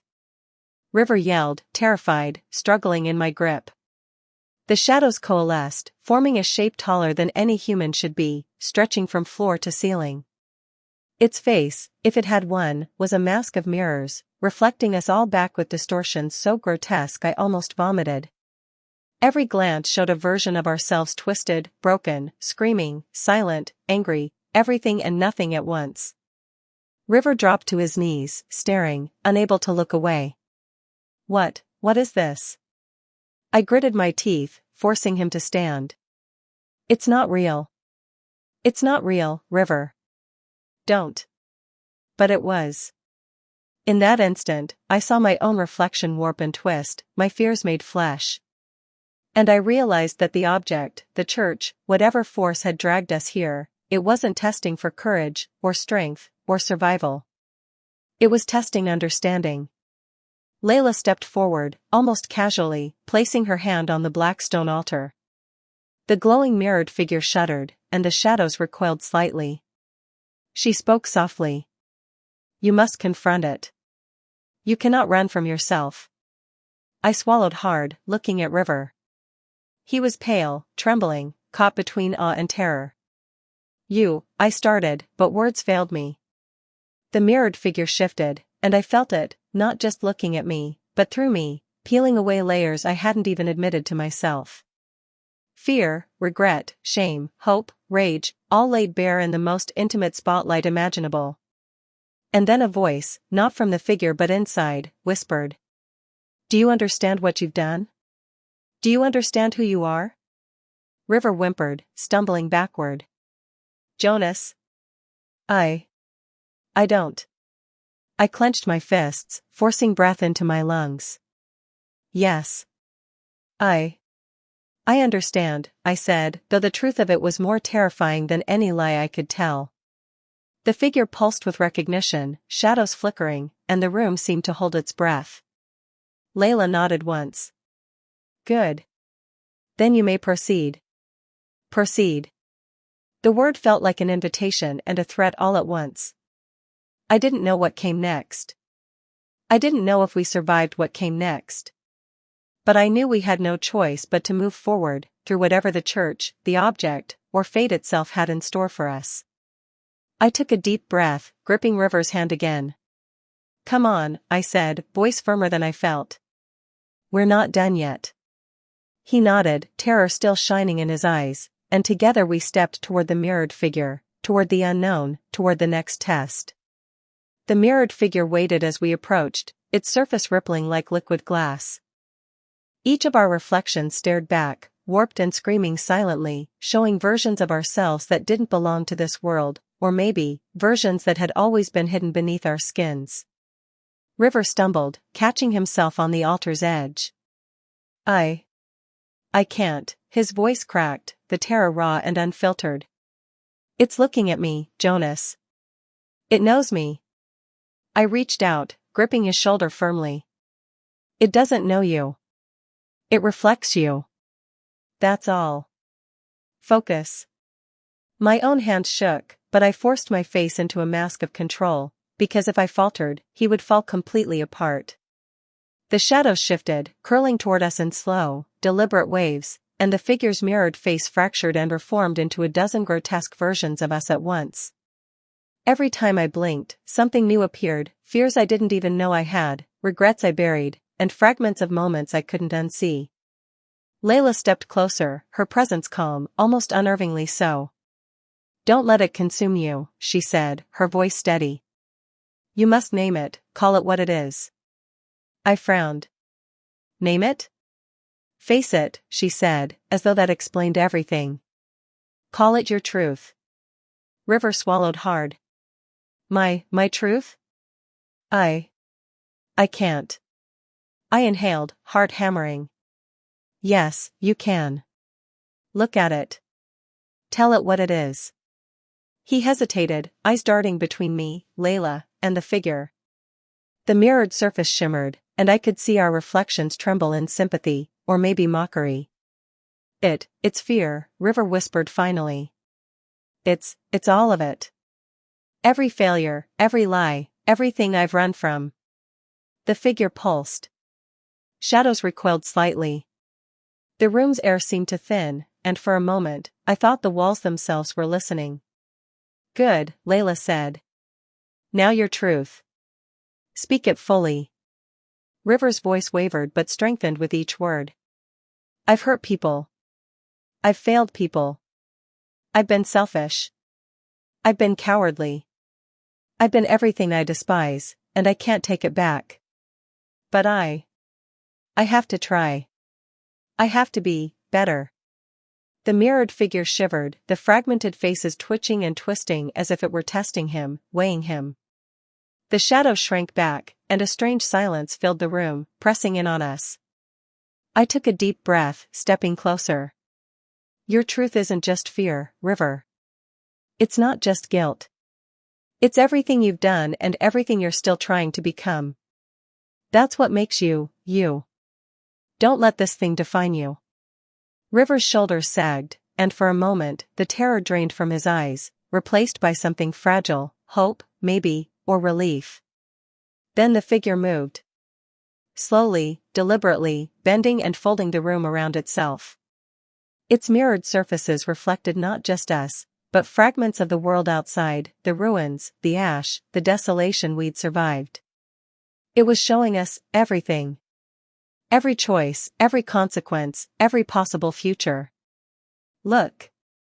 Layla's voice was calm but urgent. "See what it shows. Learn." I stared into the figure and saw myself, broken, angry, and ashamed, but also stronger, capable, and alive. And then I saw River, trembling and terrified, yet standing, reaching for what he could be.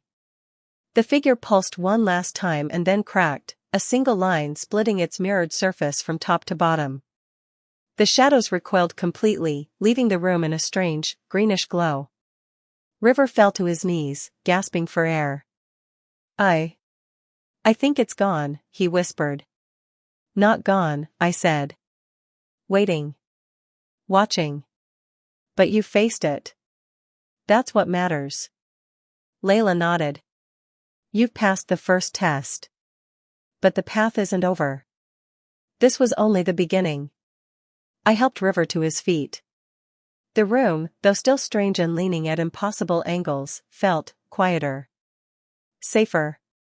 But I knew that whatever came next would be worse than what we had just faced. As we moved toward the next corridor, the pulsing light dimmed, shadows retreating into corners. I glanced back once at the fractured altar, the mirrored figure now just a faint shimmer.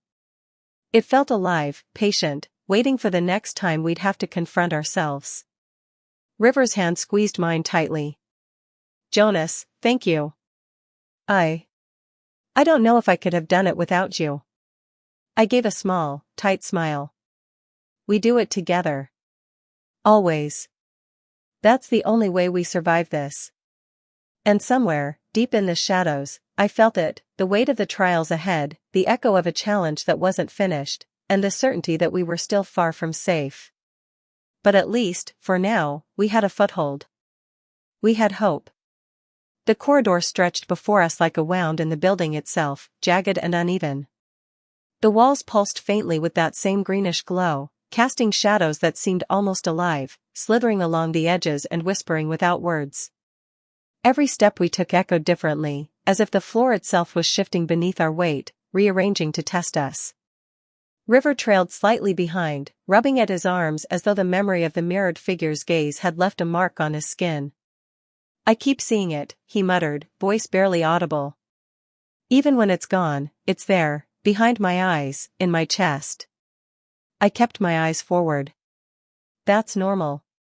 It's not gone, it never really is. But fear isn't fatal. Only inaction is."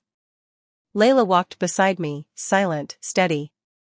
She seemed untouched by the shadows, almost as if she carried her own internal light that made the darkness recoil slightly.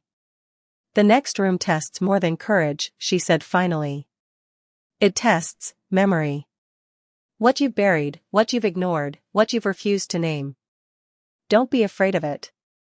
I glanced at her, frowning. "Memory?" Her eyes didn't waver. "Your truths are only as strong as your understanding of them. This place will show you your past, distorted or otherwise. It will force you to confront everything you've hidden from yourself and each other." I swallowed hard. "Then let's get it over with." The entrance to the next chamber was a jagged archway of blackened metal, etched with symbols that seemed to writhe when you looked too long. Stepping through, the air thickened immediately, smelling of smoke, damp earth, and something acrid I couldn't place. Inside, the room was vast, impossibly high, with walls that disappeared into shadow. In the center, a pool of liquid blackness reflected our forms back at us. But as we approached, I noticed, our reflections weren't just us. They were moments, frozen, River falling from the scaffolding in the factory, me arguing with my father in that tiny apartment, Layla sitting alone in a church I hadn't recognized. Every image was still, perfect, and wrong at once. River stumbled, letting out a strangled sound. It's my fault.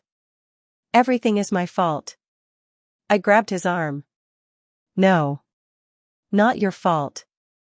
Just, yours to face. Not your burden alone." Layla raised her hand, and the reflections shifted, each memory flickering as though under her command. "You must step into them," she said. "Do not run.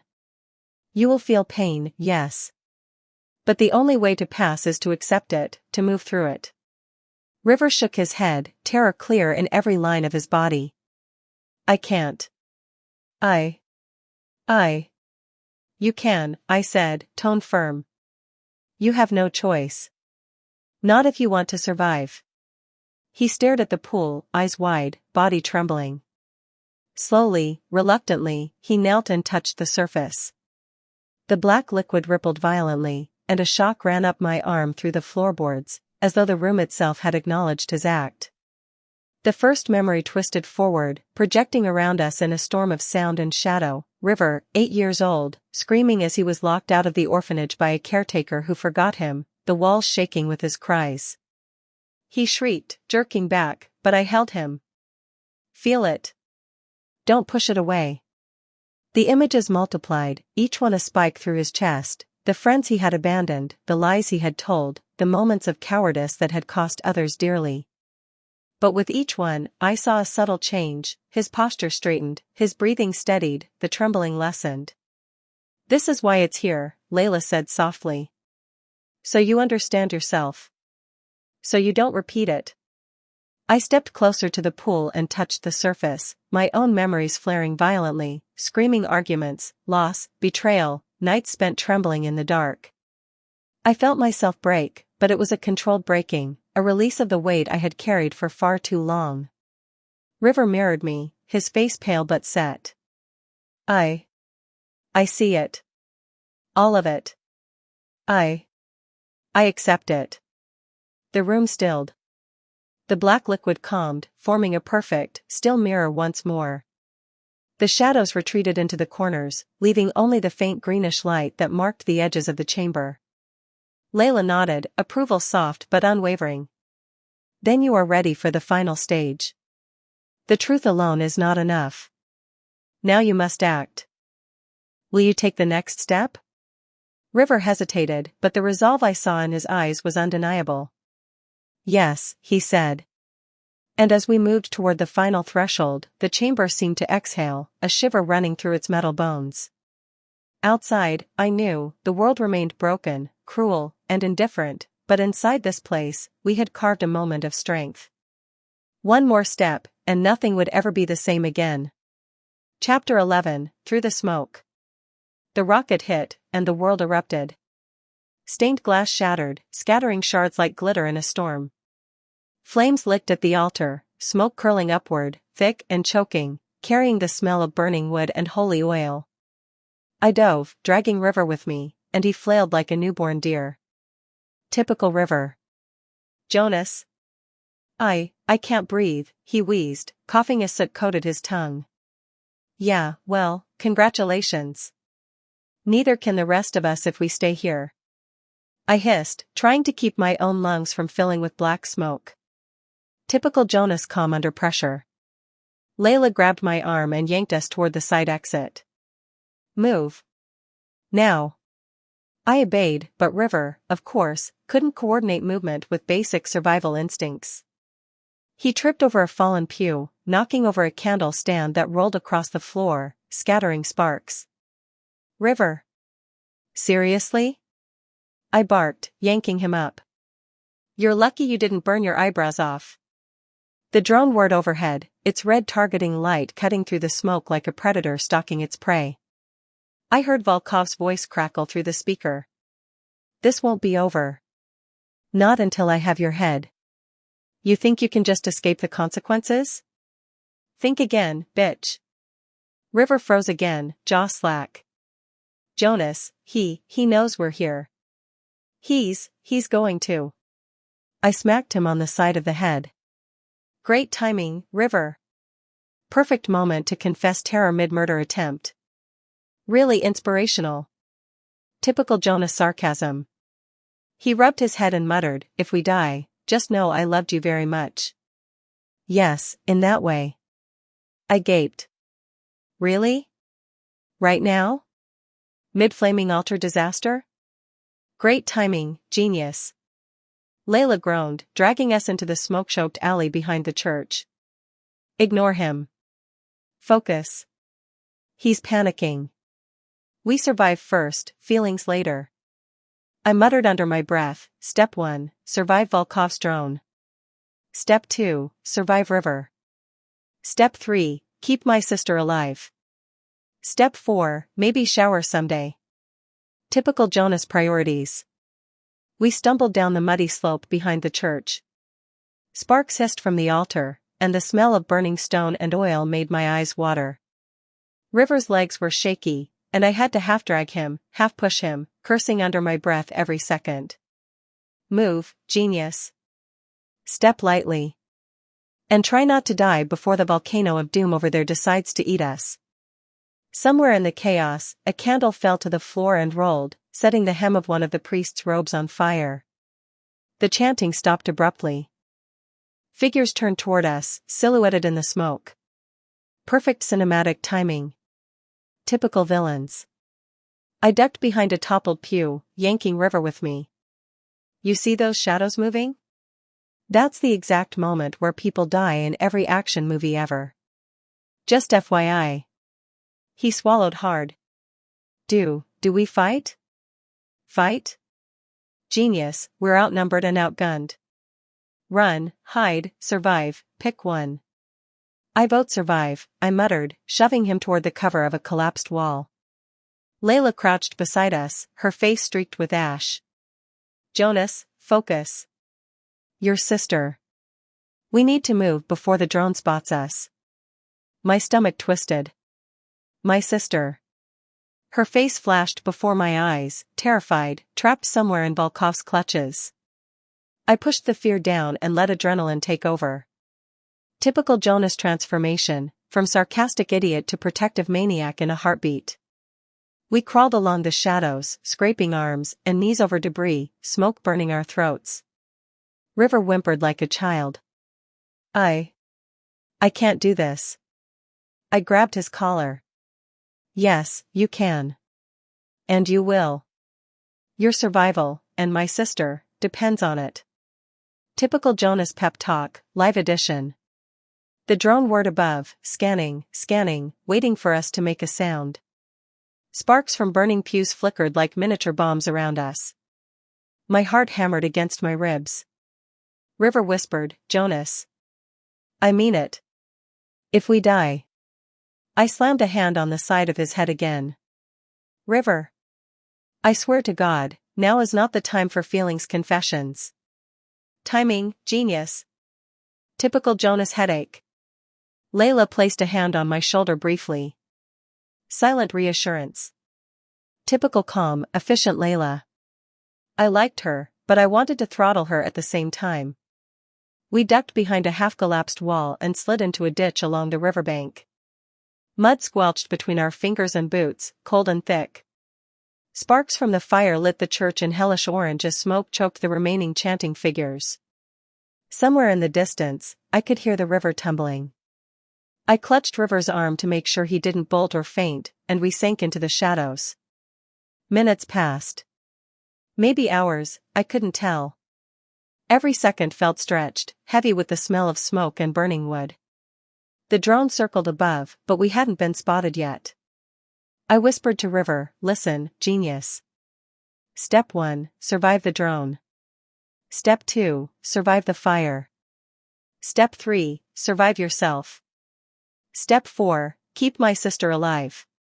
Typical Jonas priorities. He gave a half-smile, full of terror. I'll try. I muttered, "Try harder." And seriously, no more love confessions mid-apocalypse. Step 5 will be therapy. Layla nudged us forward. Night is coming. We move now. Quietly. I swallowed the lump of fear in my throat and forced my muscles to cooperate. Typical Jonas survival mode activated. Every movement mattered. Every breath mattered. One wrong move, and Volkov would find us, or worse, my sister would pay the price. The flames behind us roared. Smoke clung to our clothes. River groaned behind me. And I kept one eye on the sky for the drone, one on the riverbank, and one on the distant hills for any other surprises Volkov might throw at us. Typical Jonas multitasking, survive, protect, snark. We disappeared into the shadows. The church burned behind us, the drone hummed overhead, and Volkov's threat lingered in the smoke-filled night. One thing was certain, this wasn't over. Not by a long shot. We pressed on through the mud along the riverbank, every step sucking us into the wet, black soil. The smoke from the church hung thick in the air, making it hard to see and harder to breathe. River stumbled constantly, and I had to shove him forward half the time, swearing under my breath like a sailor. Typical River. Typical Jonas patience, nearly maxed out. "Jonas, do you think she's okay?" River whimpered, voice trembling. My chest tightened. My sister. I could picture her, probably hiding somewhere, terrified, alone. I shoved the image away and forced my hands to steady, my eyes scanning the shadows for movement. She's going to be fine. But only if we survive this ridiculous nightmare first. Typical Jonas reassurance, but honest this time. Above us, the drone's red targeting light swept over the river, illuminating patches of mud and twisted roots. Volkov's voice came through the speaker again, dripping with venom, "This won't be over. Not until I have your head. You think you can just escape the consequences? Think again, bitch." I growled. Typical Volkov. He liked showing off, liked making you feel like death was waiting for you just out of reach. Yeah. Heard you the first 30 times, I muttered, though River flinched at the tone. Typical Jonas snark, calibrated for morale. We crawled into a natural alcove behind a boulder. Mud squelched between our fingers, the taste of smoke thick on our tongues. River sat against the rock, shivering. I don't know if I can do this, save her. I leaned down, gripping his shoulders firmly. You can. You will. Survival's step 1. My sister is step 2. If you freeze, you're useless. Simple math, genius. Typical Jonas pep talk. Layla exhaled sharply. Quiet. The drone is scanning for heat signatures. Move slowly, or it'll see us. I cursed under my breath. Every move, every breath, every heartbeat felt like it could be our last. But I kept my focus where it needed to be, my sister. Somewhere in Volkov's mess, she was counting on me. And I wouldn't let him, anything, take her from me. We waited in the alcove, silent except for the river burbling nearby and the occasional click of the drone's mechanical whir. I could feel River shaking next to me. Jonas? I'm sorry. I smacked the side of his head again. Shut it. Now is not confession time. Typical Jonas sanity check, emotions can wait. Survival cannot. Minutes passed. I counted every shadow, every sound, every flicker of the red light above. Then Layla whispered, we move. Carefully. One step at a time. I led, with River in the middle and Layla behind. Mud caked our boots, and roots clawed at our ankles. I felt my heart hammer in my chest with every step, but I couldn't let it slow me down. My sister's life depended on me keeping it together. Suddenly, the drone dove low, forcing us to duck behind a fallen tree.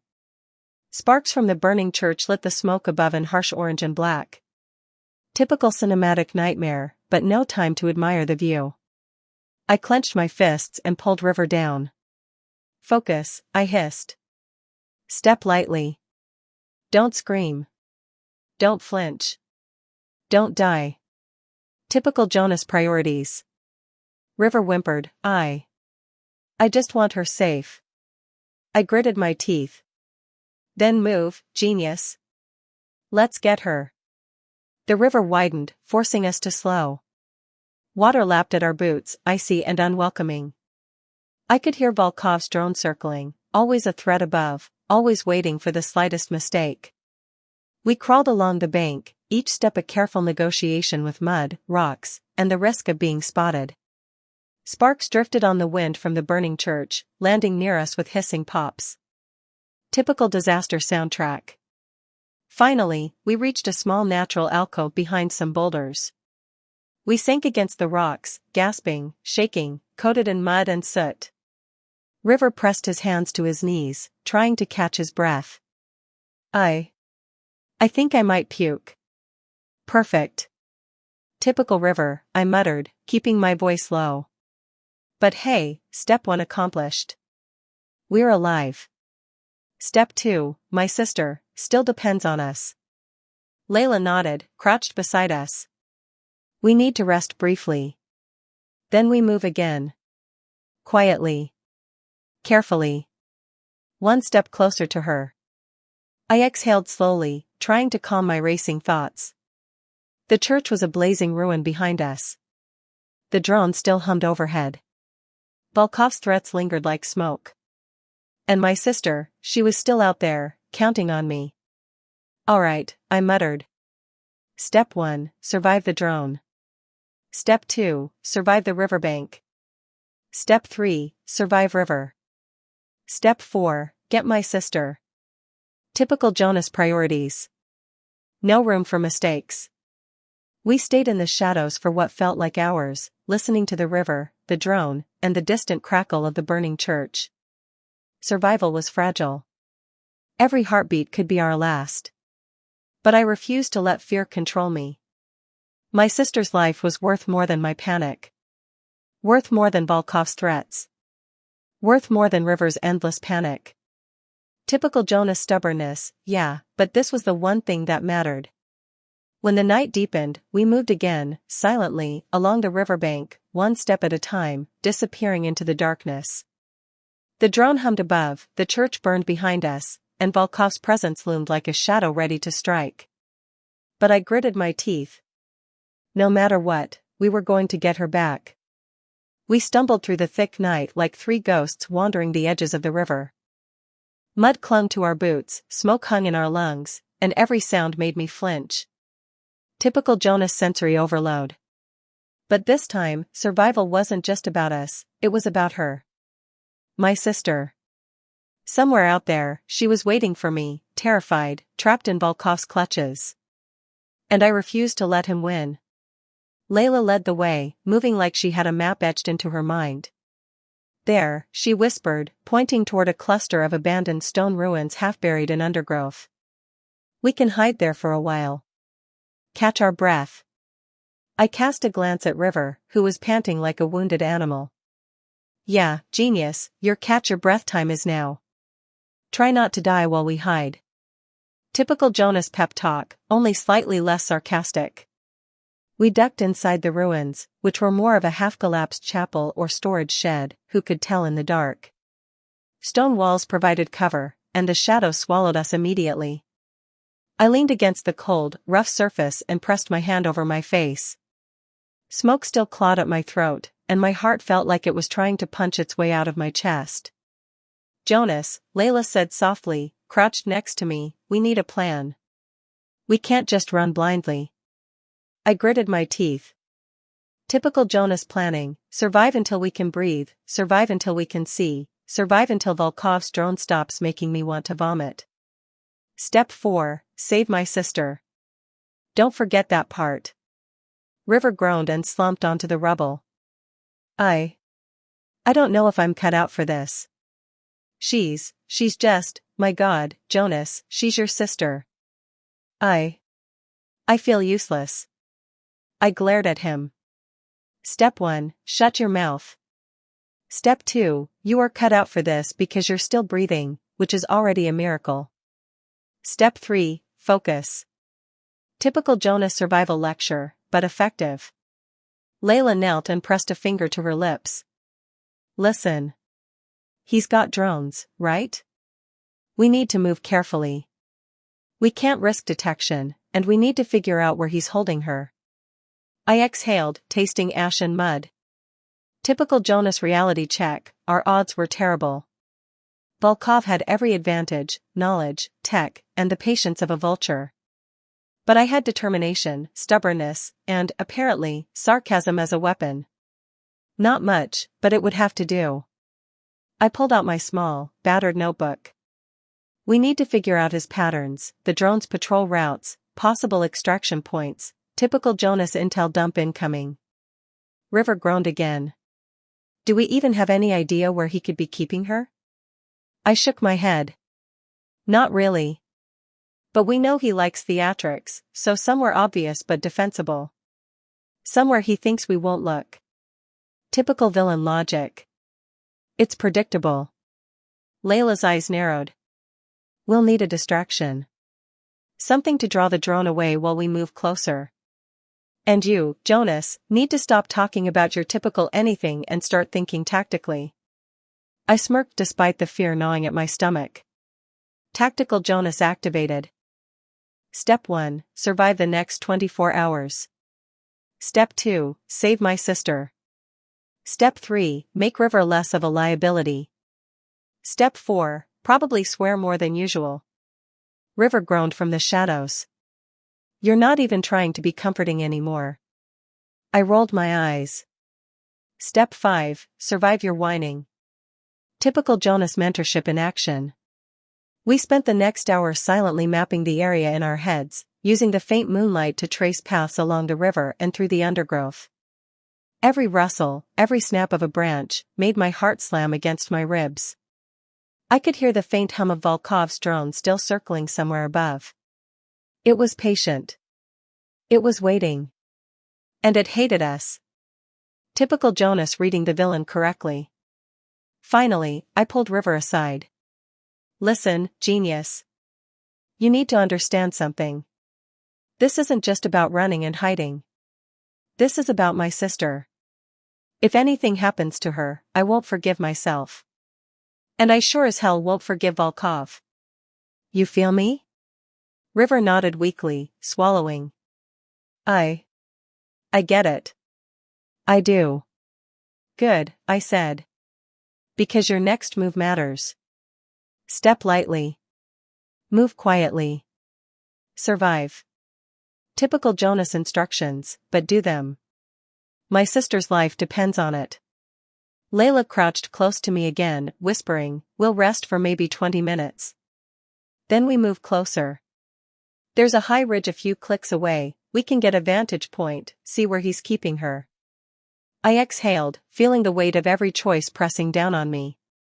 Typical Jonas existential thought, one wrong step, and we could lose everything, my sister, River, even ourselves. But I refused to let that happen. We rested as best we could, pressed into the shadows of the ruins, the night pressing around us. Smoke from the burning church still drifted toward the sky, and Volkov's drone hummed somewhere overhead. I clenched my fists, feeling anger and fear mix into a tight knot in my chest. I whispered under my breath, "Step 1, survive the drone. Step 2, survive the night. Step 3, find my sister. Step 4, survive Volkov." Typical Jonas priorities. No mistakes. And for the first time in hours, I let myself believe we might just make it. The night was darker than I'd imagined, the kind of darkness that pressed against your eyes and made every shadow feel alive. The ruins behind us were silent now, except for the faint hum of Volkov's drone somewhere above, tracking us like a predatory bird. Typical Jonas paranoia? No. This time, it was rational. He could see everything from the sky. We moved out carefully, River trailing slightly behind me, Layla beside me, both of them whispering occasionally about staying quiet. My mind, of course, refused to stay quiet. Step 1, get higher ground. Step 2, locate my sister. Step 3, avoid becoming Volkov's next trophy. Step 4, survive River's constant whining. Typical Jonas priorities, still. The high ridge wasn't far, maybe a mile or so, but every step felt like a mile in the muck and shadows. Roots tried to trip us, mud grabbed at our boots, and every small snap of a twig made us flinch. I hissed at River. "Step lightly, genius." Typical Jonas commands. "Move like your life depends on it, because it does." He swallowed hard, nodding. I got it. I'm trying." Layla, ever the calm strategist, scanned ahead. There. A fallen watchtower at the ridge. If we climb it, we get a view of the surrounding area. Could give us a clue where he's holding your sister. Perfect. Typical Jonas relief, but cautious. I glanced at River. "You climb carefully. No falling. No dramatic heroic stunts." "Dramatic heroic stunts?" he groaned. "Jonas, are you serious?" "Always," I muttered, jerking my head toward the ridge. The climb was treacherous. Mud-covered rocks, slick roots, and the constant threat of being spotted made each step a small war. I helped River up more than once, muttering about his weight, his clumsiness, and how typical it was for him to panic at the worst possible moment. Layla moved like she was part shadow, part ghost, guiding us with whispers and hand signals. Finally, we reached the top of the watchtower. The view was terrifyingly clear. Smoke from the burning church still hung low in the valley. Volkov's drone hummed somewhere above, scanning. And in the distance, illuminated faintly by a dying torchlight, a compound sat like a black scar against the forest. My heart skipped a beat. My sister. That had to be it. Volkov's lair. I could almost make out figures moving inside. Typical Jonas moment, adrenaline and fear colliding into a sharp focus. River whispered, Is that? Yeah, I hissed. That's it. That's him. That's where she's being kept. Typical Jonas deduction. We now know our next move. Stay focused. Layla scanned the perimeter. Minimal guards outside. Heavy fortifications inside. A frontal assault would be suicide. We need a plan. Maybe diversion, maybe stealth. I nodded, feeling the weight of every possibility. Step 1, survive the approach. Step 2, rescue my sister. Step 3, avoid Volkov's wrath. Step 4, survive River. Typical Jonas priorities, only slightly rearranged. The drone hummed closer, forcing us down behind the tower's crumbling stonework. Red light swept across the valley, and I froze, heart hammering. Typical Jonas moment, pray the drone doesn't see you while planning how to kill the idiot controlling it. River whimpered beside me. I don't know if I can do this. I gritted my teeth. You can. You will. Step lightly. Move quietly. My sister's life depends on us all surviving this. Typical Jonas motivational speech, now in action. Layla touched my shoulder. We move at first light. Limited visibility makes us less detectable. Stealth is our only option. We'll need a distraction, and then. I cut her off. Step 1, survive until first light. Step 2, rescue my sister. Step 3, make Volkov regret every life choice he ever made. Step 4, survive River. Typical Jonas priorities, confirmed and unchangeable. The night stretched endlessly. We hunkered down in the shadows of the tower, hearts hammering, ears straining for the drone's hum. Smoke, mud, fear, and anticipation pressed in from every side. But I refused to let panic rule me. My sister's life depended on my focus. Finally, I allowed myself one thought: we were closer than ever. Closer than Volkov thought possible. Step 1 complete. Step 2 imminent. Step 3, inevitable. Typical Jonas optimism, grim but unwavering. And somewhere in the darkness, I swore, Volkov would pay. Chapter 12, Viva la Vida, Rescue. The compound sat in the valley like a beast that had swallowed the earth. Guards patrolled the perimeter, their flashlights cutting through the night like daggers. Volkov's drone hummed lazily above, a mechanical eye that could ruin us in an instant. Typical Jonas paranoia? Maybe. But it was rational. Layla crouched beside me behind a low stone wall. We move now. The patrols shift every 6 minutes. If we time it right, we can slip in undetected. I nodded, scanning the shadows. River trailed nervously, muttering under his breath about dying. Typical River. Step lightly. Move quietly. Survival, then rescue, then sarcasm. Typical Jonas priorities, I reminded him. We slipped through the perimeter fence, careful not to disturb the gravel. The compound smelled of diesel and smoke, sharp and acrid. Every step brought me closer to her. My sister. My responsibility. The weight of her safety pressed on my chest, steady and unrelenting. The interior was darker than I expected, hallways twisting like a maze. I motioned for Layla and River to stay close. Stay behind me. I know exactly where I'm going. Typical Jonas confidence, bordering on recklessness. We found her in a small room near the center of the compound, locked in a makeshift cell. She sat on the floor, knees drawn to her chest, pale in the dim light. Her hair fell across her face, shadowing eyes wide with fear and confusion. I froze for a second. She looked smaller than I remembered. Softer. But still sharp. My sister. She looked up at me, confusion etched across her features. Who are you? I swallowed. My throat felt tight. It's me. Her brow furrowed. No, you're not. You can't be. I crouched to her level, keeping my voice low, steady. Viva la vida. Her eyes widened. Recognition struck like lightning. Jonas? I nodded. Yeah. It's me. Come on. We've got to go, now. She scrambled to her feet, eyes darting toward the door. Who are these people? Layla stepped forward gently. Friends. Here to get you out. River muttered from the shadows, I told you we'd make it, typical River, still whining but alive. I ignored him and focused on her. Listen, we don't have time for explanations. Follow me. Step lightly. And trust me.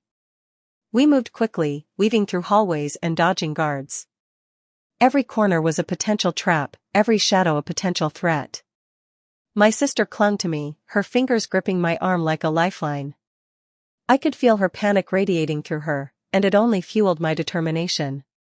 Typical Jonas adrenaline, protect at all costs. The drone hummed overhead, closer now. I led them through a side exit, crouching low, silent, moving like a predator in the dark.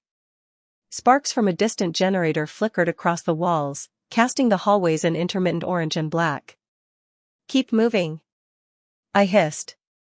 Almost there. Finally, we reached the outer fence. Layla cut the lock swiftly, a practiced motion that spoke of preparation and precision.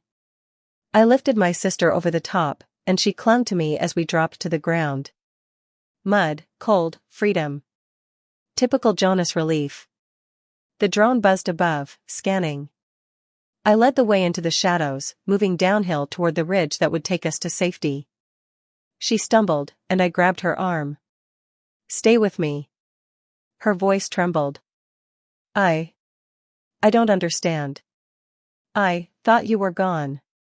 I shook my head. Not gone. Never gone.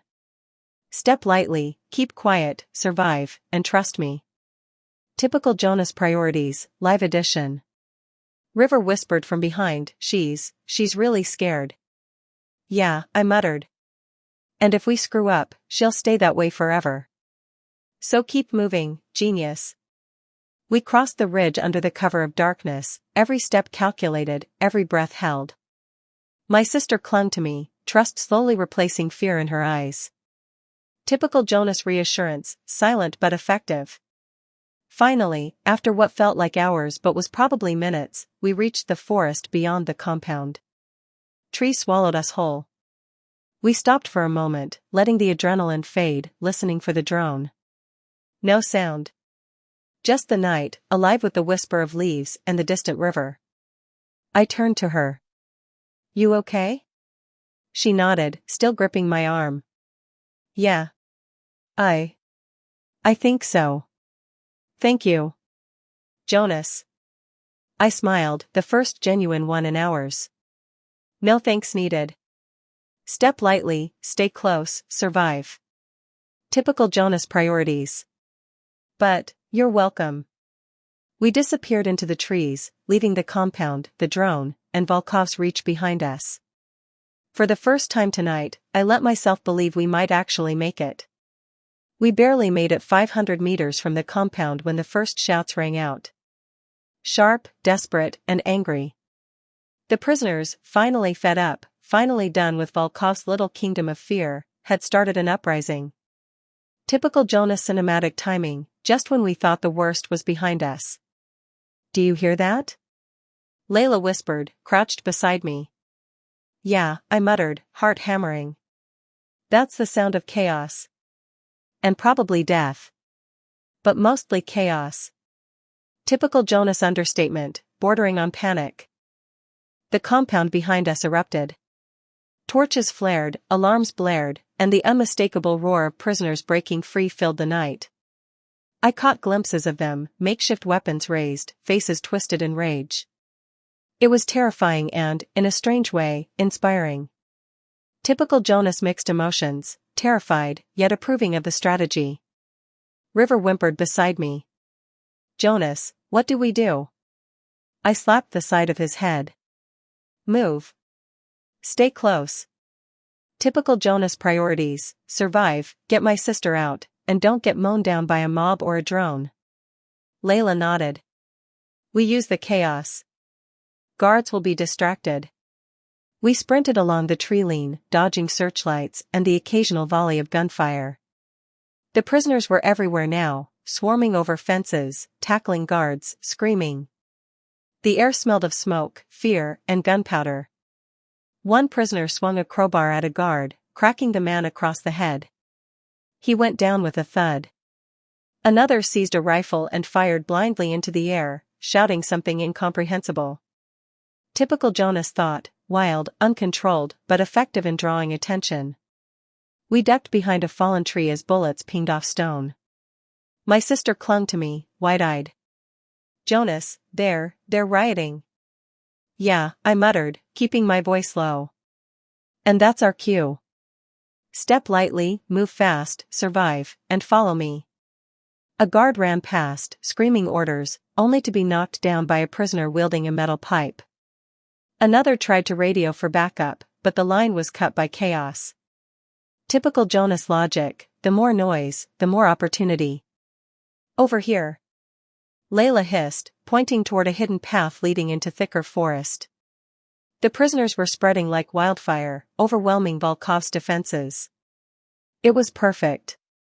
We ran, keeping low and silent, moving through shadows while the chaos erupted behind us. My sister's grip on my arm was like steel, and I felt a surge of determination. No one was taking her again, not tonight, not ever. Typical Jonas conviction, sharp, brutal, necessary. We passed a group of prisoners charging a guard tower. One of them threw a Molotov, sending flames licking into the night sky. I glanced back. Volkov's drone swerved violently, probably detecting heat signatures but struggling to differentiate chaos from target. Typical Jonas observation, perfect distraction. River nearly tripped over a fallen branch. I can't keep up. I grabbed his arm. Yes, you can. Step lightly. Stay alive.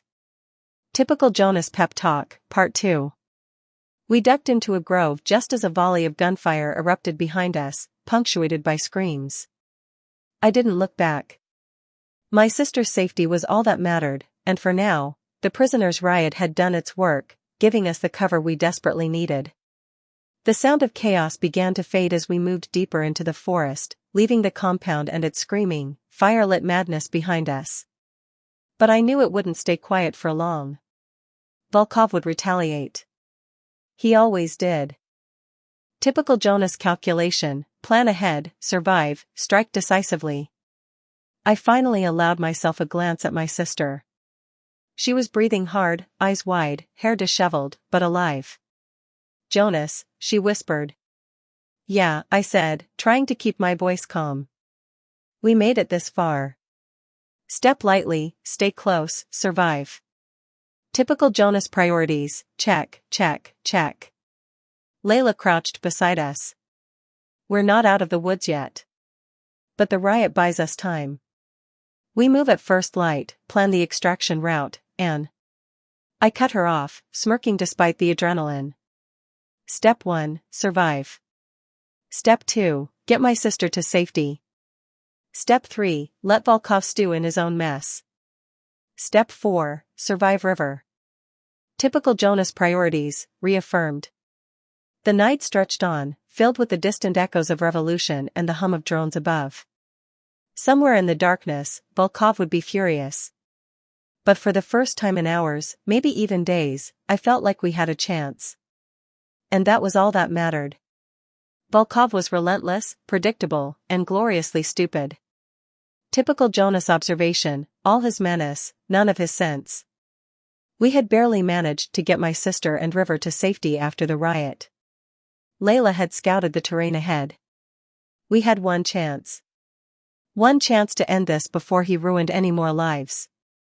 We tracked him to the northern cliffs, the jagged edge of the valley, where the rocks fell away into a dizzying drop. The wind howled, whipping my hair, carrying the scent of wet stone and smoke. Volkov stood at the edge, drone hovering above him, eyes burning with rage. Jonas, he bellowed, voice carrying over the wind. You think you can escape me? You think this ends here? Typical villain overdramatic speech. I swallowed, adrenaline sharpening my mind like a blade. I stepped forward, hands raised slightly, not in surrender, but to show I was alive, aware, and ready. Step lightly, Volkov. You're about to make a very bad decision. He sneered, brandishing a pistol. You'll pay for this. Every single thing. I rolled my eyes. You've been saying that for weeks. Typical Jonas anticipation, he never learns. The cliff was narrow, treacherous. One misstep and you'd be nothing but a memory in the rocks below. Volkov stalked toward me, rage making him reckless. I dodged a wild swing from his firearm, lunging forward. You see, Volkov, that's your problem. You're so focused on anger, you forget physics. His eyes flicked down for a split second, fatal mistake. I grabbed his arm, twisting him toward the ledge. He struggled, fury and fear warring across his face.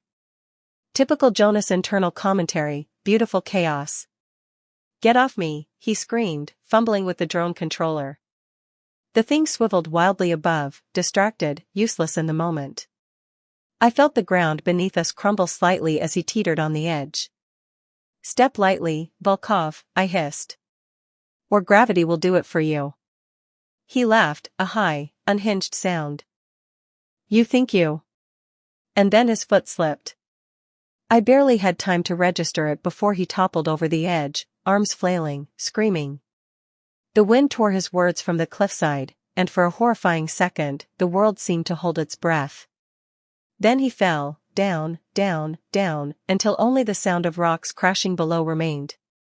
I exhaled, lungs tight, adrenaline still buzzing.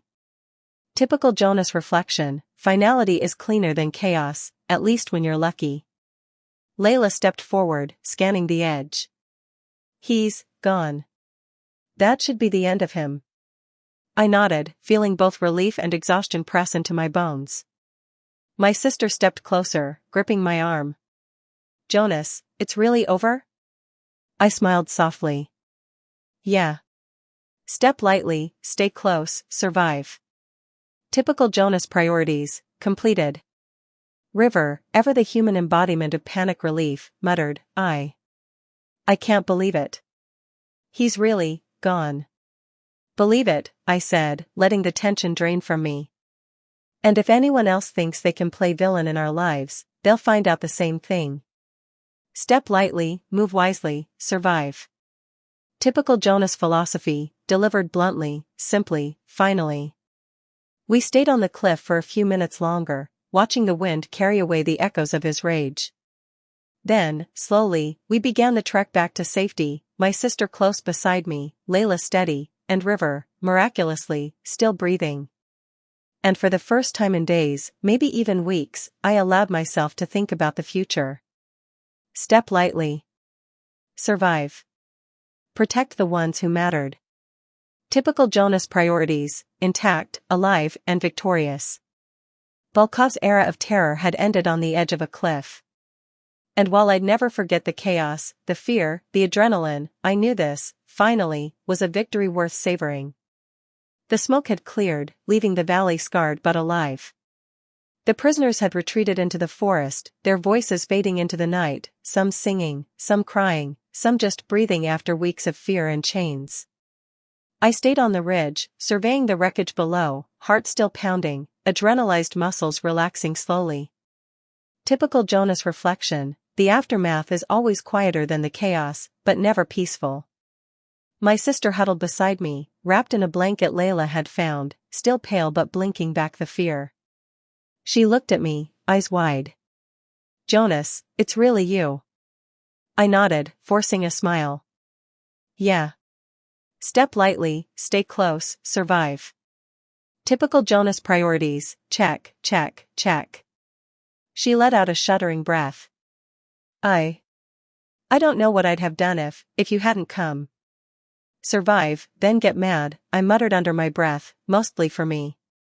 Typical Jonas order of operations. Layla crouched next to us, scanning the perimeter. Volkov's forces are scattered. Most of the remaining guards are fleeing, surrendering, or hiding. It won't be long before the compound falls completely silent. I exhaled, letting my shoulders relax just slightly. Good. No surprises. Just clean endings, and maybe some headaches tomorrow. River leaned against a tree, still pale but grinning like a kid who had survived a roller coaster. I can't believe we did it. All of it. Believe it, I said. And if anyone else thinks they can play villain in our lives, they'll learn the same lesson. Typical Jonas philosophy, simple, effective, blunt. My sister finally managed a smile, tentative but real. I feel free. Good, I said. Step lightly. Stay alive. Survive. Typical Jonas priorities, reaffirmed. The night stretched on, filled with the distant hum of the recovering city, fires dying, and the soft rustle of leaves. Somewhere, in the distance, a few prisoners began a small, celebratory chant. Their voices echoed, carried by the wind, a whisper of rebellion that made the hair on my arms stand up. I looked at my sister. Her eyes were still wide, but steady. Recovery wasn't instant. The scars Volkov had left weren't just physical, they were fear, memory, trauma. But she was alive, breathing, and beginning the first steps toward reclaiming herself. Typical Jonas reflection, small victories matter, especially when they come after the world tried to crush you. I glanced toward the city of New Haven, its lights stubbornly burning in the distance. The rot was still there, festering beneath the surface. Volkov was gone, yes, but the machinery of fear, control, and oppression remained. Typical Jonas clarity, the fight isn't over, not by a long shot. I raised my voice, letting it carry across the valley, firm and unwavering. Volkov may be dead, but New Haven still stands. For now. Let's destroy the rot. Let's free our people. Viva la vida. The words echoed against the cliffs, bouncing off the trees, and for the first time in weeks, I felt the swell of hope, not naive, not soft, but hard, sharp, and necessary. My sister squeezed my hand, grounding herself. Jonas, we can do this? Yes, I said, letting the conviction settle in my chest like armor. Step lightly, stay close, survive. Typical Jonas priorities, alive, aware, ready. Layla and River flanked us, both breathing the night air, watching the valley, feeling the quiet thrum of something new stirring. A rebellion, small now, but growing. We'd survived Volkov, yes, but we'd also survived each other, survived ourselves, and somehow, that was the first step toward real freedom. The night held us in its shadowed embrace, tense and expectant.